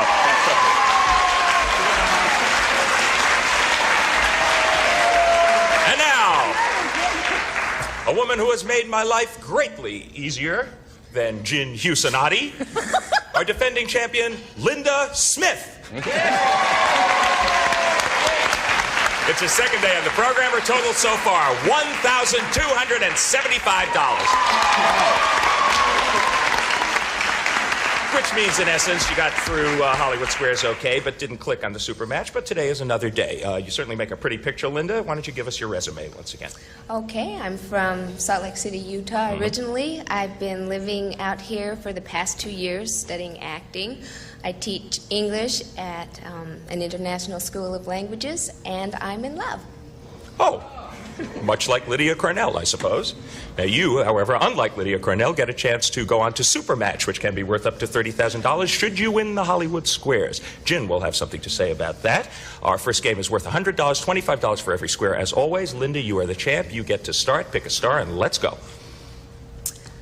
Gene, please. Gene Rayburn. I'm ready. In the original comic strip, what did Popeye eat to gain strength? Was it spinach or was it garlic? The answer is so obvious, I think there must be some trick to it, but everyone knows it. You know, when he says, I'm Popeye the Sailor Man, I'm Popeye the Sailor Man, I fight to the finish because I eats my spinach. I'm Popeye the Sailor Man. That's my answer.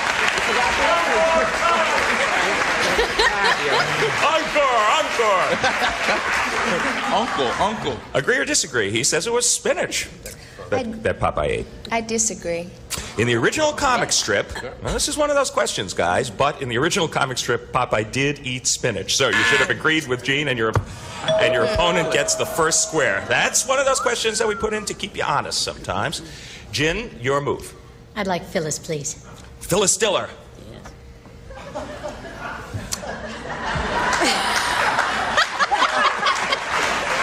Maybe not. I gotta tell you, John, they were a gift from Barbra Streisand. They were left over from Yentl. Not to change the subject, No. Phyllis. Who usually initiates romance in the gorilla world? The female or the male? Why do you ask me these questions? Oh, my God. I haven't spent that much time with my husband's family.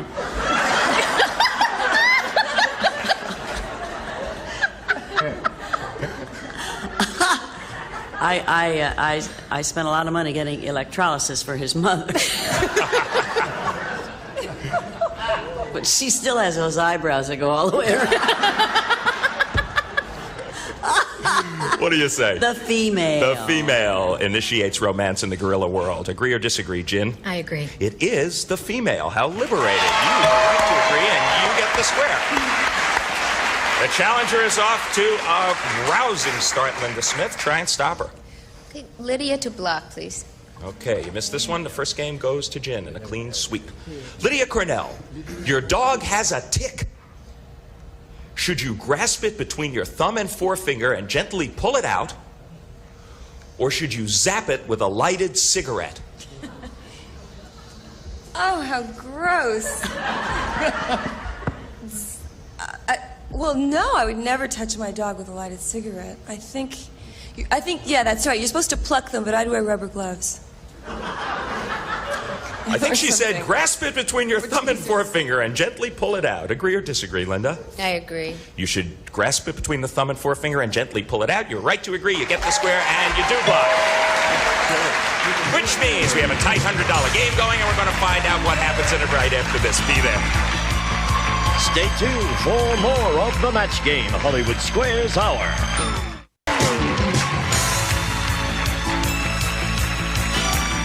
Now back to John Bauman and the Hollywood Square. Thank you. When we left our heroes, there was a critical block performed by our defending champ, and that leaves us with Jin's move for an O. I'd like to go with Nathan, please. Aha. Nathan couldn't. No. Yes. Oh.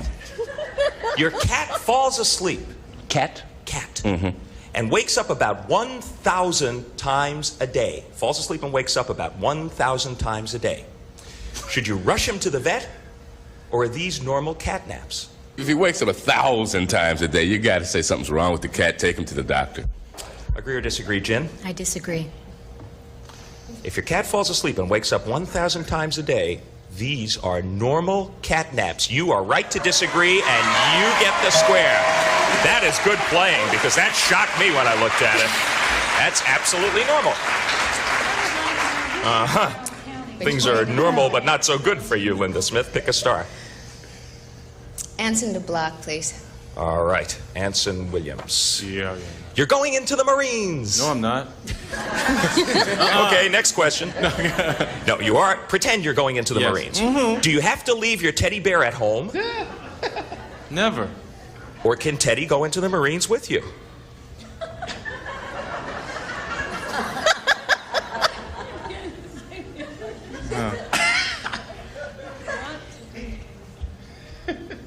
Gosh. Teddy, huh?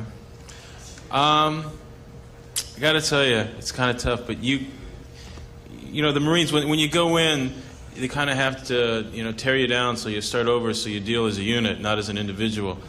And, that individual Teddy could really upset the entire troop, so I'd have to say you gotta leave Teddy home, but on leave you can do what you want. He says you have to leave your teddy bear at home when you go into the Marines. What do you say to block, Linda? Agree or disagree? I agree. You have to leave your teddy home. Oh, no. But you were right.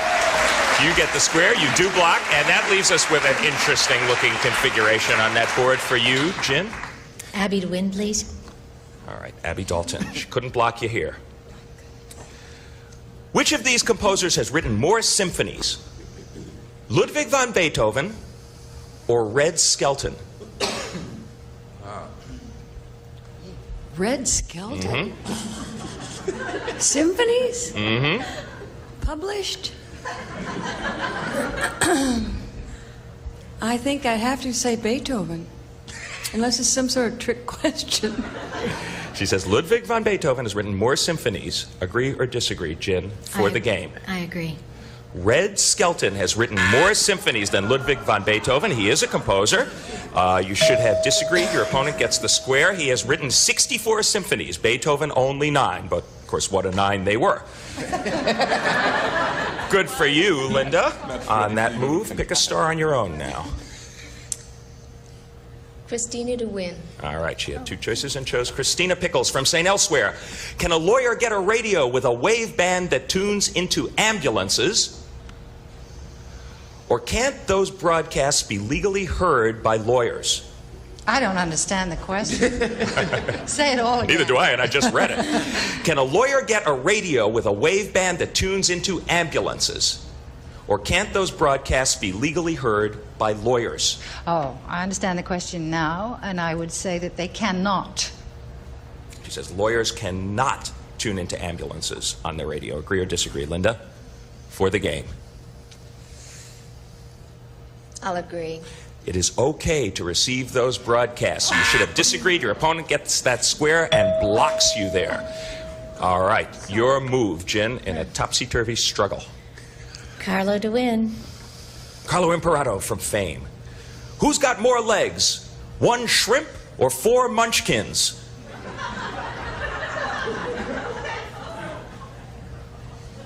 A shrimp. Agree or disagree, Jen, for the game? Oh, darn. Think about it. He says 1 shrimp has more legs than 4 munchkins. I disagree. 1 shrimp has more legs than 4 munchkins. You should have agreed with Carlo. Your opponent gets that square and blocks you there. 1 shrimp has 10 legs. 4 munchkins, figure it out for yourself. Linda, we've got a completely full board except for 1 place. You will pick the star as a formality. Okay, I'll go with Charles to win. Mr. Nelson Riley, it's very simple. You get the square. You win the game, you miss it, Jen takes the game. Do you have to be a Mormon to be in the Mormon Tabernacle Choir? Or would they let in a Baptist with a great voice? Going in a showbiz way, I would say they would let a Baptist in with a great voice. Or a half-great voice. Or if he could carry a tune. If he could wear the costume. In essence, Charles has said you do not have to be a Mormon to be in the Mormon Tabernacle Choir. What do you say for the game, Linda? I should know this, but I don't. I'm going to agree with Charles. She is from Utah. You have to be a Mormon to get into the Mormon Tabernacle Choir. Don't go back to Utah soon. You should have disagreed with Charles. Your opponent gets the square and wins the game. Wow. A grueling and complicated $100 game, but Jen has taken it. We will be back to find out what happens on the day right after this. $225 for the challenger, $100 for the champ, but that has not decided the day by any means because we're going to start a $200 game right off the bat with you, Linda Smith. Okay, I'll go with Phyllis. Phyllis Diller in the center square. You like to wear very sheer blouses. According to Mademoiselle, should you wear a bra that matches the color of your blouse or one that matches the color of your skin? Well, of course, I don't have this problem at all.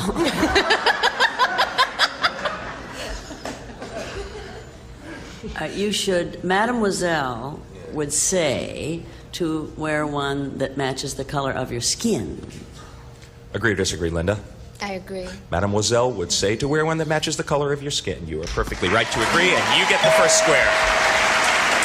Gin Husinati, your move. Pick a star for an O. Gene, please. Gene Rayburn. Yes. What did Bing Crosby's butler, Alan Fisher, go on to become? A U.S. congressman or Prince Charles's butler? I have no idea. Hazard a guess. Let's see now. A U.S. congressman. Right. Or Prince Charles's butler.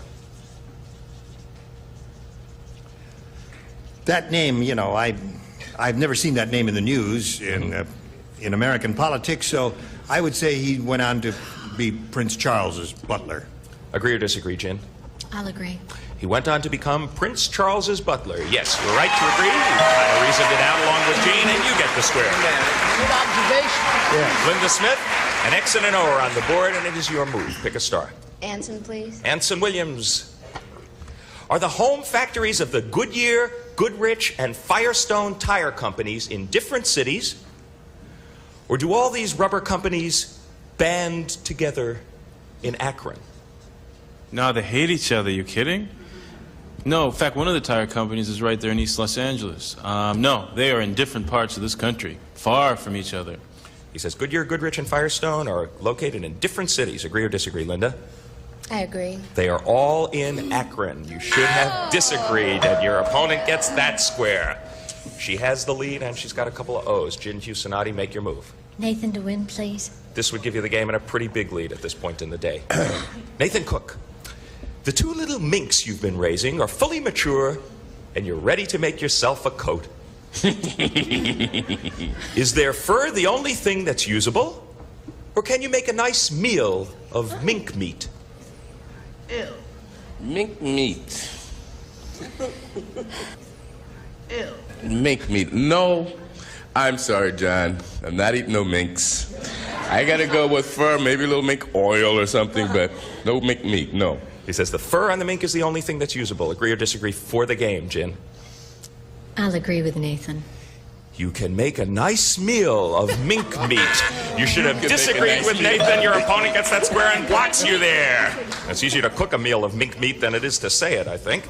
Linda Smith, that was a bit of a turnaround for you. Pick a star. Okay, Abby to win, please. This would give you the game and the lead. Abby Dalton, you've just put a little gray poupon mustard on your hot dog. Where do you suppose it's made? In Dijon, France? Or in Oxnard, California?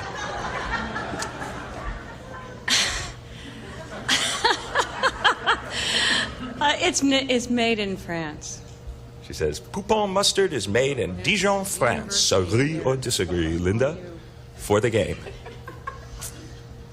I agree. Poupon mustard is made in Oxnard, California. You should have disagreed with Abby. Your opponent gets it. Right on there, Dijon.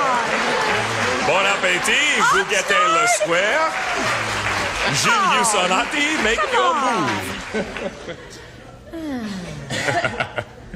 Pick a star. Dancy. Come on, Jen. Lydia, please. All right, Lydia Cornell. When would an eastern hog-nosed snake fake convulsions and play dead? Are you sure you weren't meaning to pick Charles for this question? When would an eastern hog-nosed snake fake convulsions and play dead? When he's not in the mood for his girlfriend's advances, or when a mongoose is after him?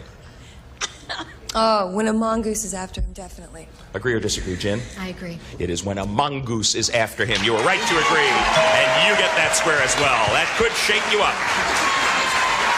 All right, champ, defensive position for you. Pick a star. Christina, please. Christina Pickles for a block. You missed this one. It's a pretty big lead for Jen. You just bought an iron pan, Christina. According to Grandmother's Household Hints, what should you boil in it to get rid of the iron taste? A handful of hay or a quart of mouthwash? Neither. I promise it's one or the other. Did you say boil in it? Yes, you should boil this in it. I would say that you can't boil hay, so it would have to be mouthwash. She says you should boil a quart of mouthwash in that iron pan. Oh, Yeah, wait yes. you could put it in you water. can't put it in water. Oh, then it's got to be the hay. All right, she's changed her mind and gone with the handful of hay and a bit of water. Agree or disagree, Linda Smith, to block? A critical block at this point in the day. Mouthwash or boiling hay? I'm going to disagree. You should put in a handful of hay. You should have agreed with Christina Pickles' final choice. Your opponent gets that square and wins the game. And the bell means that time is up. She has done it. New champ is Gin Husanati. $550. Congratulations.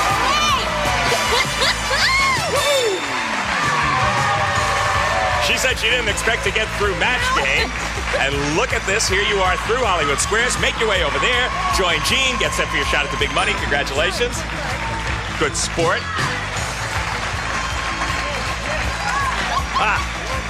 Well, she had you on the defensive really for most of the day. Your total leaving here is $1,425. You're a real good champ, Linda Smith, and you're lovely. Thanks for being here. Thank you. I had a great time. Gene, take it away. Here we are with the new champ. We'll be back with her and the 9 stars for a go at the really big dough right after this.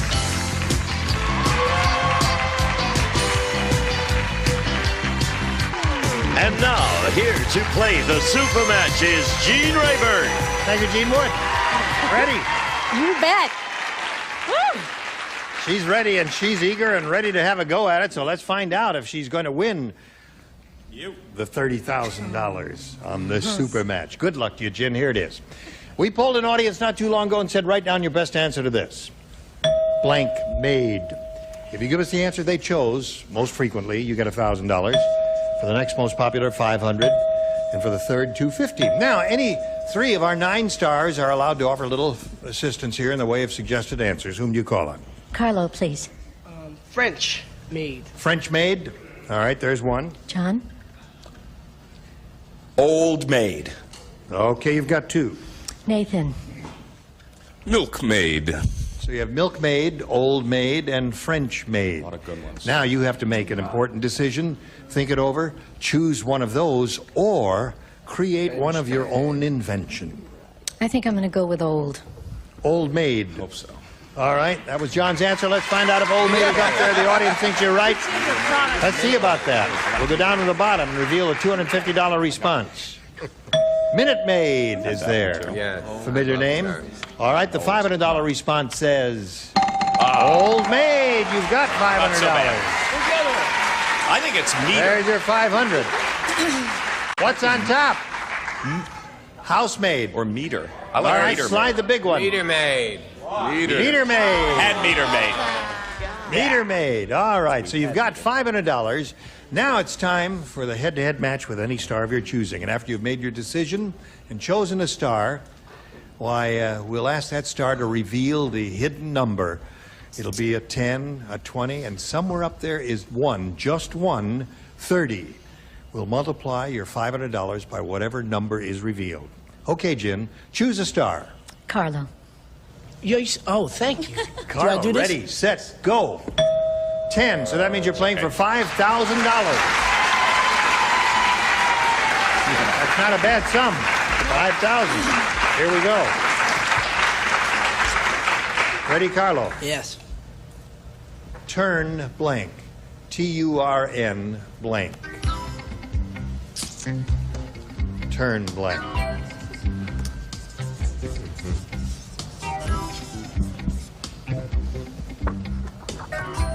Come on, Jim. All right. Carlo is ready.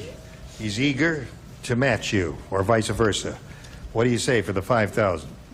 Table? Turntable? All right. Carlo, she says turntable will match you for the $5,000. What do you say to that? I said turn around. Turn around. Sorry, Jim. Why did you say that? I knew that was in your... my first thought. Oh. Can you still give her the money anyway? No. No, but you can. Give her the money, Carlo. That's cute. All right. The day has not been a total loss for you, Jim, because the result of your activities here has given you $1,050, and you're still the champ, so you'll have another go at it. We'll be back with her and the stars right after this. Now, we want to find out which star had the one large number that's up there. I hate to leave. Ready, I'll be right set, back. go. Voulez-vous? Lydia Cornell. Cornell had the big one. The 3-0 was there. Stars, we thank you. I know it's only Thursday, but NBC has something special planned for this time slot tomorrow, so we won't be here, and neither will you, because it'll be lonely if you show up and nobody's here but you. But we look forward to seeing you on another occasion. Thank you for being here. You were great. Right? And we hope you have a good day tomorrow, and we'll be around here back again here on Monday. Gene Rayburn inviting you to join us then. And John Bauman saying so long for the match game, Hollywood Squares era, and Gin Cusinati. How was that? A member of our studio audience will receive AT&T Showcase Olympic commemorative telephone and sculptures celebrating the 1984 Olympics. Sculptures for your phone like this Olympic runner furnished by AT&T Phone Centers.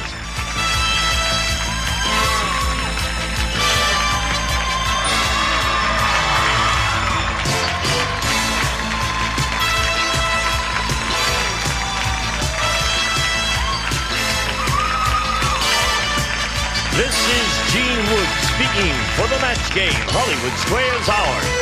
A Mark Goodson television production. Get ready to match the stars from the Love Boat. Fred Grandy, Brett Summers, Charles Nelson Riley, Phyllis Diller, Bill Daly, and Deborah Lee Scott as we play the star-studded Big Money Match Game PM. And now, here's the star of Match Game PM, Gene Rayburn.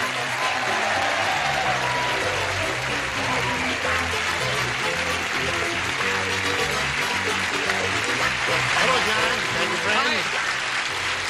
Thank you for joining us here on Match Game PM.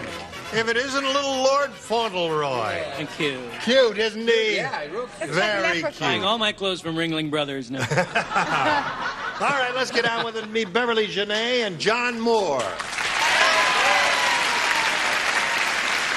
Welcome to both of you. Thank you. We're very friendly here, and we hope you are. And let's get acquainted by finding out where you're from, a little bit about your life, John. Well, I'm originally from Dallas, Texas. Now I live by the beach in Playa del Rey, California. I'm 31, and I'm recently retired. I recommend it very highly, especially to anybody who's still working. You what? I recommend it very highly, especially to anybody who's still working. You mean you don't work? I work on scuba diving, suntan, Are we body independently surfing. wealthy? I recently sold my business to my business partner for more than it was worth. And now let's find out about Beverly. I'm a displaced New Yorker, originally from. I'm single, and I drive a bus at LAX. No kidding. Is that interesting? You meet a lot of nice people? Oh, yeah. All kind of nice people, all kind of nice drunks, and all kind of nice people. Big All right. tippers. Here on Match Game PM, you'll each have 3 opportunities to match as many of our stars as you possibly can. The one who's done that most often at the end of the 3rd round will be declared the winner, and that person will go on to play the Big Money Super Match, which can pay off over $20,000. Here we go. John, you want A or B? A, please. John says he wants A. A says, Tina said the strangest thing happened. After 8 years of analysis, my husband finally came out of his shell. Was I shocked? I found out he's a blank. 8 years of analysis, he came out of his shell. All right, here we go, John. Tina said, the strangest thing happened. After 8 years of analysis, my husband finally came out of his shell. Was I shocked? I found out he's a blank. A she. A she? A she. A what? Uh-huh. You see, I pointed out very carefully over here. The operative words were, came out of his shell. Remember that? Turtle. Yes. Now, okay, Fred. See, if you were still working, your mind would be alive and you'd be able to...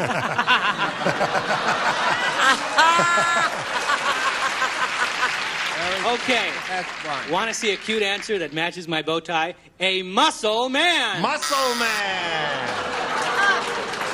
That's wonderful. That's a wonderful answer. You don't know what mussels are? They're delicious. And they come in shells. Crustaceans, they come in a shell. Right. It's a lousy No muscle there. All right, I Brett. believe this is going to be a popular fave, to be perfectly frank. He came out of his clam. Out of his clam. Wasn't clam, it came out of his shell. I found out he's a clam. That's a very good answer. That's a shell and a clam. So far, we've had 2 good responses. The only bad one is came from old John Moore there. What do you say? I'm not playing. I'm not playing, he said. Such a spoiled I'm not brat. playing. Why aren't you playing? Because there's an R in the month. Oh, all right. Well, we'll go on Okay, to let's go Phyllis here. Oh, darn it. Well, Well, I- there's only one right answer, Yeah. and of course I Very have hard it. week. What do I you do say? have Okay. an answer, Uncle Gene. Oh, you do have an answer. Oh, of course he does. Sorry. Remember me, old Lord Fauntleroy?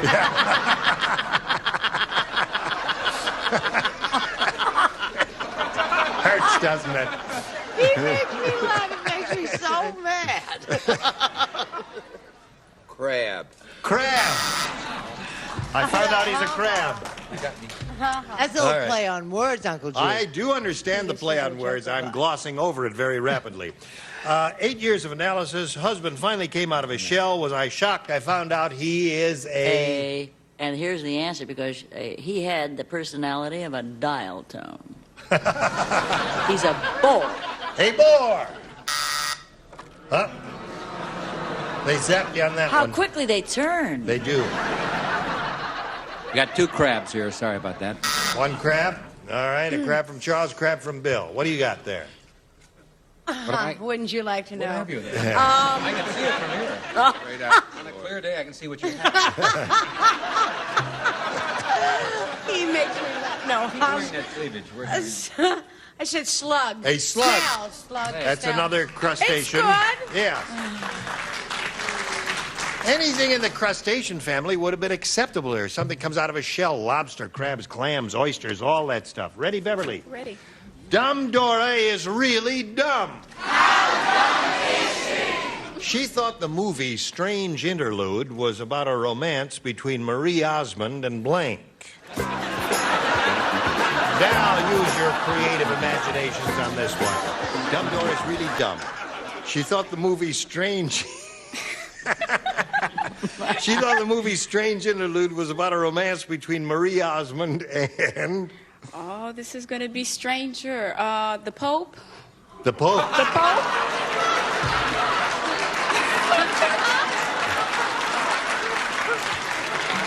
Well, I knew she was well connected, but... all right, Fred, get this one. Romance was between Marie Osmond and the Mormon Tabernacle Choir. No names, please. No names, please. Just numbers. Oh. Okay, tenors, get in line. I have to admit, I like both those answers. Yes, I think that Beverly's was wonderful, as was his. I just said her nice brother. Her nice brother. That's strange. All right. Howard Cosell. Howard Cosell and Marie Osmond are an item. Dumb Dora thought the movie Strange Interlude, a romance between Marie Osmond and... Donnie. And Donnie. We have 2 of those so far. Bill, what have you got? The Count Basie Band.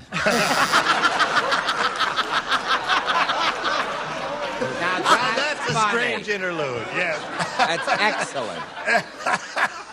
All right. Yeah, pass you. Don't boo. Please. I said Donnie. What? Donnie. Say it, Well, there were 4 of Oh, those. no, no. So there's the end of round 1, and neither one of you has matched one of our stars yet, but the worst is yet to come. Watch this, if you please. Now, since we have a tie score, and he went first last time, you will go first this time. I'll take A. All right. Here we go. Well, on this date in 1954, Irving Bricklemeyer became the first man ever to cross a mortician's picket line. On this same date, Mr. Bricklemeyer also became the first man ever to swallow a blank. What? Better see that. Yes. On this date in 1954, Irving Bricklemeyer became the first man ever to cross a mortician's picket line. On this same date, Mr. Bricklemeyer also became the first man ever to swallow a blank. Okay, a... It's very morbid. Coffin. Coffin is all right. Coffin is fine. It's a difficult thing to do. Well, that certainly makes sense. However, I went for the easy pun and said a stiff drink. Aha. You do understand, don't you? Good. They got you. Okay. Yes. She's an Can I go awfully attractive woman, isn't she? Beverly. And she's smart, and she's Cute. perceptive, and Right. she's tasteful. All of those things. Casket. There it is.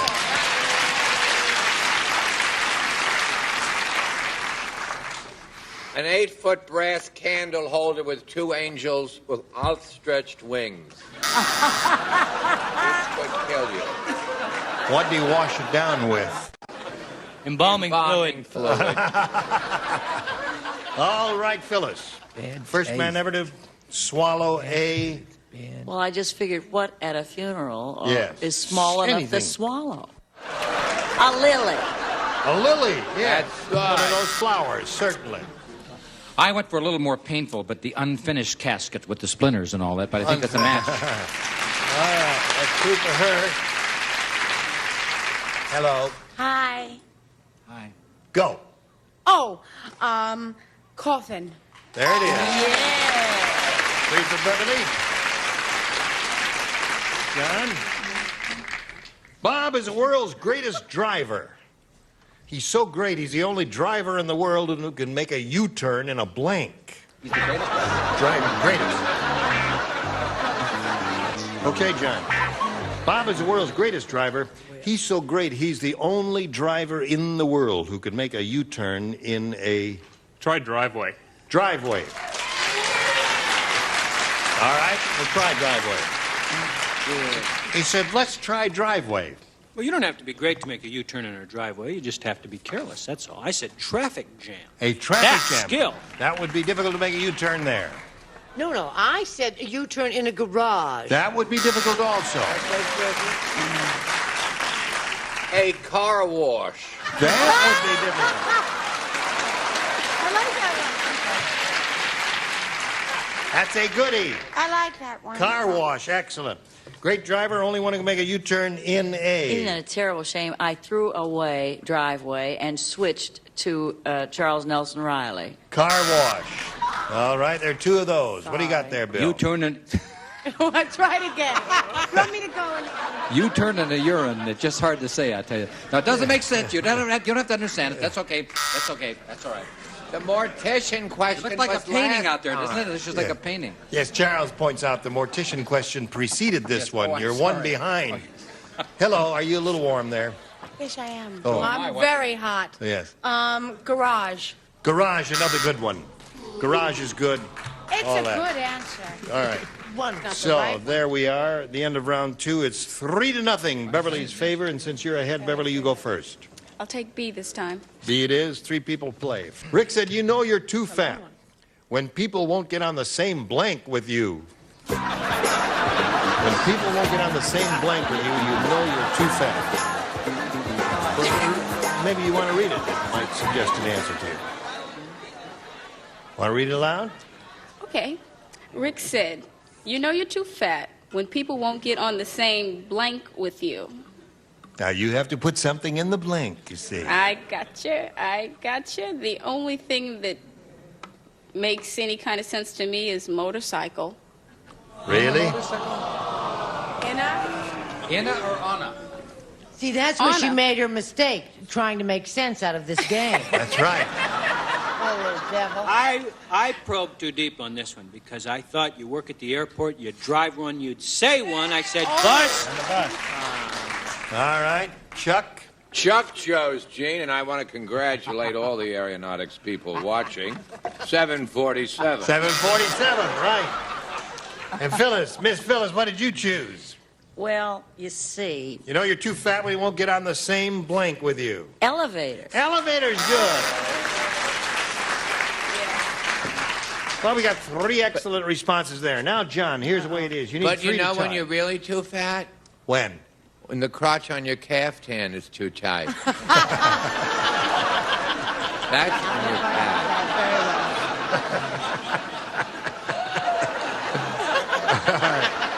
John, are you ready? I'm ready. There are no crotches on caftans. Really? You have to bring your own.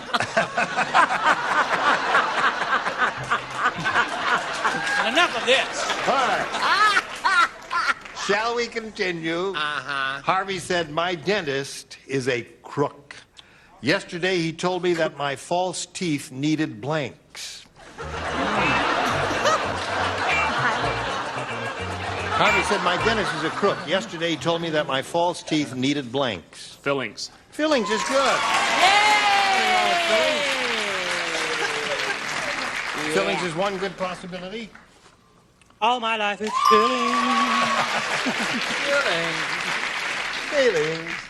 Strange thinking, pathetic dental award for this year. All right. Well, now the audience knows. No, it's very This weird. is not a bid for sympathy, but the audience knows that I fell Yeah. She fell on her fillings. And look, I'm all swollen up there. My arm hurts and my knee is all funny. Yeah. So I said roots. Roots. My false teeth needed roots. Well, that's all right. Every tooth has a root. Remember when she fell skating about a year ago? Yeah, right. Caps, another good response. John says fillings. He needs 2 more to achieve a tie. Phyllis, what have you got? I'm going to help John. Fillings, 3-2 to score. Thank you, Phyllis. Bill. Fill her up with fillings. Fillings. Tie score. Beverly, you break the tie. Or else what happens to me? It's either a tie or he wins. I'm sorry, I said caps. Caps. So the game ends in a tie, and we'll tell you what happens in a moment or so right after we tell you about this. Here we go. We don't have time to do our regular tiebreaker, so what we're going to do is play sudden death. I have one question here. I'll put it to you. You write your answers there, and then put your answers up here. I'll go over and canvass the stars, and when you hear your answer, you let me know. Good luck to both of you. Here we go. Blank cooking. Blank cooking.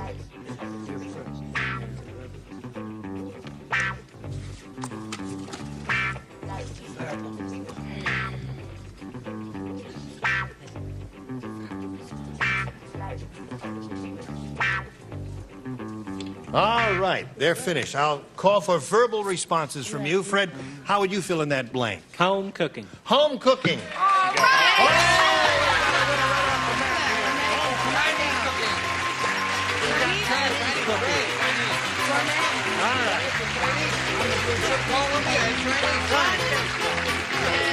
John Moore, it was a pleasure to meet you. I'm going to send some gifts to you from Match Game PM. There he goes, John Moore. Congratulations and good luck to you. Terrific. Now, you could win a bundle of money here, over $20,000. To do that, we have 2 audience matches for you. Whatever you win will be multiplied by 10. We polled the studio audience and said, write down your best answer to this. Blank Knox, $500 for matching the most popular. If you match second most popular, you get $250. And then for matching the third, you get $100. 3 of the 6 stars can help. Whom do you call on? Brett. Oh, I had Hard Knocks. Yeah. There's it. one. Okay. Phyllis. I had the same thing. Well, have you got of another All right. one. Oh, you want another one? She passes, unless you can think of I one. better pass. All right. Fred. Opportunity knocks. Opportunity knock. Yeah. All right. Charles? She didn't call on me. Oh, she didn't call on you. Charles. Don. Don knocked. That's Don Knox. Okay, so you got Don Knocks, Hard Knocks, and Opportunity Knocks. You want one of those or one of your own? I want opportunity knocks. Opportunity. Let's see if it's under the $100 response. Door Knocks is there. Opportunity, is it under the next one, please? Yes, it is. All right. What do you think is going to be under the big one? Hard. Hard. All right, slide the big one. It is hard.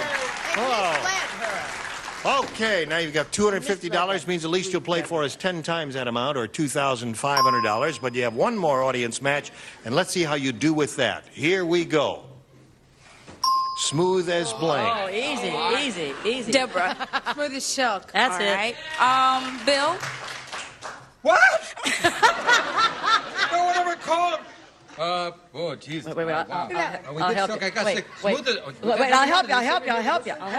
Well, I wrote smooth. No, smooth as... I don't know what that means. Smooth as a doorknob. No, just kidding. Smooth as silk. Smooth as a whistle. No, that doesn't make it. Smooth as the glass. Okay. Brett. I know what that means. Oh, I know she was going to say that. Smooth as a sailor. Babies. A baby's bottom. I think I'm going to probably get up and hug. I'm a mother. Smooth as the baby's bottom, smooth as the glass, smooth as silk. You want one of those or one of your own? Silk. Silk it is. Let's take a look at the $100 response. Smooth as a baby. That's up there, yeah. Let's take a look at the next one, please. Smooth as glass. Well, you got 2 out of 3. Let's see if silk is on top. Silk is on top.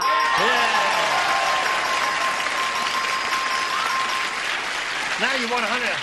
$500 here means the least we multiply by 10 is 5,000. Added to the previous 2,500 gives you a pot of $7,500 to shoot for. However, we want you to spin the wheel. If you get a lucky spin, you'll double it, and you will play for $15,000. Step up there and have a go at it. Grab one of these pegs. There it is. And here we go. Let's all root for a double.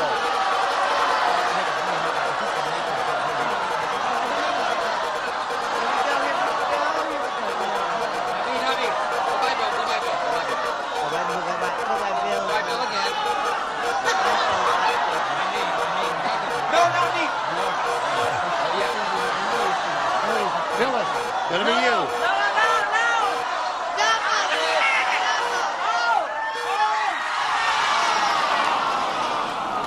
$7,500 with Phyllis Diller. Face me if you would, please. But she can Good decide. Luck to you. Can't she decide for herself? She's gonna match you. Oh. You write your answer. Ready? Here it is. Blank the flag. Oh, she's got that. Shh. Can't I talk? No. Just put it in the slot. All right.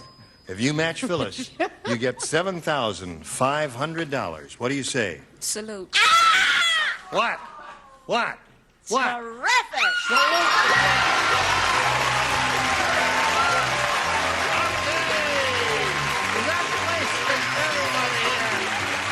You got a bundle of money, $8,250. Now this message for America.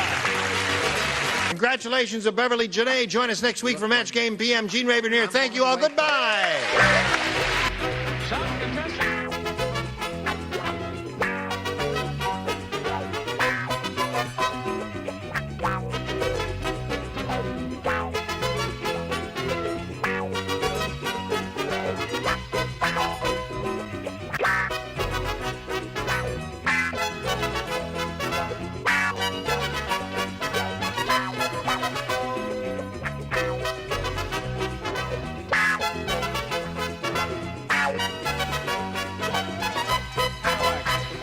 Silicones make it extra long-lasting, extra brilliant, extra easy, turtle, extra car wax, and liquid and soft base.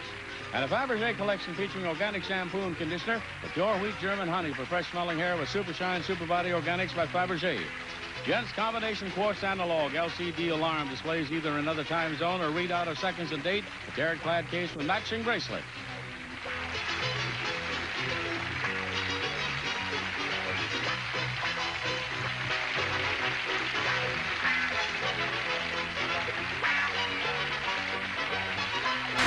This is Johnny Olson speaking for Match Game PM, a Mark Goodson, Bill Todman production.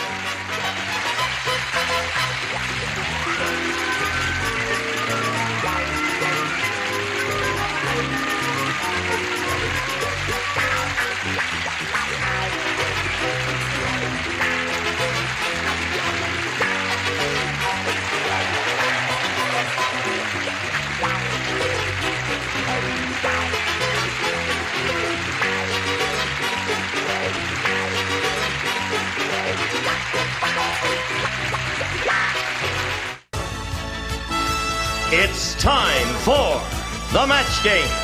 Hollywood Squares. Hour with Leonard Fry. From Magnum P.I., Roger E. Mosley. Phyllis Diller. From Knots Landing, Constance McCashin. Charles Nelson Riley. And the stars of the Match Game Hollywood Squares Hour, Gene Rayburn and John Bowman.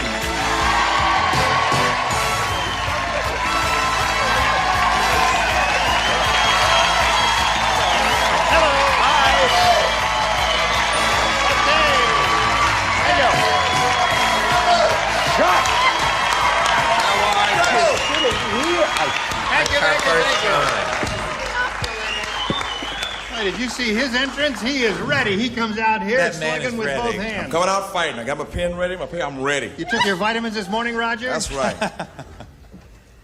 So did Phyllis. Wait a minute. And I have to sit here and look at this. Yes. Listen, have you dear. got the marinara sauce? We could pour some marinara sauce on here and eat this stuff. I ask you, what is this all about, Phyllis? Well, I am the official Olympic fashion coordinator.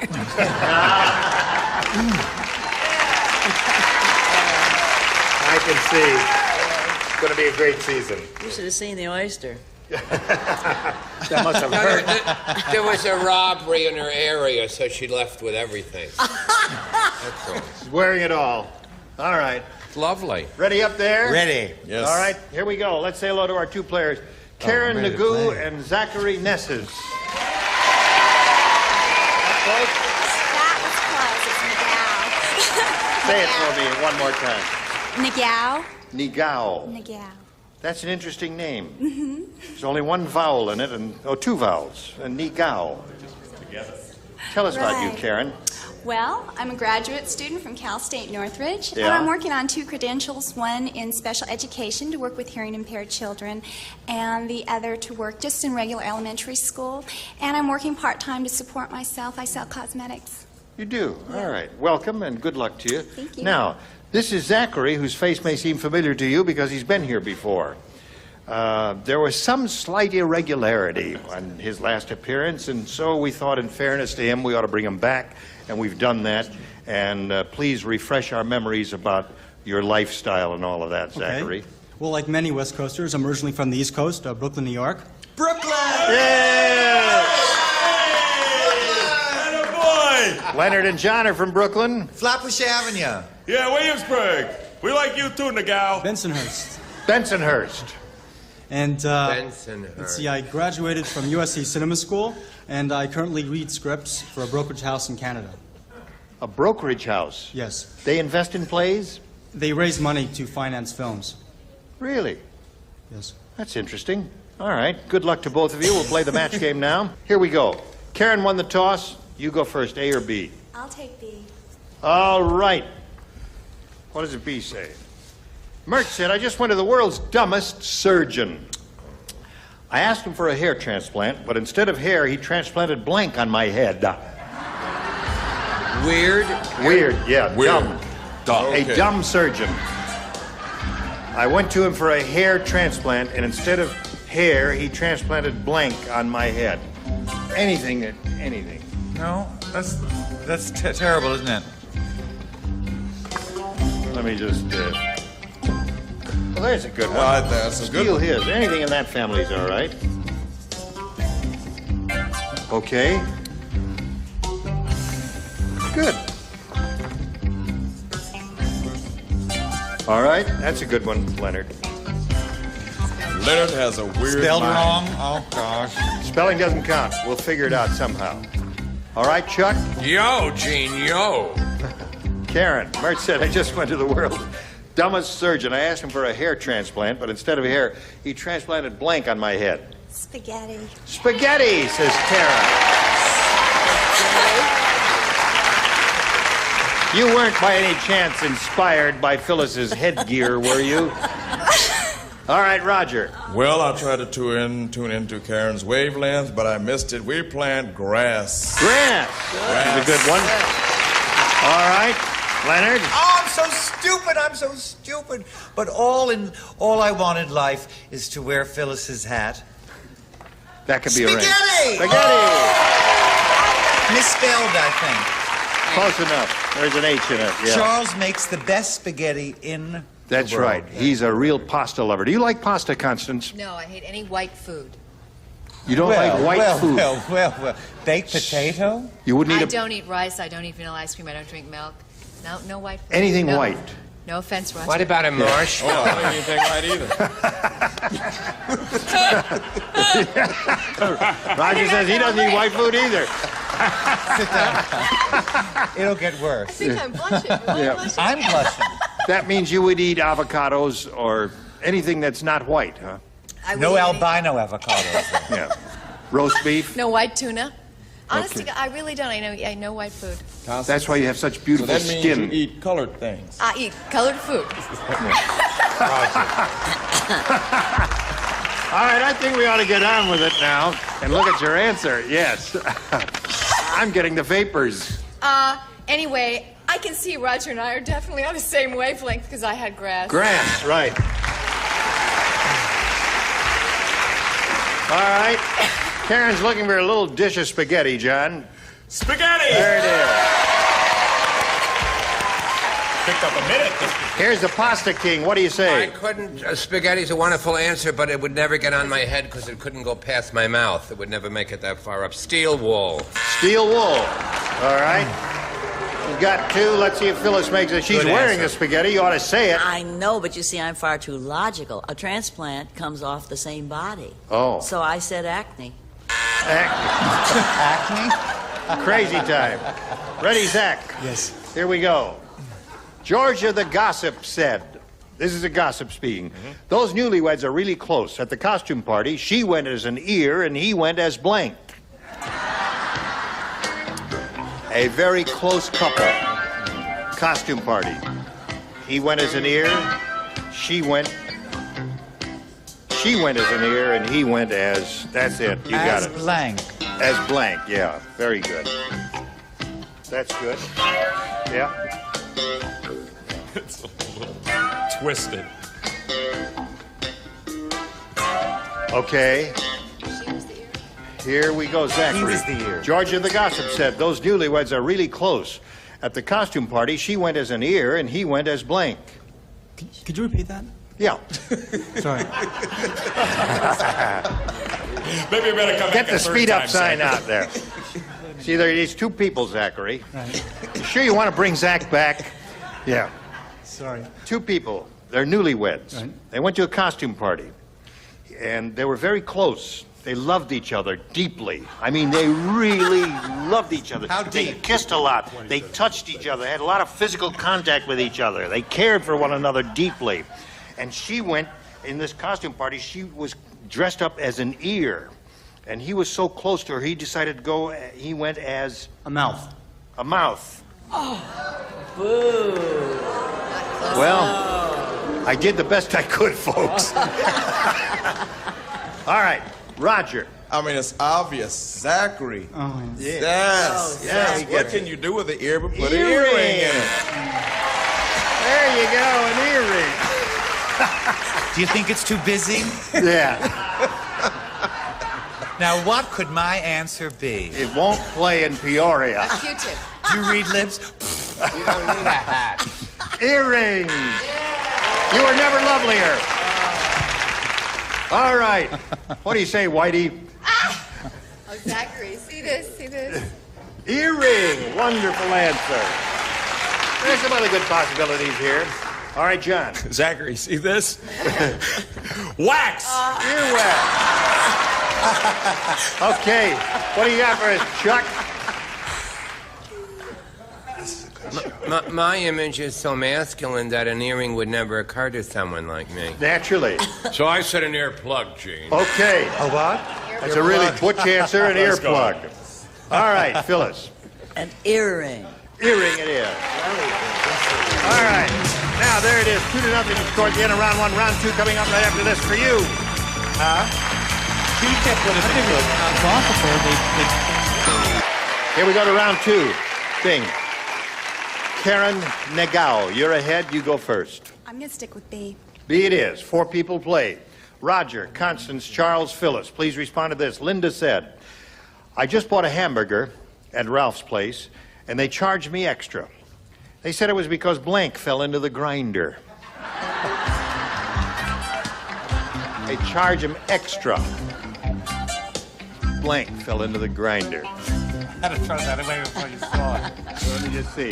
If you were playing, what you would say. Trash. And it is trash. There's some very amusing, good possibilities to this one.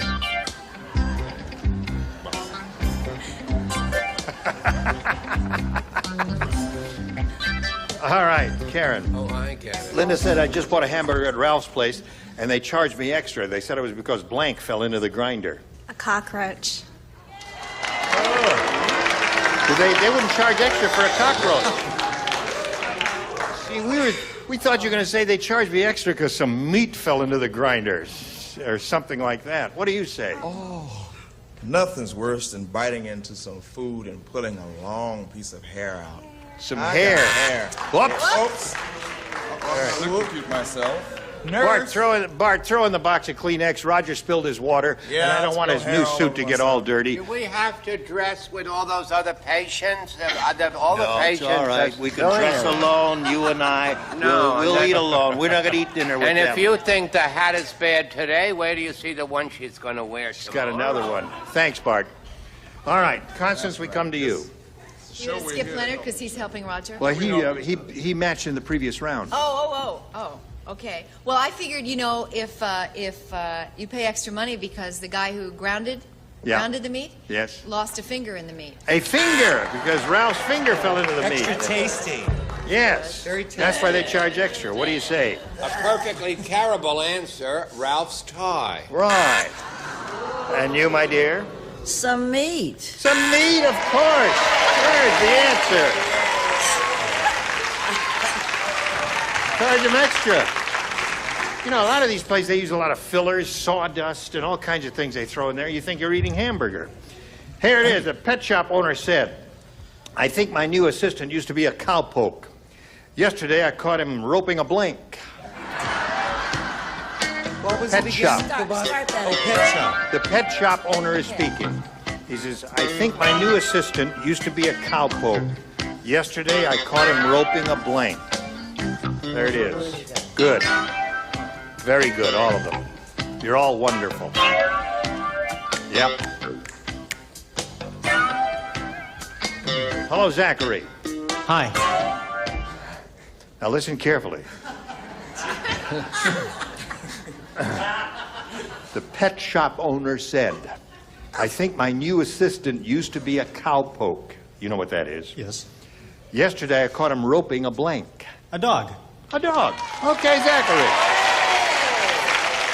Good. How much is that dog in There's the a puppy. window? All right, one for him.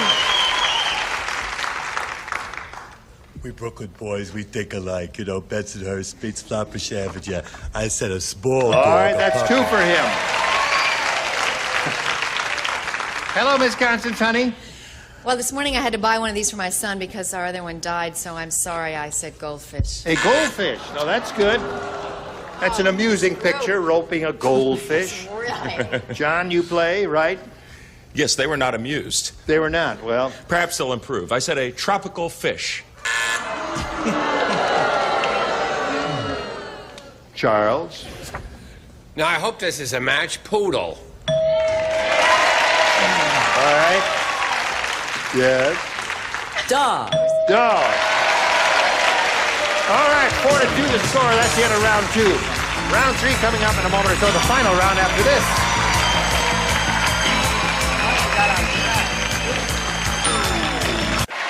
Here we go with third and final round. Zachary's ahead. He goes first. B, please. All right, let's see what B says. Phyllis Diller said, Good, we have an authority.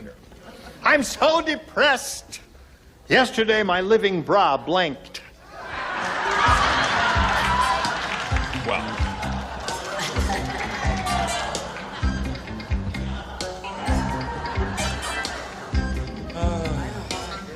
Ready, Zachary? Phyllis Diller said, I'm so depressed. I don't write either. Yesterday, my living bra blanked. Died. Died. All right. You're up first, Constance. What have you got for us? Finally, died. There it is. John, you're the only other one who writes. You have? Zachary lives. He died. All right, Karen.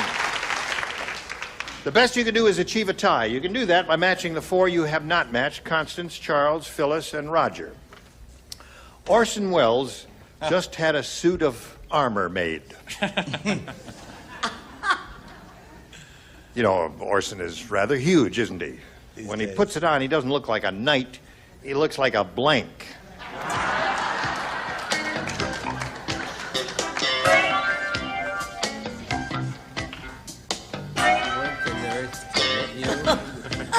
She's in a different seat. Well, she said a very insulting thing to me. This catches on, doesn't it? Shoot. We're waiting.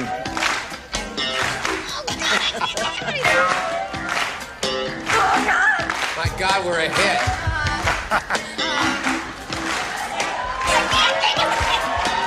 Constance, write something. We're vamping, Constance, till you're ready. I can't think of anything. I don't know. God.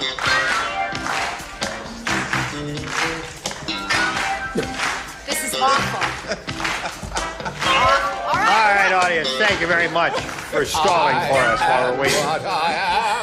Orson Welles just had a suit of armor made. Of course, Orson is so huge, when he puts it on, he doesn't look like a knight, he looks like a blank. A pot-bellied stove. A pot-bellied stove. Well, one of those, you know, those stoves. Yeah, I know exactly what you mean. Cast iron, pot-bellied stove. Very good answer, group. You don't like that? You're booing? Pot-bellied here stoves for are free. big What do you and want for huge your and money? round. What do you say? She's visual. She's visual. That's all I could see him in a suit of armor. Pot-bellied stove. Pot-bellied stove.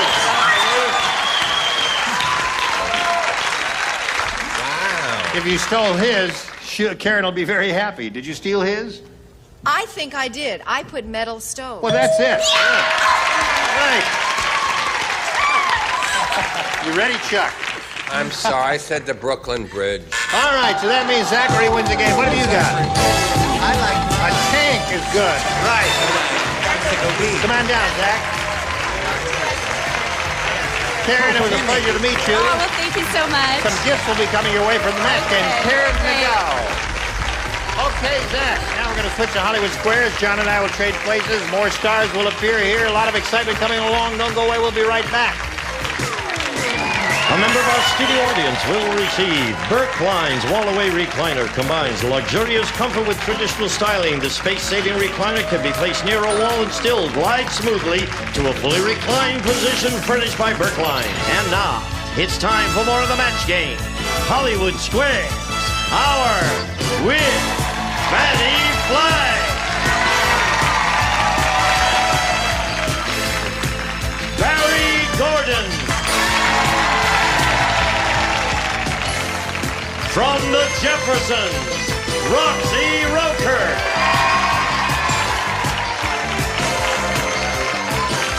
And taking over the star of the Hollywood Squares, John Bauman.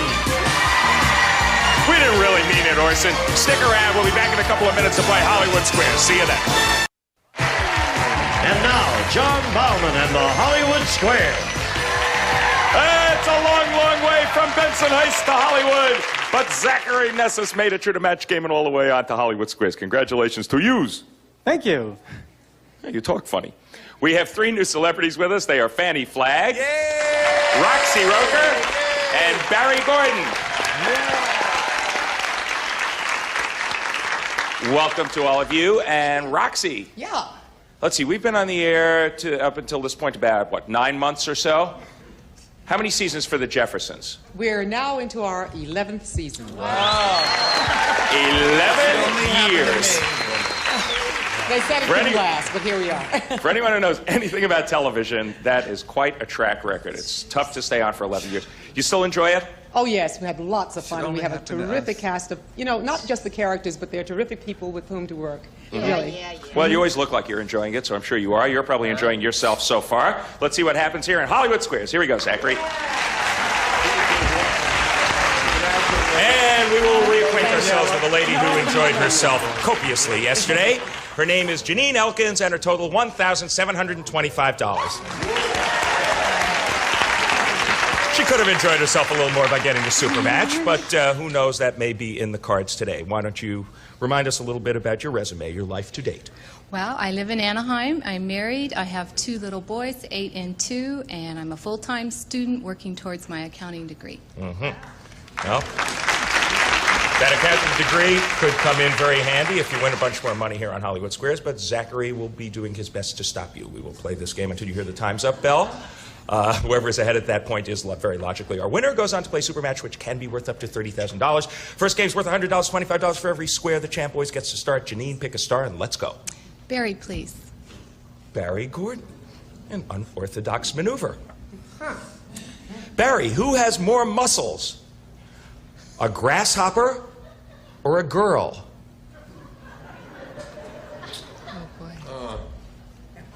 We're not talking about the size of the muscles or the location. We're just talking about the muscles themselves. That's a good point. Yes, it's the number of muscles. I believe a grasshopper does, because a grasshopper, of course, has all those legs and jumping and great leaping abilities that most girls, not all, but most girls don't have. So, I would say a grasshopper has more muscles. What do you say, Janine, for the first square? Agree or disagree? I'll agree. A girl has more muscles than a grasshopper? You should have disagreed with Barry, and your opponent gets the first square. A human being has 650 muscles. Now, a grasshopper has 300, which I think is quite amazing in and of itself, to have that many muscles in that little body. Look at Zachary Constance's Ness's muscle. Look at that. Oh, wow. There's a girl to bring home to mother. So don't mess with me, Leonard. Zachary, pick a star for an O. How about me? Can I Leonard. With you? Leonard! Zachary. Brooklyn to Brooklyn. The more orthodox move to the center square. Elizabeth I'm Arden orthodox. Cosmetics. You knew that. Yes. No, I didn't. Elizabeth Arden Cosmetics is promoting one of its new products by using a picture of this celebrity. Is it Phyllis Diller or Boy George? How amazing.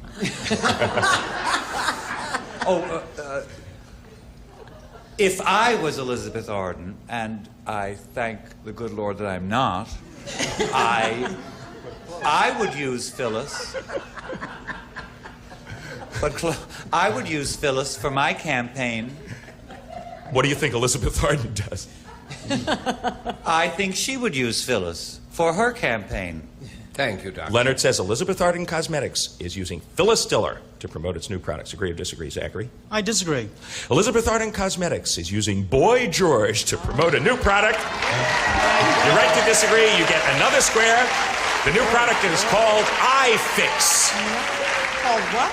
Janine, 2 O's up there, no X's. Pick a star. Jean, please. For a block. You missed this one. The first game goes to Zachary. 3 O's in a row. Vice President George Bush's wife, Barbara, has just finished ghostwriting a book. Huh. Did she write it for her husband, George, or for her Cocker Spaniel? Well, I think George is capable of doing his own writing, and I suspect she wrote it for her Cocker Spaniel. Agree or disagree, Janine, to block? Oh, I disagree. George Bush's wife, Barbara, wrote the book for her Cocker Spaniel. Yes, you should have agreed with Gene. Your opponent gets that square. You knew it the second you said it. You had that gut instinct. Your opponent gets the square, wins the game.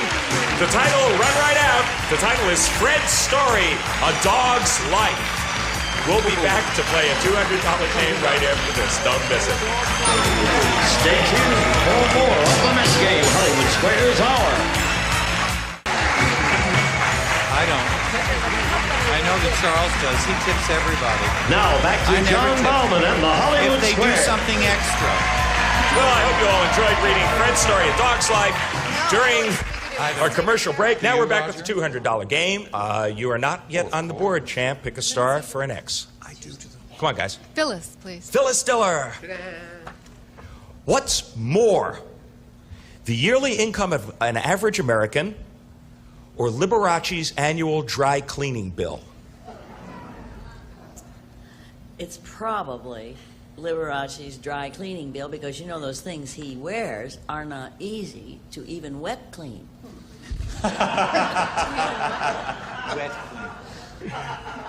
She says Liberace's dry cleaning bill is more. Agree or disagree, Janine? I'll agree. Liberace's dry cleaning bill beats out the yearly income of average American. You are on the board. Liberace's annual dry cleaning bill, $20,000. That is a lot of Martinizing. $12,709, the yearly income of the average American. Zachary, pick a star for an O. Leonard, please. I'm back. You send a gift to a friend. Yes. As thanks for the gift, the friend sends you flowers. According to Miss Manners. Miss Manners? Yes. Should you now send a thank you note for the thank you flowers, Or is it time to stop this exchange before it gets out of hand? No, enough is enough. This will just go on all year. I would send a note to Miss Manners to just tell her to mind her own business. No more notes. No notes. He says, cut it off right there. Stop this exchange. Agree or disagree, Zachary? I agree. According to Miss Manners, you should send a note to the friend, a thank you note for the thank you flowers. We should all send Miss Manners a note, especially she hasn't you, gotten Zachary. Flowers in years. Another X goes up, and Sorry, this game Zachary, is but not that doesn't resembling the make first sense. game in the least. Janine, pick a star. Fanny, please. All right, this To could win. give you the game and the lead. Fanny Flag. Yes. Can you crush up a dog biscuit for your goldfish? Or will this be the goldfish's last supper? Isn't that a peculiar question? Aren't they all? Answer, I just want to say I love the lighting, I love the direction, I want you all for my specials. Let's see. You know what I think, really and truly? I think that doggy biscuit is just made out of protein and stuff. I think the goldfish could eat it. She says you can crush up a dog biscuit for your goldfish. Agree or disagree, Janine, for the game? I agree. It's okay to crush up a dog biscuit for the fish. You're right to agree. You get the square and you win the game. And while you're at it, crush up a goldfish for your dog. Sure, why not? $175 for the challenger. The champ has taken the lead. $275 for her. 3 X's on the board. Take them off. We'll start a $300 game with you, Zachary. Leonard. You're a fool for punishment, Zachary. I haven't helped you yet, but I'm going to do my best. A bee is buzzing around your face. Will he go away if you scream at him? Or will he ignore your screams because he has no ears? Everyone ignores my screams. No, I like that. You don't have to feel sorry. No sympathy. Just send a card to Miss Manners. Anyone who calls himself Miss Manners is really a sick girl. And now on to the bee. I would say bees can't hear. Okay, he says the bee will ignore your screams. He has no ears. I've screamed in front of bees and I haven't noticed them flying away. That's why I'm using a sense memory here. Agree or disagree?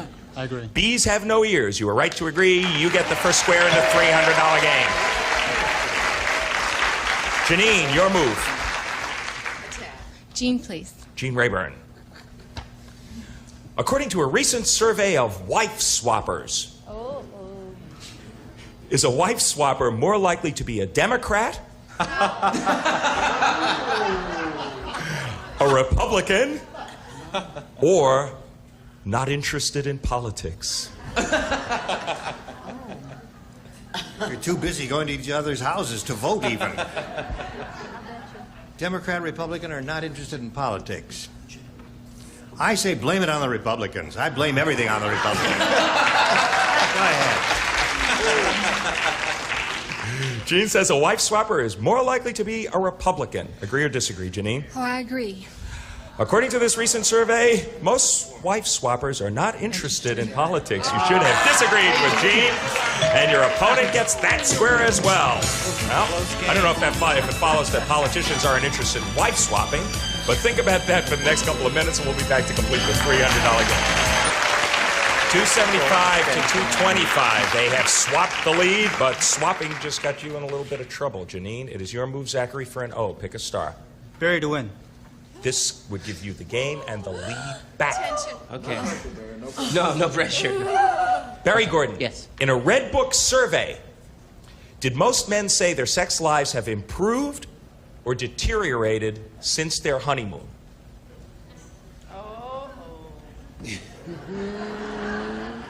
All right, I'm going to go by experience here. I have walked down that path a couple of times, and 4 times. It would be logical that it would improve. Honeymoon is nervous and crazy, and two people try to get to know each other, and the more you know each other, the more wonderful it is. And I miss you, Sally. I wish we were here right now. Is that your wife? Just thinking about it, improved. Okay. He says most men would say their sex lives have improved. What do you say for the game? I agree with that. Most men said their sex lives have improved since their honeymoon. You're right to agree. You get the square, you win the game, you take the lead once again. Barry, of course, is married to Sally Julian, who was a guest on our show herself. At one point, we will sweep the O's off of the board. We will start the $400 game with you, Janine. We got a tight one. You're both good players. Pick a star. Fanny, please. Okay. Fanny Flag, you're eating a boneless Portuguese sardine. Pardon? A boneless or boneless? A boneless Portuguese sardine. Oh, okay. Yeah.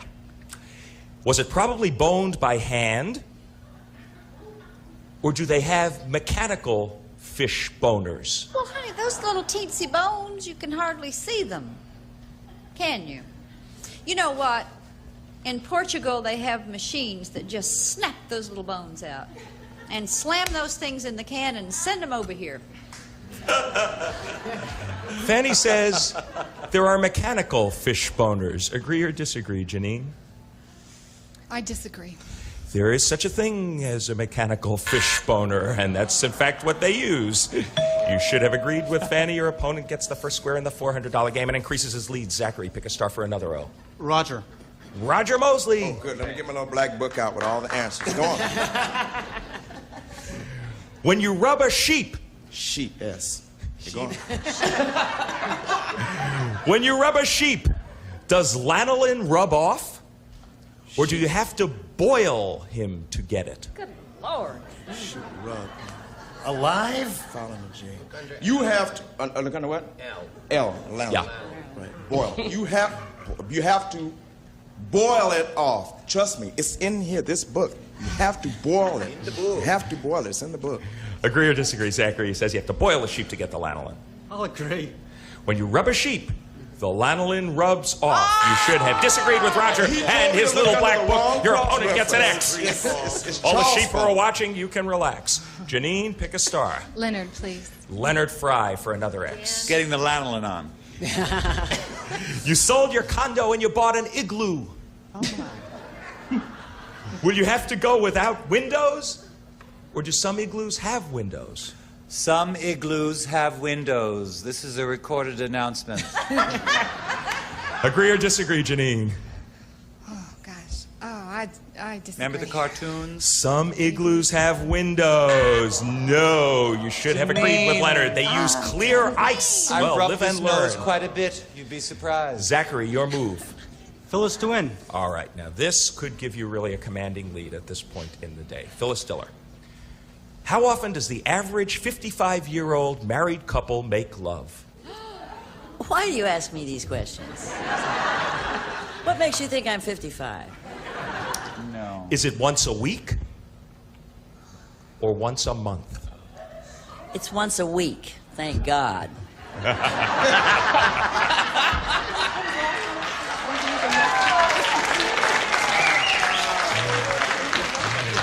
Agree or disagree, Zachary, for the game? I agree. The average 55-year-old married couple makes love once a week. You're right to agree. Phyllis is greatly relieved. You get the square, you win the game, and you take a pretty big lead, $1,025 to $300. This may be insurmountable, but we still have some time. We will find out. It's a $500 game. Take the X's and O's off of the board. Start us off, Janine. Phyllis, please. All right. Try to win some money at the very least. Phyllis Diller, is Bob Hope a citizen of the United States, or is he a citizen of England? He was born in England, but he came over here because he found out he couldn't be king. And he became a citizen, and now he finds out that he can't be president because he was born in England. But he is a citizen. Boy, rough life, isn't it? Janine, agree or disagree? She says Bob Hope is a citizen of the United States. I agree. Yes, he is a citizen of the United States. You're right to agree. You get the first square in the $500 game, but time is up. He has done it with a commanding, impressive total. Zachary Nessus is our new champ, $1,025. Good for you. Good going. He zoomed his way over there to join Gene, get set for his shot at the big money. Thank you. I'd agree. The big money is something you never could quite get into, but you're a very good player. You had one of those days where kind of the second you said it, you felt you should have said the opposite thing, and it registered on your face, probably too many times. It's a concentration thing, but you're lovely. You played very well. Your total leaving here, $2,050 for Janine Elkins. Congratulations. Gene, take it away. Here we are with a new champ, Zachary. We'll be back with him and the other stars in a moment or so for a go at the really big go.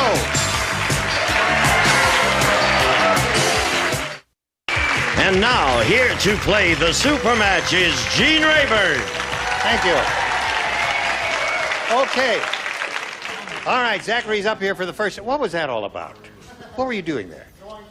Oh, you were drawing for the prizes. Oh, that's right. The people who visit in the studio, they get a little prize. We And give it's away a dish lot of night big later, stuff. too. What's that? Later it's going to be dish night. Dish night? No.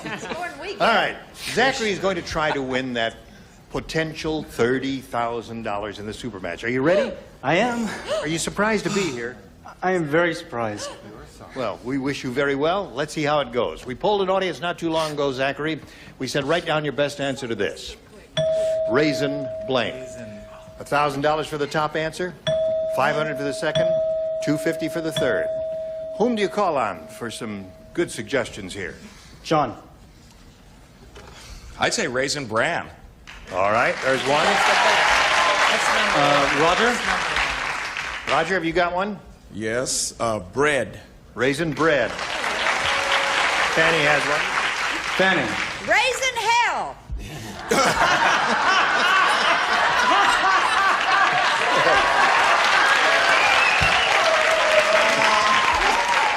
Come on now, Fanny. This is serious. There's a lot of money at stake here. She likes it. I jest only because I'm using this film for a test for a movie. No, really. Wonderful, wonderful playwright, Lorraine Hansberry, Raisin in the Sun. Oh, that was a great Broadway show. A great Broadway show, Raisin in the Sun. Now you have Raisin Bran, Raisin Bread, and Raisin in the Sun. You want to choose one of those, or, Zachary, would you like to think up one of your own? I'll go with Bran. Yay! Bran. He's a regular fellow, isn't he? All right. Okay, thank you, three people. We want Raisin Bran. Let's go down to the bottom and reveal a $250 response. Raisin Pie. Raisin pie. Never heard of that. Every day it can. Never heard of that in my life. Absolutely. All right. There's no such thing as raisin pie. Anyway. There is now. Had a bunch of weirdos or somebody. The $500 response says raisin bread. Hey, it looks good for Raisin Bran. Raisin bread. Yeah. He chose Bran. I thought bread was going to be on top. All right, slide the big one, Steve. Yeah! Very good, Zachary. Look at that. 1,000 big ones for you. Looks good. You know, you got over $2,000 now, and you haven't come to the good part yet. I know. All right. Now the head-to-head match with any star of your choosing. After you've made your selection, we'll ask the star to reveal a hidden number, and we'll multiply that $1,000 by whatever number is revealed. There are 4 10s up there, 4 20s, and somewhere in the midst is 130.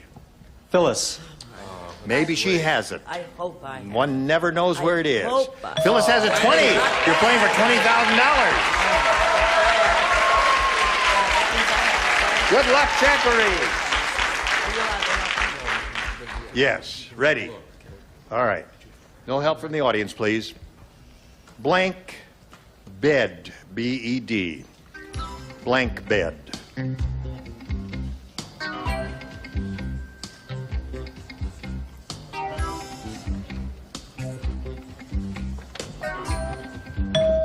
You're ready, Phyllis. All right, she made up her mind quickly, made a decision. Now your job is to match her. If you do, you collect $20,000. Water. Water bed. Phyllis? Isn't that awful? That was the right answer. That was the right I answer? didn't get it. You didn't think of water? It didn't come into my head. It didn't come into your head. Oh my! I'm so sorry. I said twin bed. Twin bed. All right. Oh. All right. Well, listen, Zachary hasn't done too badly, you know. He's got $2,025. That's not bad at all for a day's work. We'll be back with Zachary and the stars right after this. I want to find out which one of the stars had the one really big number that's up there. So, stars, would you all grab the tabs and give them a yank, ready, set, go? Yank. There's the 30. Roxy. Roxy had the big number up there. Roxy got the big 11 years, $30,000. Roxy's All right, got stars, it, we'll see you baby. tomorrow. Zach is happy. He's going to be back here tomorrow. He says, I was happy when they called me back. I didn't ever expected that. So he's got a little over 2,000. We'll see you tomorrow. Gene Rayburn inviting you to join us tomorrow. That was a tough question. Maybe it'll even out. John Bauman saying so long for the Match Game Hollywood Squares hour. See you then. A member of our studio audience will receive Ray-Ban leather sunglasses, classic styles with rich leather accents, plus sun-sensitive gradient fashion lenses for wear indoors and out, furnished by Bosch & Lomb.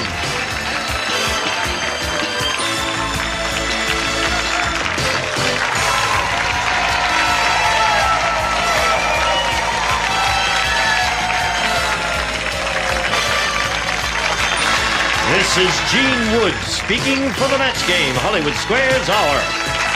A Mark Goodson television production. Get ready to match the star. Brad Garrett. Shelley Taylor Morgan. Charles Nelson Riley. Phyllis Diller, Ron Lucas and friends,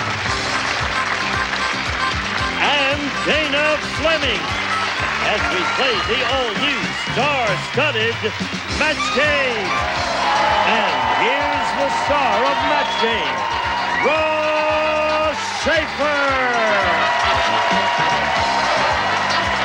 Thank you very much. Welcome to Match Game, everybody. Thank you.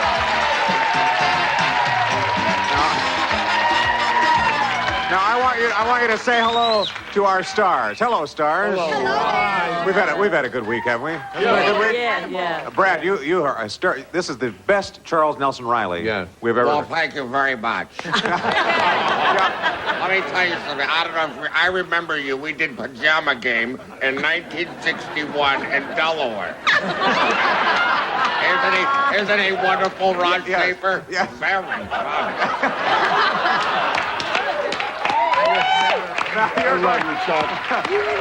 We should tell you, you're going to be in Cleveland. I'm in Cleveland starting tonight at It's Comedy for the whole weekend. Well, people should go and see you. Come on down. Yeah. All right, let's meet our contestants today. Valerie.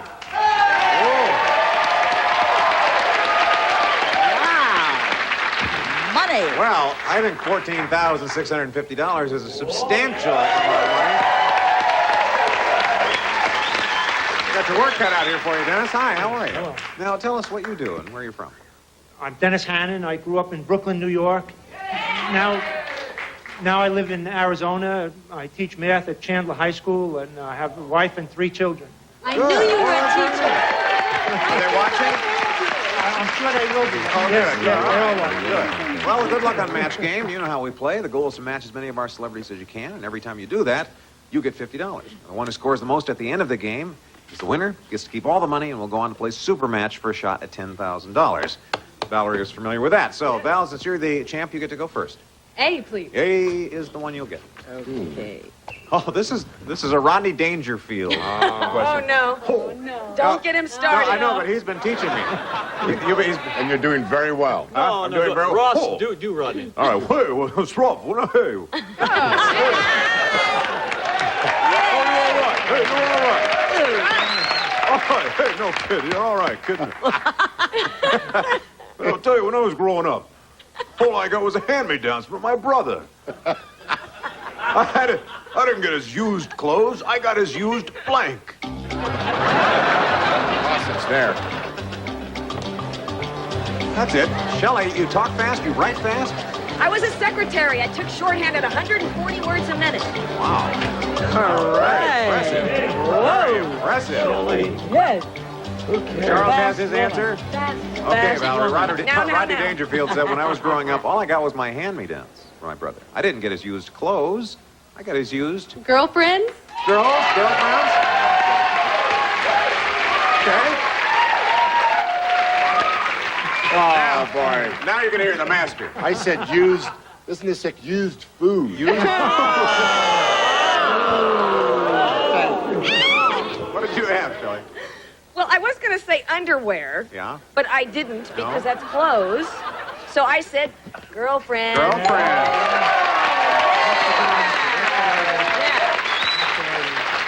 Charles. Well, girlfriends is kind of like a sissified thing, so Chuck said chicks. We'll take that. We'll take it. You know Rodney. You know Rodney. Yes, yes. Didn't get his used clothes. He got used what, Yes. Phyllis? Girl. Girl. Right on. Oh, no, now it's Chuck Roast is back. Hey, Phyllis. What? I think we're related. She's my mom. No, get it right. I'm your dad. Oh, that's right. Yeah. Well, Chuck said handcuffs, but I didn't say that. You didn't say that, good. No, I said What did you say? dates, which has got to be... Dates? Right. Is that close? Yeah, they take it. And Dana. Well, it's been an ongoing problem. It started out as they shared girls, hand-me-down girls, and then hand-me-down chicks. Chicks. And it went on into women. We'll take it. What did you say, All right, Dennis. Your turn, Dennis. We'll see how you can do on this one. Oh, Marge said... This is sad. Marge said, my plastic surgeon is really mean. How mean? When I didn't pay my bill, he kidnapped me and put my old blank back.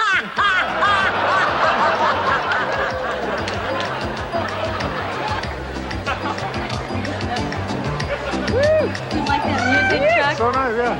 Dennis is a New Yorker, so we're gonna. All right, yeah, Dennis. Yeah. You're representing New York now. Okay. Brooklyn.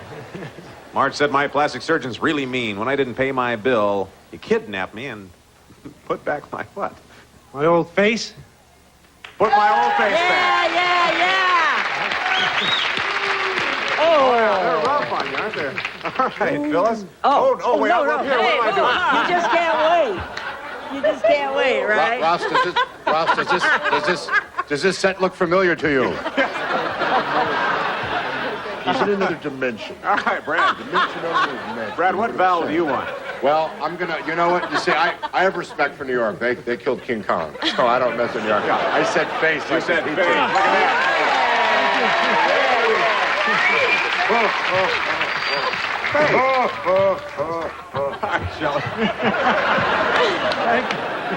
Oh, Grandpa. Dennis, I'm trying not to hold it against you that you have the same name as my second husband. Only we called him Dennis. But anyway, I got a little more specific. I said nose. Nose. Nope, not a match. Charles, how about face? No. Oh, a nose. Put my old nose back. I didn't pay my bill. He kidnapped me and put my old what back, Phyllis? Well, my doctor did threaten me. And I came up with the money fast. As I remember my whole face. One Halloween, they said, take off your mask, and I tried to rip it off. Face!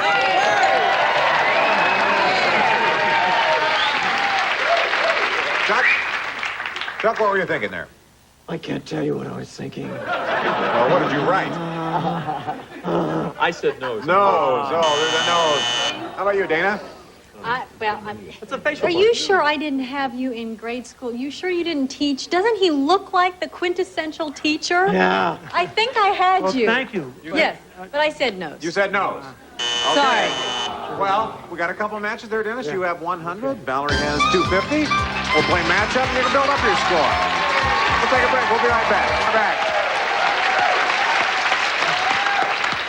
Oh, Valerie's hanging on to her champion status here. You have 250, Dennis. You have 100. But now it's time for us to play matchup. This is where you can build up your score by playing against our clock. You're behind right now, Dennis, so you'll get to go. Who do you want to play with? Charles, please. Okay. Gonna go with Charles? You don't have to say please. Just Charles is enough. He wants you to from do New well. York. That's why he said that. Now, we're going to show you a series of possible matchup, Dennis. Use the button on your screen there to pick what you think is the best answer. Every time you and Charles connect, we'll give you $50. Okay, let's put 30 seconds on our clock. Ready? Go. Pinch blank.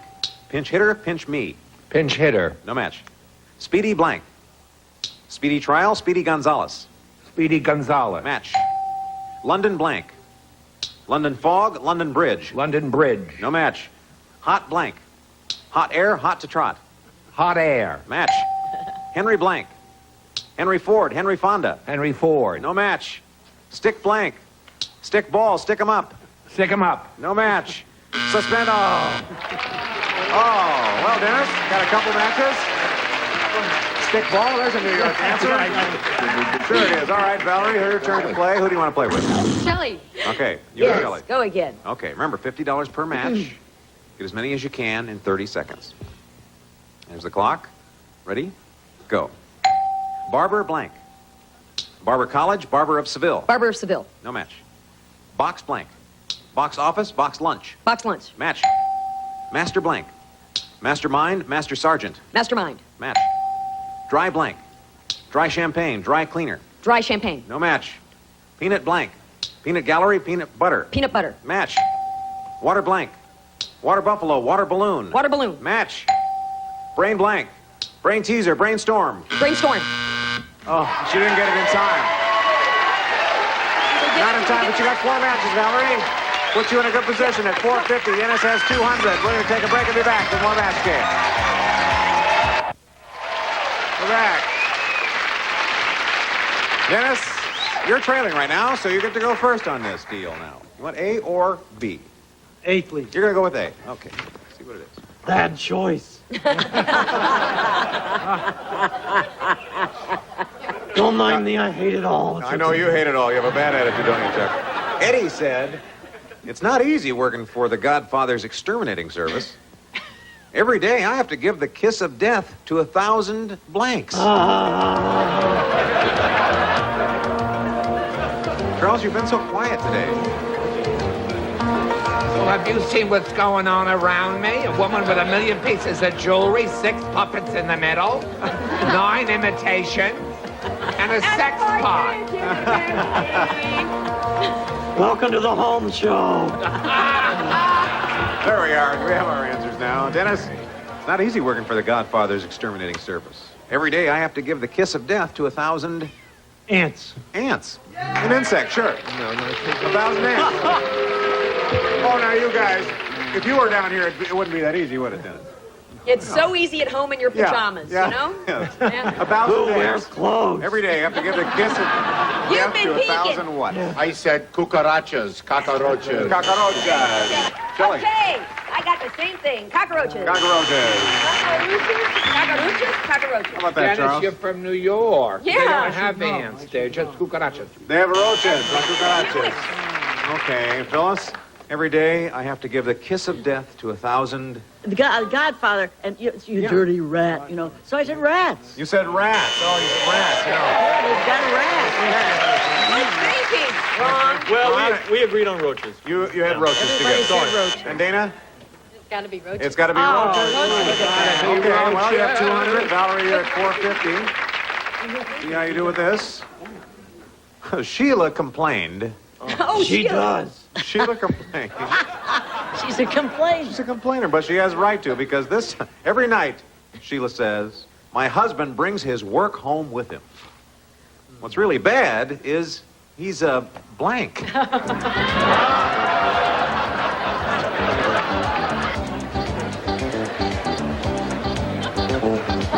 There we go. Now Charles has an answer. Ready? Okay, Valerie. Wow, you're in a great position here. Sheila complained, every night my husband brings his work home with him. But what's bad is that he is a Gynecologist. gynecologist.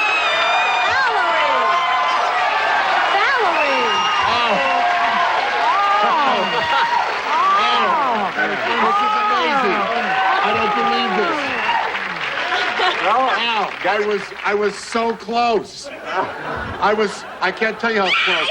Proctologist. You're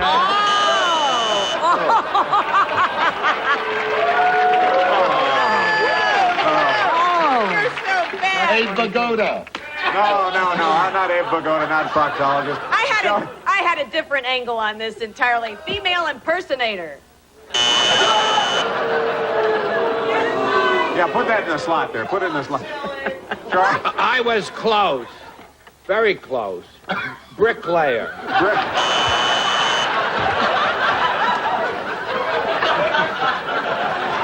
You were, that was very close. Well, you know what I mean. A gynecologist is not, that's a tough one to match, isn't it? Phyllis? He's a gynecologist. Oh, gynecologist. Every night my husband brings his work home. What's really bad is he's what, Phyllis? He's a garbage man. Oh, a garbage man. That's funny. All right, Chuck. There are no survivors. Yeah. Well, this could be a match. I said plumber. Plumber?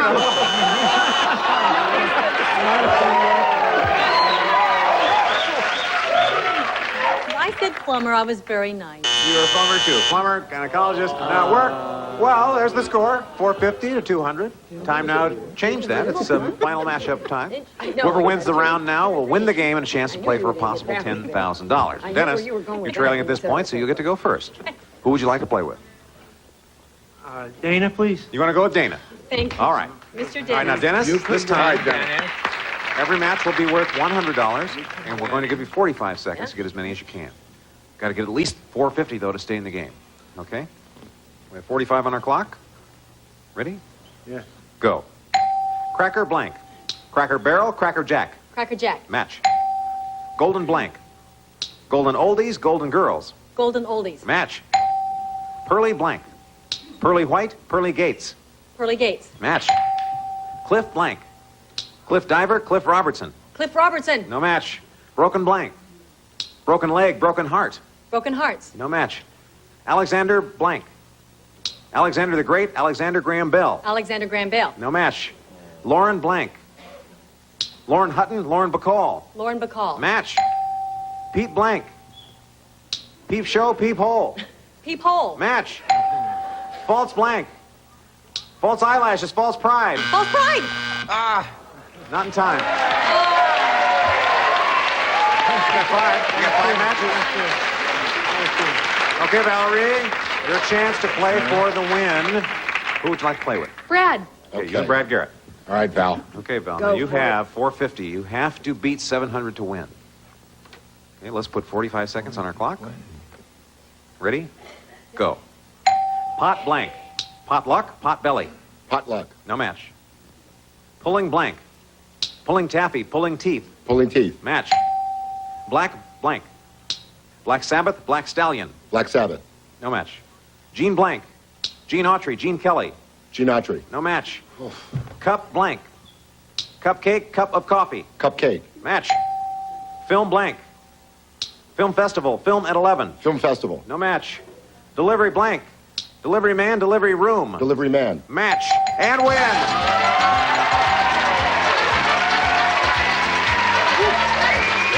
All right, Val, you did it again.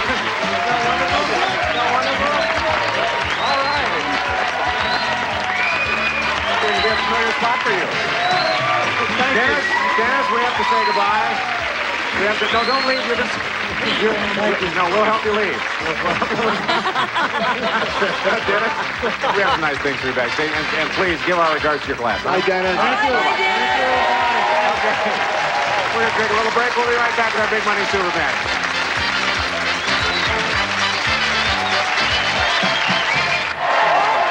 We're right back now with Valerie, who won $10,000 yesterday.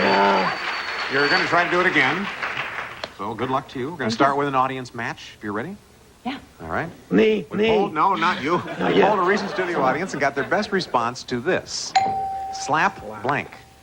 Slap blank. Now, if you can guess the most popular answer, you'll get 500. Second most popular answer, 300. Or their third best answer, 200. Now, which 3 stars would you like to have help you with this? Charles. What I'm sitting all around, slapstick. Slap stick. 2 more? Brad. Slap shot. Slap shot, yeah, the hockey term. 1 more. Ron. Me? Yeah. Slap happy. Yeah, slam dance. Stop it. Yeah, slap happy, slap stick, or slap shot, or you can pick one of your own. Slapstick. You're going to go with slap stick. Okay, let's see how you've done. What is the $200 answer, please? Slap shot. That was Brad's answer. All right. What was the $300 answer? Slap happy. Yes. Yeah. All right. The one we need though is Need it. slap stick. Is it behind the $500 slot there? Yeah. Okay. You and Charles. No, wait. She's so anxious to get away here. You have now $500. You're going to be playing for at least 10 times that, or $5,000. But you have to match one of our celebrities head-to-head. Double that amount, just like yesterday, for $10,000 if you get a good spin on our star wheel. Here it comes. Don't want to hit you. Thank you. Okay. Here you are. And I'm going to give you the pointer. Whichever star it lands on is your partner. If it lands on a red dot, it's double your money, or $10,000. The same spot you were yesterday. Go, Valerie, go, Valerie, go. I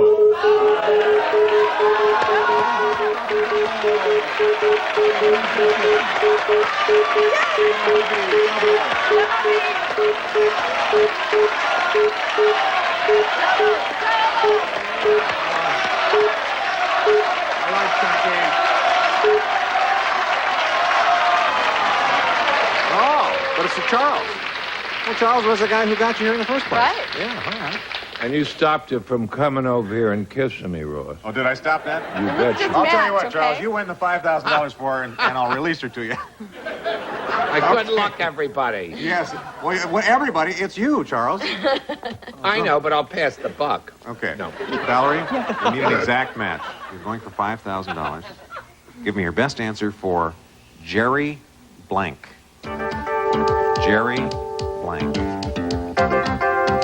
Charles will write down his answer. There,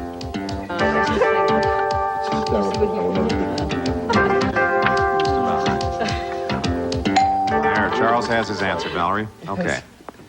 What is your answer for Jerry Blank? Jerry Lewis. Charles, for $5,000, can you match? I went to the White House 3 times to see Gerald Ford, and he loves Jerry Lewis. Oh,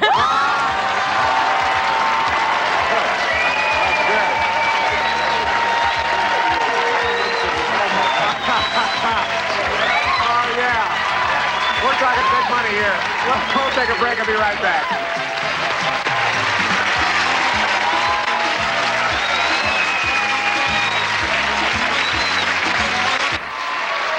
$20,400 for Valerie.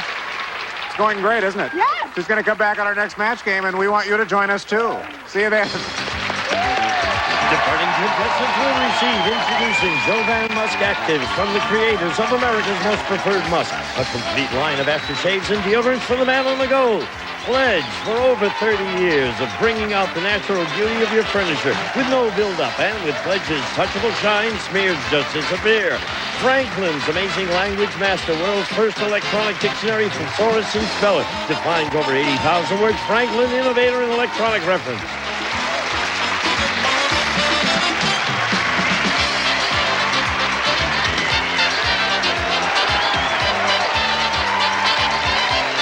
This is Gene Wood speaking for Match Game, a Mark Goodson television production.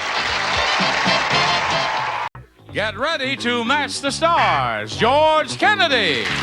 From Ladies' Man, Betty Kennedy. Charles Nelson Riley. Phyllis Diller. McLean Stevenson.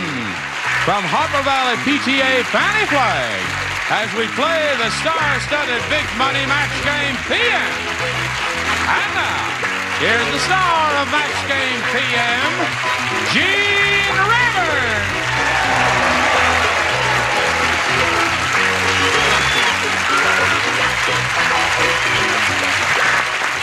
Hello, John. Thank you, friend. Well, you got a good bunch out there, because we have a dandy bunch out there. How do you do? Good evening tide to all of you. Well, you all look pretty smashing yourselves. Shall we get right on with it? Introduce our 2 players here. Steen Ingling and Karen Sexton. Welcome. Let's get acquainted with the 2 of you. Okay. Steen, tell us where you're from. I'm originally from Denmark. I came to the United States in 1964.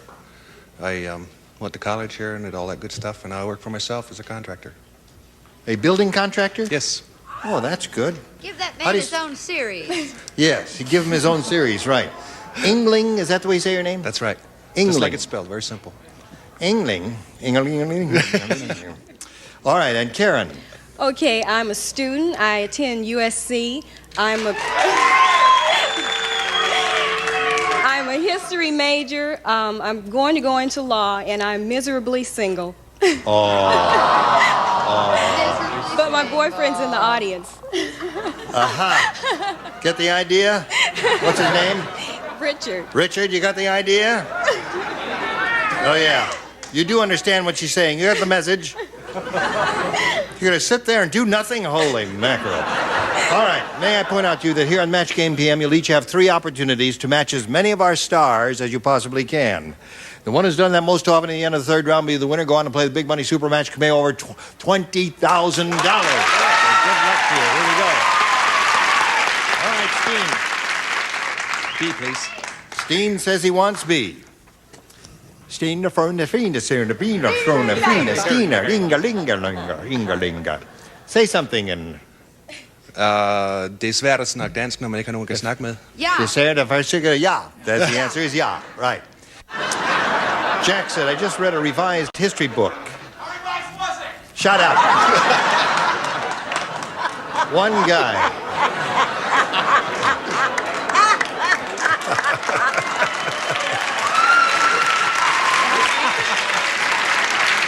One of your chums from the USC, huh? You had to bring the animals along, Karen? Just read a revised history book. Instead of the Boston Tea Party, it was the Boston Blank Party.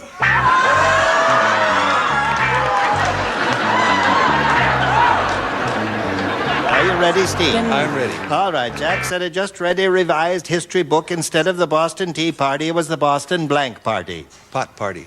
Boston Pot Party. He said the Boston Pot Party. What do you say to that? Oh, I said the Boston Bean Party. Big Bean Party. Oh, that's right. cute. That's cute. What do you say? Yeah, it is the good. Boston Black Party. Boston Block Party. Black parties? Yes, right. They have them on our block all the time. That's right. What do you got? Well, hang in there because I think it could be a match. My accent is worse than They're anybody. afraid it's eating. I got enough throwing out. Grass party.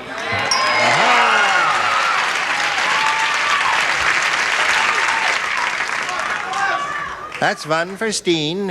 Instead of the Boston Tea Party, it was the Boston Blank Party. Oh, well, now, I'm very much against this, but I think this is what it's going to be. I'm with you. What do you say to this? I'm very much against it also, but I use the more Nordic term for it, which we know here is El Pato.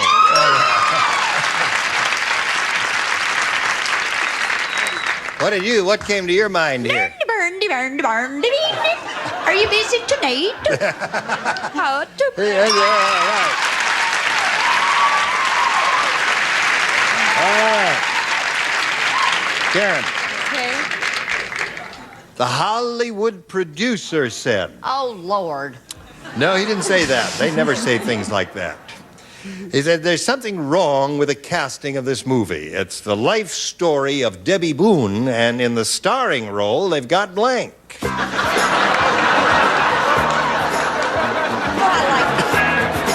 we're ready for Karen. The Hollywood producer said there's something wrong with the casting of this movie. It's the life story of Debbie Boone, and in the starring role, they've got... I said Charo. Charo. I think that's good. That's very unlikely. That's exactly what we had in mind. I bet on Midler. You bet on Midler. All right, what do you say? I bet on Fanny Flagg. Fanny Flagg. You stepped in my life. I got it. What do you say? Phyllis Diller. Phyllis Diller. I don't know. She looks something reminiscent about Debbie Boone. I wish you hadn't said reminiscent. How far back are we going? Which war? Yes. I just want to remind Karen that there are a lot of people who are miserably married. I know. Be very careful. Okay. She said, batting her long eyelashes. You have an answer for it. It's a life story of Deborah Boone starring... who they got starring? Listen, don't knock the eyelashes. You know those great big wedgies? Yeah. I fell off them, and I didn't get hurt because my eyelashes broke my fall.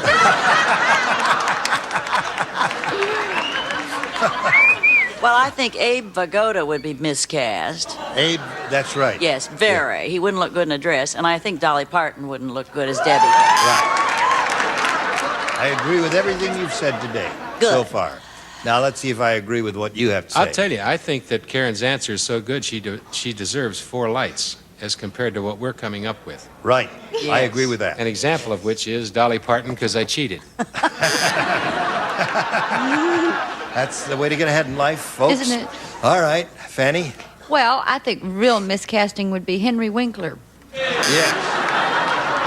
Well, now that's 4-0 at the end of round 1, and round 2 will be coming up in a moment or so. Right now, this for you. All right. Let's carry on now. 4-0 a score here. In your favor, that means you have to go first. Now, before you make your choice, I want to point out to America that Brett Summers is not here. Have you noticed how quiet it is? Yeah. Well, old loud Brett is down in St. Louis at this moment of taping. She's doing a play there. Hey, Brett. With I can hear it. You can hear it from all the way up here. Yes. And but she'll be back, of course, as soon as she finishes this engagement. All right. Now, Steen, you're ahead. You have to go first. I must take B again, please. B again. 2 people play. The 2 Kennedys. Hey! That's it. You're not now, or you never have been related, right? That's correct. But soon to be. Tonight. Really? All right, here it is. Eddie Bob said to the Northerner. Eddie Bob? Eddie Bob. Eddie Bob. Southern, you know the way they have Sue Ellen Bell and Kay Wanda Suggs and all of those great names down south. Betty Pearl. Yours is Betty Pearl? Yeah, well, you're a Southern girl too, huh? No. No. Oh. Anyway. It's just Betty Pearl. Right. Betty Pearl. Eddie Bob said to the Northerner, I'll tell you how scarce women are in these parts. Over the next holler, Zeke just married his blank.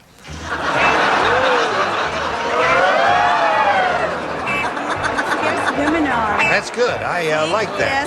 It makes a nice change. Oh, boy. Fred Waring. You should have your own accent show. You know, you come on and just do accent. Yeah.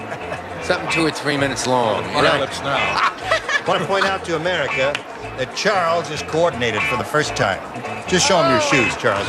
Lay your foot up here. Look at this. Totally color coordinated. By accident. No, but you're a beautiful person. I just don't want to model anymore, that's all. All right. Whoops. All right, Steen, here we go. Eddie Bob said to the Northerner, I'll tell you how scarce women are in these parts. Over the next holler, Zeke just married his blank. His dog. His dog. You said dog? D-O-G-dog. Yes. What do you say? Married his peg. His pig. Right. Married the pig. I thought old Zeke married his hog. His hog. Yeah. Yeah, that's... Guess they do a lot of that down there. I don't know too much about that myself. Steen just doesn't understand Americans. That's right. Not yet, maybe. Went to college here. I don't know why. Shirley said, I think that plastic surgeon used to be a tailor. After he removed my nose, he put a blank on my face.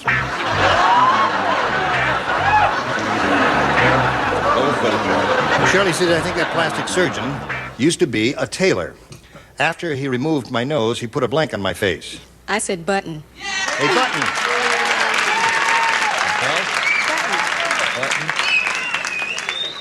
It's his nose. Then she would have a button nose.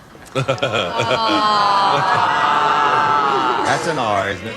What came after buttons? Zippers. Zipper. All right. What came before zippers? Buttons. Oh, buttons. Oh. All right, Karen, that's one for you. Score is now 4-1. This is going to get everybody upset. Why? Because I don't know why. You'll say belly button. Aha. Button. That's a button. It's a button. That's a button. That's a button. Don't be picky. No, I can't do that. They're 2 entirely different things. After he removed my nose, he put a blank on my face. You know, I asked my plastic surgeon if there were a medical term for my operation. Oh, wait a minute. Let me interrupt. You don't mean to tell me you've had plastic surgery.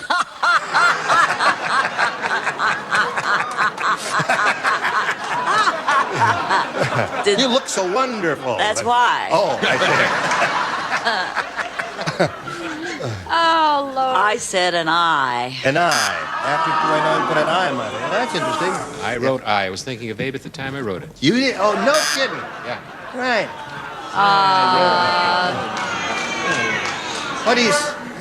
What do you got there, Fanny? I wish I could stay. Time to go? Yeah. I said zipper. I'm sorry. Zipper. Sorry. So it's 4-1 the score. We'll go to round 3. This is the last round. And Steen, your head, you'll have to go first again. B, please. B. Win all right? Oh. All right. Same two dinglings. That's it. The Kennedy kids. Right, the Kennedy kids. We couldn't get elected to anything.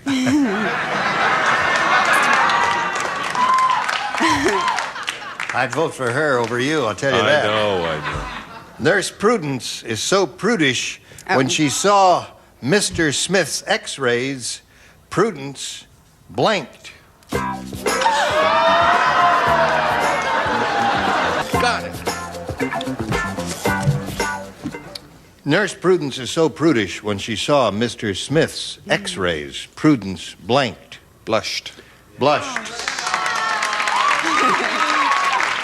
That's known as a gotcha. A gotcha. Now you got 5 now. Hello, cutie. Oh. Oh, what? I didn't put that. I thought she fainted. She fainted. Well, that's an extreme case of blushing, isn't it? When you... Yes. Now, Karen, here's the way it is. You need 4 to tie and 5 to win. Okay. Let's see what happens here.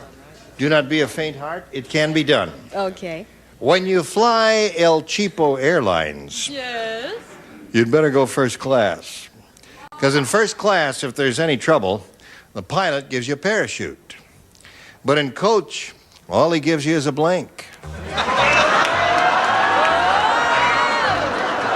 All right. When you fly El Cheapo Airlines, you better go first class, because in first class, if there's any trouble, the pilot gives you a parachute. But in coach, all he gives you is a blank. I said bon voyage. Hey, bon voyage. Yeah, I didn't know. Well, with those words, we'll say bon voyage to you now. Okay. I wish you well. And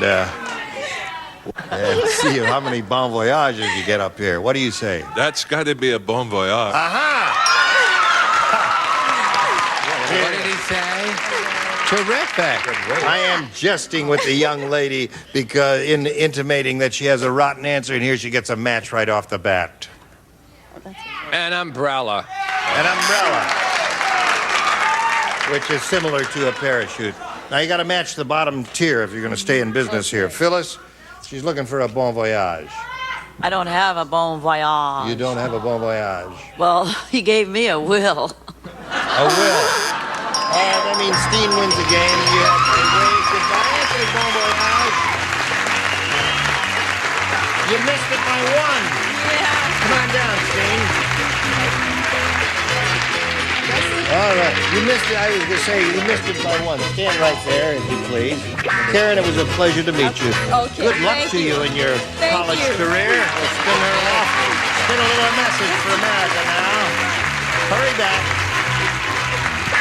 Here we go for the big money, the really, really big money.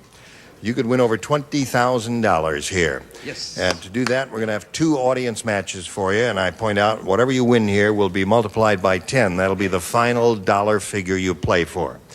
We polled the studio audience and said, write down your best answer to this. Blank Louise.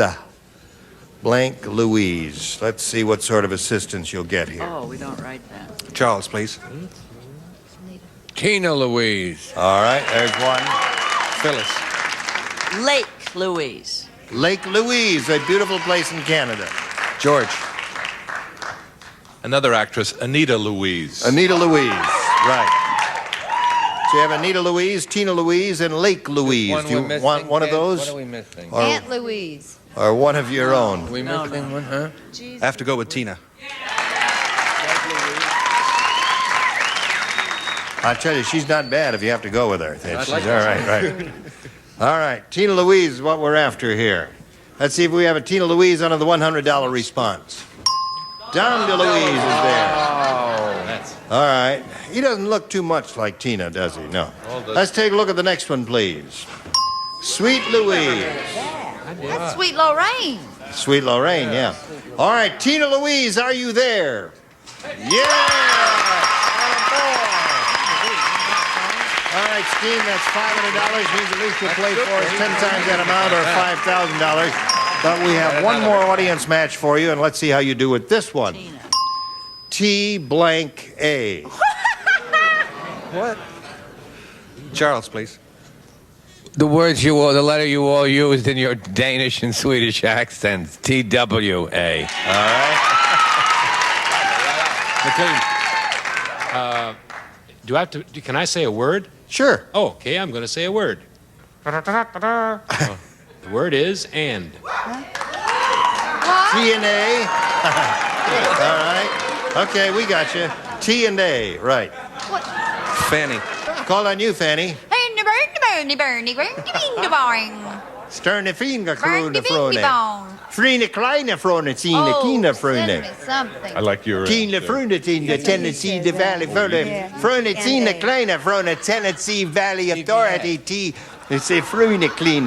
TVA. Oh, she just thought of that. Isn't that clever? TVA. Oh, TVA, yeah. To be announced. That stands for the Great Hydroelectric Power Project built there in the 30s, called the Tennessee Valley Authority. Now you can have that, TNA or TWA. Oh, it has to be TWA. All right. Let's take a look at the $100 response. TBA, whatever that is. To be announced. Oh, to be announced. All right, let's take a look at the next one, please. TVA is the Tennessee Valley Authority that Fanny Flagg thought of so cleverly. Now, let's go for TWA right now. You got it. Okay. You're hurting my eardrum. Now, you got a pot of $10,000 to shoot for. However, if you get a lucky spin on the wheel, you'll double it and you'll play for $20,000. So get up there and have a go at it.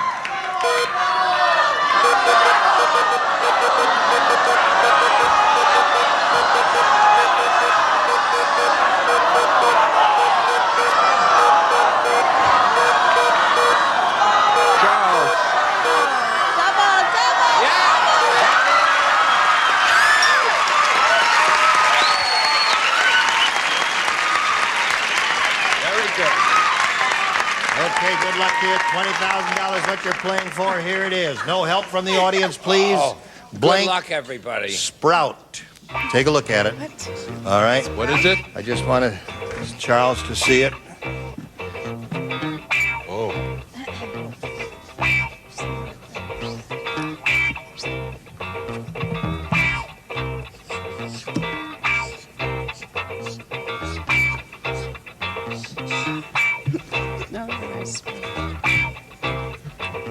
Okay, Charles is ready. If you match Charles, you get $20,000. What do you say?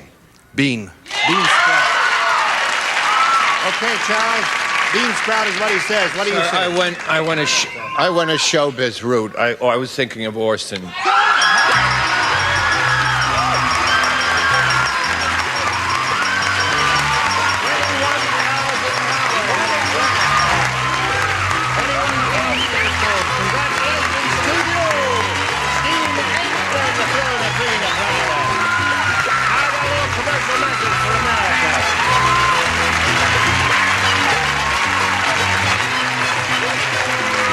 Join us next week for the match game. This is Gene Rayburn. Goodbye. Some contestants will receive Eloquent Expressions from Samsonite, a collection of folding furniture and designer styles and colors. Eloquent Expressions from Samsonite, just too beautiful to fold away. When you want to brighten someone's day, Tootsie's got a lot of ways. Give your Tootsie a Tootsie. Tootsie Rolls, Tootsie Pops, Tootsie Pop Drops, and Tootsie Mason Mints. Head-to-toe beauty appliances from Conair, a collection of quality personal care appliances. Conair offers you professional quality for use at home. Dentine chewing gum while you're chewing Dentine. It freshens your breath as effectively as even mouthwash. Brush your breath with Dentine. New Easy Caulker aerosol foam caulk. No gun, no mess. Outlast 4 cartridges. Caulk it easy with Easy Caulker. Clorox the breath deodorant helps your mouth's own freshening power eliminate bad breath. Costs a little more, but it's worth it. Chlorets, the breath deodorant. And Turtle Extra Car Wax. Extra polymers and silicones make it extra long-lasting, extra brilliant, and extra easy. Turtle Extra Car Wax in liquid and soft paste.